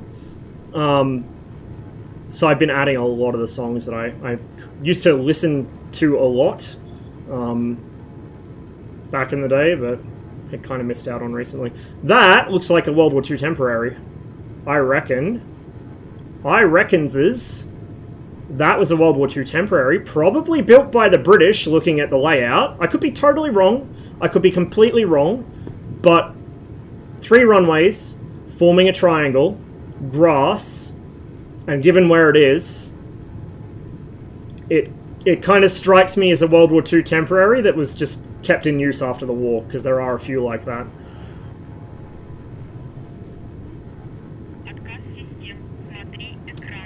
Thank you for the follow. Yeah, my alerts are still fucked, so I can't see who's following, but I do appreciate all the follows, guys. It's good to have you here. Hope you're having a wonderful day, and I hope I can, in some measure, make that day better, or at least not make it worse. If I can not make it worse, that'd be a start, you know. Small steps.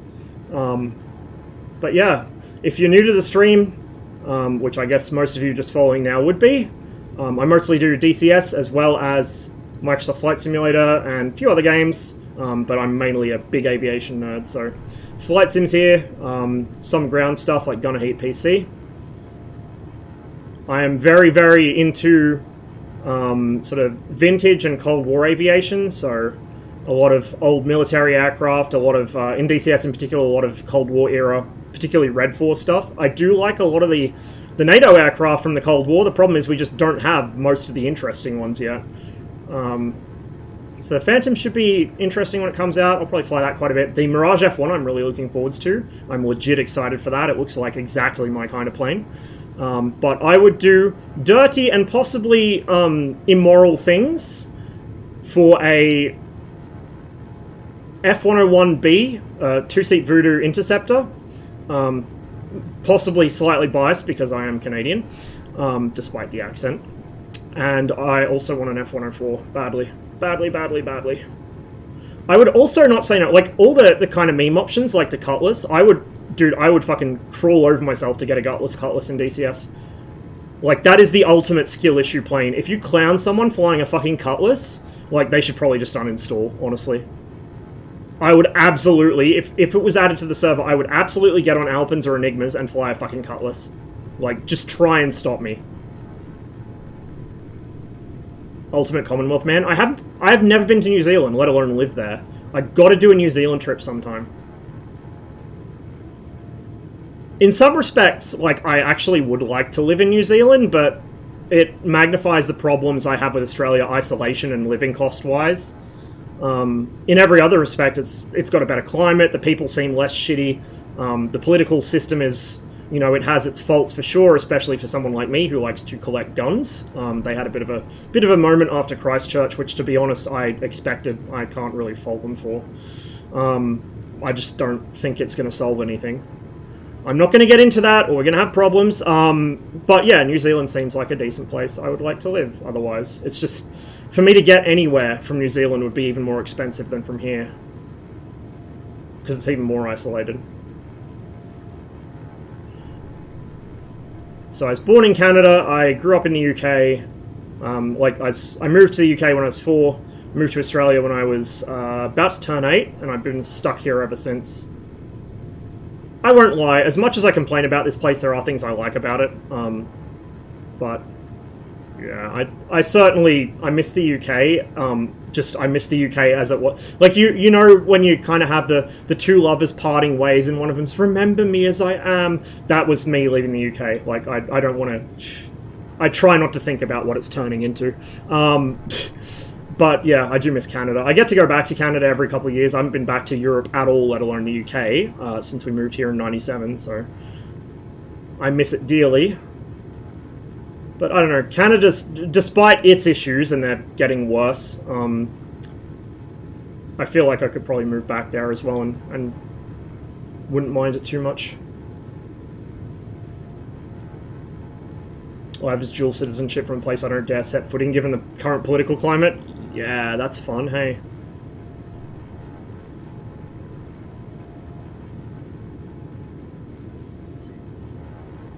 Yeah, I've still got my Canadian citizenship, so I'm a dual Canadian-Australian citizen. I'm Australian citizen by birth because my mum's Australian, so I just got that automatically when I popped out. I'm Canadian citizen because my dad's Canadian, and also I was born there. You know, this is back in those wondrous milk and honey days of the 1980s when you could actually get citizenship in the fucking country you were born in. Or get it from the country your parents were born in without anyone trying to stop you, or any actual fucking constant headache problems of trying to prove that you're, you know, a real citizen. From what I've heard, it's much harder to get citizenship by descent from either Australia or Canada these days. Which is just fucking stupid. It's pointless dick waving. Oh, there's an airport? Question mark? Airport? Looks like an airport, doesn't look much like an airbase. I have no idea where we're going, other than south. I'm not sure how we're going south, because I thought we were going somewhere else, but I apparently let myself get turned around, and now we're flying into well, we're about to fly into JFR, so we're gonna not do that. We're gonna not do a Jerry. I haven't got my wife in the plane with me for a start, so, you know, you're only flying to JFR when you got your wife in the plane with you and you're going to upload it to YouTube. I am going to upload this to YouTube, but I haven't got my wife in the plane with me because I don't have a wife, so not suitable. We're not prepared for JFR conditions. Also, I'm not even talking to air traffic control, so I can't tell them to cancel my fucking IFR clearance because I can see like 2 centimeters at the end of the runway through the clouds.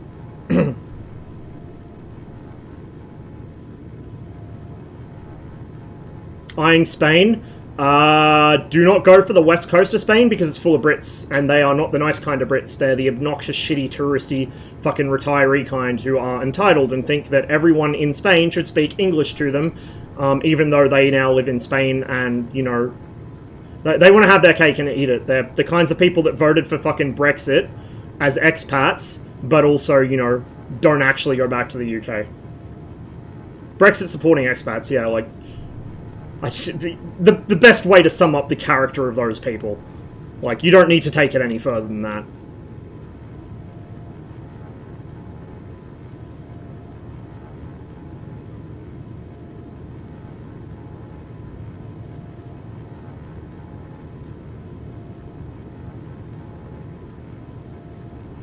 Locked in a constant tower war with Germans, though. Some traditions never die, you know? Some traditions never die.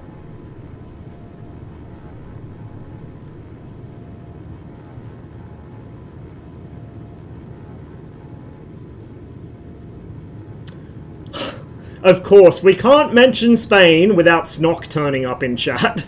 Hey, Snock. You know, someone should really make an HA200 for this sim. I'm not even joking.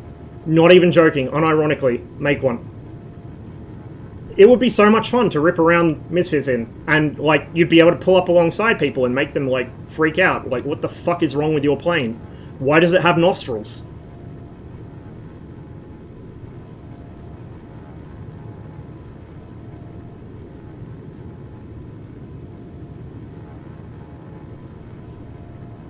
Get a bit warm in here again. It's the problem. I've got a nice fleecy jumper, but it's either too hot, or if I take it off, I get too cold. I know why, it's because the heater just tripped because it did get a bit below the thermostat. I'm not a smart man.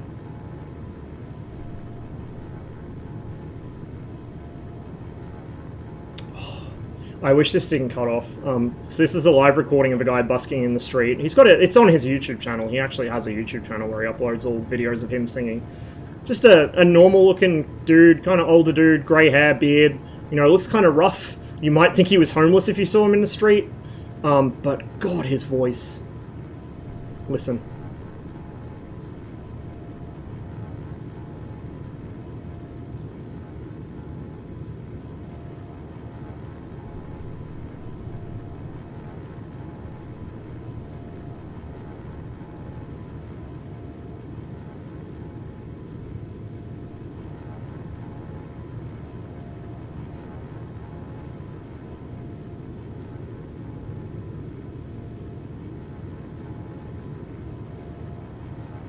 I really like this song.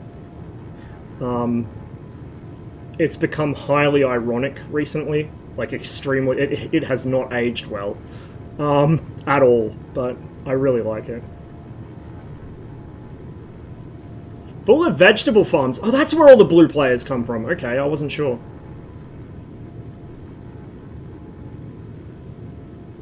We're going on fuel. We haven't even evened out the tanks yet. So yeah, this thing could go for a couple of hours, I reckon. It's quite good endurance. Just chilling. 150 knots, just chilling.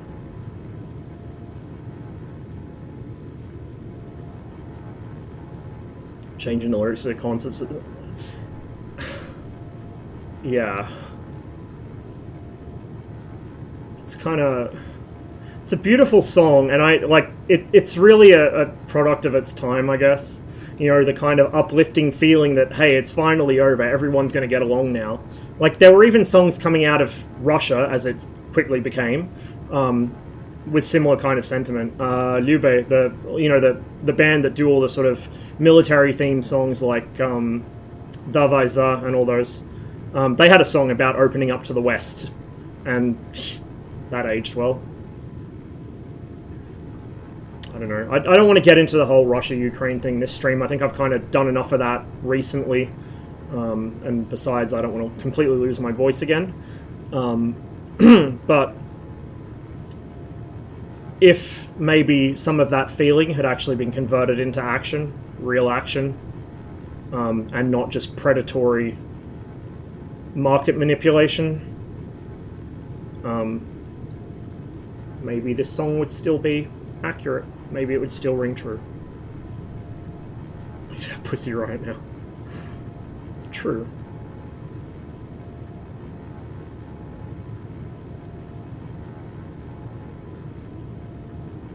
Does someone want to pop a... I don't know if it'll come up with his name in the title. I forget if you put his name in the title. Just pop a exclamation mark song in chat and see if it comes up. It'll obviously have the song title. I just don't remember if he had his name in it. I don't remember if it provides a link to the video either. I need to make sure it does.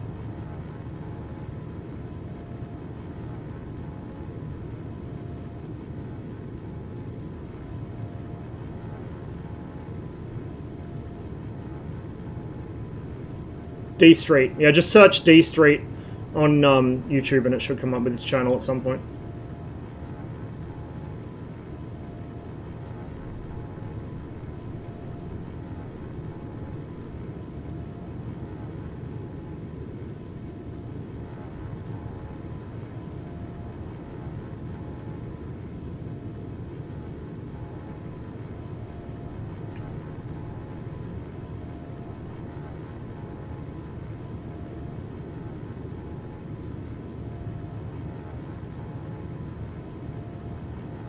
I still don't know where we're going, by the way. We're just cruising. We're just cruising. If we find a major river, we might follow it, but until then, we're just gonna vibe.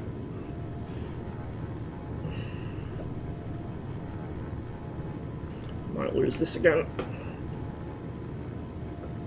Ah, we got some blockhead to follow up. This is a good song, but the animation for the music video is, like, incredible.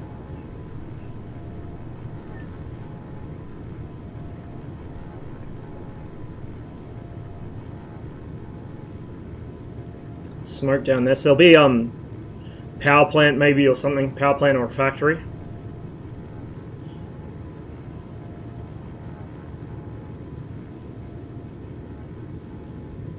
Yeah, I know that. I know there's no functional weapons in the sim. It's cool to just cruise around though. And unlike DCS, it actually feels like I'm flying. Look at this. Look, hands off controls. And now we're out of the turbulence pocket. But the plane will actually hit turbulence. It's real turbulence, dynamically generated by the weather and by fucking terrain. You fly behind a tall building, in the lee of it, you will feel the turbulence coming off the building. Meanwhile, in DCS, that is, I think, the most painful thing to me about DCS. Not that we're missing half the assets for the Soviet SAM sites, or that they have the complete wrong tracking logic. Not that, you know, MFD Kumas get everything done for them while Cold War fans get left out in the cold. Not the game doesn't run well like 90% of the time. Like, none of that. The biggest thing that shits me off about DCS, not even that the map isn't very, like, you know, the world maps in DCS are really kind of not great in any sense. But what really shits me off is that we have a flight simulator, ostensibly, it's a procedural simulator, with such incredibly carefully adjusted flight models. You know, like the FMs on some of the modules are claimed to be incredibly accurate, and some of them I believe that, but then the air is completely dead and still. And, you know, we got pretty clouds now, but they're not as pretty as these clouds, and unlike these clouds, they don't actually affect anything. They're just a visual effect. You know, a 3-layer visual effect, woohoo, that doesn't even move with the wind. I'm sure that they're going to implement the clouds moving with the wind and the clouds actually generating turbulence and actually disrupting sensors on IR, you know, missiles or electro-optical sites or whatever else. I'm sure that will happen, you know, one day, and I'm sure that the generations that come after us will live to enjoy that in DCS and appreciate a full fidelity combat simulator. But for me, the single biggest failing of DCS is that it does not feel like a flight sim. It does not feel like flying to me. You know, if it wasn't for the combat, the illusion would be shattered, if that makes sense.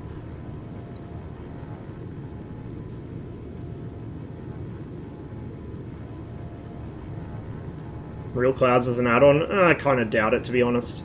It's just, the problem is, it's one of those core game updates that needs to have happened for years and years and years that they just never get around to, because their model is to make new modules to bring money in, but then all the modules end up being unfinished because they're all Blue 4 Gen 4 shit, because that's what they know sells on fucking Hoggit or wherever else. So it's stuff that takes forever to code properly and is never actually finished. So you end up with like 3 or 4 different modules in varying states of incompletion, and the core game is just left to be, you know, just left to stew in its own spaghetti code. They do make changes here and there. Like, I don't want to make it sound like I'm totally against ED and they never do anything. They absolutely do. But I think they kind of back themselves into a corner with their business model. I think, at risk of getting cancelled, like I think Jabbers was cancelled, I would agree with them. Their business model is not sustainable. It's not good. And they really need to reconsider it. I would be happy to pay a subscription fee for DCS as long as it was reasonable, if it meant them actually just chilling the fuck out with new modules and working on the core game. Because if you improve the core game in DCS, it goes from a fun game that gets frustrating and then you go and play an actual real flight sim for a bit to get the feel of flying, to scratch that itch. You know, DCS is your combat itch and then this is your flying itch. You know, imagine if they implemented some even half as good a terrain streaming kind of thing as this. Even half as good. I mean, even on the current maps, imagine if the weather was as good as this and the fucking, you know, the aircraft actually felt like they were flying because the weather was there. You know, like, that alone, if DCS actually had the flight portion of a flight sim down, I would probably not really complain about it. You know, I'd have little issues here and there, but I would generally shut up with the most of my problems I have with ED. And I played a hell of a lot more, and I think it'd be a lot more popular. Microsoft should bring back Microsoft Combat Flight Simulator with Misfits Tech. I agree, but I don't think they'd kill DCS with it. I'm going to tell you why.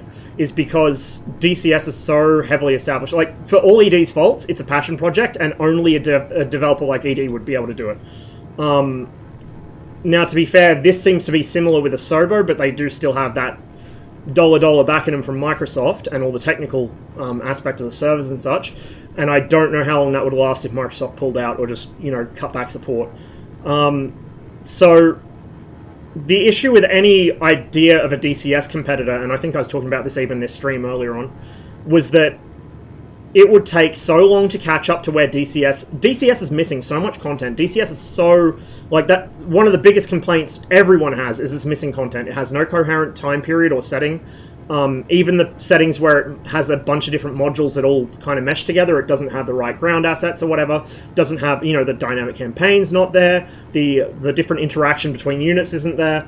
Like, none of that's there. It's just a toy box, basically, right? It's a toy box with jets in it, and some prop planes. Unlike BMS, which is not as good of a simulator for anything that isn't an F-16, but is really good at making you feel like you're in a fighter pilot's world, because it has everything else going on around you. Even if the planes don't have the most accurate flight models, even if all the other flyable planes are just copy-pasted F-16s, like, you know, it makes you feel like you're part of something. DCS, mostly, you can kind of get there with really well-made, kind of heavily scripted campaigns, but as far as multiplayer goes, no. As far as most single-player missions go, no. As far as assets go, no. Like, it's just missing so much content. But with that said, DCS is still so far ahead of the competition. Like, look at that meta NOR teaser for their, or that fucking everyone thinks is going to be the DCS killer. It looks like a red flag simulator. It's an industry red flag simulator. That's all it is. The only aircraft we saw, which is not just textbook red flag, is a MiG-29 Model 912, and it's not like there aren't NATO members that operate those. You know, like, it's a red flag simulator. They had some Soviet block ground vehicles. Well, woohoo, they have those in the petting zoo. Of course they'd have some. They had terrain that was the US Southwest. I wonder why. Like, it just looks like it's going to be an industry sim at industry prices to industry customers, with either no consumer version or the consumer version's just going to be, you know, a lot more watered down than, you know, compared to DCS than what people think. I don't think there's really ever going to be a true DCS competitor unless ED just stop developing DCS altogether and let other devs catch up. I don't think that's going to happen. I don't want it to happen. Like, yes, it would be good for someone to light a fire under ED's arse and get them to actually fix some of the core game problems, or get them to actually finally realize that this shotgun approach, this ADHD game development approach, as I call it, of, you know, well, let's add cows today. Let's add a fucking, you know, 2005 era Apache today. Let's add a fucking, you know, let's add a World War II point. Like, there's no rhyme or reason to what ED does. A lot of the ground assets, you can tell when they were added to the game, because, you know, some of the combined arms assets are like hero assets for a game. Like, they're incredibly detailed. You can count the nose hairs on the tank commander. And then a tank from the same era, you know, in terms of it would be in the same mission, it looks like it came out of M1 Tank Platoon 2 in the late 90s.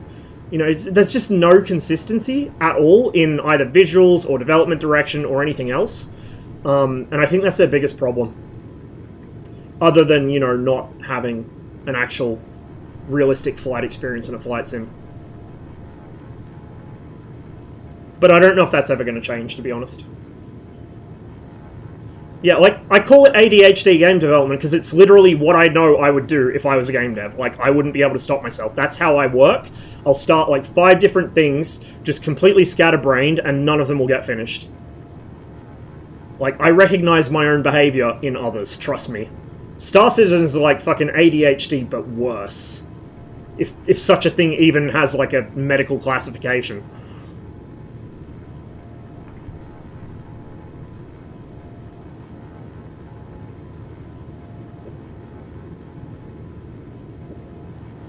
Why would you want to turn X-Plane into a combat sim?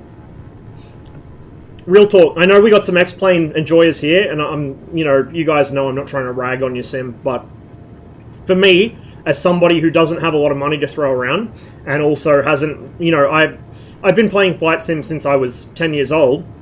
I really need to trim this moustache. It keeps catching my tea and launching it at the screen when I speak. God damn it. I've been playing flight sim since I was about 10. But I took a long break from them because I didn't have the necessary equipment. You know, my old HOTAS broke. Oh, it wasn't even a HOTAS, it's just a joystick. And most of the flight sims I played are combat flight sims. I never really got into FS95 or 98 or FS9 or any of them. So for me to get into X-Plane would require me to buy X-Plane, would require me to buy a decent weather add-on to make the weather not look like shit, would require me to buy or generate a fuck ton of like an absolute insane amount of scenery. Like, I got friends that play a lot of X-Plane and they probably spend 90% of their time not playing X-Plane generating ortho. Like, bro, I ain't got the time or the attention span or the hard drive space for that. So, you know, just to get X-Plane not even half as you know, user-friendly and pretty as this, because X-Plane physically can't manage graphically what this does easily. It's just so much time, so much money, so much effort. Like, and this is kind of the thing with X-Plane 12. I know that X-Plane fans are kind of looking at all the stuff that Austin's been spruiking, like, oh yeah, this is going to be great. I'm sure for them it will be, but for me, as somebody who is not a Laminar customer, who is, you know, kind of side-eyeing X-Plane for the sole reason, mind you, for the sole reason that it has some beautifully made vintage Soviet airliners in it. That's the only reason I even care about that sim at all. I don't know why you'd want to integrate any sort of combat sim with that. It'd be like the fucking TAC pack for P3D and shit. It's just, it looks bad, it functions badly, it doesn't even really simulate anything very well. Like, why bother? Just build it on top of a modern engine with modern capabilities, where all of that fancy shit is baked into the game at launch, you know? Like, vanilla MSFS, even before you go on .to and start downloading, you know, fucking 500 gig of free scenery mods and free planes, vanilla MSFS is, like, the complete package. You don't have to fuck with scenery unless you really want to. You don't have to do it. It's not a problem, not a concern, unless you're, you know, really intent on flying around Greenland a lot. Or, you know, the Russian Arctic Circle. But you don't need to worry about scenery, you don't need to worry about weather. This is all just default weather, this is live weather. You know, you can get some presets, you can get them from .to for free, that people made for when you're flying around offline or whatever, but it's live weather. This is what the weather is probably, you know, pretty close to in this part of France right now. It's great. I don't have to connect to any external apps. I don't have to, unless it's for a separate module like the F-104's radar. I don't have to run anything in the background. I don't have to sign into anything. I don't have to fucking use my real name to register for fucking VATSIM. I don't have to deal with some joyless fucking person screaming at me because I dared to just brush the speed of sound at 60,000 feet over the water in a place where there's like a population density of 1 person per fucking square state. Bit of weather pop in there, which is interesting. That does happen sometimes with the live weather. I've mentioned that before. It's probably just a limitation of the system. You have to use your real name for VATSIM to sign in, I'm pretty sure. You have to, yeah. Like, I get that they're sick of fucking 14-year-olds getting in the pattern at Heathrow and declaring an emergency because their spaghetti fell out their pockets, but there's better ways of dealing with that than making people dox themselves and then imposing all these bullshit rules. Like, oh, you're not allowed to go supersonic. You're not allowed to fly this kind of plane. You're not allowed to fly that kind of plane. You have to use this kind of procedure. You have to do this, that, and the other. Like, it squashed my dreams. Like, if I'm going to do something a bit trolly, I want to be creative. So my trolly idea of what I would do on VATSIM before I found out what an absolute clusterfuck it would be, and I'd get banned for it immediately, and they would have my real fucking name. Not that it's a big secret, but my big idea on VATSIM was I was going to wait until some blessed person makes either, you know, an F-101B or an F-106 or a Su-15, one of my beloved interceptors, and then I was going to just chill at an airbase, and I was going to wait for them to bust some restricted airspace, because the fuckers do it all the time. I have watched tube liner streams enough to know those motherfuckers cannot navigate to save their lives, even doing all the real-life procedures, right? Like, at best, I might just VFR my way around, I might cheat off the GPS occasionally, like, I haven't bothered with charts in this because I don't take it that seriously, but these guys, they take it seriously and they bust airspace all the fucking time. So I was just going to chill on the runway waiting, well, in the QRA ramp waiting, and the moment someone busted the airspace, I was just going to go up there and intercept them. I'm not going to try and do some edgy shoot them down, just going to form up on their wing, pull up alongside the cockpit, make sure they see me, give them the old follow me, flash the fangs in case they have second thoughts about doing so, and see what happens. I just thought that'd be kind of funny. You know, I'm sure a lot of the bigger tube liner streamers get fucking stream bombed all the time by people intercepting them in 747s and shit, so I thought, you know what, those guys get enough shit like that, how about we give them a real intercept? How about I study up on the actual procedure, the actual comms or whatever, so if the controller starts yelling at me, I can tell them, like, no, I'm doing this, like, this is role play, don't interfere with my role play, and give them a real, you know, oh, now you fucked up kind of air defense intercept experience, but no fun allowed on VATSIM apparently, so that ain't going to be happening. We'll just do it, I guess, and if somebody does release a module like that, technically I could do it in the 104, but I want to do it in a true, like, proper air defense interceptor to really get the point across. Not the F-104, which was not an air defense interceptor, no matter how much people think it was. So yeah, I'll just do that in, like, multiplayer in this, I guess, since VATSIM is off limits for people that actually want to fucking enjoy themselves. Boomers and their antiquated lack of understanding of privacy on the internet, yeah, it does get like that.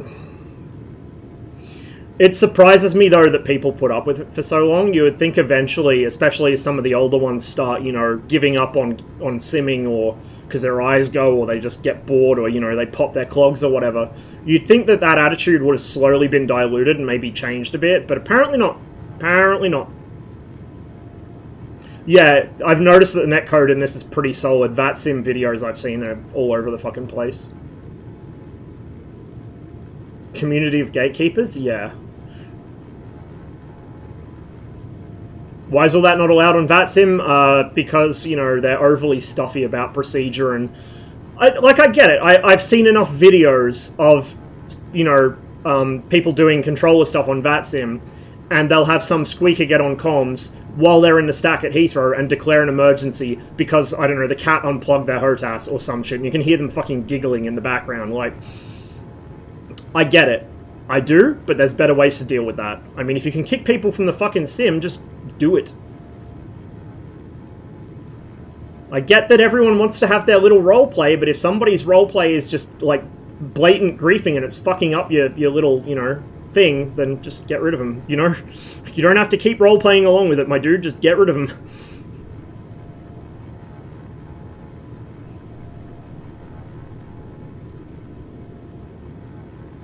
Do all that on Unicom when no ATC's online? I mean, I'd still have to register, though. Kind of, like, that's the thing, it just put me off. It just put me off, so I think we'll stick with doing it here. And of course in DCS. When some blessed dev finally adds an interceptor to DCS of any stripe, you know what you're going to see me flying until the end of time. Squeaker's ruining everything. It's a combination. Squeaker's ruining everything and Sweatlord's ruining everything. Like the two groups you don't want to encounter in your leisure time. Squeakers and Sweatlords.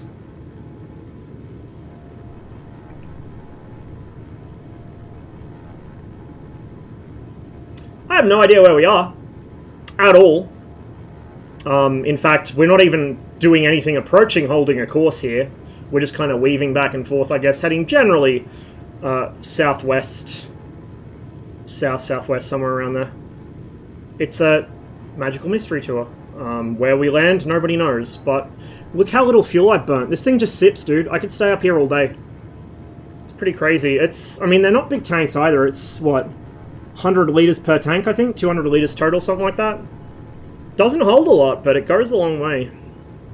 I think for the... Actually, you know what? That kind of makes sense. This will be a more powerful engine, obviously. Much more powerful engine, but when we used to fill up the Jab, I mean, the Jab will go about 7 hours on a full tank, and I just put like 70 litres into it, and that was about, you know, half, 2/3, something like that. So it stands to reason. 200 is plenty for this kind of plane, I guess. Meanwhile, in the MiG-21, 200 litres is, I hope you can see a runway because you need to be there very soon. That's when you're, about when your third group of tanks, empty light comes on and you start, you know, sweating visibly.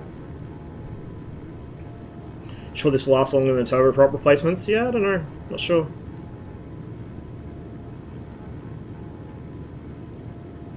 Having a hard time... Get DCS. Oh, you mean or the entire of MSFS? Yeah, that's harder then. So the Mirage in DCS is really, really good. It's one of my favorite modules, and I really need to fly it more. However, it really depends what you're looking to do. If you want to do combat stuff, then it's a no-brainer, get the Mirage. If you want to do this kind of flying, just chill. You can't really do it in DCS. DCS maps aren't very big. They don't look very nice. You don't have the weather, like... If you want to enjoy flying... Get MSFS. If you want to enjoy combat, get DCS. Now, with that said, the Mirage 2000 in DCS is one of the most detailed modules. So it just got an update, so its engine's actually pretty fully simulated. I think it's one of the few in the sim where it really is simulated to that depth. It also has the only correctly, like, more or less fully simulated radar in DCS. Not even ED modules have that level of radar simulation. Also the only multi-core utilization in DCS, because Gallinet is a fucking magician and figured out how to offload all the radar processing to a second core, when the entire of DCS can't figure out how to offload anything to a second core. So, like, the Mirage is a phenomenal module to pick up, but, again, like, it comes down to how much do you want to do combat, and how much do you want to do just sightseeing, or, you know, kind of aerobatics, or long-haul flights, things like that. Ultimately, my answer would be buy both, but, you know, I understand that's quite a chunk of money, so buy one now, pick up the other one next chance you get, I think, would be the best advice.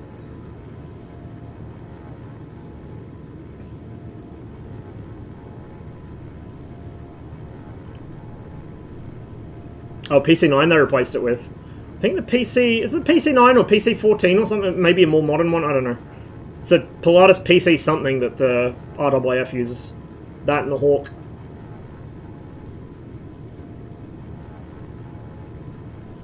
Whichever goes on sale first. That's not a bad shout.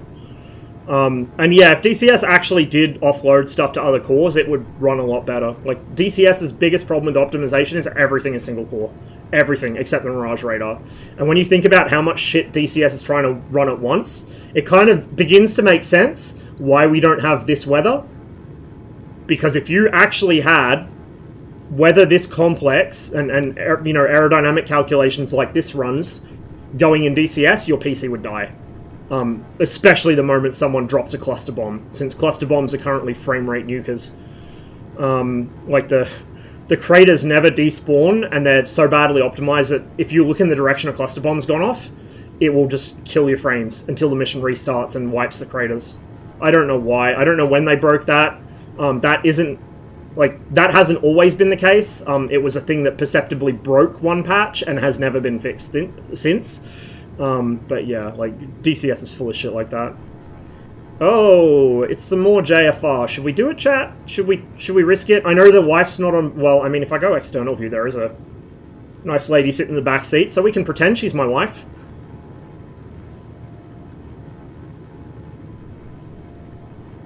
I mean, she doesn't have to be my real wife, surely. I mean, if as long as it's somebody that could pass as my wife, it's good enough for JFR. We've got all the prerequisites.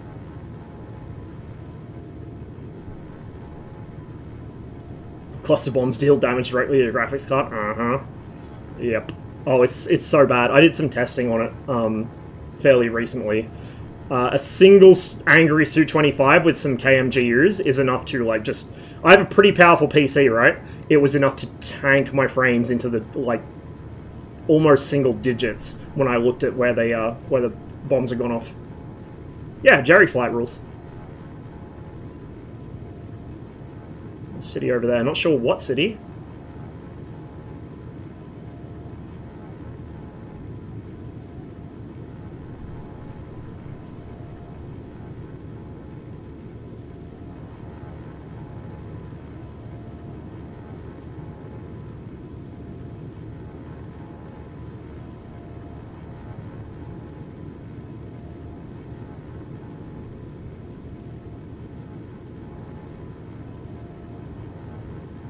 PC21. I knew it was PC something double digits.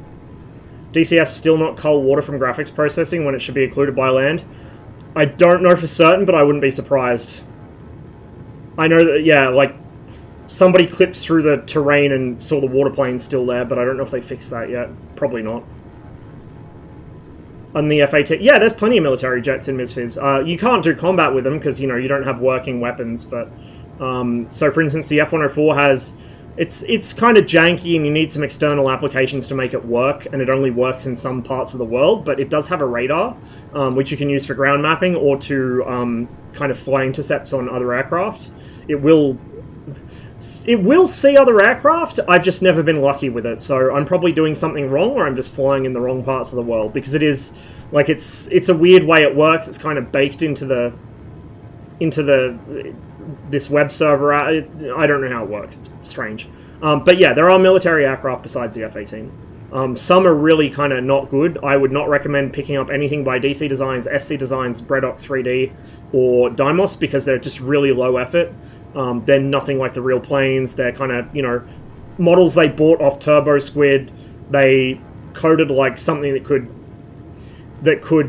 debatably be called a flight model in the loosest sense of the words. And none of the systems or anything work the way they're supposed to. I don't care if that bothers, you know, if they happen to be watching and they hear that, make better shit, you know.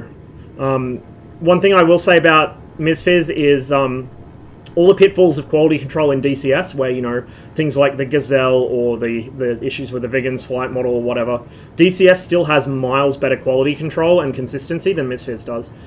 So this sim's a real minefield as a consumer. You got to really pay attention to what modules you want to buy. Some of them look really nice and then they turn out to be lemons. Some of them don't look that much. Like, this looks pretty unassuming from the outside. It's not the prettiest thing on earth. You know, the sounds are accurate, but they're not like super cinematic or anything. But this is probably one of the best purchases I've made in this sim. Then you've got obvious best purchases like the Boeing 247. That's like, you're insane if you buy this sim and you don't own the 247. I don't know about the Stearman, but given their other modules, I wouldn't trust it. I would not trust it. And that's the problem with making shitty content, is if you actually do make something good, you know, you've already got the reputation and people aren't going to buy it. So until they actually can show a module which looks right to me in terms of art, in terms of how it flies, in terms of all of that, systems, everything, I don't care what they make. They could make a Su-15, my dream module for this sim. They could make a Su-15 or an F-106. I would not buy it. Unless it was, you know, moddable and somebody unfucked it for me.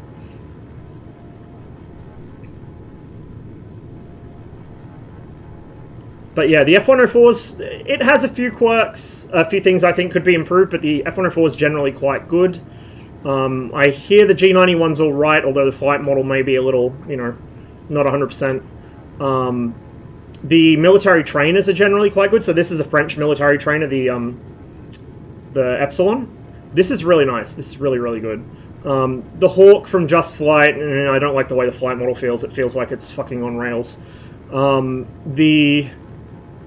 The 339 and the Goshawk and the other stuff from India Fox Deco, I only know them from their DCS work, and by that I mean the 339 mod for DCS, since they're, you know, they're still working on getting the official module version of that released.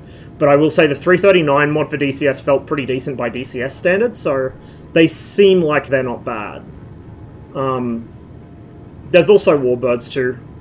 So, you know, Spitfire, P-38, there is a P-40, but the flight model on that is needs to be scrapped and redone from scratch, frankly.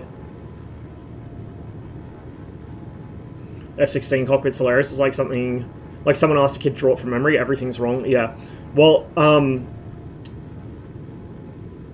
the MiG-15, like the freeware MiG-15 that then went payware for some inexplicable reason. I don't know why it went payware. I don't think they even added anything to it over the freeware version. That's the same deal. It looks like a cartoon of a MiG-15 the kid drew from memory. I mean, I will buy something that has substandard art if it flies really, really well and the systems are really, really in-depth. Because substandard art is something that can always be fixed later. Or, you know, you can just, like, I can just take my glasses off and pretend it looks good. But generally, when you see substandard art to that level, it's kind of telling of what the rest is going to be like. Got Gravel, got his hands on the good Spitfire, so it's yes. Yes, and I'm hoping that he can restrain himself when it comes to the A7 for DCS, because if they're talking about all this fancy CFD they're doing that NASA's sat up and take notice with, well, good, but please do not let him nitro the fuck out of the flight model. They're going to be hard enough to deal with if they have their real-life flight performance, lugging fucking, what is it, 14 tons of bombs? Or 7 tons of bombs or something? 14,000 pounds, I think it is. So 7 tons of bombs. They're going to be bad enough lugging that at the speeds they should be able to do, let alone if we have another Vigan on our hands. Freeware mod MiG-15 uses the same Turbo Squid model as the paid one. What the fuck? Okay, well. Intriguing. So, now I know not everyone who knows how to code. I'm just gonna use the benefit of the doubt here. I've got to watch my instruments. I don't want to have the what is it? 170 something second? No, I don't remember how long it was. 178 seconds or something. So we're gonna keep an eye on them, but and hopefully not ice up. But you know, I kind of understand that there's people that are really good at systems coding and flight model coding, but can't do the art side of it. That's totally fine. But, you know, if you're gonna do that, maybe at least don't get the same model someone else got, especially if it's full of fucking inaccuracies, you know? Maybe find another model that looks a little better. Like, I'm sure they're out there, or maybe just, you know, commission one from somebody, because it's probably cheaper to commission it than get a fucking outdated one that you're gonna want to replace anyway. I don't know, dude.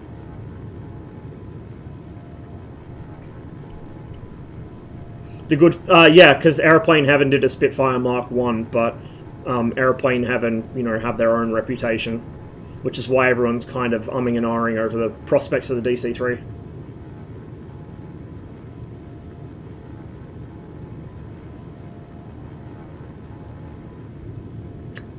We're in this rather a lot longer than I expected to be. I thought we'd pop out the other side by now.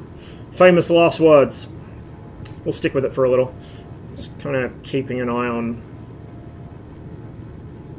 We do have a de-ice system. I am not sure if it's like how it works in this aircraft because, you know, I'm like the opposite of Starflies. Starflies will meticulously plan through every flight she does. I will just jump in a plane I have never even seen before in my entire life, intuit how to start it, probably blow the engine up at least once, and then just, like, fuck it. I don't know where we're going somewhere. So yes, I have no idea how to activate the anti-ice in this, but I assume there's a switch somewhere for it.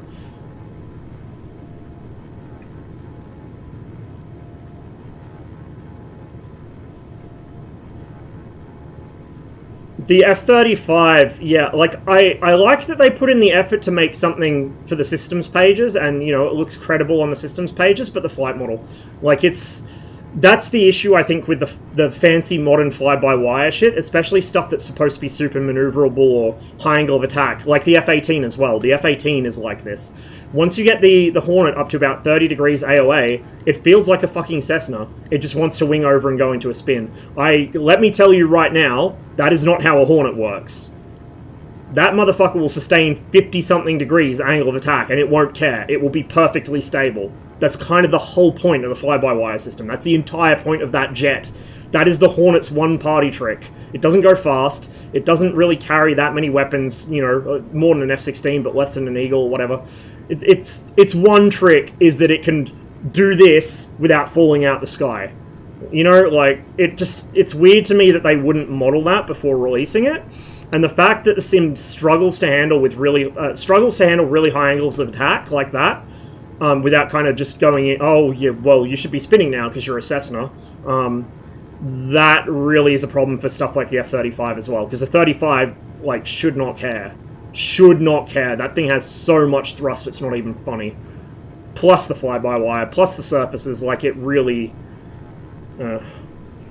So, I mean, I have the F-35, but I don't really fly it that often. I mostly use it if I need to get somewhere in a hurry with a good view. If I need to get somewhere in a hurry without a good view, I fly the Starfighter. But yeah, like, I don't really like the way it flies. It flies smoothly, like, it's easy to fly, but I can't do F-35 things with it, you know?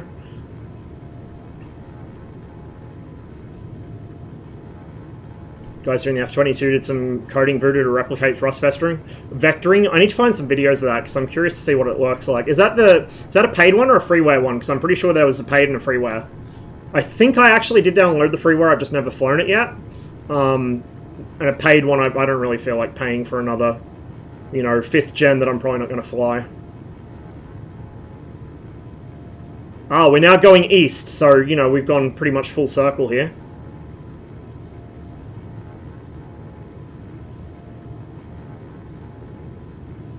Amazing view of the French countryside. What I'm going to do is we're going to, because I'm pretty sure this aircraft can handle it, we're going to go up.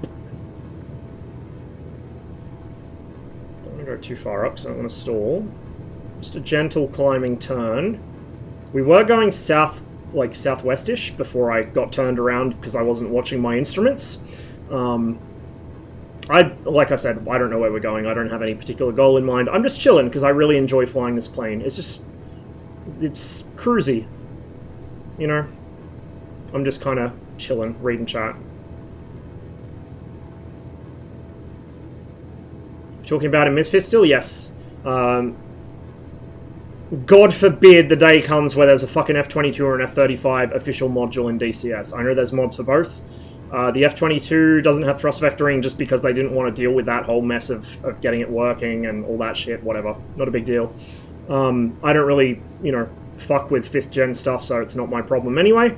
The fucking F-35 mod, well, let's just say that Saber, who is, you know, a member of my community who worked on F-35s, that was his job, he he has a laundry list of complaints with that, about things that are modeled incorrectly or just make no sense. And then I think there was some drama with the team releasing a trailer for it that was entirely real life footage, and then there was, I don't know. I'm not in their Discord. I don't really have that much interest in the jet, so I heard it second and third hand. Try the free one now. I don't even remember if I think I have it installed, but I'm not sure, but I don't know. See, Kubernetes seems to now... Oh, no. Oh, no. Okay, well, we can safely assume, depending on how much involvement they give him, we can safely assume it isn't going to make third-party status.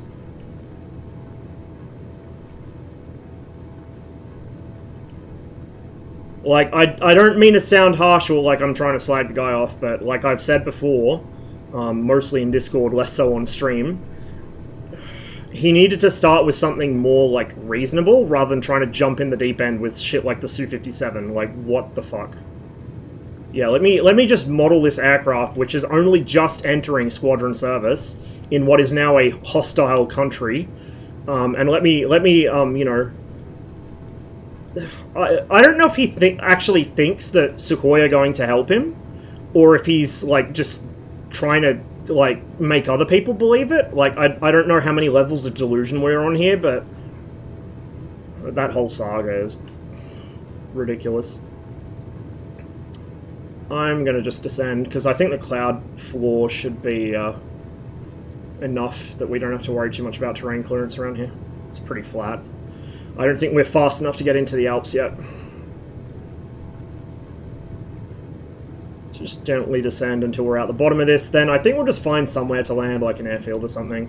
We'll do some mild aerobatics just to show off what this thing can do. And we'll find somewhere to land. We'll hop in something else.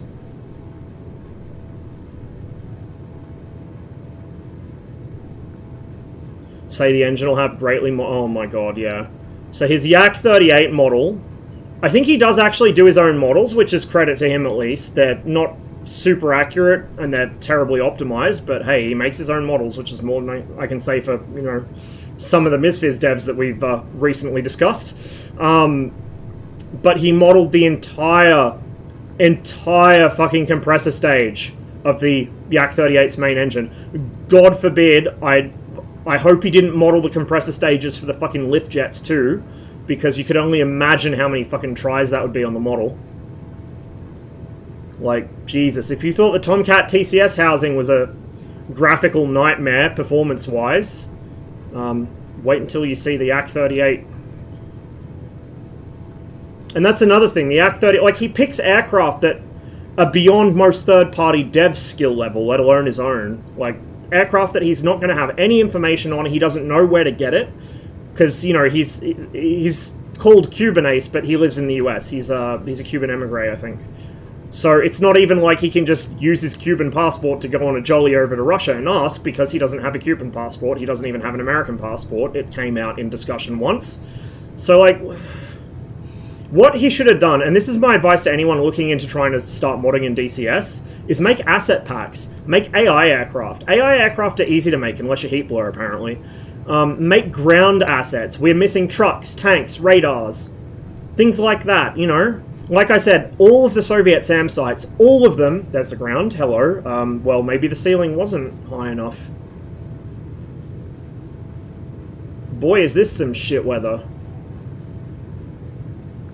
Okay, this is definitely JFR, so,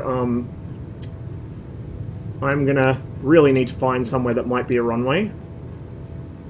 Because I don't know where I'm going to find my way out of this. But yeah, like, he should have started with ground assets or AI assets or something. Something easy. Or at least if you want, like, if you insist on doing player-flown aircraft, like, he did a Su-7 at one point. Now, it's difficult to get good documents on, I guess, especially if you're not from that part of the world, but, yeah, the Su-7's not an awful idea. You know, it's a historically relevant aircraft that would be very useful to have in DCS. Its systems are reasonably simple. We're going to have to climb back up since we're not going to come out under this. We might have to see if we can get over it. I don't think we will. Do that instead, you know? And again, we've circled almost all the way around. yeah, instead of this shit of the Su-57, like, really? Or the fucking, the Yak-38? Like, it took Razbam how long to work out some of the kinks in the Harrier flight model, and it still will do bizarre and wonderful things if you know what control inputs to give it. You know, like, the idea of Cubanase making a Yak-38 that actually resembles reality in any way, shape, or form, it's not realistic, man. He's doing himself a disservice. Like, he does have actual skills he could use to do something genuinely good, but he's so hung up on this idea of projects that will wow people.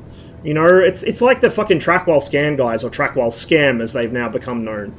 If it isn't a legitimate, like, full-blown intentional scam, then it's the same sort of shit. It's people that are so, you know, wrapped in their own bubble that they actually have deluded themselves into thinking that they have the ability to do that. The ability to make a world-scale fucking everything simulator. You know, a Blue Drake simulator. Well, it's just ridiculous. So yeah, if you guys are looking at getting into modding DCS, please, where's my Parol IFF truck for my Soviet SAMs? Where are my power cabins, my control cabins? Where are my transloader trucks? You know, where's my T-64 for the Soviet ground forces? All this stuff. We're missing so much content in DCS that could easily be done. Like, in fact, I think for some of that stuff, ED even pick up models off freelancers just because it saves them time, so... do that, or, you know, give us AI aircraft. Like, I've been trying to browbeat Coty and Egg into getting their Yak-28P and 2141 drone, respectively, into DCS's AI assets. Because it'd be something, you know? It'd be something. But... I don't know. Describing Star Citizen? Yeah, I know. I know.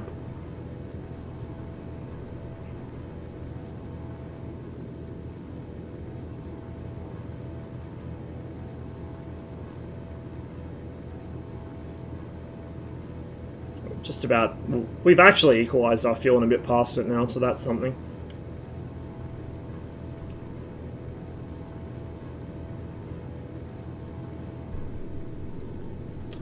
So, since I've been so busy talking and not paying attention to where I'm going, and also we had the genius idea of flying into some weather just for shits and giggles, I got myself in a bit of a pickle here.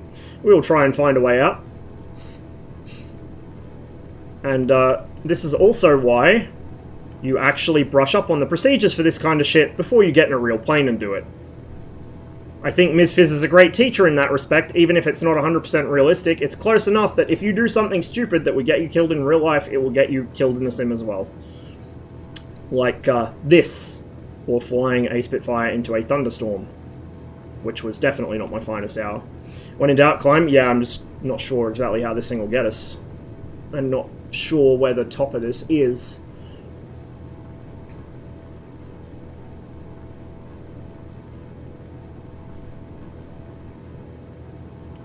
Doesn't exactly have the most blistering climb performance. Words are hard, I'll tell you that much. Up, please.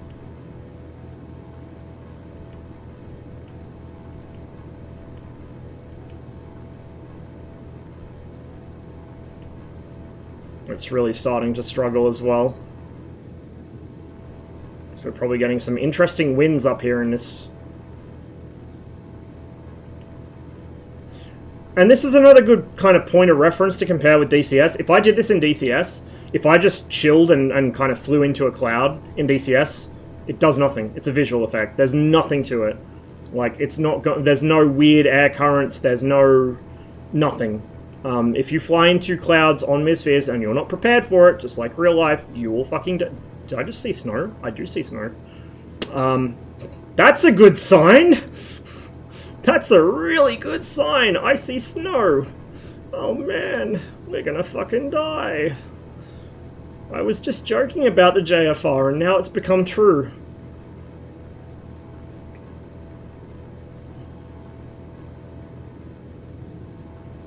Lean it, yeah. You're right. I'm so not used to dealing with manual mixture, to be honest. I'm used to manual everything else, but not mixture. Can you tell I grew up playing Spitfire sims? There we go. That's done it. That is an improvement. Just gotta be careful I don't lean it too much.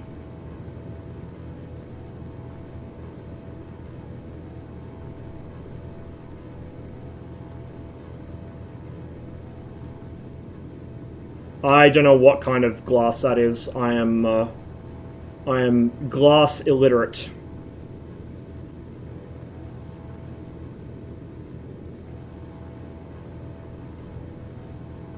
I mean, I could just open up the little in-game VFR map thing and figure out exactly where I am.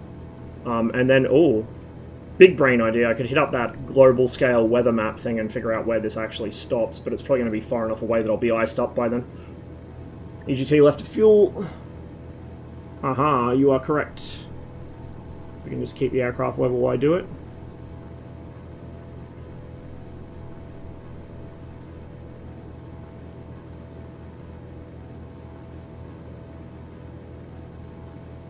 No, she's struggling. She's struggling. And the snow's getting worse. There is suddenly a lot more snow. I'll just level out. I know I'm going to clear pretty much any terrain in this area, so we'll just level out, I think. And keep going and hope for the best. Hope we bust out the other side at some point. Or find a clearing. Before we run out of fuel, or ice up. Or something else goes wrong. But the transponder looks like a Garmin 430. Yeah, I think you're right. Yeah, it looks like the thing you can get in DCS, so... probably is. I said, let's level out. Hello. If I can get on top of my trim here. Some of that's going to be from the weather pushing us around as well.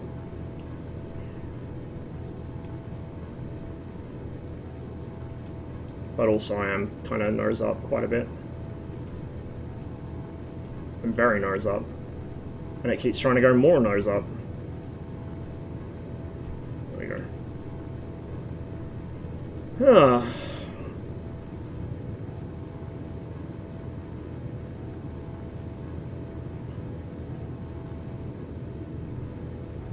Does seem like it's getting a bit darker, doesn't it? I'm just waiting for a mountain to loom up in front of me. I don't think we got the speed to get anywhere near mountains in this thing, but not before we run out of fuel, but knowing my luck, we will.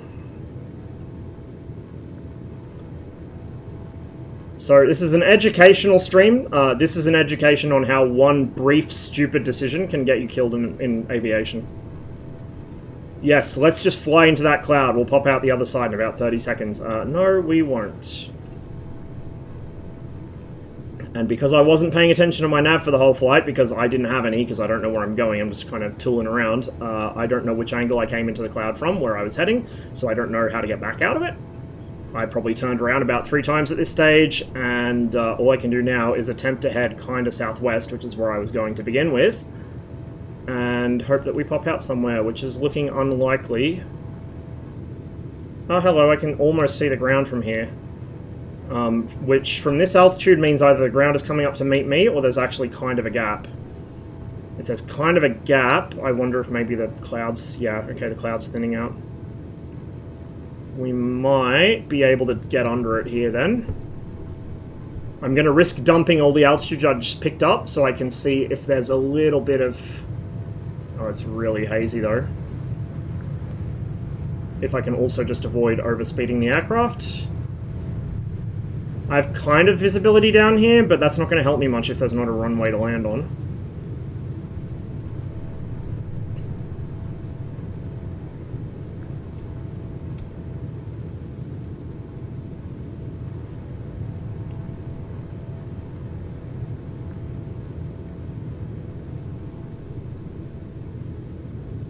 If all else fails, we've got some nice grassy fields around here. Some of them might even actually be, like, improvised airstrips, to be honest.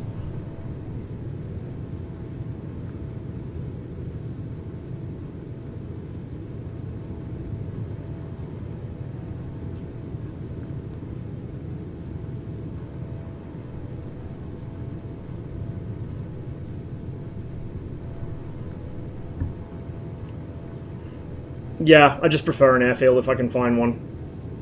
You know. I don't want to Theresa May someone's profits for this year. I know how much farmers depend on that shit.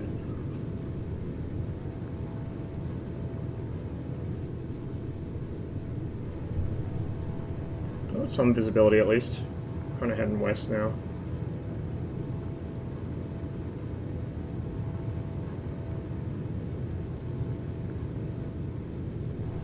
Well, so much for aerobatics, given the weather.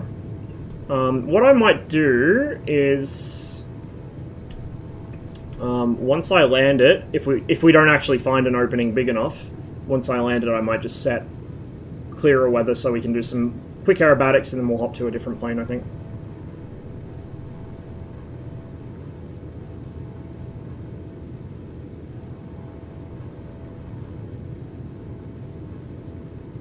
Yeah, it would be. It's a really nice little machine.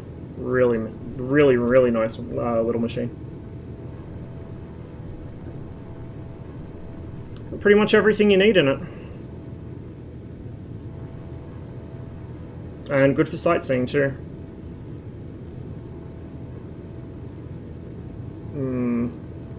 That looks like it might be a bit of a clearing over there.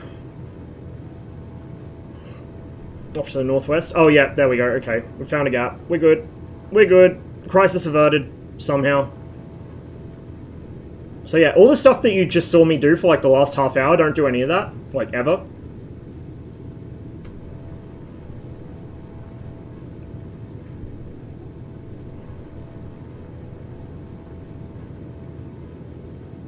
I know. I know. And I'm the kind of person that, like, in real life, I would not fly if I was even slightly sketched out by the weather, or if I was a bit, like, anything wrong, my gut just said, no, you're not flying today. But in MSFS, because I don't have to worry if I crash, I just do dumb shit. I know, like, a lot of people, kind of, like, you know, treat the sim the way you treat the real plane. Well, I haven't flown the real plane either for that many years, so I just treat the sim as kind of a buzz around, do silly shit. Do some scenic flights, whatever. Once I actually do get back into real life flying, whenever that happens, I probably will start treating the sim a bit more seriously, at least in the, you know, maybe the Jabiru, or if that Bristol gets fixed up, I might pick it up at some point, but aircraft like what I would actually fly. But for some of the other stuff that I would not be flying in real life, probably still be doing silly shit with. Ah, there's smokestacks over there. It's a power station of some sort. Yeah, this isn't bad. We should be able to do some...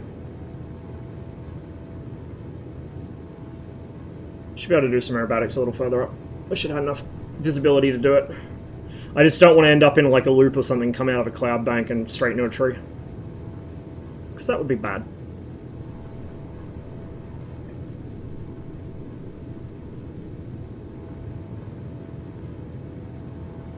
I actually, like I said, I have no idea where we are because I haven't been navigating, because that was kind of not the point of this flight. But I would laugh very hard if I'd just done a giant circle, and it wouldn't be the first time. Would not be the first time. I remember we did see a power station in the distance before, on the way, like, kind of out of Verdun. So, if that's the same one, well then. Homing pigeon.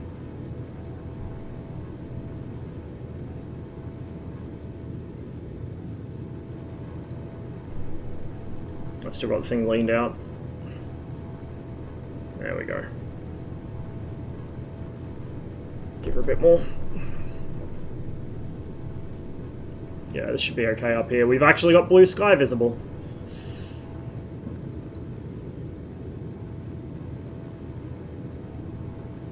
Let's go check out that power plant.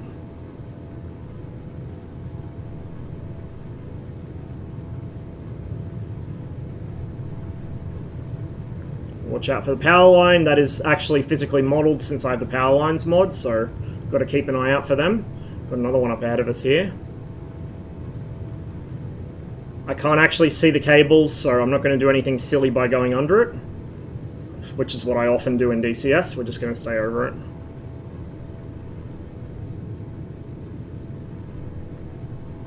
It probably is. Given that we're in France, it probably is. because the French are one of the few countries based enough to be building plenty of new ones. It's quite a pretty view.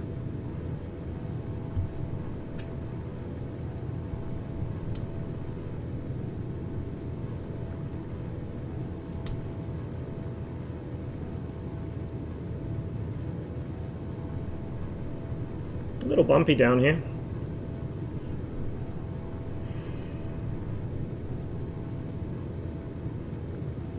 Kind of looks like a city over there. Where there's a city, there's an airport. The auto-gen probably won't do it much justice. We Love VFR would have placed down the cooling towers, but the auto-gens probably turned the rest of the plant into a bunch of fucking houses or something.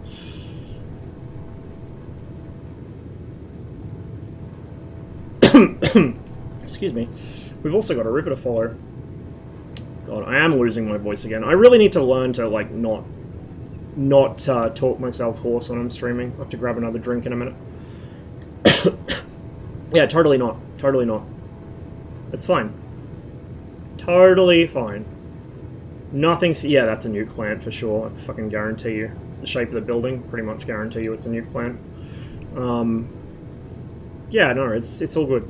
I mean, the auto-gen did turn it into a bunch of houses and shit, but yeah, that'll be what it is. Got a river here we can follow.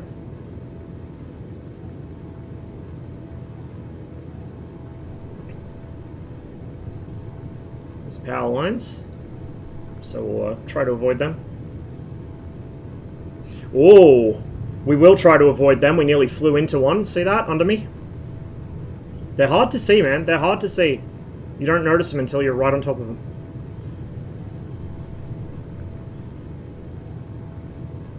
I mean, technically, maybe not anymore that they've been retired, but this thing was a military aircraft, so I guess it kind of works.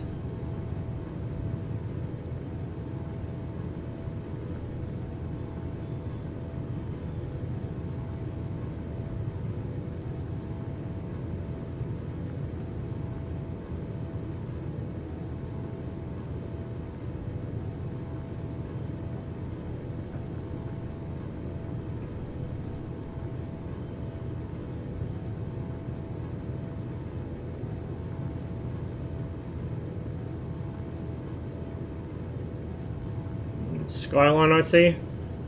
Probably cathedrals and stuff.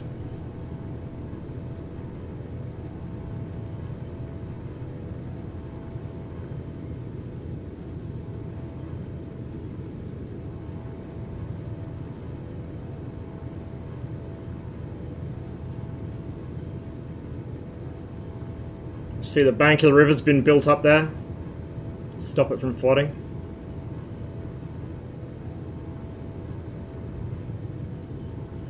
Oh, chateau. Hello. That's pretty. That's pretty. Oh my.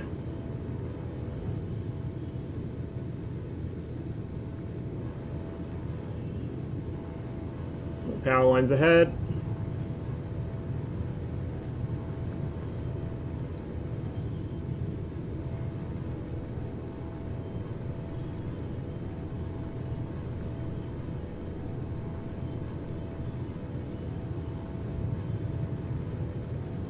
Yeah, it did. It did. It's quite cool. That would have been part of the Europe update where they added all the castles and chateaus and everything.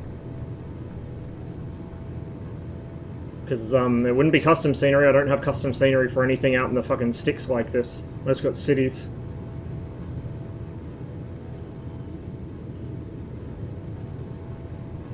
We're still going pretty good on fuel. We're going to want to switch back to the left tank reasonably soon, but... if we don't find somewhere to land, that is first, but we're going okay. Sorry. Just dust on my screen again. We're how many hours into this flight? Probably, what, 2 hours? 2-3 hours into this flight? I don't know, I haven't been counting. And we still got, you know, more than half our fuel left. And I haven't exactly been nursing the engine. I haven't been running it really hard either, but I haven't been nursing it, so... reasonable endurance on this little thing.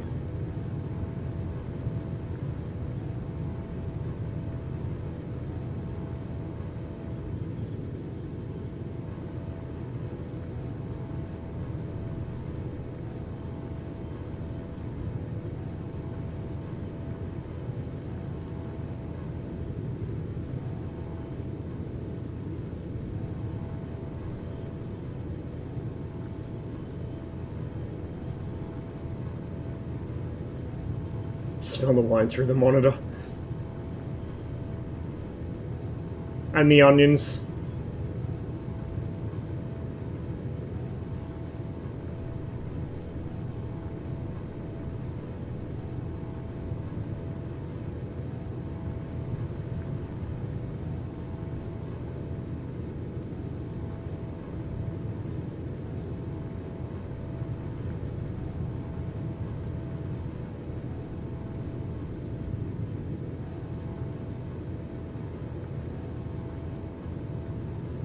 Yeah, I got much better weather up here to the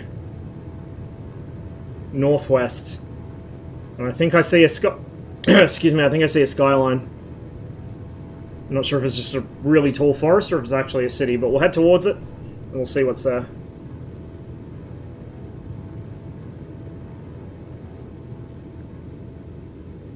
Roll rate on this thing is... that's full stick deflection, although I was in a bit of a climb when I did it. And now I kind of don't want to flick it at this altitude because it does flick quite violently, but let's go full right rudder, full right pedal.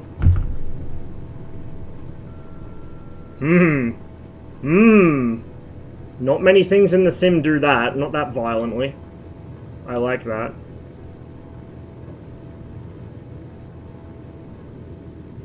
So it is very easy to put this into a spin if you do that. Just full pedal, full stick. That wasn't even me pulling on the stick, that was just roll input. If you put in pitch input, then it'll probably do all sorts of funny things.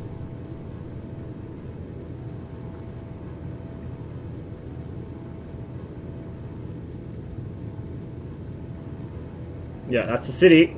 Looks like a photogrammetry city too, so it looks like a pretty smooth skyline.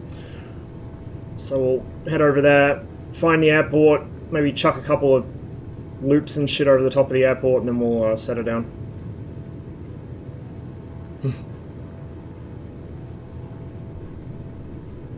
I'm sure somebody either has or will mod that into the sim at some point.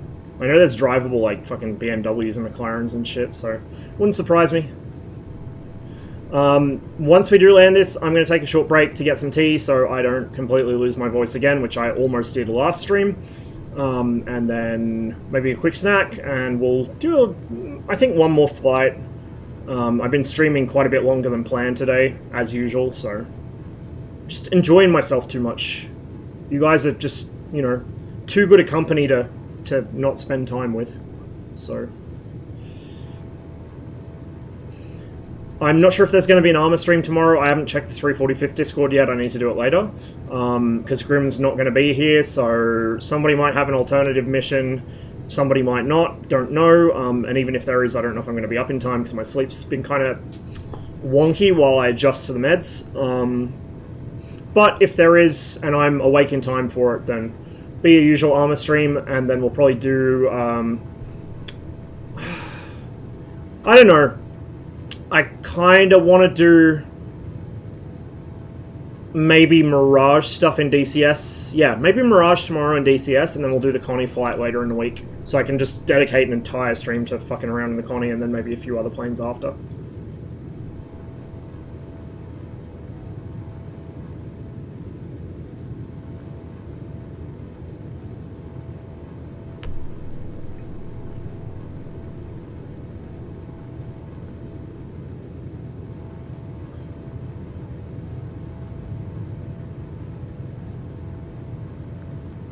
So yeah, I'm really happy with my purchase on this little thing. It's only my, I think, second flight. Yeah, I did one over the far east of Russia, because that's kind of one of my go-to kind of just vibing places. Just, you know, not a lot of civilization out there.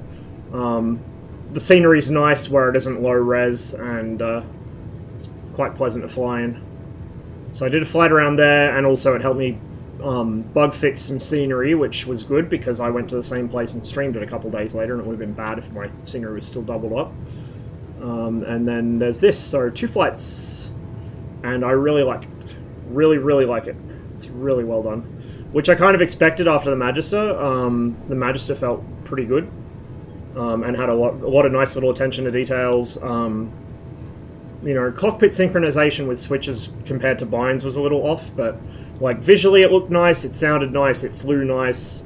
I think there were a few little things that needed tuning, like it was rotating too early. I thought it was supposed to rotate that slow, but no, it's just a little exaggerated, and I think they fixed that by now.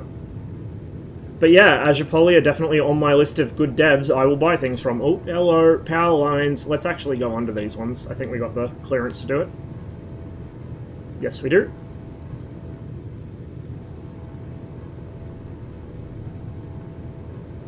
Oh wow, we got canals here and everything. This is quite something. And there's the photogrammetry up ahead we're about to hit. Try B5. Yeah, I was thinking about getting it. Especially after the Magister and now this.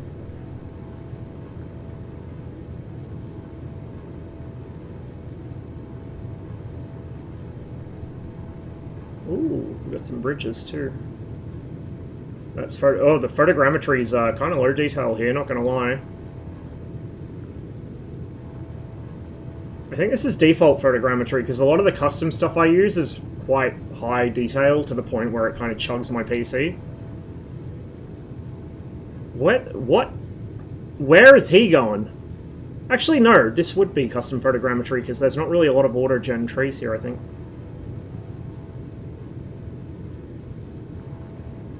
We got anyone that recognizes this city?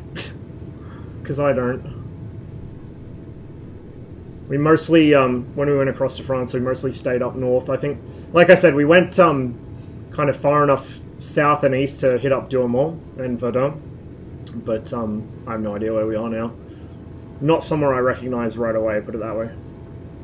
It's the edge of the... You can see there's like a no man's land with this scenery between the photogrammetry and the autogen. I think London's like that too. There's like a bit of a gap where they kind of forgot to put stuff. Doesn't look bad though. Strasbourg? No. I've not flown around Strasbourg yet. Well, my European flying is kind of way behind. There's a lot of places I want to visit that I haven't got around to yet.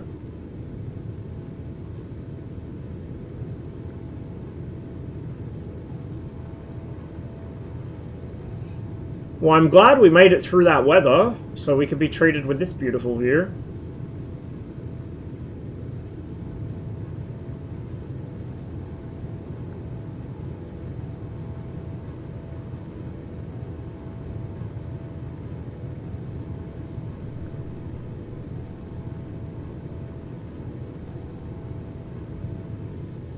There's meant to be greenhouses or something down there.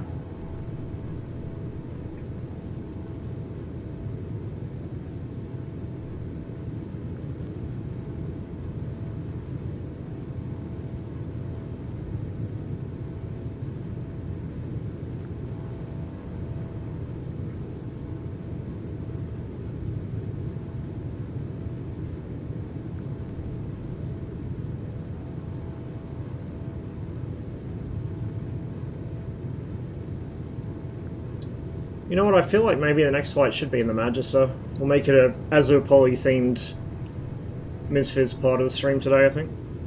And then next stream we'll try something completely different. Well, next stream we'll do the... In MSFS we'll do the Connie, but you know what I mean. Yeah, I can't tell if this is default MSFS or if it's custom. I honestly can't keep track of what's what. Look, why do the French drivers climb tree... Like, bro, I know French drivers are bad, but it's a tree. Stay on the road. Trees are for fucking squirrels and shit, not cars. There we go. If anyone it's just a cross levitating in the air. It's a miracle. Bit of an issue there with the scenery, but you know, steeple's a bit off. But who here recognizes French cathedrals? Where are we?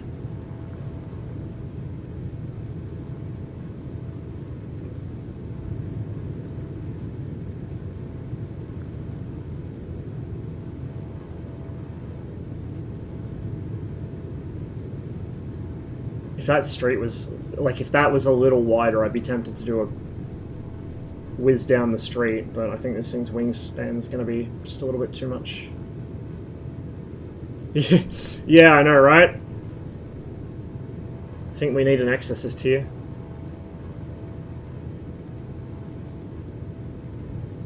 Follow the railroad. Well, the railroad goes in many directions from here. because the French have an actual functional public fucking mass transit system. Oh, whoa, hello, I like you. Right next to the cemetery. What are you?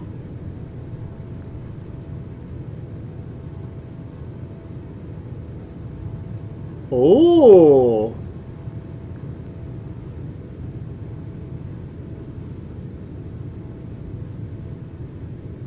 Interesting. Alright, I'm over it.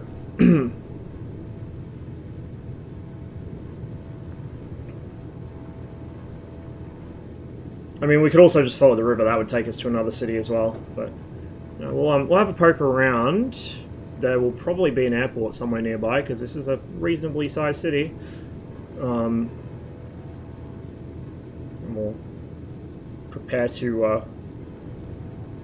land there. What are you flying? The fuck, I forget the designation. The Epsilon, the French trainer. Azopoli just released it recently. T something 30, isn't it? TB 30, yeah, there you go. Where are you roughly? I have no fucking clue. Absolutely not a fucking clue. I don't know if you noticed, my man, but I wasn't paying attention where I was going even when I knew where I was. And then I may have done about 3 full circles in 0 viz, and then just popped out randomly, so I have no clue. I don't think that would be Reims. Reims would be a lot closer to where we started. Like, it took me very little time to get there in the Mooney from Verdun, so I very much doubt that's it. And the airport would be way closer to the city anyway, because it's right on the edge of it. Lyon? It could be, actually.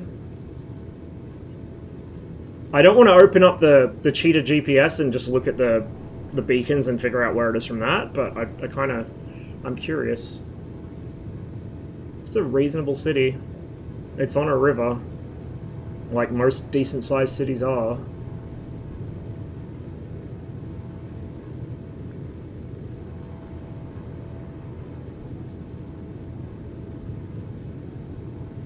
What's going on down there? Well, generic text.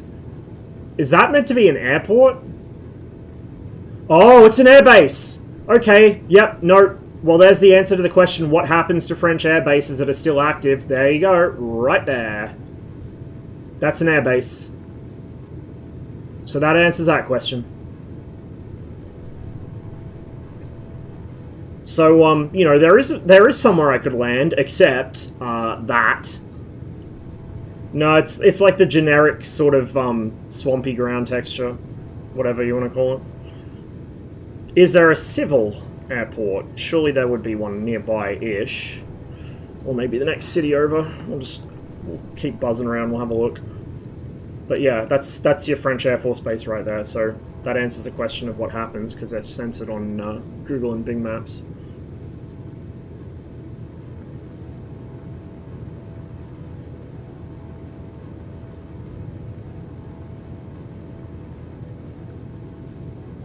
Just finding my feet off the pedals at the moment because my legs are getting a bit sore. I mean, oh! You know what? I think it might be. The cathedral's about the right kind of shape. Although most photos I've seen of Amiens Cathedral are blown to fuck, so, you know. Does the prison still exist? Would I be able to find it? Because if we find the prison, then we know for sure that's where we are. Not flying the right aircraft for it, but, you know, we could give it a go.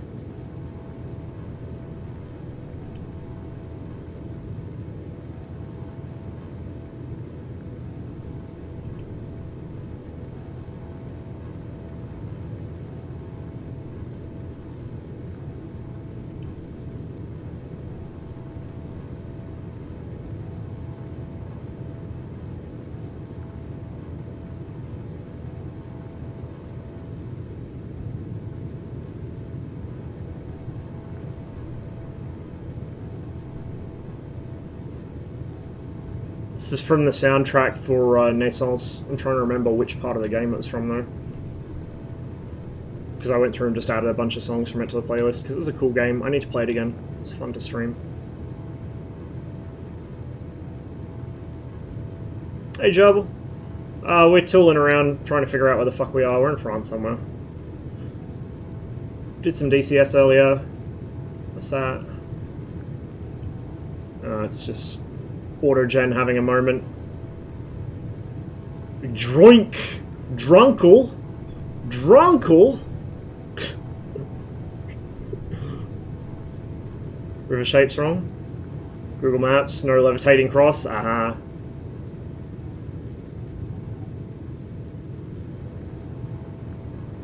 We need somebody who actually like knows French geography.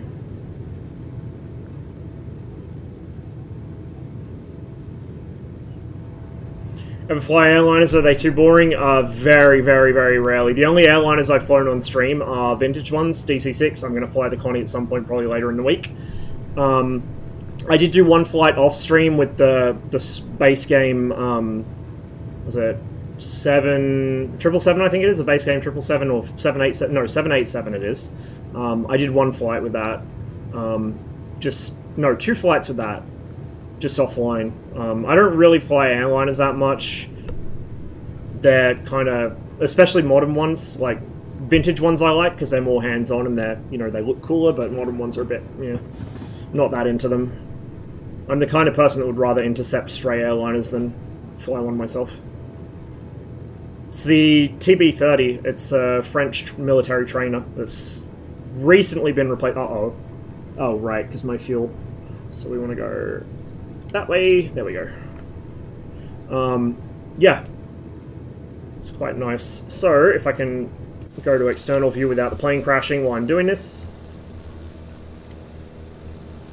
There you go. That's what we're flying. TB-30 Epsilon. It's quite a nice little plane.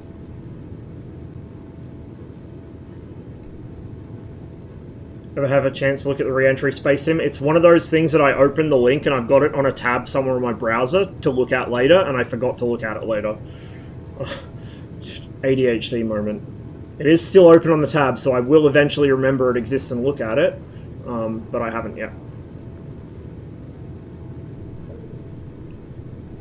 Where you started? I started from just east of Douaumont, which is next to Verdun. Fly through the Grand Canyon? I have. A couple months ago. I did it in a T6. Started at Glen Canyon Dam, followed that until we kind of hit flat ground. Just buzzed around the desert for a bit, then hit the Grand Canyon and flew through that.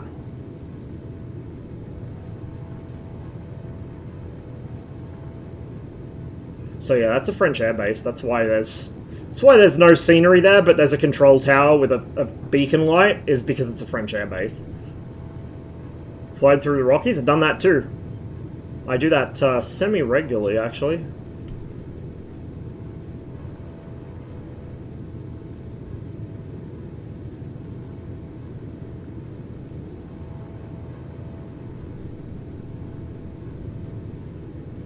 I'm into space stuff in general, but yeah, the Soviet rocketry is really, really interesting to me.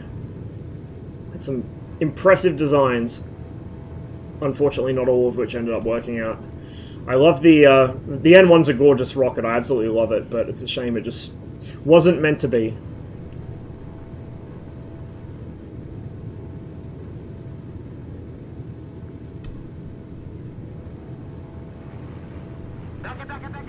Oh shit! Hello! JP! Cheers to the raid! Hope you had a good stream. Welcome everybody to, well, what the title says. We've had a very scuffed flight so far. I'm just kind of mucking around in the TB-30. I've almost got us killed several times over at this stage. And, I was hoping I'd have somewhere to land here. I don't know which French city we're in, but if we're in a French city somewhere. I don't know which one, because I spent about half an hour in that. And the one airport I found so far is a French airbase, which are all censored on the scenery, so I can't really land there, because there's nothing there. So we might see if we can find another city with an actual airport. Let's kind of head west, I guess. But I'm really enjoying this plane. It's a wonderful little thing.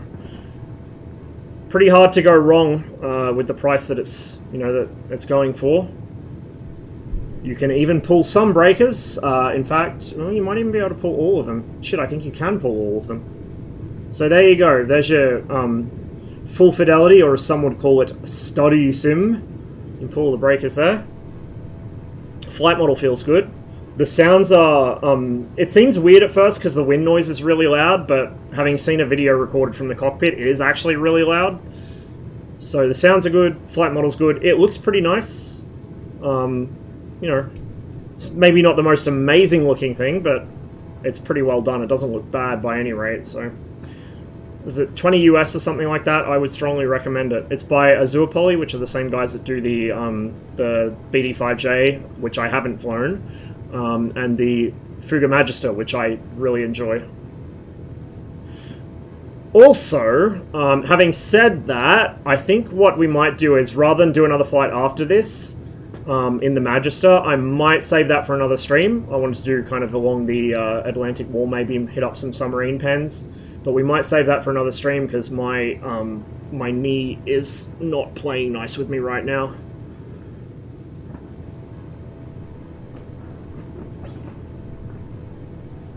It might be custom scenery then, I don't know. I'll probably work it out after the stream, but not a big deal.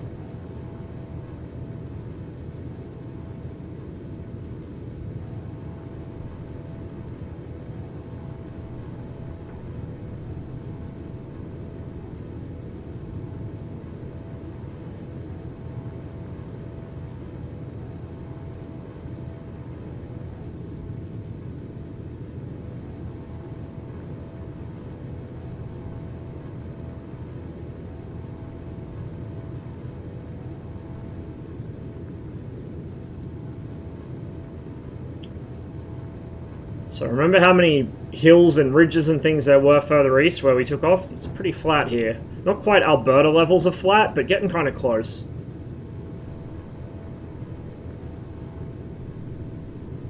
Pretty much only flown DCS, but the detail of pulling fuses is pretty impressive. There's a few aircraft in MSFS that have that. I mean, some DCS planes even let you do that, not many though. But yeah, like being able to pull fuses on stuff is neat. It's not necessary, I think. Like, I'm not going to pass up on a nice aircraft that flies well and looks and sounds good just because I can't pull fuses. Like, I'm probably never going to need to pull those anyway. It's kind of part of the reason I don't really like the whole study sim thing. It's because, like, I don't need to... I have no idea how this aircraft works. I have not studied shit, as I think I've made clear so far this stream. It took me a while to remember how to start it, because I figured out how to start it the other day just by the fact I can read some French and by intuition. So the ones that aren't clearly readably labelled, I have no idea what they're going to do. I'm not going to pull them. But yeah, I agree, it's definitely a cool detail to have. It's nice to have the option. So, like having an aircraft where if you really want to, you can pull fuses to simulate failures, or, if you have an emergency, you can actually do the proper emergency procedure or whatever. That's pretty cool. Is that? You are. Okay, we're going to go land there. Just because I think I need to get myself something else to eat and have a bit of a walk around to loosen up my knee. So, I was planning on streaming a little longer, but looking at the time, I've been going for over 9 hours, so actually this is kind of a lot more than I planned to do. I think that's going to be pretty regular for the next week or two.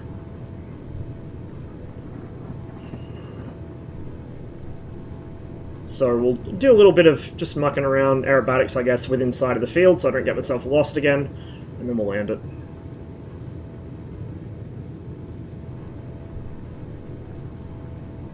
So again, just full deflection stick roll. It doesn't have the fastest roll rate, but it's not bad. And then if we want to do something silly, we can left stick, left rudder, and that's enough to force an incipient spin. which develops pretty happily, and I didn't actually really need to do anything there. It more or less recovered itself. But generally you will need to actually recover it. It won't sort out the problem for you. We've got a little bit of speed. We might build a little bit more. We'll give it a bit of a loop, I think.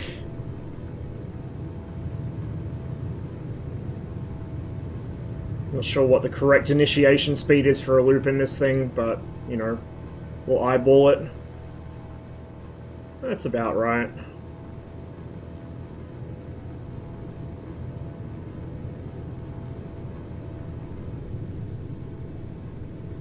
Flies pretty nicely.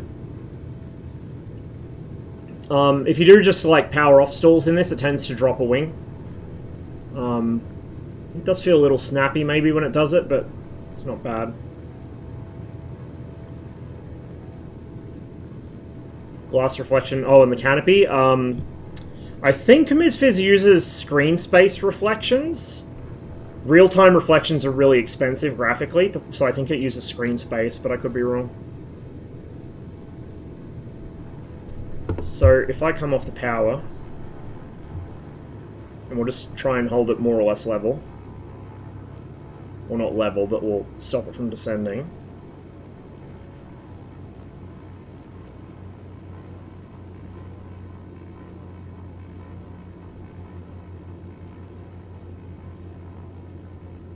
It's drifting a bit left, but that's probably just the wind pushing. There's the warning. Seems to have a pretty low stall speed.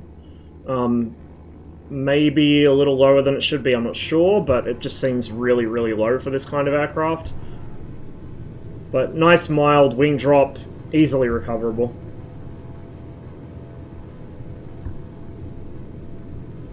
Turns really nicely. So if we want to, say, sustain a turn at about, speeds at about 100 knots, 120 knots, sorry.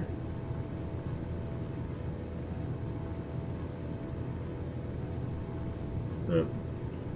120 knot sustained turn right there. Yeah, well, there's a reason for that. Asobo, the devs that made it, are quite talented devs, but also they have the back-end Microsoft behind them. So they had a lot of technology and a lot of funding available to them, and a lot of talent in their developers. Let's see if I can hammerhead without breaking anything.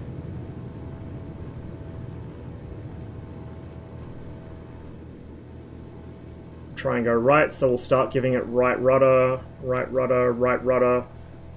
No, she wants to go over on her back. It's kind of difficult to hammerhead some aircraft in the sim. They'll want to kind of go over the top instead, and because I didn't really have the angle up there, it just went over instead. So we'll try to be a little more precise this time. 70, 80.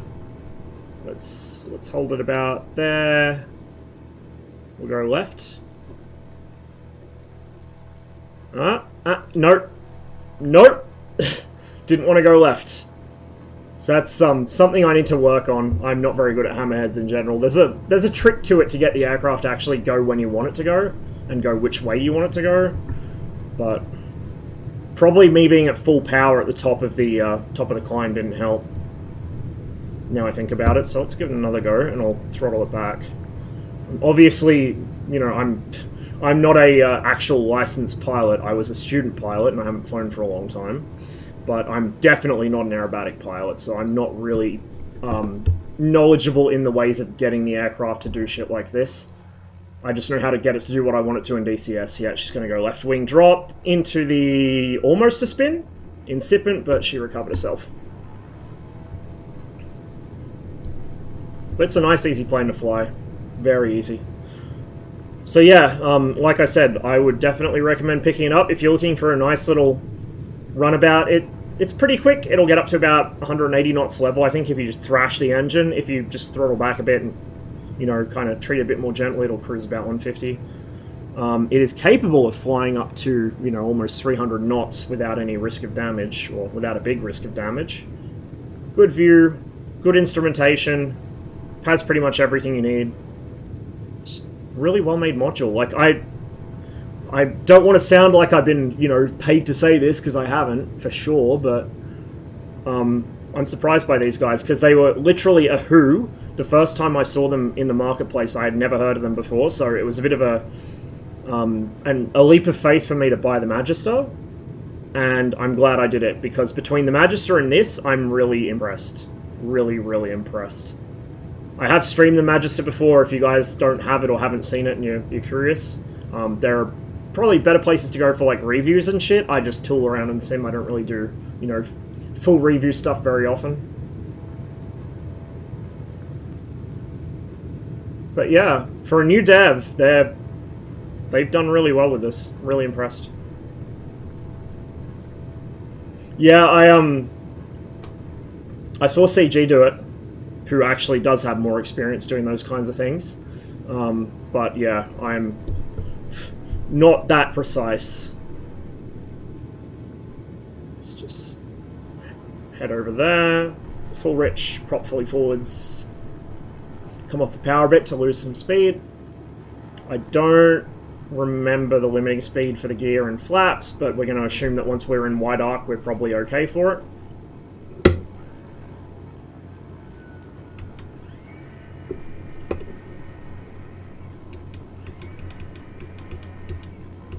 And we'll just kind of hook in on final here.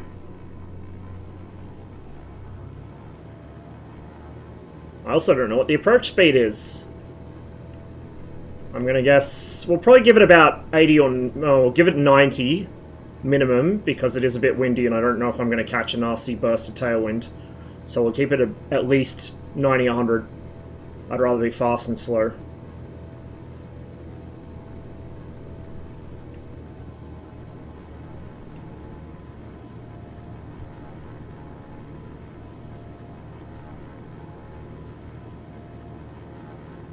Do have a bit of a crosswind here, I think. Probably should have checked the windsock before landing like an intelligent person, but, you know, we don't do that here. It'll be fine.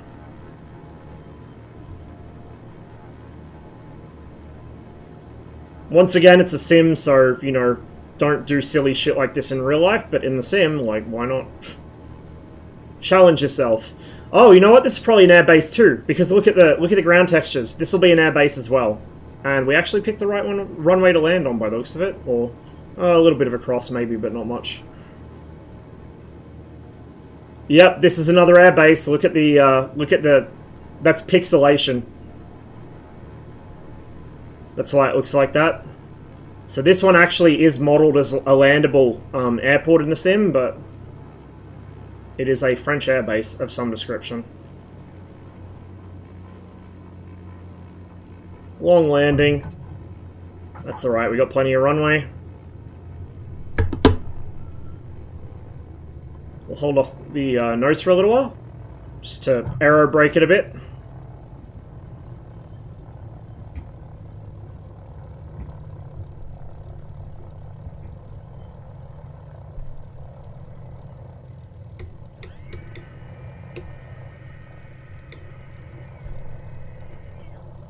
I'm genuinely impressed with this thing. Let's see if I can open the canopy at this speed. Yep, seems happy to do it.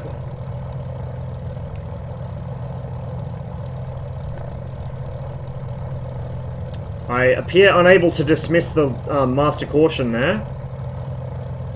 Oh no, I gotta click the actual caution button, not the master caution button. That's kind of a clever system. It forces you to acknowledge the specific caution, not the fact that there is a problem. I like that. It's a neat little design feature. We'll go park up over there somewhere.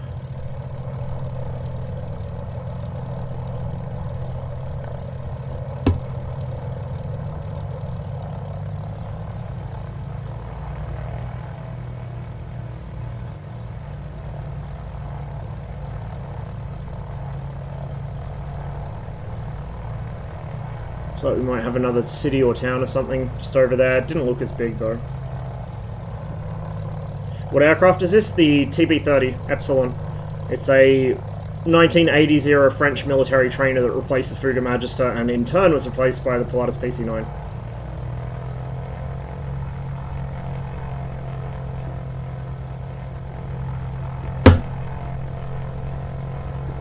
Like I said, the ground handling. So for those who are arriving, you know, more recently and didn't see me at takeoff, the ground handling in this is really good. I would rate this among the top aircraft in the sim for ground handling. The nose wheel steering has a bit of a delay, a bit of a lag to it, like you would expect from a real plane. Most aircraft in MSFS, the nose wheel steering snappy, it's over-responsive, it's really twitchy. In this, it's laggy. It's like an actual plane. In, you know, a real aircraft with nose wheel steering, it's not going to be that responsive. You can also steer it with toe brakes without the aircraft coming to a complete halt, like most other things I've flown in the sim do. Like this, the 414, the Islander and the Trilander, and maybe a couple other things, really are the only ones with truly good ground handling. That most of the aircraft in the sim are just, you know, kind of bare minimum. Too snappy, too responsive on it.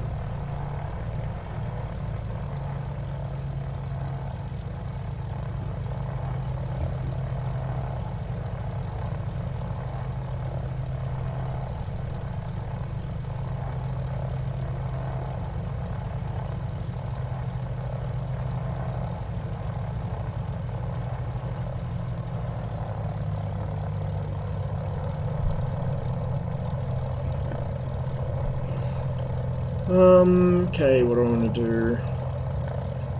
That's your gear indicator, by the way, flaps indicator there. So it's a pretty nicely laid out cockpit as well, like the instruments are laid out logically. Makes perfect sense where they are. Put 5.5 G in that flight. It's our max G there. We can reset that since we're done flying. Didn't break anything, crew chief will be happy with me. Not if I, you know, tell him what we flew through, but plane's not busted at least. It's a pretty simple little aircraft. I assume this is like a seat adjustment thing. I don't actually know what this lever does, but it's one of the few things in the cockpit that isn't clickable.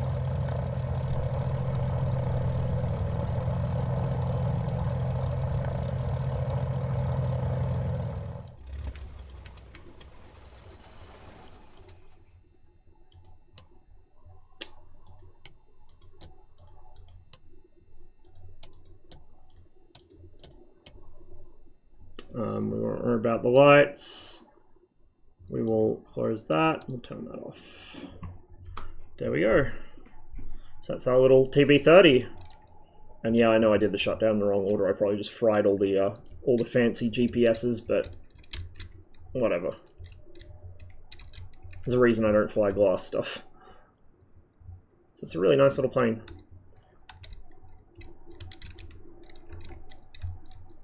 I quite like the canopy. Okay, so yeah, I see now why so the canopy moves as one part. The rear canopy latches onto the back of the front canopy, which explains why when I said close the rear canopy, it closed my front one. Which is an interesting design. You don't really see that. Very interesting design.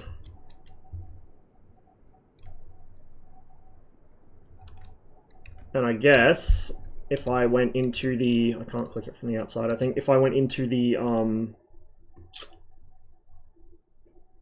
if I do it there, maybe... No, okay. If I... Hang on. Nope. So I can do that. Oh, right. There. Can I get you to open yours? I have to use the EFB, probably. So the EFB... I don't remember where the click spot is for it, but there is one. It pops in down here somewhere, but I don't remember where you got to click to get it to come up. What's that? Pedal adjust, probably. Nope. Air secure. That's like a backup air something. Air supply for something. Above the caution. Oh, that's right. Yeah. That one. I remember now. EFB says right there. So there we go. If we go, you can trigger failures on the hydraulic system with this as well, which is quite neat. There we go. So now the back canopy's open, and Yeah, it's an interesting design though, that the canopies hook into each other like that. You don't really see that very often. Oh, and appropriately, very appropriately, just past this little bizjet looking thing of type I don't know. Very appropriately, look what we got here. At least in terms of the markings. A French Navy goose. French Navy goose liveries are really pretty. I really like them. Anyway, I'm going to skate the camera back over here. And then I'm going to find someone to raid, guys.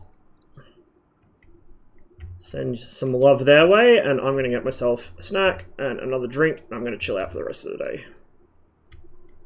Hang on. There we go. Right there.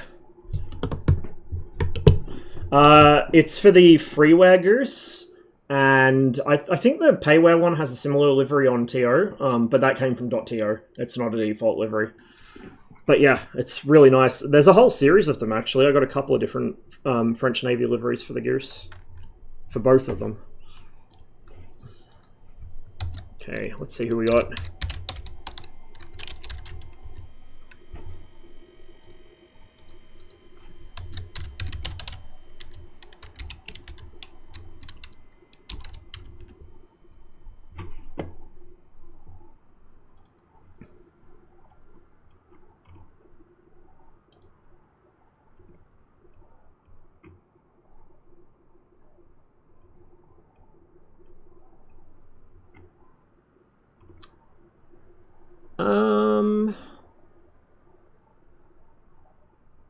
CJ's on. Ooh. However, I think we'll raid someone who we haven't visited for a while. I'll send you guys over to Gaz. It's been a while since we've visited him together. Just give me a moment here to unfuck myself.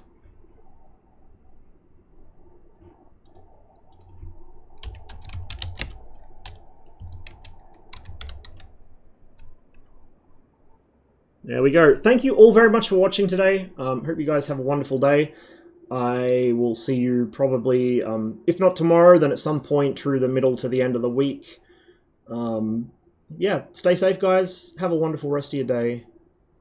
Oh, right as this song starts. Shit, I love this song. Enjoy, guys.